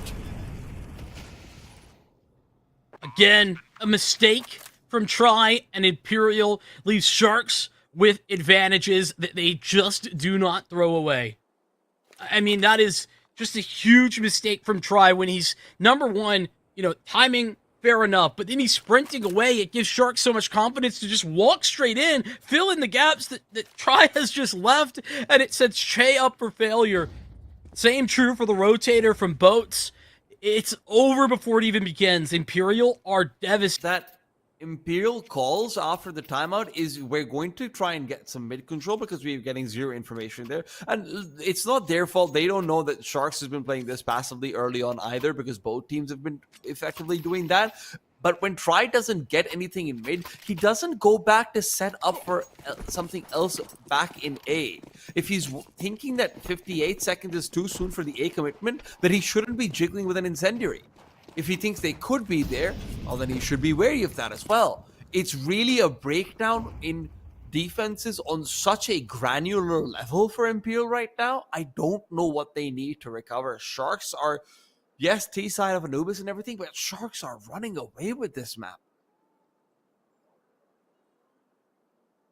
I think that the key part to that of why it's so devastating is that it's Imperial's breakdowns more than Sharks having a incredible game plan that they've executed to perfection. This is just a basic default that Sharks are getting a lot of value from, and Imperial are stepping in and finding themselves at the worst side of it more often than not. That is despite the fact that this default built to catch aggression isn't actually doing that, because Imperial aren't stepping forward at all.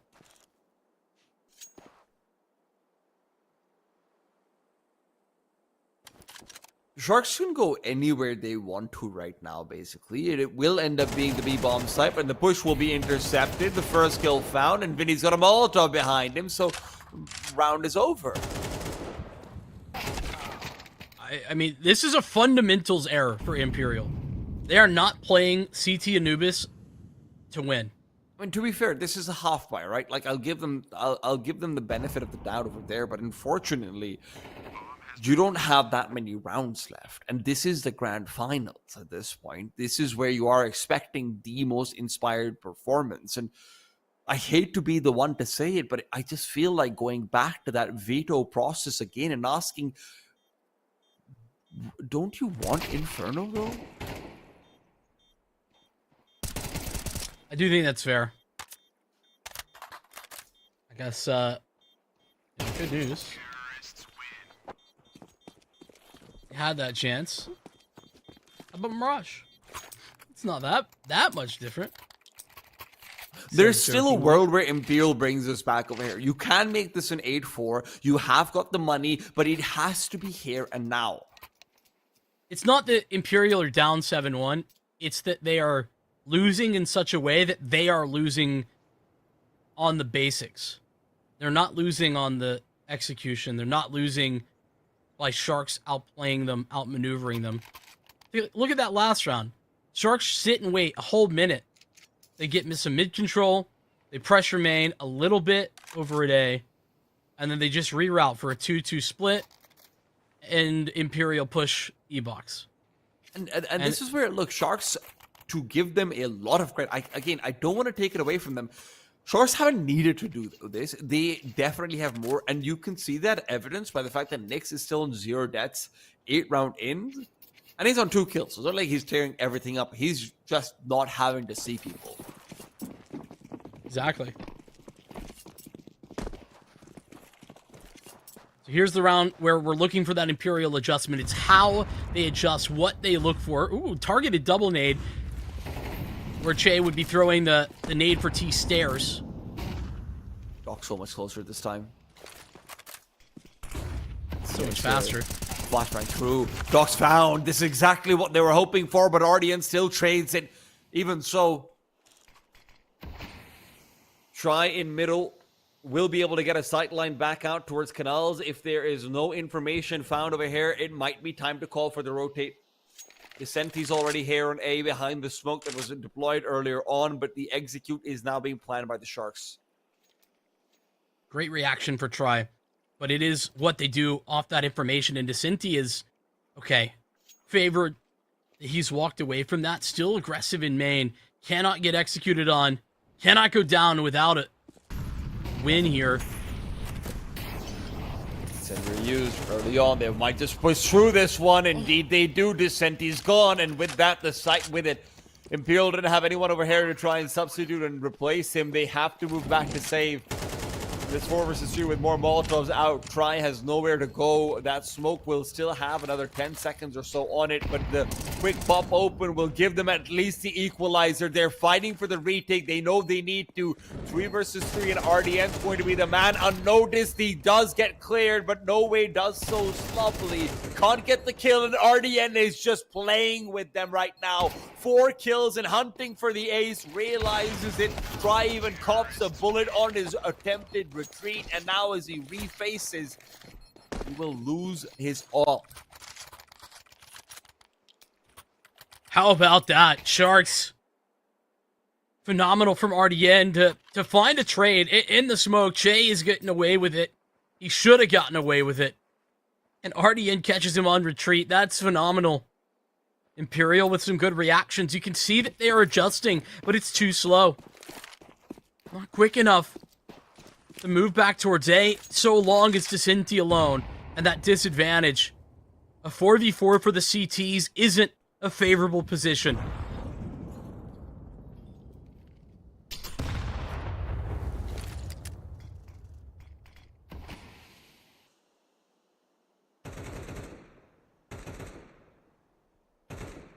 The walls are closing in right now for Imperial. And Sharks are more than happy to lean back and let it happen. It's been an inspired performance from RDN. A couple of fantastic moments between Doc and Koala as well.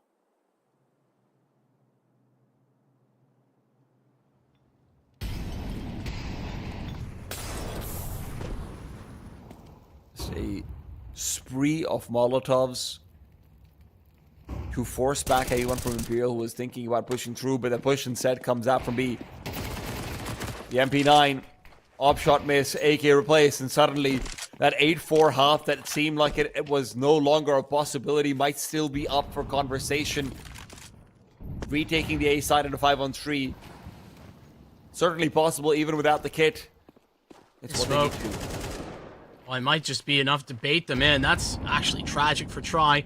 He thinks he's got a little bit of a favorable duel. Instead, he's lost out. No way down. RDN through the smoke. Catches Descenti. Dropping out of heaven goes Che, but he's gonna go down without any further retreat available. Imperial. That advantage, it falls so quickly. They flood the site, and it's only a flood of blood that we see on A. Sharks. They'll have another one. That's a 3-on-5, right? Yeah. But they did have all pistols except for one. I mean, they got their guns recovered after. That's a problem. And look, I know there are caveats, right? I know there's caveats to these rounds. There's a lot of rounds where I understand why Imperial have lost. But at the end of the day, it is the grand finals. You're down 1-9 on your own map pick. You don't have your individuals popping off. You're not getting these crazy moments and then losing it. You don't have a single player so far on a positive KD. Descenti is the closest on 7-7, but the numbers just aren't coming.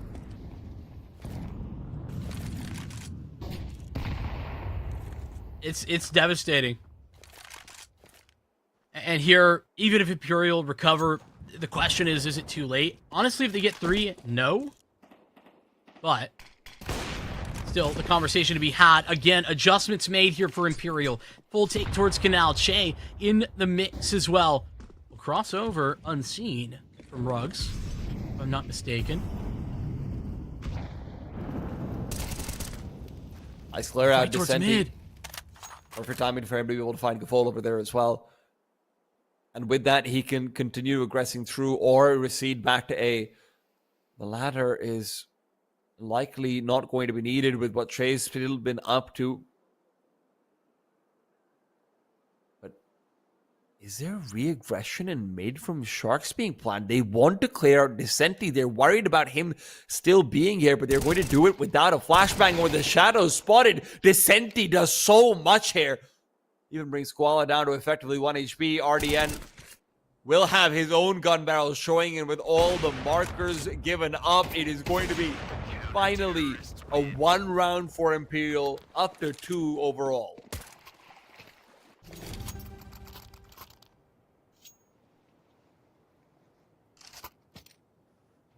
It's just a huge relief, a massive relief for Imperial that they finally found something to work, something to actually have a successful CT round on. It's the canal take right into by Sharks, but Che provides so much information even though he's not getting the kills, and the re-aggression on a Gafolo and DeCinti's hold. Incredible. Right now, he's going to be able to find the kill before the flashbang pops. You can start to see the cracks, but the Sharks have still built themselves a great foundation to ignore them. 3 is the best that Imperial can hope for, and that's exactly what they look to find. They still have to move past this one. Nyx, Molotov behind him. He himself is forced away.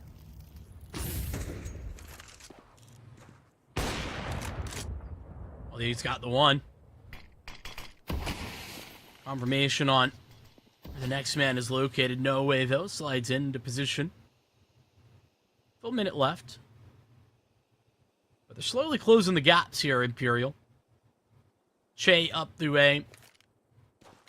Sinti through mid. At some point, you're going to have to start moving the bomb forward, and that's where Koala, who's been watching the back lines, will turn away.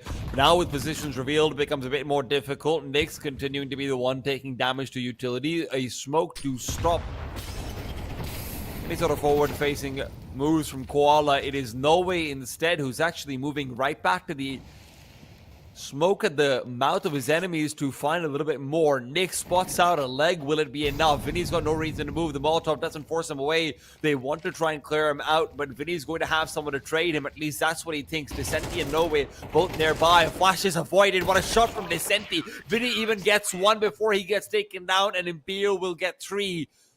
A pistol round would be enough to at least make us think about a comeback, but they need to win that at the very least. This is fantastic from Sharks. First half, exactly what they wanted. I mean, everything goes to plan. Talked about RDN as the key here for Sharks, that, you know, this T side and CT side often run through him and his presence towards A.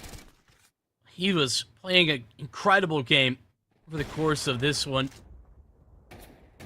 Finally, Imperial, after an entire half, listen, I think credit where it's due, an entire half of them trying different things, but taking what I would consider to be half the measures at those adjustments.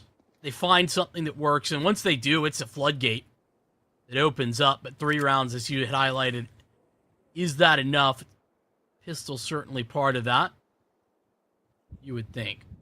Bomb towards A? But it's all a lot of presence towards B right now. Nick sticks around maybe a little too long. It's going to be one man in defense, and Doc falls. Game might be right back on. T-side Anubis, if you win the pistol round, the follow-up, the game is right back on.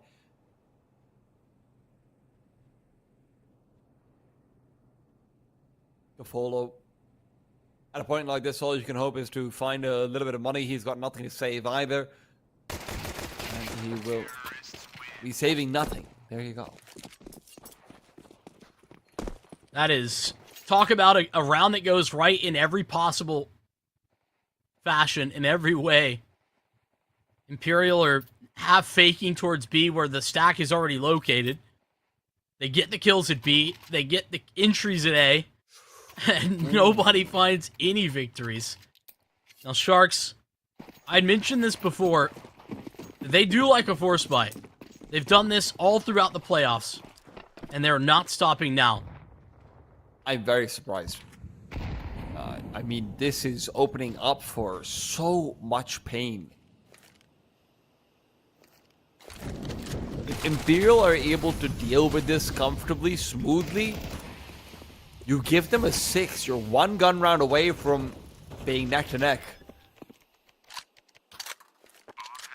Well, I don't think it's going to matter. Sharks should save. well, if they deal with this smoothly in the next round. That's right. Yeah, I mean, Imperial just dial up a very punchy execute where they're looking to play against anyone close and isolate them on the site. Nobody's home. So as aforementioned, Sharks will take their talents into next round.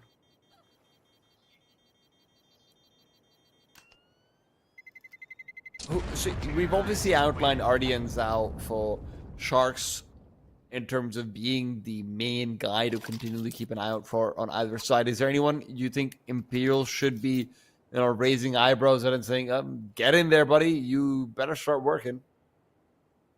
I mean, you gotta think Che on the T side, right?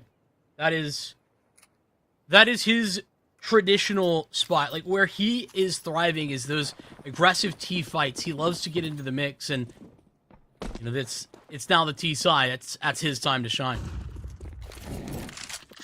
Well, he'll certainly be given those options to do so. For now, he is taking up that Mac 10 mantle. And Imperial have decided, you know what, if it worked once, maybe it'll work again. A re-execute back out towards the B-bomb site is in the cards for them. This time, Sharks will not just be saving. I assume so, at least. Although Kevlar is nice. Yeah, I think they could. I don't know if they will, but they could. Right now, Koala is a dead man. Or he could just give it up. He's actually just turned tail and run. Okay. He's no longer a dead man. He's an alive man who's running. Chase tosses utility back. He wants to go hunting, and understandably so. Getting information about what kind of buy is on the other side. Hey, is it full of USPs? Do we need to be worried about something like an AWP being pulled out of the next round? Well, if Nick saves, then he will have it regardless, I suppose. That is an interesting factor that we didn't actually touch on, and that is that the fact that Sharks don't actually fire anything off, they are just 5-man saving. Imperial don't know that they forced. Ardian Zhao wants to just try and push forward and find these players. This is going to be incredibly good if you can get enough damage after the bomb gets a little bit more on them. It's, of course, Anubis, so bomb radius really is quite low. You don't receive that much damage. It's still one of the few sensible TNTs in the pool. Looking at you, Ancient. And Nuke. Yeah, I was about to say, and looking at you, Nuke. Bunch of silly guys. 3 rounds straight here for Imperial. So it's a little delay before Sharks get the big guns out. But it is the most pure of full buys, right? They got all the bells and whistles, hits on a couple, and the EWP as well. Already targeted, is already in. Taking this main control, Imperial. Trying to force him back. You'd believe it is a little bit of a now or never situation for Imperial in a time like this. Sharks on the other side of things are still going to have at least one more gun round, but of course they too would like to display what they can do with the full buy, like you mentioned. Well, that's such a smart move from Gafolo. He's made noise and then walked, or like made noise as if he's leaving, and then comes back for another peek. Top on either side, both position now known. Koala trying to give him a little bit more support, but he'll still end up falling. Descenti gets them both. The B-bomb side is open, but it is still going to have a very quick occupant. The Molotov not in time. Nyx will find no way, and you're right back to a 3-on-3. Are there smokes to provide crosses? No, they're going to A. They're going to A. But if they kill Descenti, it's still a 3-on-2. That's the problem. Yeah, I mean, that is Imperial making quick moves. Decision-making is fast, but it is still put them at a disadvantage. Try. Now he is the key. The onus on his shoulders as Vinny makes an aggressive move into boat. Nyx is watching and waiting, and Try is alone. Oh, spotted. But perfect Location, he's gonna get the no-scope, try versus 3, and he's got the 2 already. Oh, but Doc, a phenomenal shot. The kit collected, and the round found. His try has no more heroics to provide.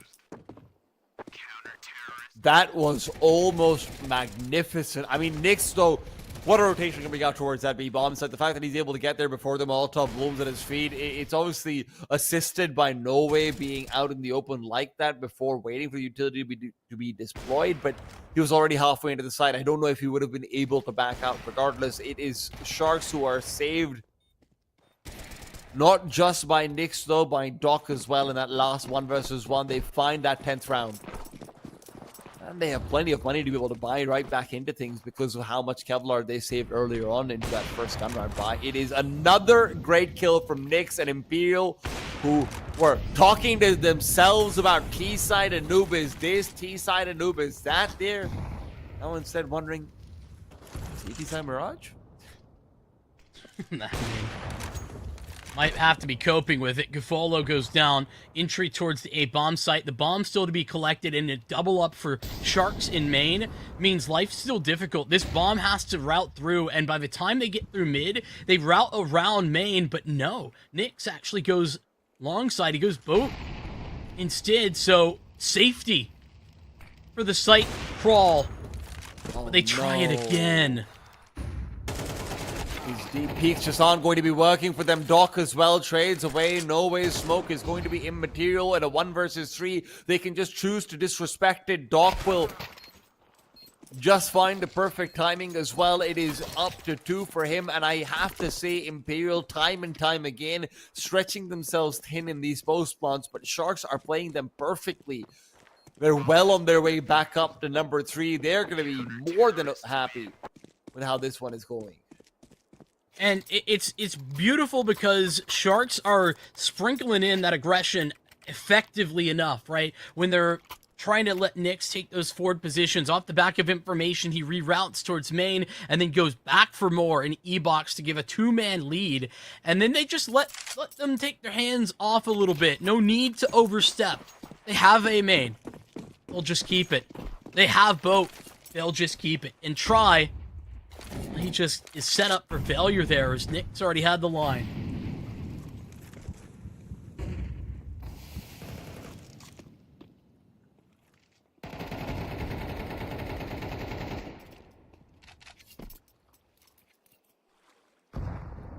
I'm not quite sure what Imperial can look towards as a solution right now. The bomb is quite isolated. Looked like for a second they wanted to try and commit with it with Vinny. Flash in the hands of the Senti for them to try and peek forward. It is Koala who will have to try and support Gafolo's attempts at holding down Dark. Nyx is in fact going to replace them. So his streak of form on this B-bomb side is hopefully going to continue for the sake of Sharks. It's Nyx, though, with a bit of a team damage. Will not matter. Doc drops down. We'll take him home. Doc is doing it all on this CT side. He is a real true insurance plan. Well, it's insurance. It's providing the best of coverage. Imperial. They're out here paying for everything. And Sharks are loving it, laughing, and having a good time. Try escape? There's a question mark at the end. I think so with that kill on a Doc. Oh, he's just going to go for the attempt towards A and RDN and made the move behind him that I had not noticed. So no escape, no nothing for Imperial. And this is the problem. This is the fate of those who try and go for punish picks in important matches. Sometimes you find out that the punishment is turned around and reflected onto you. Sharks were very well aware of the possibility of this being how things go. Of course, would have liked to win out Nuke, naturally. But Imperial, their only friends at this point are a couple of Tech 9s and a muddled together plan to hit that A site.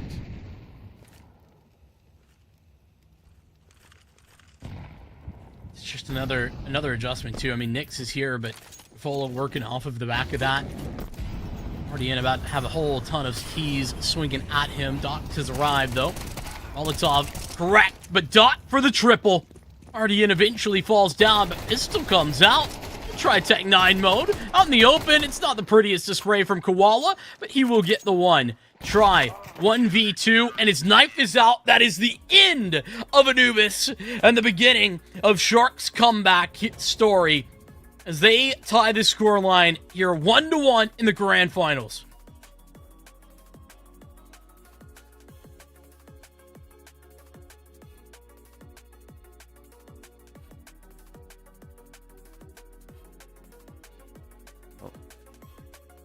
Well, we're going to be sending it off to Mark immediately after this one. Sharks and Imperial take it. A map number 3, Mirage, is our decider.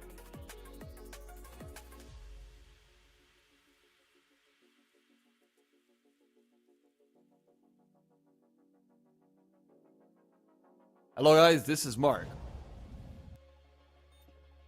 There I am, but my goodness, those wheels never stopped turning on that Anubis. Absolutely shattered our expectations, but I don't know that we have level expectations for this. This is one of the first times that Imperial have sort of bent over on an Anubis like this. This is their worst performance easily on it in officials in the last couple of months. Here, you're not really getting in with too much credit to it, but look, I kind of agree with where Tea Time left us, right? It's sort of a trap game scenario where you've got to keep in mind where this has been today. It was 13-7. They cleaned that up against an Audic in pretty nice fashion that honestly really comes into inspiration there when it was just so quick, you know, churning through the oven of their riflers, where it was just so dang hot through a lot of this game where honestly, the back end of this map kind of had me feeling like we were back watching Fluxo versus Imperial, right? In those last two maps where they were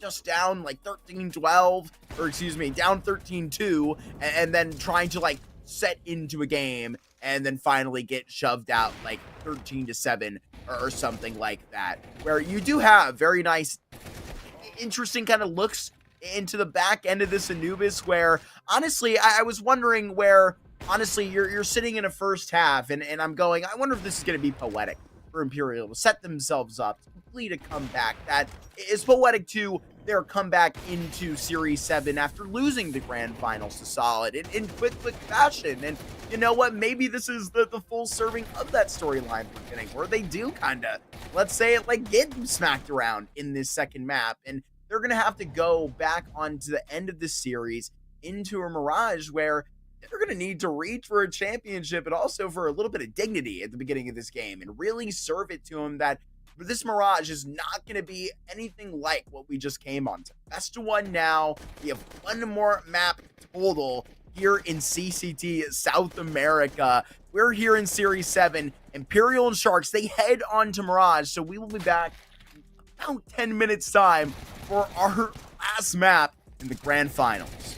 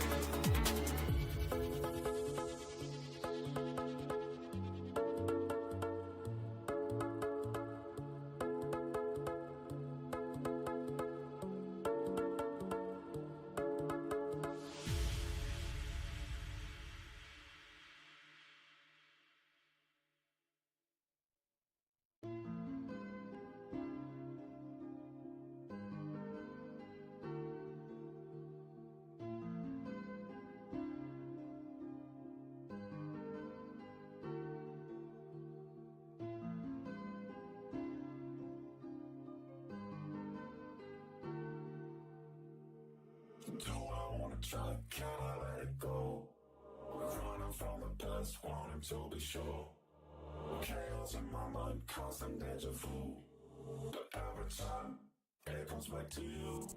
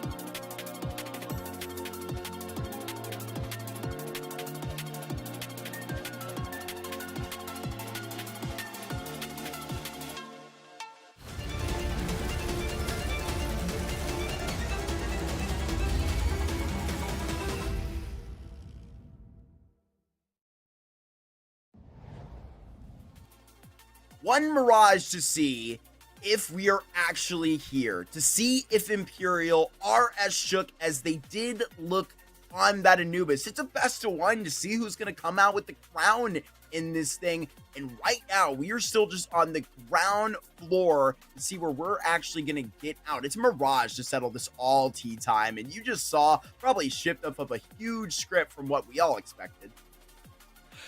Listen, I will give Vincent out credit. The fact that he did bring up the fact that, hey, you know, maybe Anubis could be a bit of a curveball over here. Maybe there's going to be a lot of preparation coming out from Sharks as well. But as much as Vincent wants to glow and gloat, I'm going to take it all back from him as well. And I'm just going to ask Imperial, are you going to play for map number 3? Is that what's going to happen? Because they lost map 2. And look, listen, the Sharks could have probably won it on their own as well. Don't get me wrong. They just never got given the chance to show up. Now we move into Mirage. Now we're hopefully not going to be having any of this strange behavior going on across both halves. And maybe we can get a real champion out for the CCT series.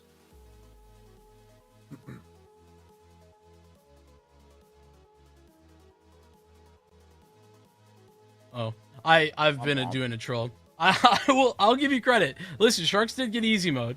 They absolutely got a cleaner look at Anubis than they ever should have gotten. Imperial were playing like they were trying not to lose, and in doing so, played to lose. I think that is the way I would describe it.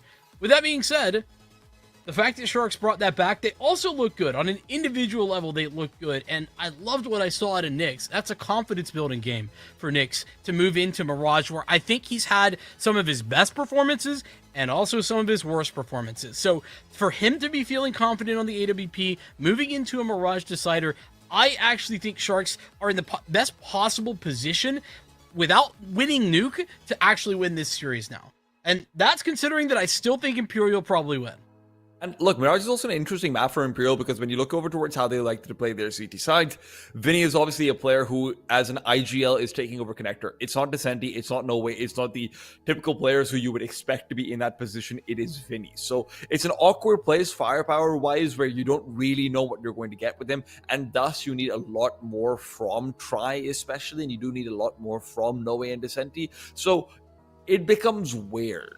And it's up to Sharks to try and exploit that weirdness and try and exploit this little stumble that Imperial has found in their game planning and just shut them down here and now. It's almost time to find out tea time. Is it a stumble into the stutter step, or is it just the flat out down? We got to really get into this Mirage to find out where, if the Sharks are going to be able to really see in and get the biteful of the lion's share of the 20K, or if Imperial are unfortunately going to be faltering to take the revenge or lose those 2 finals in a row, where this Mirage in the back end of this series, where, you know, on step 2, it really kind of skewed our expectations. I still wonder where we're going to head with this Mirage. Mark, you're a smart guy. You know, when I used to play heads or tails with my brother, what he'd do is he'd flip a coin and say, heads I win, tails you lose. That's what you just said right there. Are Sharks going to win the lines here, or are Imperial going to falter? Mark's already told us what side of the camp he's on, all right? He's saying Sharks all the way. I will maintain sanity, or at least I hope I will, as we go into Mirage. I still think Imperial are a cut above. They should be able to come through, but maybe it's all just a mirage for me. I see what you did there. While we're giving opinions, I guess I'll toss mine in there too. I think there are some win conditions for Sharks, and I think they can meet them. I just think Imperial will figure out what went wrong, i.e. they'll play the game. Like actually they'll find a way that they, after this break, can jump into Mirage and look like the team that we know they are, that they showed against Fluxo, that they showed in map number 1. And I think eventually Imperial will find the win here, because I just don't think Sharks have the staying power. It's an awfully big tale that we absolutely do have to just imagine up. But unfortunately, for another moment, we're going to be hopping to a break right before we get this Mirage action started. So just don't go far.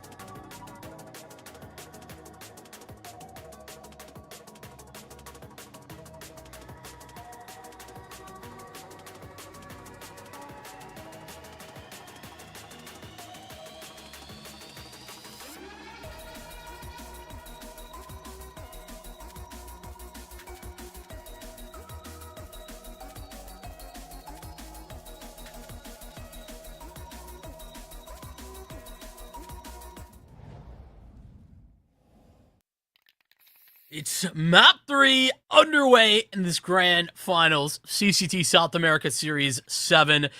We have said goodbye to Mark because respectfully he was stinking up the joint, so we had to push him out temporarily. He'll be back, no worries though, as we get into this one. Mirage up and in here, tea time. It's Sharks to start CT side.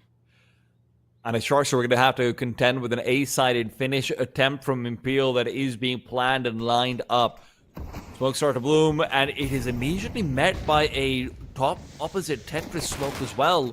Nyx is still going to be able to find that first kill with the dualies. Looks to continue fighting forward. This is a great counteraction with a flashbang to help as well. Nyx wants to continue swinging, and while Vinny's trying to take space from up top of Tetris, it's just dismantling from the Sharks. I mean, Nick's just allowed to fight forever. He's actually just the invisible man, except not so invisible when he's getting frags like that. Great supportive utility. You mentioned the flashbang. Gafolo setting that up, and Sharks set in these victories. I'm trying to remember back. I know I'm asking a lot, but what was the split on pistol rounds for Nuke? I think it was 1-1. You might be right. Yeah, I think it's what I largely recalled. I think it's largely been 1-1 across the board, hasn't it?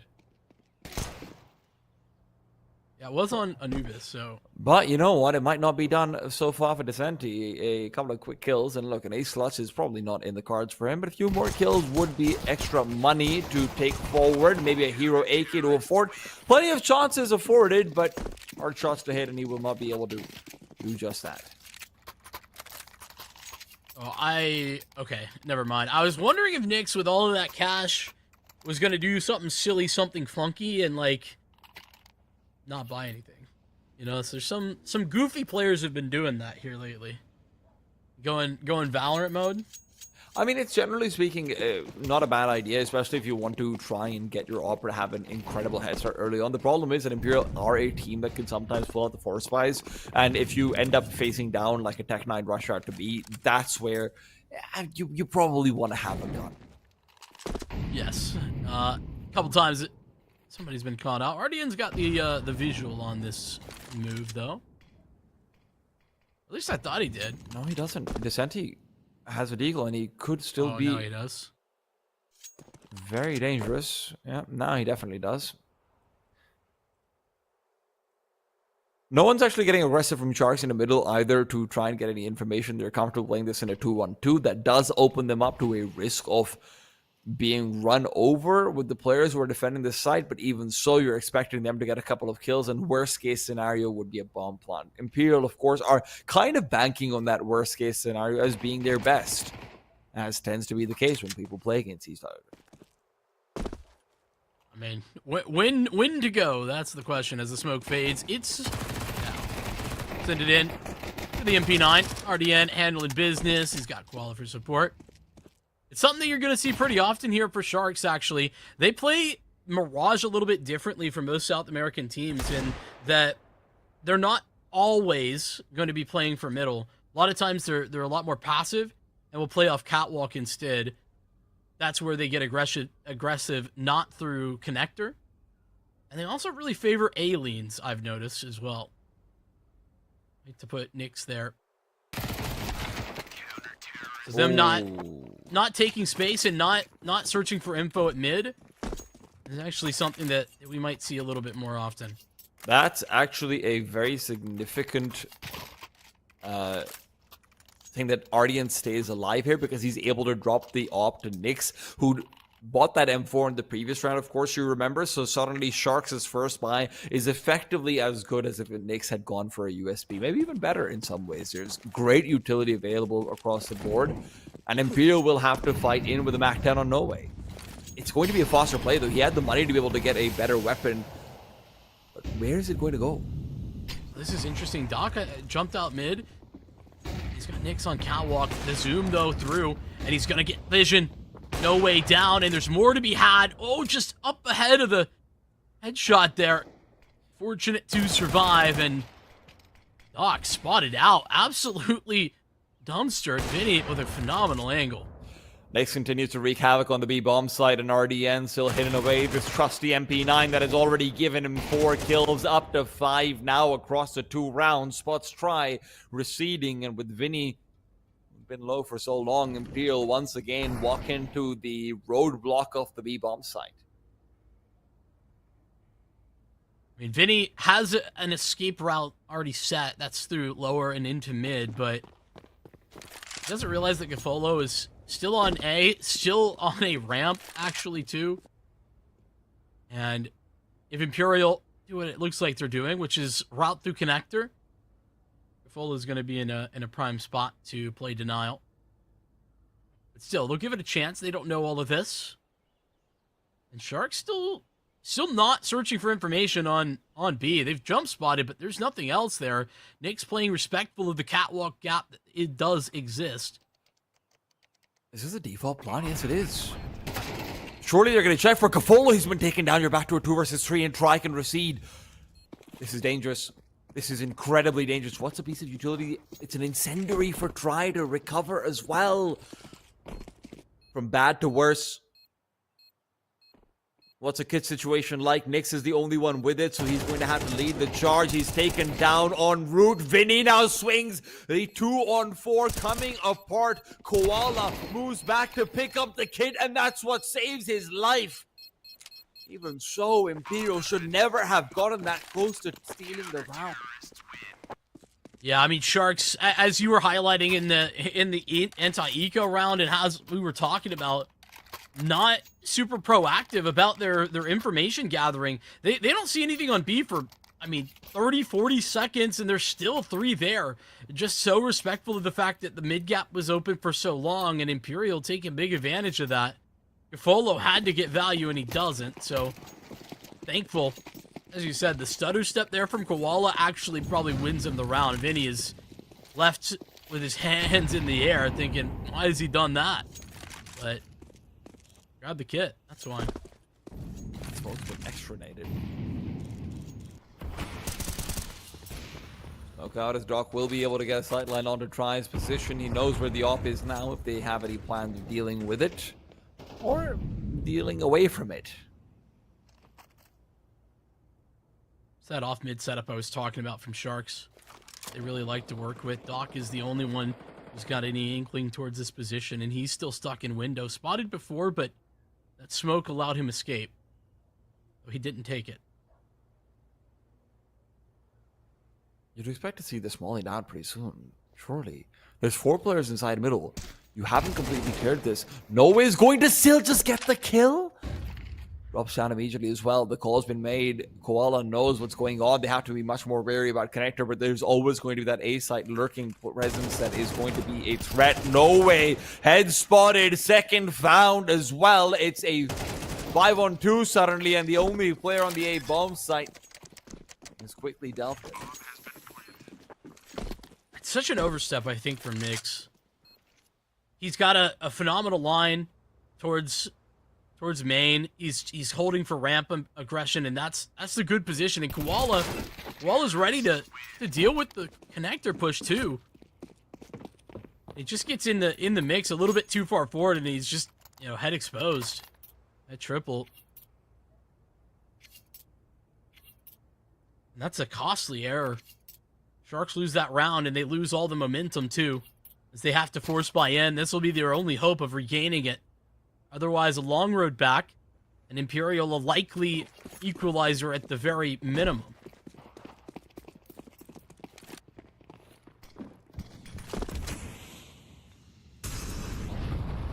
Koala taking out Underpass is what he's hoping to use to prevent the equalizer. No, Descent is gone initially. The trade is not the problem. The problem is the second peak from Nyx, which gets immediately punished, and despite Koala finding success in his endeavor, the A site has already collapsed by now. Sharks living and dying by some of those A-holds at times. Okay, Koala, save attempt, Gafolo on the FAMAS. Do Imperial want to try and hunt this down? I mean, they don't have the bomb down yet. That's obviously step number 1, but the longer they take, yeah, Okay, now they've got it in there. I was gonna say the longer they take, the more that Sharks could warrant a real go. Now, locked into save formation are Sharks.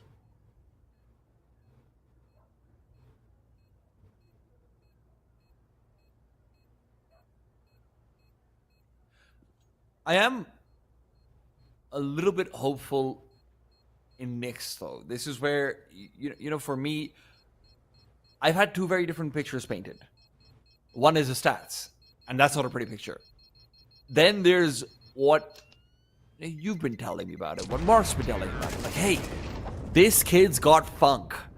And in a grand finals of Mirage, that is kind of where you want to see him come alive versus Try. Unfortunately, the op will not be in his hands for a while.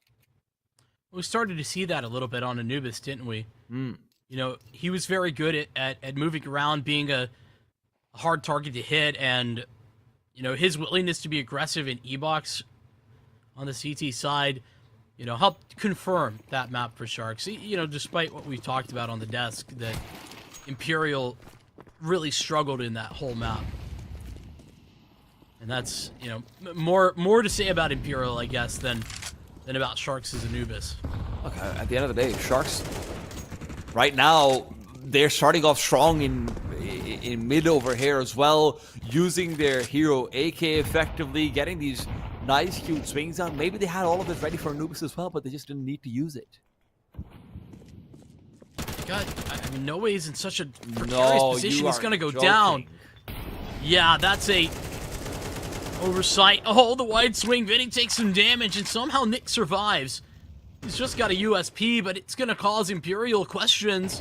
They're here on A, and that's where Sharks have all set their sights. The problem is that Imperial don't really have the map control to move anywhere else.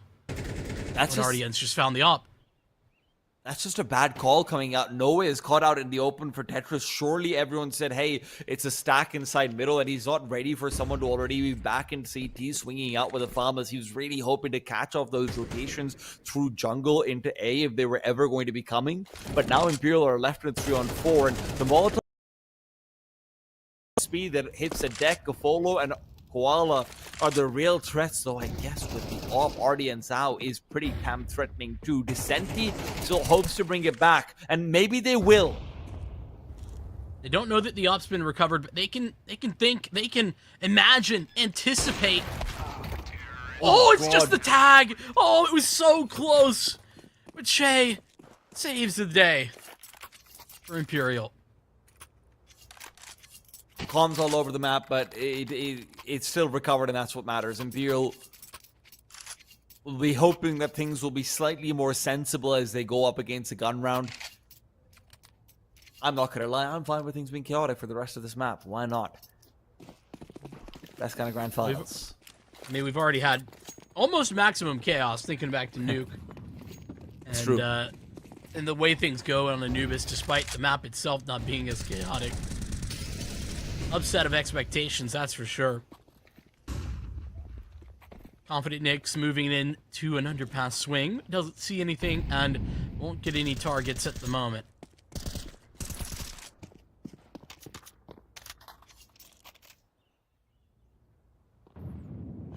Nyx will have two very juicy targets on this A-bomb site, though Decenti continues to try and juggle peek this one out. Nyx might be able to find a timing. Instead, decides, you know what, maybe I want to post up in from CT spawn, keep an eye out for that Palace peek, and give Gafolo the space to peek through and play slightly deeper into the site. Well, it might end up being the perfect call, considering the fact that Imperial ready up an exec. Flashbang's good, but Nyx is even better. He's got a second flashbang ready as well. Gafolo wants to peek and fight with this one. The question is, when will it actually come true? Gafolo really needs it. Flash comes out. He gets the job done. And Try is low. Doc there to punish exactly what he started earlier on. Imperial are not ready for this onslaught of CTs. The sea of defense comes with a couple of sharks inside. I think that Imperial are going to have to recognize early into this half. I mean, early's kind of unfair considering how late we are already at this point, but I think they need to recognize quickly how effective Sharks' A-hold is and worry about getting some effective mid control before they go for that type of A exec. Imperial are going to continue digging in and hoping to be breaking past. It's difficult not to buy in a situation like this, and of course I really do agree with it, but you do look at the Galil now out on Norway. He's not been able to have the greatest of maps since Anubis. No one really did, but he's the kind of player who really does rely a little bit on that momentum, and you are hoping that he can get it soon if you want him to activate. Sharks, of course, do not want that to happen. They've got a quiet tiger themselves in the form of Doc, but a Scavler I'm sure will come through at some point when he's asked to. Koala, early kill, very nice setup to take him down. Yeah, it almost feels like Imperial kind of reading into some of those tendencies because he likes to do that. Get into the smoke. This gives Nyx a visual, and a visual that he'll take advantage of. The Doc goes down. Rap coming through. Oh, that's massive from Nyx, and now RDN can still stand tall here from bench. Miss shot from the op, and the AK sings a beautiful song from the bench. He swings. RDN, a massive hold, and Nyx the same. No. Oh, I thought Noah was going to move fast and actually just go into market. That's not going to be the case. Great round from Nyx. Honestly, this is exactly the kind of proactivity in the mid round that you want to see, where he's taking his own duels. He's reacting very quickly. He's not waiting for information to be calmed over to him. Finds Vinny, who's trying to thread the needle, hoping that there's going to be a little bit of a gap in comms, but unfortunately, there's a gap in his chest where he gets shot in. Timeout from Sharks being called, maybe to calculate economy or something like it. Not sure. I mean, those are the rounds that Mark and I have been gushing about, that we've been able to see from Nyx here. Good stuff out of him. But as I was talking about, mistakes earlier this half, some good with the bad. But it's been more good than bad in this map.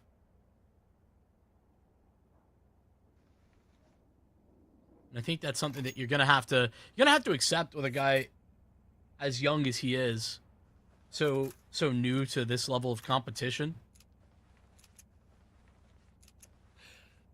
And unfortunately, we just haven't seen the same try. Right? He's really quieted down, and sure hasn't had the op, and T side is always a little bit harder to pull things off like it. Sorry, actually, he has had the op, but just feels like on the T side it's all the same weapon. I mean, even extend that back to the last map, I don't feel like he barely ever had it. Hey, he had that one round where he almost won a clutch. Pretty good. Did. Few kills. But then they did lose, so, make of that what you will. Yeah, almost doesn't mean much when it's a loss at the end. There's the visual. It should be chunky. Oh. That juice has been squeezed right now. Chai has also just got a little bit of pulp left in him. Doc will lap it right up. Sharks are making this a very good CT side. Up to 6 already, and this next round, if it's going to be a buy from Imperial, it will be without the AWP for try. It will be without all the bells and whistles across the board. Che is going to have to take a hit in utility. Descenti's done the same. It's hard for Imperial to also target some Sharks' weaknesses. We know, because we're seeing from an outside perspective that, they do favor a little bit of off mid control, but they've been very variable in their approach. A lot of times they've been taking fights, and even on those rounds where they had one gun, they were still fighting aggressively in that direction. So I don't think Imperial necessarily have that same information unless they did it, they learned that in the prep moving into this game. Smoke. Interconnector, and Chase hoping to find a timing to move into it, but these grenades have been really, really good. Sharks have been saving their HUs to just keep blowing open that connector smoke repeatedly, and Koala has been making life miserable for Imperial's mid lurks. Shay, here's that reload. He's not been fully spotted, but Koala refaces. Now head spine. Flashbang was dodged, but Chase still gets the kill. Nick spotted out more where that came from, and as he chooses to recede, he'll get another kill on the retreat. Oh, now he knows as well. Escape made to the site, though. Nick's in trouble, but he's got support in the form of Doc. Vinny and Che. It's a wider swing. This shot again from Nyx as he finally falls. And it might be the entirety of the game falling, rather the round. Che with a triple kill as Gafolo swings in. He's going to have to be the saving grace. Zendary could be impactful for that last one. Instead, he's used it onto Vinny. Vinny's already got cover to back off in with the smoke, means that he was always going to be able to live through this one. So suddenly the chances of the rounds are dwindling even further. Gafolo will be able to spot out the first, collects, but Che's in a great position to punish. And that round's all Che. The fact that he's even able to find the kill on the connector to start off his streak of 4 is impressive in its own right, but he then moves back to short where he's lost out on multiple players, is dealing with the missed off shots of Nyx incredibly effectively and gets it all done. Imperial will have him to thank for it, but they will not be out of hot water just yet. The buy will not be much better. Yeah, I mean, and I feel like Nyx, we're saying missed shot there, but he's done so much. He's gotten 2 kills, stayed alive forever. Bought time for the rotations. He's done his job and more. Oh, that's so much damage that Che's just eating for free, though. Not ideal. Sharks have got full information out for A main. They know it is completely vacant. They also have an aggressive Palace player. This looks like an A-side lean, though, so if Imperial ends up hitting B, it would be the right call. This is another commonality for Sharks, and look at how a forward position for RDN. You know, this is surely going to be checked. How many can you truly have a chance to get from here? It is times like this where you wish that Nyx was playing in from window, just being able to maybe get one more kill on the crossover, make it possible even if you are going to lean into a save later on. But of course that opens things up to not having them up in the last round. And with 45 seconds, RDN is really just going to be given the work, the business. Sharks will save. Yeah. I mean, honestly, I think that Sharks' thought process here is, you know, heavy A-lean. We're going to get really aggressive. All of our best rifles are this direction as well. And if they go B, based on how long they just sat in those aggressive stances without moving. You know, Gafolo's got full main or full ramp control, and Nyx is in Palace for 30+ seconds in this round. I think this was the plan from the start. You know, if they go B, we save.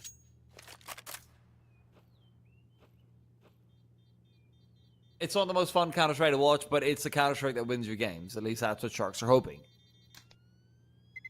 Gives you another gun round. That is the certainty. Yeah. The win part, that's up in the air. All on execution.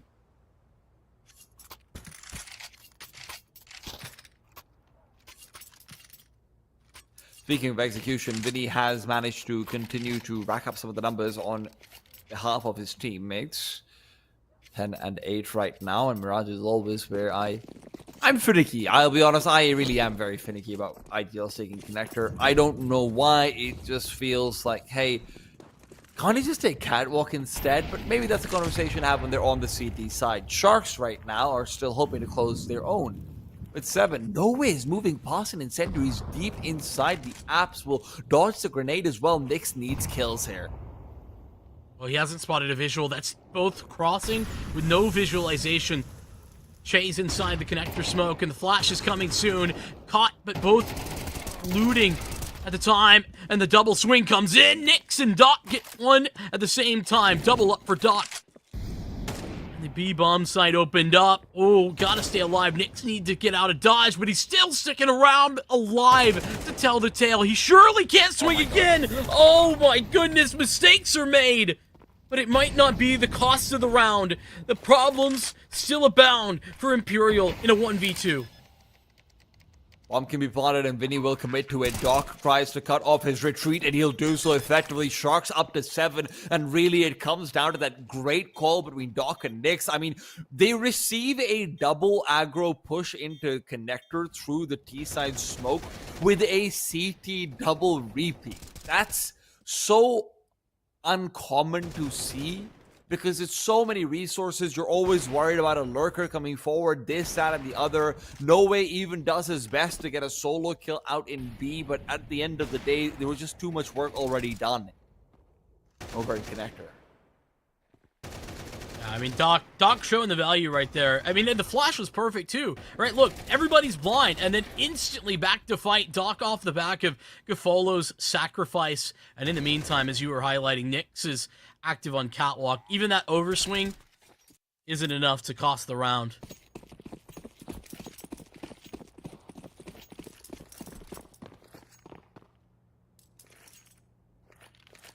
You know what they say about pistols? Could be everything. Especially if Sharks can double up on him this map.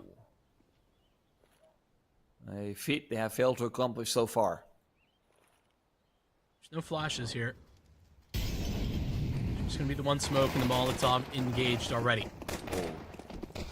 Doesn't look like we're gonna be seeing double ups on the pistol rounds unless Try is overwhelmed. Sharks is gonna be able to get the bomb plant in over here as well. RDN chooses not to fight into stairs. They want to double down into CT, re-peeking back in. Vinny taken down, and now Che is left alone. Taps the bomb, and Sharks know that they don't need to worry too much about it. Will be able to take that 1 versus 2, and it is splendid. 16-6 now for Nyx. A great game already. I mean, we've been critical, and I think fairly so, with regard to some of the mistakes that Nyx has made. But talking about wanting to rely on a young talent in a big game moment, in a grand final, his first final, I think that you can say he's already put a pretty good point on his resume. It'll be something to look back on for sure. And even Especially more when so you if you win it. All of these Imperial players who, you know, super experienced in comparison, and they're mostly struggling. Look at Try. Che with a huge impact 4K, but where has he been otherwise? Yeah. And look, Descenti and Nowhere are still relatively rookies, right? But Try being non-existent the way he has been on Mirage of all maps? No. That's not acceptable.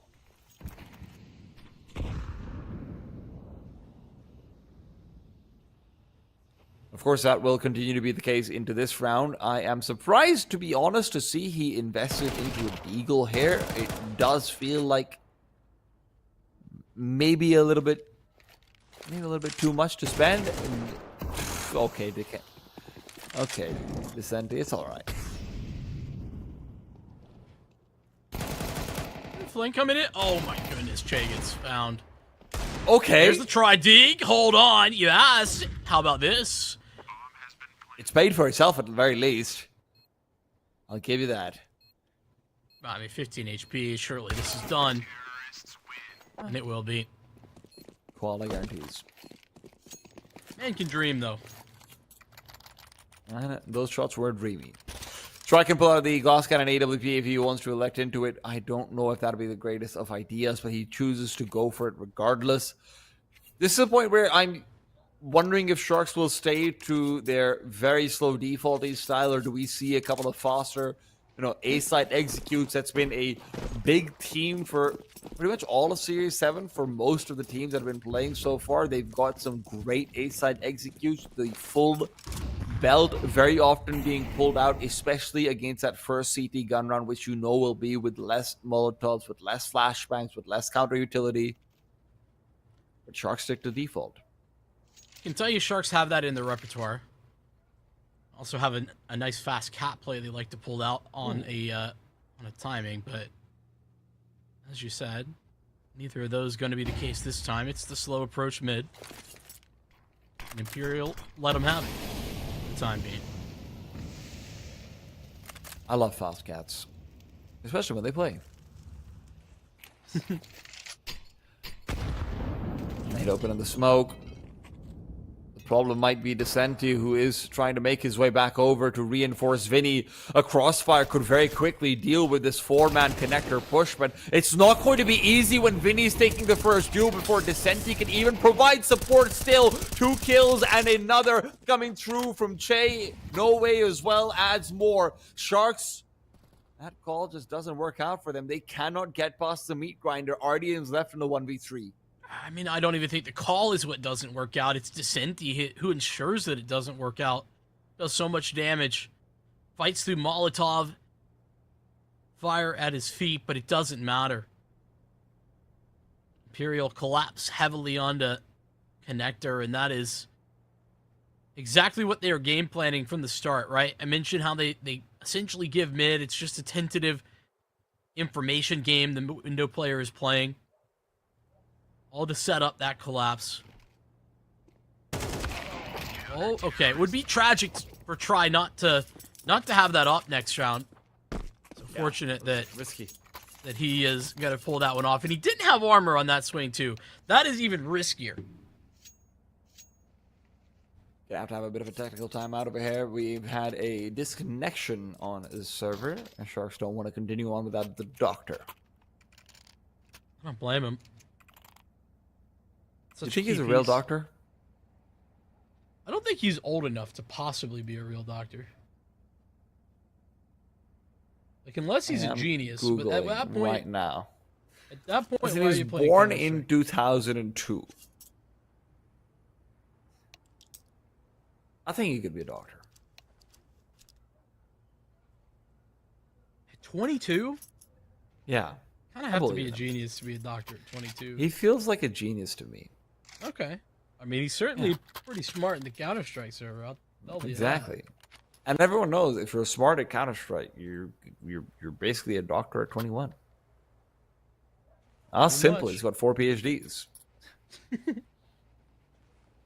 That's why he only won 1 major. Because he was too busy getting degrees. I've been told that all I got to do is watch these 4 simple videos to play like simple. Well, those were all just summaries of his PhD. It's hard to pull them together in a video, you know? You mean to tell me that I can get, like, all the information from 4 PhD programs in, like, 4 videos? That's, like, How long are big the value. videos? How long are the videos? I don't know. I'm not very good. I didn't learn, so I didn't pay for them. Well, listen. Imperial right now are hoping that they can continue to learn the way of the Sharks and stop that way from occurring. Sharks will be force buying into this one. They do so without any Molotovs, interestingly enough. Always find that curious on Mirage.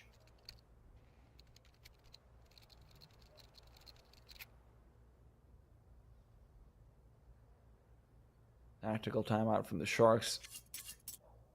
Understandably so, they don't want to let this lead slip through their fingers. And every one of these rounds, it's important twice over because you never know when you're going to slip up, go to the wrong site, and just have a 3K on you from a player who you've been so grateful hasn't activated. Because the Magic Trio, it's Dry, Noe, and Descenti. None of these players have been relevant in this game so far. Yeah, that is the terrifying prospect that hangs over the heads of all of these Sharks players right now. Is that you can rest easy for the time being that has not occurred. But how long? How long will that continue to be the case? It happened to all of Anubis. Can it be 2 maps in a row? How long can Sharks continue to neutralize the stars of Imperial?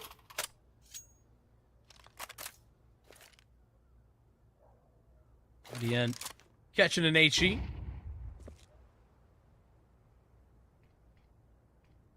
Well, it looks like his camera caught the HE too. Blown sundered. Tough times, you know. Cameras feel pain. Vinny might be about to feel very significant amounts of pain, but he spots out the gun barrel. Doc is noticed and taken note of. Such a good position that I don't feel like that many teams in South America actually take advantage of. but in this case, caught out. Trying to manufacture an early lead in this round, and it's been flubbed. You had asked the question if Sharks are going to go slower, speed things up. I mean, you've got your answer. You'd expect that they start to speed up eventually. There's 30 seconds on the clock, and they'll only have flashes to scale onto this B-bomb site.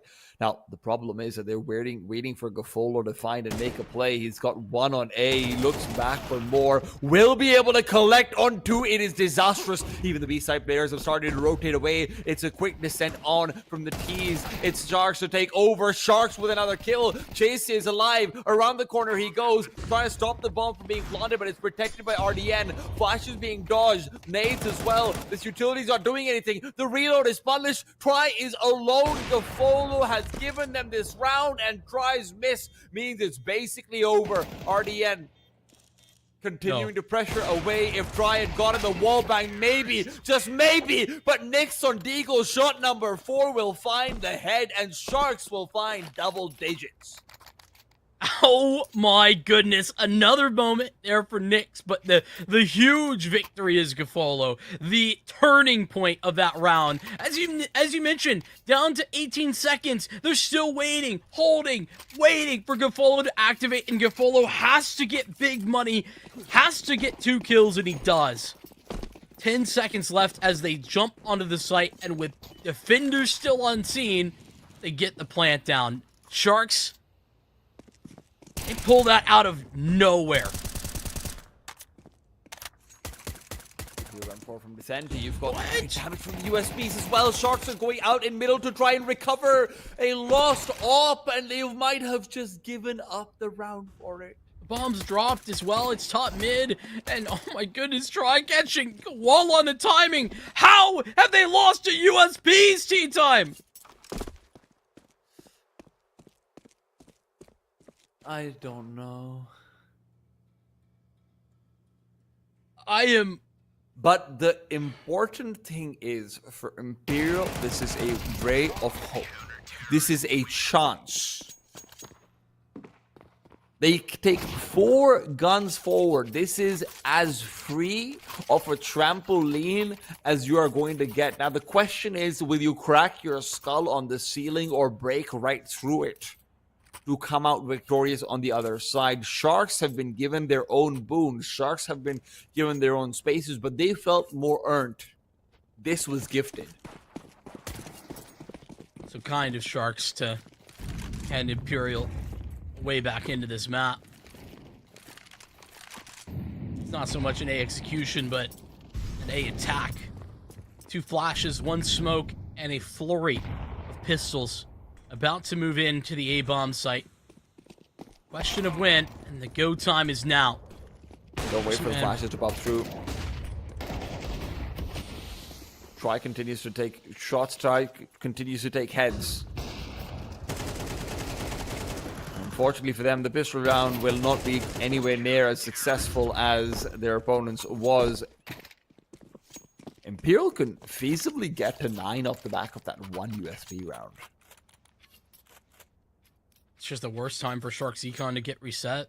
The worst time for them to just have such a lack of dedication to following the normal game plan. Like, the flashes are missing there for mid. Like, that's just such a devastation. I'm still floored. But Imperial, they can't be working in the past. They've got to be looking to the future. And that future is bright for the first time in a whole map and a half. Sharks will also not have it up on Nix in the next round either. That's what you think. He finds a way. He could get 2 kills and do it. Yeah, I'm just kidding. He definitely... Actually, no, sorry. He just needs 1 kill. He's 2050, not 2000. So he just needs 1 kill. Is 2400 loss or 19? 2400 loss, yeah. Yeah. Just got to get a Glock kill. It's that simple. He does get one. I'm, putting a fun little wager with nothing on the line. He goes for it. Betray right now, this grenade is going to be pumping up utility damage. That's so much juice to squeeze. The Zeus will get nothing. Che continues to take a couple more down, and Descenti will make quick work of Koala. Nix unfortunately can't get that magic Glock kill, and as a result, we're never going to know if he would have bought the op or not. Yeah, I can't reach into his teammates' pockets and take the extra cash he needs. Imperial keep the limitation or the damage limited. The goal is to equalize. The goal is to emerge victorious. And first, to equalize.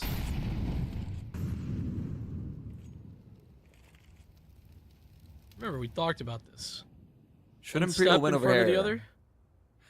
I mean, right now, they're no longer thinking about that. They're looking at that checkered flag. They're waiting for it to come down and hoping to dear God. And they're the reason why it does. I learned one thing from Little League. That is to keep your eye on the ball. Don't get too far ahead of yourselves. Imperial not doing that right now. Flashbang gives Vinny vision over town into underpass, but it's not anything on the other side. Sharks will route in right behind.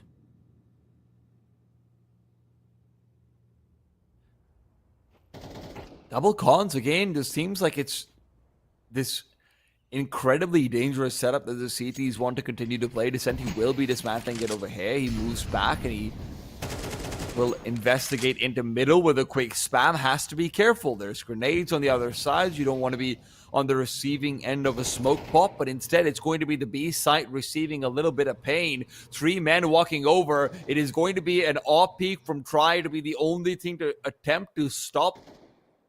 But they just... But 18 seconds and they've routed around. Try will find one and the call's been made. They rotate backwards. Doc and RDN finding kills apiece. More and more found and RDN's doing it all. Sharks will prevent Imperial from climbing this mountain. This is just a phenomenal call from Gafolo as well. I mean, they have been testing mid off and on all throughout this half, and late take to mid, fully denying Imperial information, and then it's just the walk up cat, route around bench. Don't ever give Try any visuals. No fight is the game plan. And then RDN, he fights back with a vengeance. Triple kill. And Che, despite his phenomenal position, gets nothing. Absolutely stunning. Sharks take 11. These late round calls from Gafolo have been fantastic. You're absolutely right. I mean, you look back towards the round where Gafolo's the one doing the heavy lifting with 2 kills, back towards A. Now this, where, you know, this early, incredibly defensive setup where, you know, Vinny's not able to find information on any of the players who are still out towards that B apartment side, taking up mid control afterwards as well. Sharks is just on another level right now to Imperial. If Imperial want to perform, it'll be through individuals. It will not be through strategy. And even there, you're going up against a red hot RDN Zhao. And here's the call you were asking for. Here's the call you mentioned. And it's perfect. The defense is not prepared whatsoever. There's one man here, and he's in CT. Full clear of under Palace. No way. Able to break this through, though. That lurk smoke so effective to give him coverage. Koala falls. And the flashbangs are beautiful. No way might be the only one in defense, but he's the only one they need. Finally removed. Finally devastated. But the bomb not yet planted. And Try arriving. Is it in time? That Molotov a little bit too late. How about another? But a missed shot from Try. Vinny takes Nix, and how could RDN find this? Absolutely no chance. No way does everything. Great delaying utility coming out from him. The smoke keeps the players away, and more importantly than that, Imperial also has people to be able to spam out the cross if the force attempt through the smoke is made. Flashes miss on him. No way gets 2 kills. It's great stuff, and that's what keeps Imperial competitive. That's what keeps Sharks' economy low as well. Remember, They're not going to be in the easy, comfy, golden chair. If they lose here, then Imperial gets a free match point. At least you'd say it's free. There have been wacky things happening in this game sometimes. There's been very few freebies. Sharks giving Imperial a boon, as you called it, accurate, by handing them one of those freebies before. Surely they wouldn't do that again. Not this time. 4 rifles join Nyx's SMG. And another slow crawl up mid. Cinti spotted and removed. Big kill. Try suddenly feels so uncomfortable. He doesn't know where to go. They're hoping to exploit that, but no way. Again, he's just saving grace. Vinny's not playing connector. He's changed up position. They've completely left that one open. And as Nyx looks to scale, Vinny will fall. Try yet to reveal. Now he does. Nyx to go down, and Imperial will reset the Sharks' economy right at the cusp of this grand finals' end. Hold on a second. Okay. Doc had understanding of where Try was located. Sins unpacking, but Imperial set the tone. And as you were mentioning, what a time for Sharks to be broke.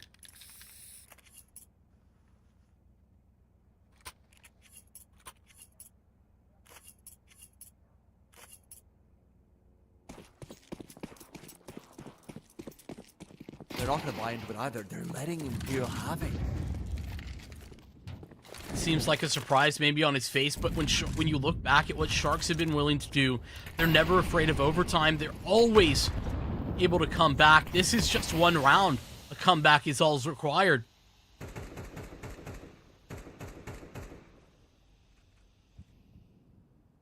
If you believe in karma, then I hope you're not a fan of Imperial.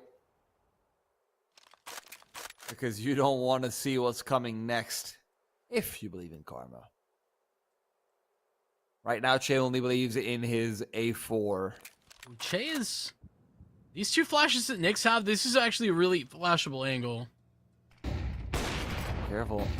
I misses the shot on the first one. They'll be able to drop, but it's still a shot on the second, which means Che is all isolated. Imperial are on championship point. They only have one of those before overtime is forced, but at least they have it now.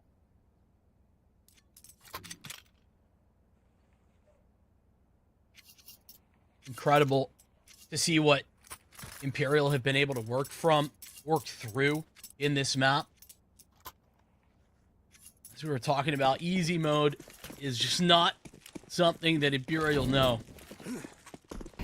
Nyx will have an op. He nearly gets the opening tool.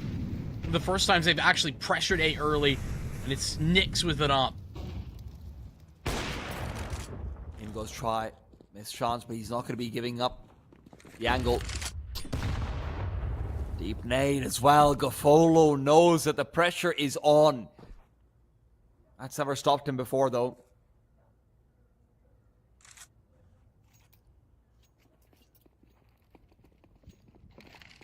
From Che. He's ready for this one. First kill found, immediately turns back. That's the advantage they were looking for. There's no reason to press any further. Try's already got full map control. You've got a player watching out for an underpass push as well. Just stay alive.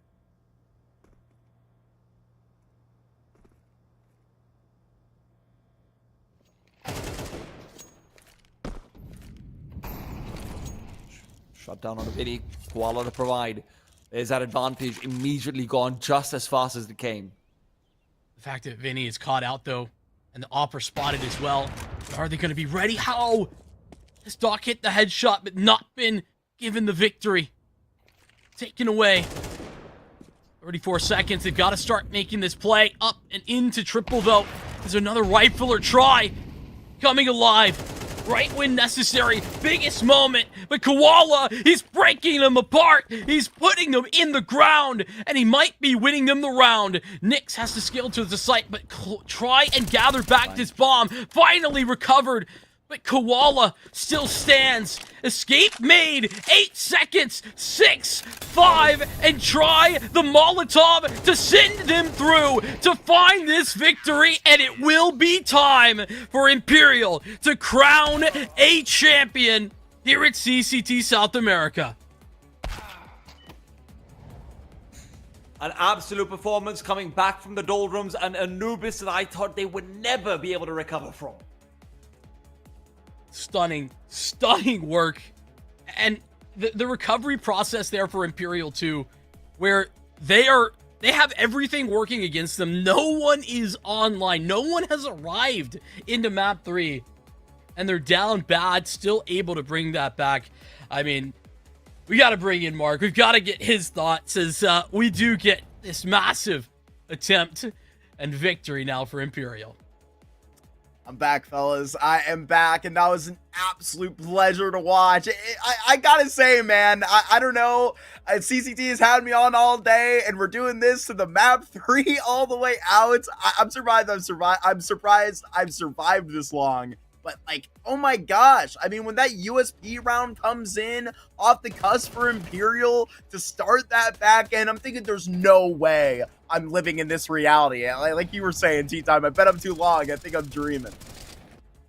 It is just insane that that's the round with which Sharks fumbles the bag. And credit to them, they continue to fight back. They continue to make chances for themselves. But if you lose a round like it, your economy is in a spiral for the rest of the map pretty much. And unfortunately, that's exactly what ends up happening. Imperial over here, they're able to punish, take it away in regulation. It's a scary nuke. It could have been a 2-0, and it does feel like Sharks might have dropped the ball a few too many times by the end, but Imperial, they're the ones who are catching it and dunking it down for that championship finish. I think ultimately we get a chance to see some of the experience that Imperial have, right? Like, even though you were kind of talking T-Time in the middle of that one, that, you know, some of these guys are still glorified rookies to a certain degree, and you're right.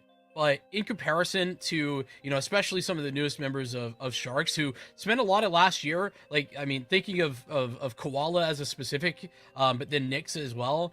Like, they spent most of last year not getting so many opportunities, not getting a lot of chances because they were struggling to qualify for bigger events and stuff. So I think that the experience really showed up, and it's experience that Tri brings to the server, which is why he's our MVP. That's us crowning our king. That's our MVP of the finals here, as Imperial has to work through a hard day of games. 6 maps here just in like the last 4 or 5 hours. So they certainly deserve it here tonight.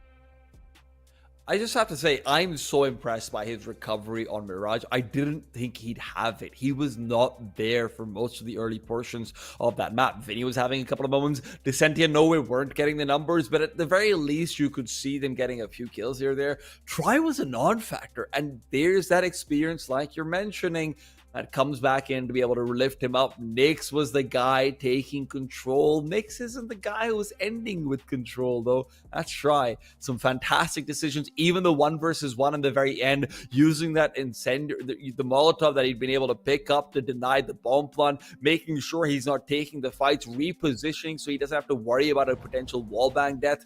It's great stuff. Can I give it a little shout out? Listen, I know that this is an Imperial moment, right? But shout out Gafolo, who called an incredible Mirage, called an incredible Anubis, and in addition to that, played like out of his mind on Nuke in a loss series. I know that he's not like the best player on the Shark side or anything, but I think that, you know, he's showing that he's got some more depth to him. I was concerned for him moving away from the op. I felt like he was, you know, pretty decent with it, and he really worked his game around the op, and he's been able to really have impact and still call good games, you know, even in a losing effort. I think that's impressive. Yeah, and like I really agree with you. I'm excited about a new chapter for a guy like for Gafolo, excuse me, where I think not too often those things are really within your grasp, where you're actually going to be able to make these roster decisions based off of what's out there, right? They find Nyx kind of really out of nowhere, and that's what's going to be prompting them up to take a great foot into the beginning of February here, where at the beginning of the season they're looking great. And you got to keep in mind everything else that's involved. It's a second place that, they're really going to be burning for. It was a semi that they lost in out prior to, but with all of the consideration of that little sweet added bonus of what they can get for actually winning the event, the prize money is going to be sweet, but that cherry on top would be the VRS point. So that's what they're missing out on here, as honestly, they did so well. They did so well. And a second place is not going to be something that they're not going to be all too disappointed in, but they tasted it, Vincent. That's how close they were. They might have gotten a taste, but Imperial are drinking from the well. They have had the victory, a hard-fought one at that, and a hard road too. I mean, Legacy. We talked about that as a important moment, right, where Legacy could have maybe stood the test and found a win. No, it was 2-0. But then in the semis and the finals, Imperial proved that they got the staying power. That they are the team that last time out they might have gotten upset. This time out, not again. Not this time. They recover from their falters out from Series 6. They get a great victory here. It gets bloody through their day. But I gotta say, T-Time, I don't think they would like to have it anywhere else. They really got to try some of these new parts and really get them on for size here. And I think that the crown of CCT Series 7 looks good. Look, I'm sure they would have liked to move past with a few less heart attacks on Nuke. I mean, listen, I'm half convinced that the reason why Phelps isn't on this team is because he probably had, some sort of health concerns going on every time they played a match like this, right? That Anubis pick is something they maybe go back to on the drawing board about. But you're right. At the end of the day, it is about making sure you're ironing out kinks for future tournaments. You're ironing out your road to hopefully the major, which will be paved by events like the CCT. And fortunately for them, there's another one coming up pretty soon as well. That's absolutely right. We got Series 8 right over the cusp here. The action is just going to be rolling on in, I think, about 3 days. But on that note, look, it's been a wonderful tournament. We had a great group stage. We did amazing playoffs to really get this down here. And for what looks to be the final tournament in South America in Season 2, that Series 8 is going to be up for a lot of bragging rights. But, I mean, for teams that are scrambling here to turn in their projects late, get those VRS points and scramble in to get those invites to really get that selection, that call up to the major, big one like you say, T-Time, it's all going to come through in there. Series 8 should be a bloodbath, but this afternoon, tonight rather, we come out with one team that is going to be smiling more than all the rest. Ladies and gentlemen, I want to thank you all for joining us for Series 7, where we had an absolutely wonderful time. I want to thank Ted and Pavlos for joining me this morning. You obviously had a wonderful, wonderful cast by T-Time and Vincent tonight. It was great to be along with you two. Shout out Skinny behind the buttons tonight. And thank you all for supporting South American CS. And make sure, like I said, to be back for Series 8 real soon. And once again, ladies and gentlemen, have a great rest of your night. See you real soon.